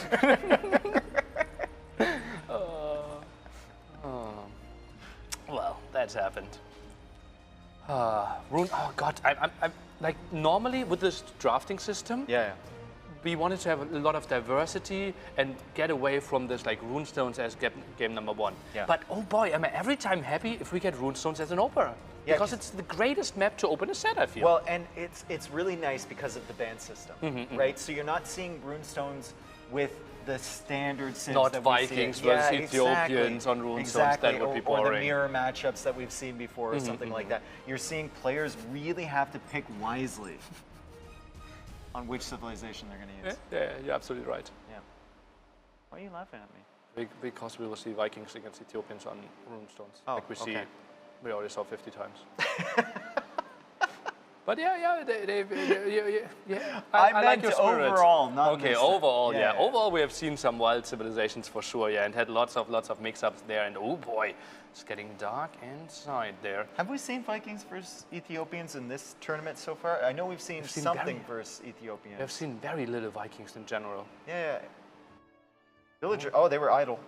Task them somewhere else. Okay. She's going over here. He's going over there with the wood. Wood shopping. There's no lumber camp though. Okay, not the best pathfinding there. He's a bit distracted. Just drop them off, my man. Oh, now he's forging. Oh no, he dropped the wood. Oh, no more wood. My... That's the wood dropped. She picks it up. But that's the opponent. That's the yellow player. He was red. Oh. Now he has wood again? Okay. The tasking here is very confusing. This build is all over the place. Yeah. But what isn't all over the place is the Viper and Liereyy as we head into game #1. Once again, Ethiopians versus Vikings, a matchup we've seen historically, but not so much here so far in this tournament. And it's so good that we mix those up, right? Give me some good old classics, and they're classics for a reason, right? Because there is still so much aggression happening. You have to open the archer range. Not necessarily that we will see lots of big moves happening in Feudal Age, but in Castle Age, the Mangonels will be there, and we already see Viper moving out with 2 archers. That's not something we would have seen from him, let's say, a year ago. Yeah, Viper being quite aggressive there and kind of deciding not to counter. He was heading in that direction, and now he's going to head to Lierey's base and maybe distract him a little bit. But Liereyy, with this patented approach, and Viper doesn't even know where he is, he's just guessing. Liereyy with this patented approach of small numbers of military, and he's actually going to do damage. He's going to kill a villager here. That is so Liereyy. Oh, and those 2 archers, they might go into the berries there later on, but that villager is in danger as well. Now the archer needs to make sure to not take too much damage from the skirmisher. That skirmisher out of position, great start for Liereyy. Really, really great start for Liereyy. I mean, the archers have found the berries though, Nilly. He did make his way there with 0 scouting whatsoever. He made an educated guess where he could show up, but Liereyy already with a skirmisher of his own and an archer at home, so 2 weak villagers. Viper shouldn't be able to do damage there. Liereyy, though, losing the archer forward, still has that scout, however. Felt like those 2 archers did more than 40 damage, but couldn't find a villager kill. Now running away. Scout still inactive, and look at how annoying Liereyy is. He's trying to kill 2 wood of the Viper or what there? Attack the palisade. Yeah, maybe a little bit of a misclick there or something, but Viper is on the case there with the scout of his own, and he actually got away with those 2 archers, so he's going to join it up with another force and push down the middle. Ethiopians, Nilly, I've been saying I don't think they're quite as good as people think they are, and that's because you need to play them perfectly. Yeah. And you need to get an advantage early, and if you don't, there's not really a fallback plan, especially against a civ like Vikings. And what we see here is that maybe they're a bit too predictable, right? Yeah. Archers just feel so standard, and Liereyy just opened 1 archer, the rest was skirmishers here, and 2 archers in total, something that we don't normally see from him. He is known to go for lots of archers, but he just counters what he thinks the Viper's playing, and interesting strategy. Market play by Ethiopians, sold the stone. Market play by Ethiopians, sold the stone, and went up to the Castle Age. So he's going to be there. Liereyy, though, not too far behind. Vikings are just so strong. And remember that interview with Mr. Yo, right? Liereyy is the best player in the world simply because every single time you are later in the next age, not for Viper. Yep. And I love the way Yo put that. He said, a lot of people think about the micro, but I think about the economy because his builds are just so tight. Yeah. Like he doesn't make mistakes when it comes to economy management. Yeah, but Yo would be another like strategy and macro 9 points guy, and micro, well, maybe behind those 3 top players that we always mention. Dance is still happening, and that is a nice pick off there. Yeah, maybe Scout micro not on point so far with Viper. We saw it a little bit inactive earlier, and then dying to a spearman in the middle of the map, and now these villagers, these 4 villagers are kind of caught out here, and Lierey's not diving in yet. He's just kind of hanging out in between the villagers and the TC. He's trying to force Viper's army out to make an engagement, and Viper with a terrible position in the middle of Lierey's army is going to lose 1 skirmisher, 2 skirmishers now. And Liereyy can make his way to that back gold while Viper is just waiting for that Castle Age upgrade to click in. Only 2 archers though, so the damage output is not crazy. The Viper, the timing actually won't be that big, right? He invested so much, played open, double archer range a bit on the later side. That villager is getting microed back quite nicely, but that's so much out of villager time. Yeah, but still, even with the market, even with selling the stone, you're only 30 seconds ahead of your opponent, and your opponent's army is in your base, so you have to hang out there. You can't be doing damage, but Viper forward with a siege workshop with no military support whatsoever. So un-Viper-esque. Like this is so untypical. Normally he is the guy, let's get to him, let's put a castle on every hill. This is like the Mac style or the Mr. Yo or something like that. Maybe he recognizes Vietnamese against, or not Vietnamese, sorry, Ethiopians against Vikings. You need to do damage early. You can't be that guy. Look at that crazy Vikings eco. He can afford 4 different upgrades there early on and still continue with his production. And that town watch might actually be the key. We might go into the POV of Liereyy pretty soon and see if he could see that siege workshop. Houses are a bit too far away. Nice positioning by the Viper. Where's the army to complement that, though? I only see six crossbows on the field, and he just lost 3 of them. He killed 2 skirmishers from Liereyy, but now they're elite skirm, so he effectively can't counter this army back here. He doesn't have a stable yet, so he can't make a knight. This looks really bad for Viper. I mean, he's got that Siege Workshop forward, but no army to back it up with. And he's setting more crossbows for the defense against the skirm attack. And once they're elite skirms with Botkin, they do really solid damage against villagers. This looks pretty rough here for Viper as Liereyy is comfortably sitting at home, and now he's in on the berries, is forcing the villagers off. Not much food left there, so that's not too big of a blow for Viper as he tries to clear up this army behind his base, but there's more on the way. Oh no. That's ugly, and those skirms already have +2 attack, +2 defense, and they trade off so cost efficiently against crossbows, even against Ethiopians. Yep. More skirmishers arriving now at the right-hand side, finds another crossbow there. So much aggression. Maybe you can get an update on that Siege Workshop, but it is only one Mangonel. Mangonel heading back. Oh, the no. Mangonel's Oh, no. heading back, I think. Cool right? There Mangonel. was a Mangonel. There's a Mangonel on the field. Where is it? Oh, it's there. Look, it went all the way back, Millie. Oh my God, it went all the way back across the map. That's just a momentum killer. And speaking of momentum killers, I mean, an 11-minute and 16-second game here for the Viper. He just couldn't do anything about that skirmisher army from Liereyy, and Lierey's got to be happy with himself. Oh man, and Ethiopians normally really strong at the start, right? +100 food, +100 gold. At the start, and then +100 food, +100 gold once you reach Castle Age. And normally Vikings are shining like mid-late Castle Age, maybe a timing early Imperial Age, but Liereyy just ended the game before. Yeah, I don't know what to say there. It just seems like Ethiopians were not the right vibe for Viper in that situation. Oh, I hate when you're wrong. You hate when I'm wrong? When you're right. Oh, okay. I'm wrong. Millie over is here, Is Liereyy maybe not paid by the hour? He's trying to speedrun. Okay. Yeah. Cool. Viper speedrun. 1-0, 11 minutes. Okay. And Viper, this is giving him familiar vibes to previous Empire Wars tournaments, I bet. It is still a bit different, right? The pressure isn't that on. He still has everything in his hands. Very good performance so far in this tournament, 2-0. Yeah. We'll get lots of Buchholz facing Liereyy, obviously, so that's a good situation. It is incredibly likely that he will make in top 8. But obviously, you kind of want to put yourself in the position to avoid Hera, Liereyy in the semifinals, in the quarterfinals early on. Probably want to delay that matchup into the finals. What do you think Viper could have done differently in that game? More skirms. He was completely relying on himself getting crossbows and then having the timing, but the timing was only 30 seconds. Lierey's eco was so clean, was never raided once, could go for all those upgrades, and then you can't take good fights with crossbows against skirms. Yeah. And you can't even add a stable or anything for a couple nights because you already invested the wood into that forward siege workshop and the Mangonel. Yeah. So he was just, as soon as the skirms got back in that position, and Liereyy refused to give them up for free, he was in a really rough spot. It was tricky. The scouting obviously was not that super crazy, right? Only those 2 archers. Yeah. Viper needed to use his scout for the defensive fighting. And that small aggression, it also was very fortunate because Liereyy, simply the first archer skirm scout, instantly in Viper's base. The Viper, 2 archers, couldn't find the kill, had to go back, didn't find the damage. Okay, so we're going into Viper's home map now, and that will be Aftermath. And we were thinking potentially Saracens or Bulgarians for this map? Well, let's see about that one. Seems like the players are very focused already, and I would think Saracens could be a good one there, and Bulgarians then on map number 3, if we go that far. Would Saracens be playing Cav Archers?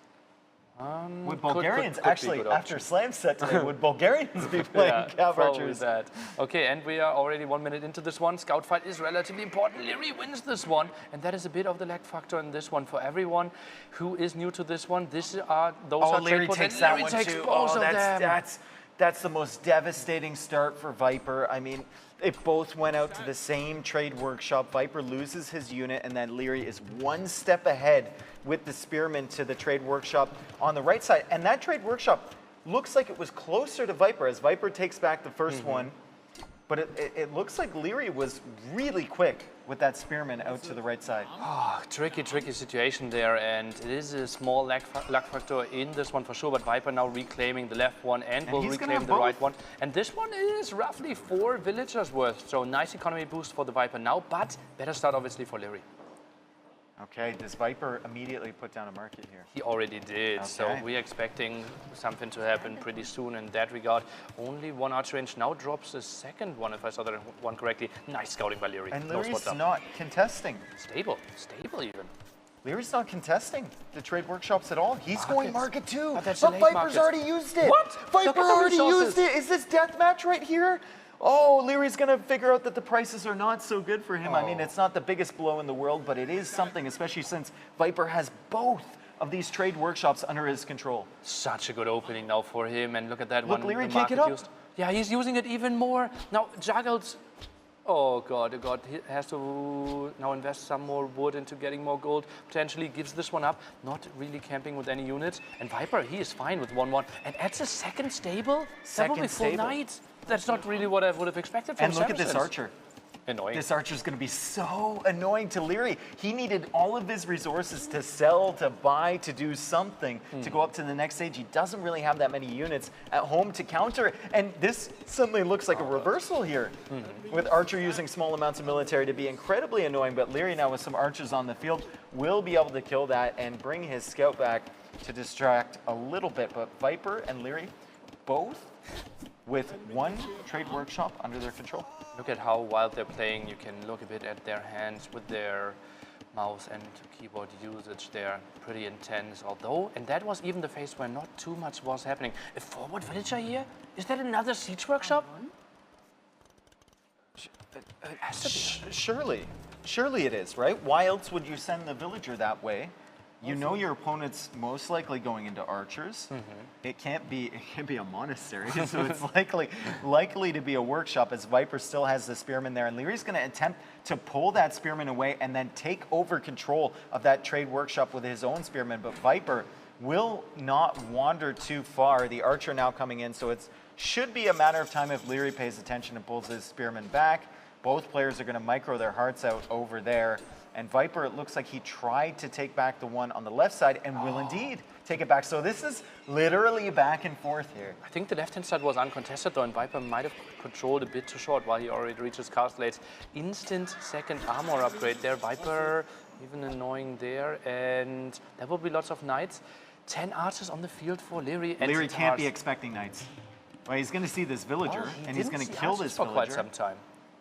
Normally you should. Oh, that was almost so cute. It would have just cost him a couple seconds. Viper with +2, he will engage this, hoping that he can dwindle the numbers before the upgrades. And there's 2 more knights. They do have +2. He did do quite a bit of damage to these crossbows, and some of them are weak, which will mean that he can probably win this fight. And this is a very Liereyy thing I see from him all the time here, Nilly. When he knows he can't win a fight, he'll just give up on it. Yeah, really good thing. Also, microing back there meant that he would have lost his hill. So just sitting on the hill, knowing that you do the maximum of damage, great decision. Viper's still annoying here and controlling both workshops. His economy is better, even if the overlay is saying something differently. You can see the resources trickle up. It's almost like having a food relic, a wood relic, in the bank, or having something like a Vittoria that the Portuguese get. This is open now. Oh, sneaky! What is happening? No, that was one pushed away one, I believe.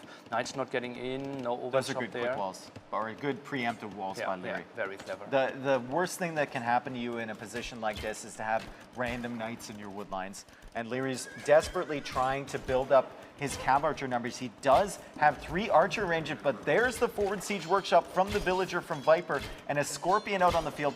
I wouldn't hate to see a ram in this situation, Millie. Villagers could maybe go over there. You don't have enough to protect, but yeah, pressure those archer ranges. And what this enables Viper is that he still has those 2 trade shops. He gets more resources because Liereyy has to defend first. And he's pushing Liereyy off the gold. And what do you need when you're producing cav archers? You need like 20 villagers on gold. You need so many on gold. It's very similar to Eagles.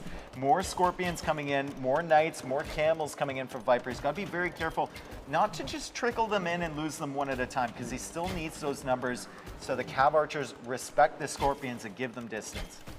They have to, and oh, that's a tight area. Scorpion's obviously doing extra damage in a line there, so has to be really happy with that. Oh, that's what he wanted to avoid, and he broke in. Liereyy, imagine Liereyy being so distracted by that pressure he didn't notice. Liereyy not noticing. Viper. doing so much right now, and Liereyy taking a lot of damage. Oh god, and remember, Camels now for the Viper will be the unit of choice because they have more HP being the Saracen. Now maybe jumping on with the CA. If he loses this fight, I think he loses this game. Yep, and he's pushed off the gold again. He can't produce the Cap Archers, and look at Viper's resources. Tick, tick, tick, tick, tick. The trickle of res is going up and up from those trade workshops. Viper now looks to be in full control of this game after a really, really shaky game number 1. And Liereyy, he needs to take, well, a counter-attack as his only option apparently. Still blocked from that gold. Might take that trade shop back, but that won't be enough, right? Even passes that one. He's not even going for it. He didn't even take it. No. He didn't even take it. He's under pressure. He knows he needs to do damage to Viper's economy right now. I mean, now he's sending 1 unit back. Okay. To take control of that trade workshop and get a little trickle of resources himself. Viper, though, will have vision on these Cav Archers coming in from the walls and immediately responds. Yeah, and those were low HP, right? Just leave some knights there. Look at that one. Sends all the camels back. And I think there's knights on the wood line in the north, too, from Viper. No. Oh, no. Okay. Okay, Liereyy notices it, but 3 villagers idle trying to repair that. And if Liereyy doesn't do something, he's going to be through to that soon, 50%, 50 HP, 40 HP, while we see those CA being pushed back. Liereyy won't notice. This is GG. This has to be so many dead villagers. Has to be GG. I mean, Liereyy killed, what, 7 villagers there with his Cav Archer raid, but look at the eco KD for Viper. 19-8 now, and Viper is going to clear up this Cav Archer army from Liereyy, and when he clears that up, look, Liereyy looking to the sky, Viper taking a sip of his Red Bull. He was in full control of that game. That was impressive. You clap me, I clap you back. Yeah, exactly. What? Okay, well, he took 2 minutes longer. Oh, okay. So with his Liereyy old could age, have you know, a little bit slower as you grow older. Well, Liereyy just took 1.5 more minutes to realize how bad it was looking. Great aggression there by the Viper, and what a market use with those Saracens. He just flew to Castle Age and even contested those trade posts. Yep. And like we still have to remember. He helped them. Liereyy didn't contest them at all. When Liereyy went for the market, he thought he was going to be faster to the market than Viper, and his prices were terrible. Remember, this looked like pure dominance by the Viper. The first 1.5 minutes were the worst possible ones. Yeah, the worst possible start for him. Yeah. Worst. He lost the scout fight there at the left-hand side, right-hand side. Spearman was earlier for Liereyy. Viper had to fight for those. And Saracens looked mighty here. Yeah, and Liereyy, I know what Liereyy must have felt as soon as he saw those market prices, like, oh no. Because you're fully committed to that strategy. If you don't use the market and get up as quick as you can, you're dead. But now that you're using the market with reduced prices and you know Viper's already up, you're already behind. And you don't have the trade workshops. Oh man, so tricky. Atacama, now the home map of Liereyy, our final map to decide the set and decide who goes 3-0 to face Jordan tomorrow. Franks and Vietnamese, the only options for Liereyy. On the other side, Bulgarians or Chinese. I see Bulgarians versus Franks coming up there, unless the Viper wants to pick and wants to have some camels in his arsenal. Bulgarians just feel too good here. Because it's like, how often do you get to Castle Age at an even clip with your opponent on this map? It's usually full fuel. Yeah, lots of aggression in Bulgarians. You have the upgrades there. It's just so easy to put under pressure. Franks, they are really good. They have more HP on their scouts, but they are lacking bloodlines. So actually you're capped at 54 HP. Your opponent can get to 65. So actually, if we get to this like 15v15 fully upgraded scout fights, Bulgarians are better than Franks. Who was your prediction to win this?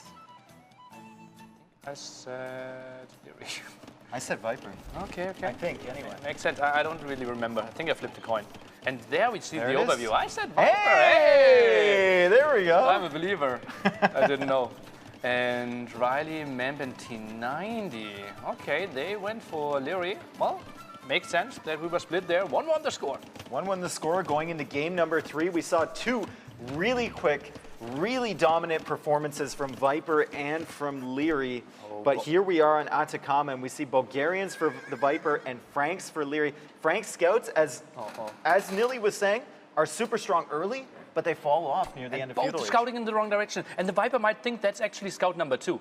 With the timing, he could think, okay, Lierey's at the top there, but both scouting in the wrong direction. They have no idea that they're so close. Oh, he's going back. No! Viper is going back towards the north, and now he's going to see scouts come in from the other side and probably realize his mistake here, attempting to quick wall, but he's still trying to find Liereyy. Oh, that's a disaster for Viper. He will not be able to do early damage because he's going to be wandering around at the north side of the map. However, Liereyy not able to find any early villager picks yet.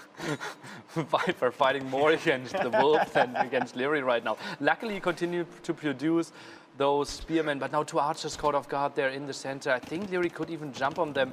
First dock being built at the left-hand side by the Viper, but not the opening he was hoping for. No. Spearman archer aggression was his initial plan. No, he was looking for that early pressure. He was sending a spearman over there because he was convinced Liereyy was on the north, judging by the position of the initial scout coming in. More scouts coming in from Liereyy here on the woodline from Viper. Viper opts to take the villager fight and will most likely send that weak one back. Meanwhile, getting hit by the spearman at Lierey's base, that will hurt. And now the four scouts are coming together. Spearman a bit out of position. Where are they? Two archers there to defend. Another spearman. Looks like Liereyy. Took out a scout. And there's a spearman coming. There has to be some fight at the other side there as well. Has to be really intense. Liereyy has to pull those villagers away. And it's not easy to engage against two archers and two spearmen if you went for scouts initially. It's much easier to defend against those four scouts than it is against this composition. And look what it's forcing Liereyy to do. Viper, like we said, with a bad pathing at the beginning, but he's still making do, even though that happened to him early, and he's taking out a villager, potentially take out another one, and even though Lierey's sending these scouts back, like you said, it's not going to be easy to engage against three spearmen. Or idols for Liereyy too. Oh yeah, now the question is how we are transitioning. I love to see Bulgarians go for double stable here and all the upgrades. That would be a crazy play. Already goes for armor, and now goes for the center woodline. Can't really afford the second stable yet. This seems more solid for Viper. He's not producing scouts yet. He's producing spearmen, he's producing archers. Liereyy forced to respond, and remember, Viper has the fishing eco. He hasn't added a second one yet, but once he does, that's really, really going to help him produce scouts. There's Shawfish Villager there as well. Another group of annoying units at the front. If he sends those others in, but no, they're going further away, and I think Viper... Oh, he came right back again. That's a beautiful play from Viper. And here's the first scouts right on time. Oh, perfect. Just as the skirmishers make their way onto the field. That's a perfect fight if he fights. Viper has to notice you can't lose that archer. Liereyy going for a tower on the gold. He realizes the danger. Yeah. But this is all Viper so far. That means no tower possibility in the center. Yeah, none on the wood unless he buys a stone or goes out to mine it. Oh, this is such a good spot for just full-out feudal aggression because Liereyy, he can only protect himself at the front right now. But where are his woodlines? They have to be so scattered around. Military count 12 to 9. And another forward villager. What? Can he build a siege workshop in feudal age, Dave? No. Okay. I was just checking to see if he was Cumans. No, he's not. Oh, but what? Lierey's on the way to Castle Age? Only 1.5 minutes. I completely oversaw that. Yeah, we were so focused on the pressure. Oh. There's a reason that Liereyy hasn't had so many units to defend or attack Viper. It's because he's on the way to the Castle Age. Viper's resources looking fairly decent, but he's going to be at least 2.5 minutes, if not more, behind Liereyy up to the next stage. Viper now getting bloodlines as well, which is going to set him even farther back, and the army is getting wiped up here. I think Viper may be misreading what Liereyy is doing, or does he recognize that Liereyy It has to be a cancel on bloodlines. He has 400 food, 200 gold. He sees that his army won't really do too much. He only has one stable. Finishing bloodlines, there has to be a major mistake. Oh, that will hurt. It's finished. It's finished. He's going to click up in a minute or so, but Liereyy is going to be in the Castle Age in 3 seconds, and that's got to be a pretty bad feeling for Viper. He has killed 5 villagers, but coming forward, the Knights from Liereyy could potentially kill way more than that. Yeah, massive economy lead, 49 to 36 workers. That is including fishing ship. So good on Viper in that regard. Armor now for Liereyy. He obviously will go for massive amount of knights. Viper needs to wall in his woodline. Seems like he should be in time there. Spearman count at 2 only. 2. He's got 1 in production. It doesn't seem That's not enough. That's not enough to counter knights. And look at how many villagers are on those berries. He's going to have to relocate all of those. He's slowly walling in his gold. The Knight is going to find one villager and get a little bit distracted now. Viper is still producing spearmen, but he's only going to have about 4 by the time Liereyy gets to his base. He's on the way to the castle edge, getting the infantry armor, so probably planning on making his way into pikemen. Yeah, makes lots of sense, right? He knows his opponent has to be going mass knights there. Maybe even a second barracks could be an option just to make it easier for you to survive villagers blocking each other. Wall, you're blocking it, you're blocking it, oh, okay. There it is. Oh, but there's still 3 villagers out there. Yeah. At least one of those is dead. Yeah, the first one already, and the other ones are getting home. Okay, good for them. That wood line feels safe. Is this the spot where Liereyy should maybe build the siege workshop forward this time? What do you... I mean, maybe? Liereyy jumping. Liereyy is jumping, but there's so many spearmen there. I mean, I guess you want to get rid of them before you know they're going to be upgraded to pikemen, and you want to try and raid as much as you can. Viper with the quick houses there. He's getting as much damage as possible with his TC, trying to trap those knights against his spearmen. Do you go for, if you're in Viper's position, do you go for a second barracks here? He goes for pikemen now. I thought about it for sure. I think going mass stables, maybe monastery could be a thing. If he takes this fight, it kind of indicates maybe canceling pikemen could be a thing. He's trading off all of them before he can upgrade them. That feels unreasonable. Yeah, there's nothing over there to defend if you're Viper. Yeah. There's nothing over there to defend. Why are you tossing your pikemen away against those knights? And now you have nothing to upgrade. The pikeman upgrade is still on the way. Another villager going down on the farms. A second villager going down on the farms, and now a third. Liereyy trying to get into that wood line, couldn't quite make it there. Viper with knights on the field, but Liereyy is just sitting in his farming eco while going for a second TC at home. Oh, all the aggression. Now one pikeman on the field after the upgrade finishes the third. So much. Yeah, and the villager count is even, but most of that that difference right there, or not most of it, I guess he only has 2 fishing ships. Okay, I thought he had more by this time. Yeah. Villager idle there after the swordfish ran out. Viper obviously will have a good shot of defending here. The question is, will he be able to get some TCs up? So lots of knights annoying. Look at Liereyy. He pulled that weak knight away. Viper retasks the pikeman, and the weak knight still lives and gets a kill.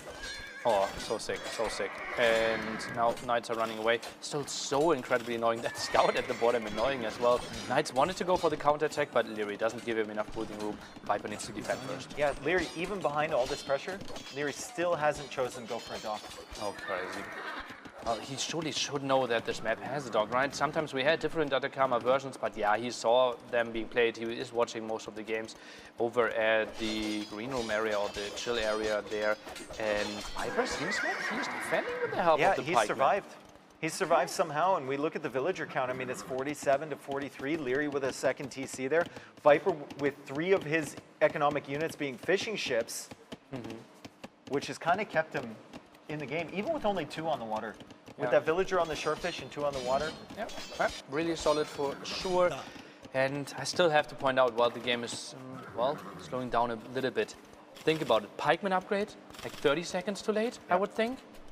And that's only because he did Bloodlines and couldn't go up to Castle Age. I think the timing could have been perfect for the Viper.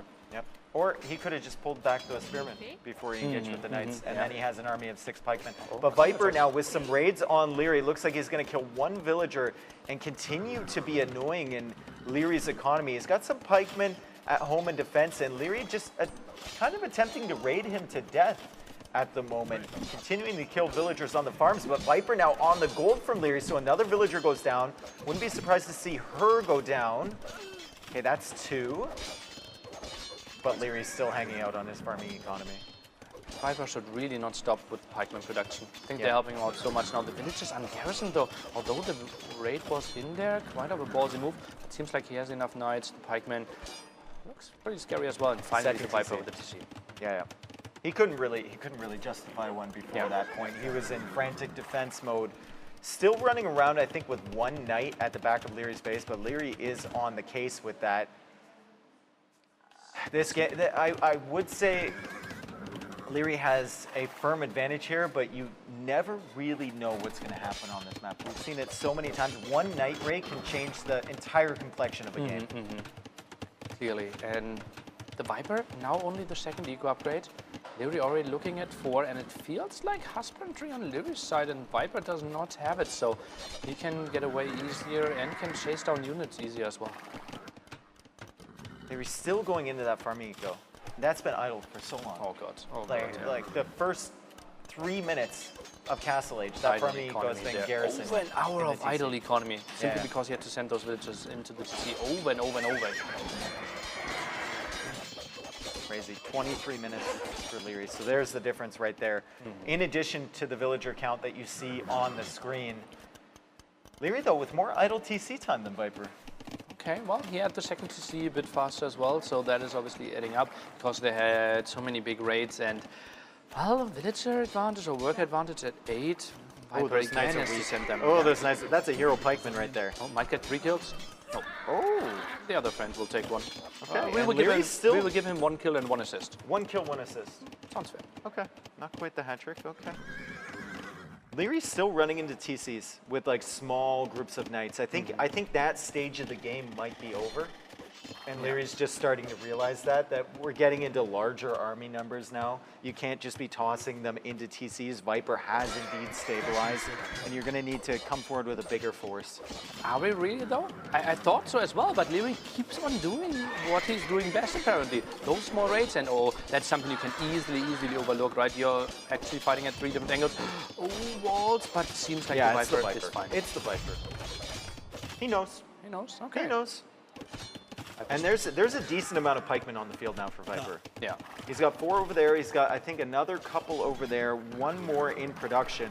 If he just keeps those around his TCs, suddenly Liereyy can't keep doing what he's been doing. But look at this. Viper just doesn't notice in time. It's always 1 or 2 villagers. Hey, by the way, double barracks by him and is going for some more Oh, spearmen. good raids, though, by Viper here on the gold.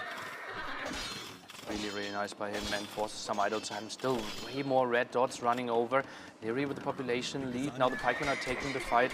Not the craziest micro ever, just patrolling this one in. And that obviously is still cost efficient for the Viper, but where are the pikeman numbers now? Yeah, he's just kind of producing them from 1 barracks. It feels like he needs maybe a second one. Yeah, we have discussed that very early on. The question though, if Liereyy was seeing the second barracks, would he commit that heavily onto all those night raids? Yeah. Well, I mean, a crazy game like this, are you always going to see the second barracks? Okay. Maybe. Oh, but now the next fight, Spearman now being added by Liereyy there, even goes for Squires. So want some more speed on those units, and those pikemen have been paying off really well. And Oh, the Viper thing is- notices that too. Viper notices all of this. That's why he's still alive here, Yeah. Nilly. He's been walling behind. Every time Liereyy tries to break through, so many players would get punished by that. Yeah. They're distracted in another area of the map. Liereyy breaks through the walls. He kills like 5 or 6 villagers, and then suddenly you're 20 bills behind. Right now, Viper is 63 economic units to 67 from Liereyy. Obviously, 5 of those being fishing ships. Finally, the second barracks, and yeah, indeed, Dave. It feels like for 10 minutes now, we are 1 mistake away from the Viper to But he's lose not the making game. the mistakes. He's not making it. No. And Leary's certainly pressuring him. Yeah, He's trying to force him into making the mistakes, but he's not making them. Viper is just hanging on in this game and making sure he has a chance to take this best of 3.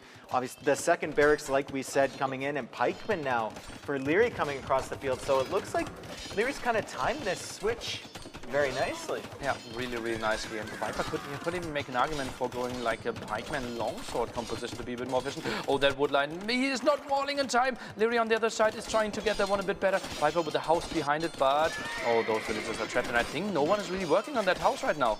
Nope, no one's working on the house, and the villagers aren't garrisoning it in the TC. I think Viper assumed that Liereyy would run away from that position with the TC fire doing so much damage, but he didn't. Viper, though, clearing up that pikeman. Now he's in on Lierey's gold. Liereyy attempted to quick wall earlier, but Viper still got in through the other side. More villagers, though, going down for Viper under that TC. But look at all those weak knights. I think 3 knights just died to 1 shot from the TC. Oh yeah, and more will go down. Remember that Viper already has fletching, so that's extra damage for those TCs as well. More pikemans being produced. Population getting further apart though. Yeah, getting further apart, and I think Viper is starting to realize that he's falling behind in this game, and it might take some drastic measures. And when you're thinking about Bulgarians, okay, well, no drastic measures indeed. Liereyy takes the game. Viper resigning. 2-1 for Liereyy in this incredible set. We saw 2 really quick games, and then that last one, Viper tried to hold on. He tried his best, But Liereyy, with the unstoppable pressure, just killing so many villagers. We're really fortunate there for Liereyy that the Viper couldn't really put on the pressure that he initially wanted, right? Those two archers, those two spearmen can be so annoying, but, well, great play. Then we got some skirmisher defense, and in the end, just those scouts raiding so well, and then the overwhelming force with the knights, finding so many villager kills. Yep, and that's the series. Liereyy taking it 2-1, and we'd like to say goodbye, me and Nili, at the end of day number 3 of Red Bull Wololo 5. We're excited for tomorrow, and we want to hear from Liereyy, who just took that last set. Take it away, Mem. Wave, Dave. Welcome everyone here with Liereyy. Welcome and congratulations. Thank you. Liereyy, how do you feel? I mean, 3 days, 3 wins, job done. I mean, I can't complain. You know, everyone asks me how I feel. How do you feel? I feel so good. I almost fall behind. So people didn't see it, huh? Thank God. Okay, well, two really fast games. Vikings versus Ethiopians. Were you feeling confident with having Vikings with the big advantage with the economy? Yeah, I think it's a pretty even matchup. I'm pretty confident from both sides. I know weaknesses and strengths from every civ, from these two civs, so I felt pretty good going into it, and it turned out in a pretty good way. In the second game, you started well because you got the scout early. It was going fine. Transition. What happened? There was a moment that there was the snowball. Yeah, when I moved out of my expo, I thought he would do expo as well. I didn't expect night switch and siege, so I just tried to mirror him. And obviously, I also made a market to sell my resources to match his uptime. But I saw he was faster, I believe, right? Yeah, I saw it in the prices, and then I ran my expo into his knights, and I knew from that point on it would be pretty impossible to come back. But yeah, that's power of Saracens, I guess. And the third game, Franks versus Bulgarians in Atacama. You cannot commit too much in feudal because with Franks fall behind. Can you explain to the viewers how can you manage that economy to get to castle? It's even you were lost in 3-4 villages also. Yeah. It's hard to maintain the villager and the economy while you're getting raided by archer scouts and spears. Obviously, I was a bit lucky he didn't find me right away with archers. I didn't find him either, but it was more important for him to find me. Obviously, he has slower units, archers and pikes. But back to your question. I knew I wasn't going to win at Feudal Age, because obviously he has bloodlines, I don't. What I do have is a better eco than him though, so I have to make use of that. So I just played a bit greedy, made few scouts just to make him think I'm committing full to Feudal Age, and then I transitioned into early Castle Age where I want to play. And then constant aggression, because you know that you were a little bit behind probably in terms on economy. Sure. Non-stop. The Microsoft, I don't know if he's going to be happy because you banned all the expansions. I know. Poles, Sicilians. From what I've seen from Viper, I don't want to play against that ever, so, you know. And Paul, just in case. Just in case. I mean, we played it once in the duo tournament, so, you know, it's dangerous. Okay, tomorrow you're going to face Jordan. Obviously, you want to be with the 4-0, right? Obviously, that would be the dream. How you have seen Jordan play? I think he played really solid overall, no mistakes, really solid. I haven't watched too many games from him, but from what I've seen, pretty consistent, no mistakes at all. So it will be a hard one, for sure. Okay, well, Liereyy, congratulations, and good luck the rest of the tournament. Thank you. Go back to the analyst chamber here, and of course, a huge congratulations to Liereyy as not only the defending champion, but also one of our 2 remaining players at 3-0. Hopefully, again, he won't get in too much trouble for banning all the new expansion civs. Maybe he just hasn't downloaded them yet. I don't know, maybe he hasn't played with them yet. He doesn't need to. He's like, well, I didn't need them before, don't need them now. Whatever the case, a worthy victor here in our match of the day as we have Mem join us for one last time here at the analyst chamber today. T90 alongside him as well. Boys, there's been some ups and downs. We've had smiles and frowns, there's been laughs, there's been tears today. But at the end of the day, my goodness me, what a day of Age of Empires we've had. Setting the stage, Tristan, for a thrilling conclusion tomorrow to the Swiss stage. Yeah, incredible. I mean, we not only had some incredible sets, but I think we had some incredible lessons. There will be players who need to learn some lessons, and then also I think us viewers and casters and staff, whatever, have learned what certain players are made of and what certain players are capable of. And in regards to that last set, I think Viper losing there, he's still 2-1 overall. There's going to be quite a few players who are also at 2-1 who are just like really not hoping to face up against him. Please, not me, not me, not me. He's playing really well. So that's it.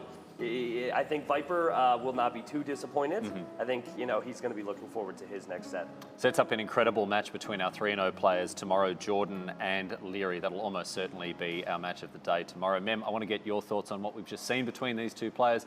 2 hard-hitting heavyweights of the game. Liereyy in his element, in Empire Wars. I want to talk about the contrast in strategy that we saw across the 3 games. Some very early aggression, some blink and you'll miss at Age of Empires in game number 1.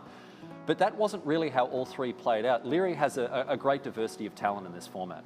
Yeah, because as you can see, he was reading all the games properly. Like in the first one with the Vikings, he tried to go really, really aggressive. In the second, he was trying to do more or less the same, but there was some moment that he lost also the trade shop control, and then, well, he got also a hole in the woodline.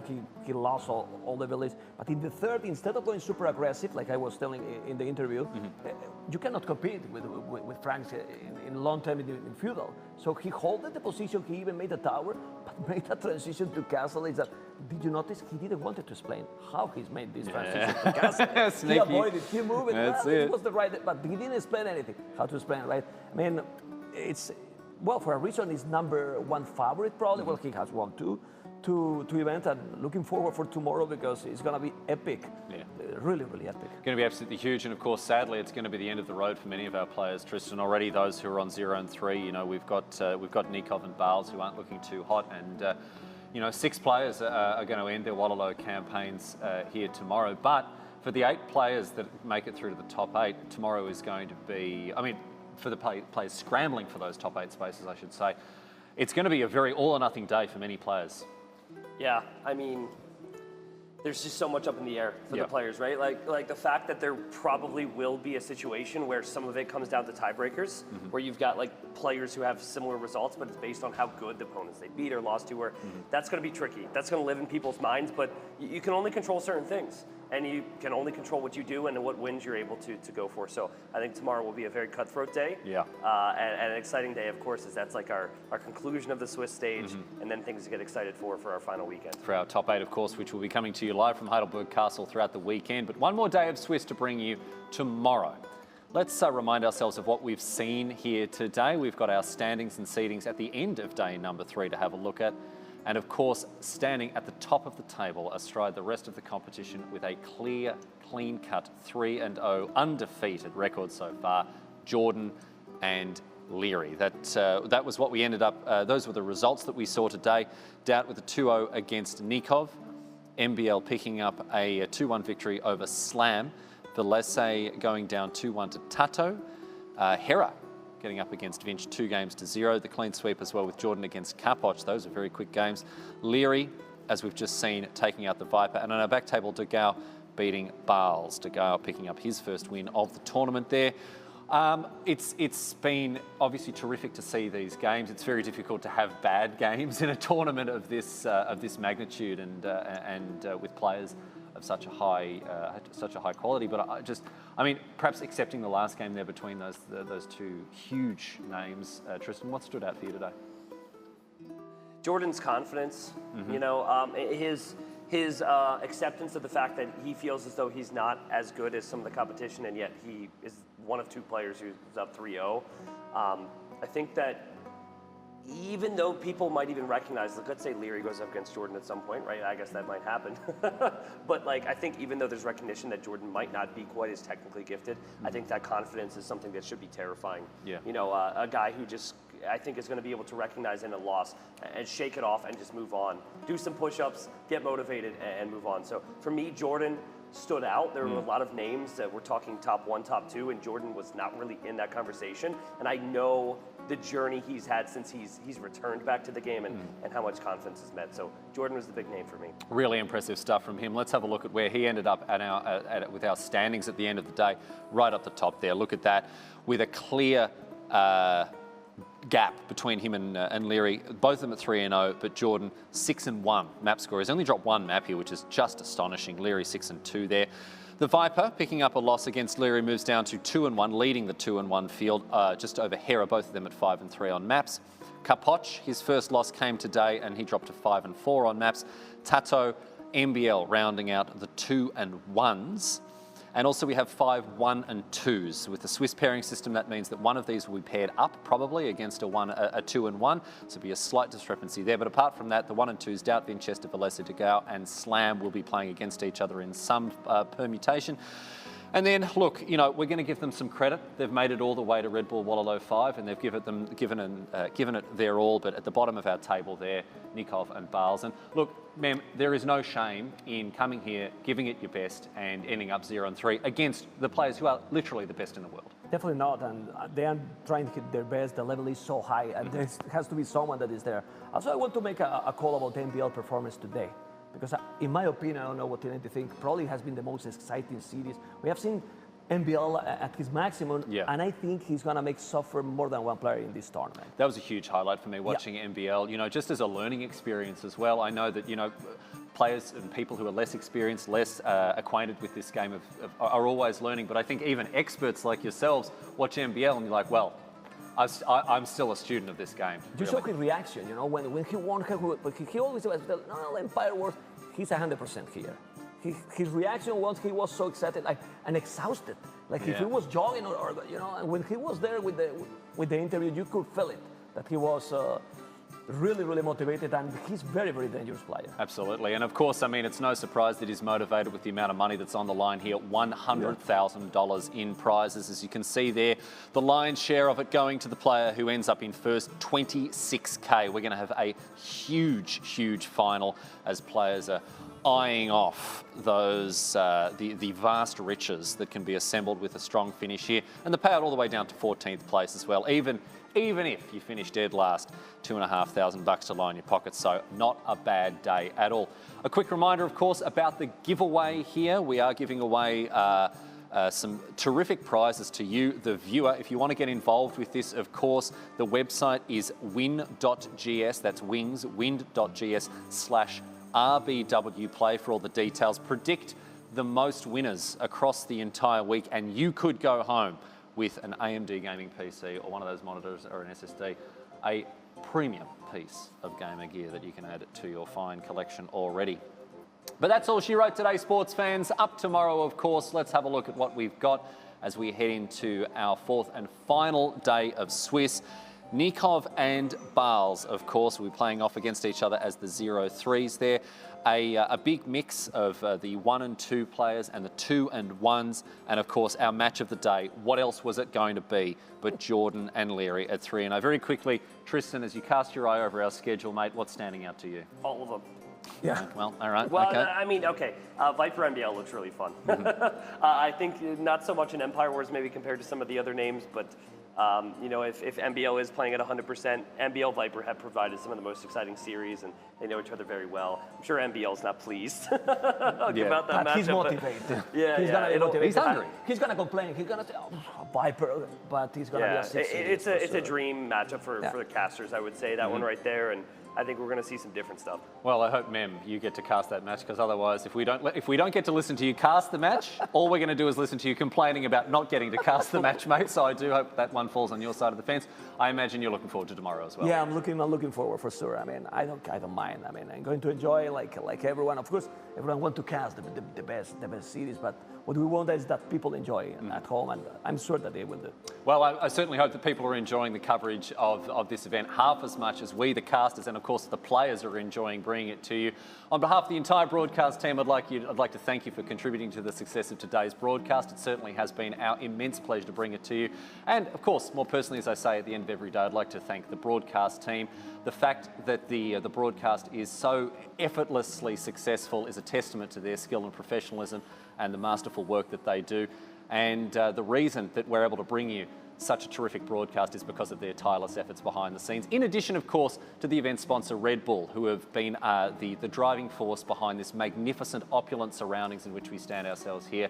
And they're turning some heads, I can tell you that. I've seen identities from across esports and video games really paying attention to this 20-year-old game that is still up and about, feeding people to the left and the right and generating some of the most exciting moments in modern gaming. Thanks for being here, my friends.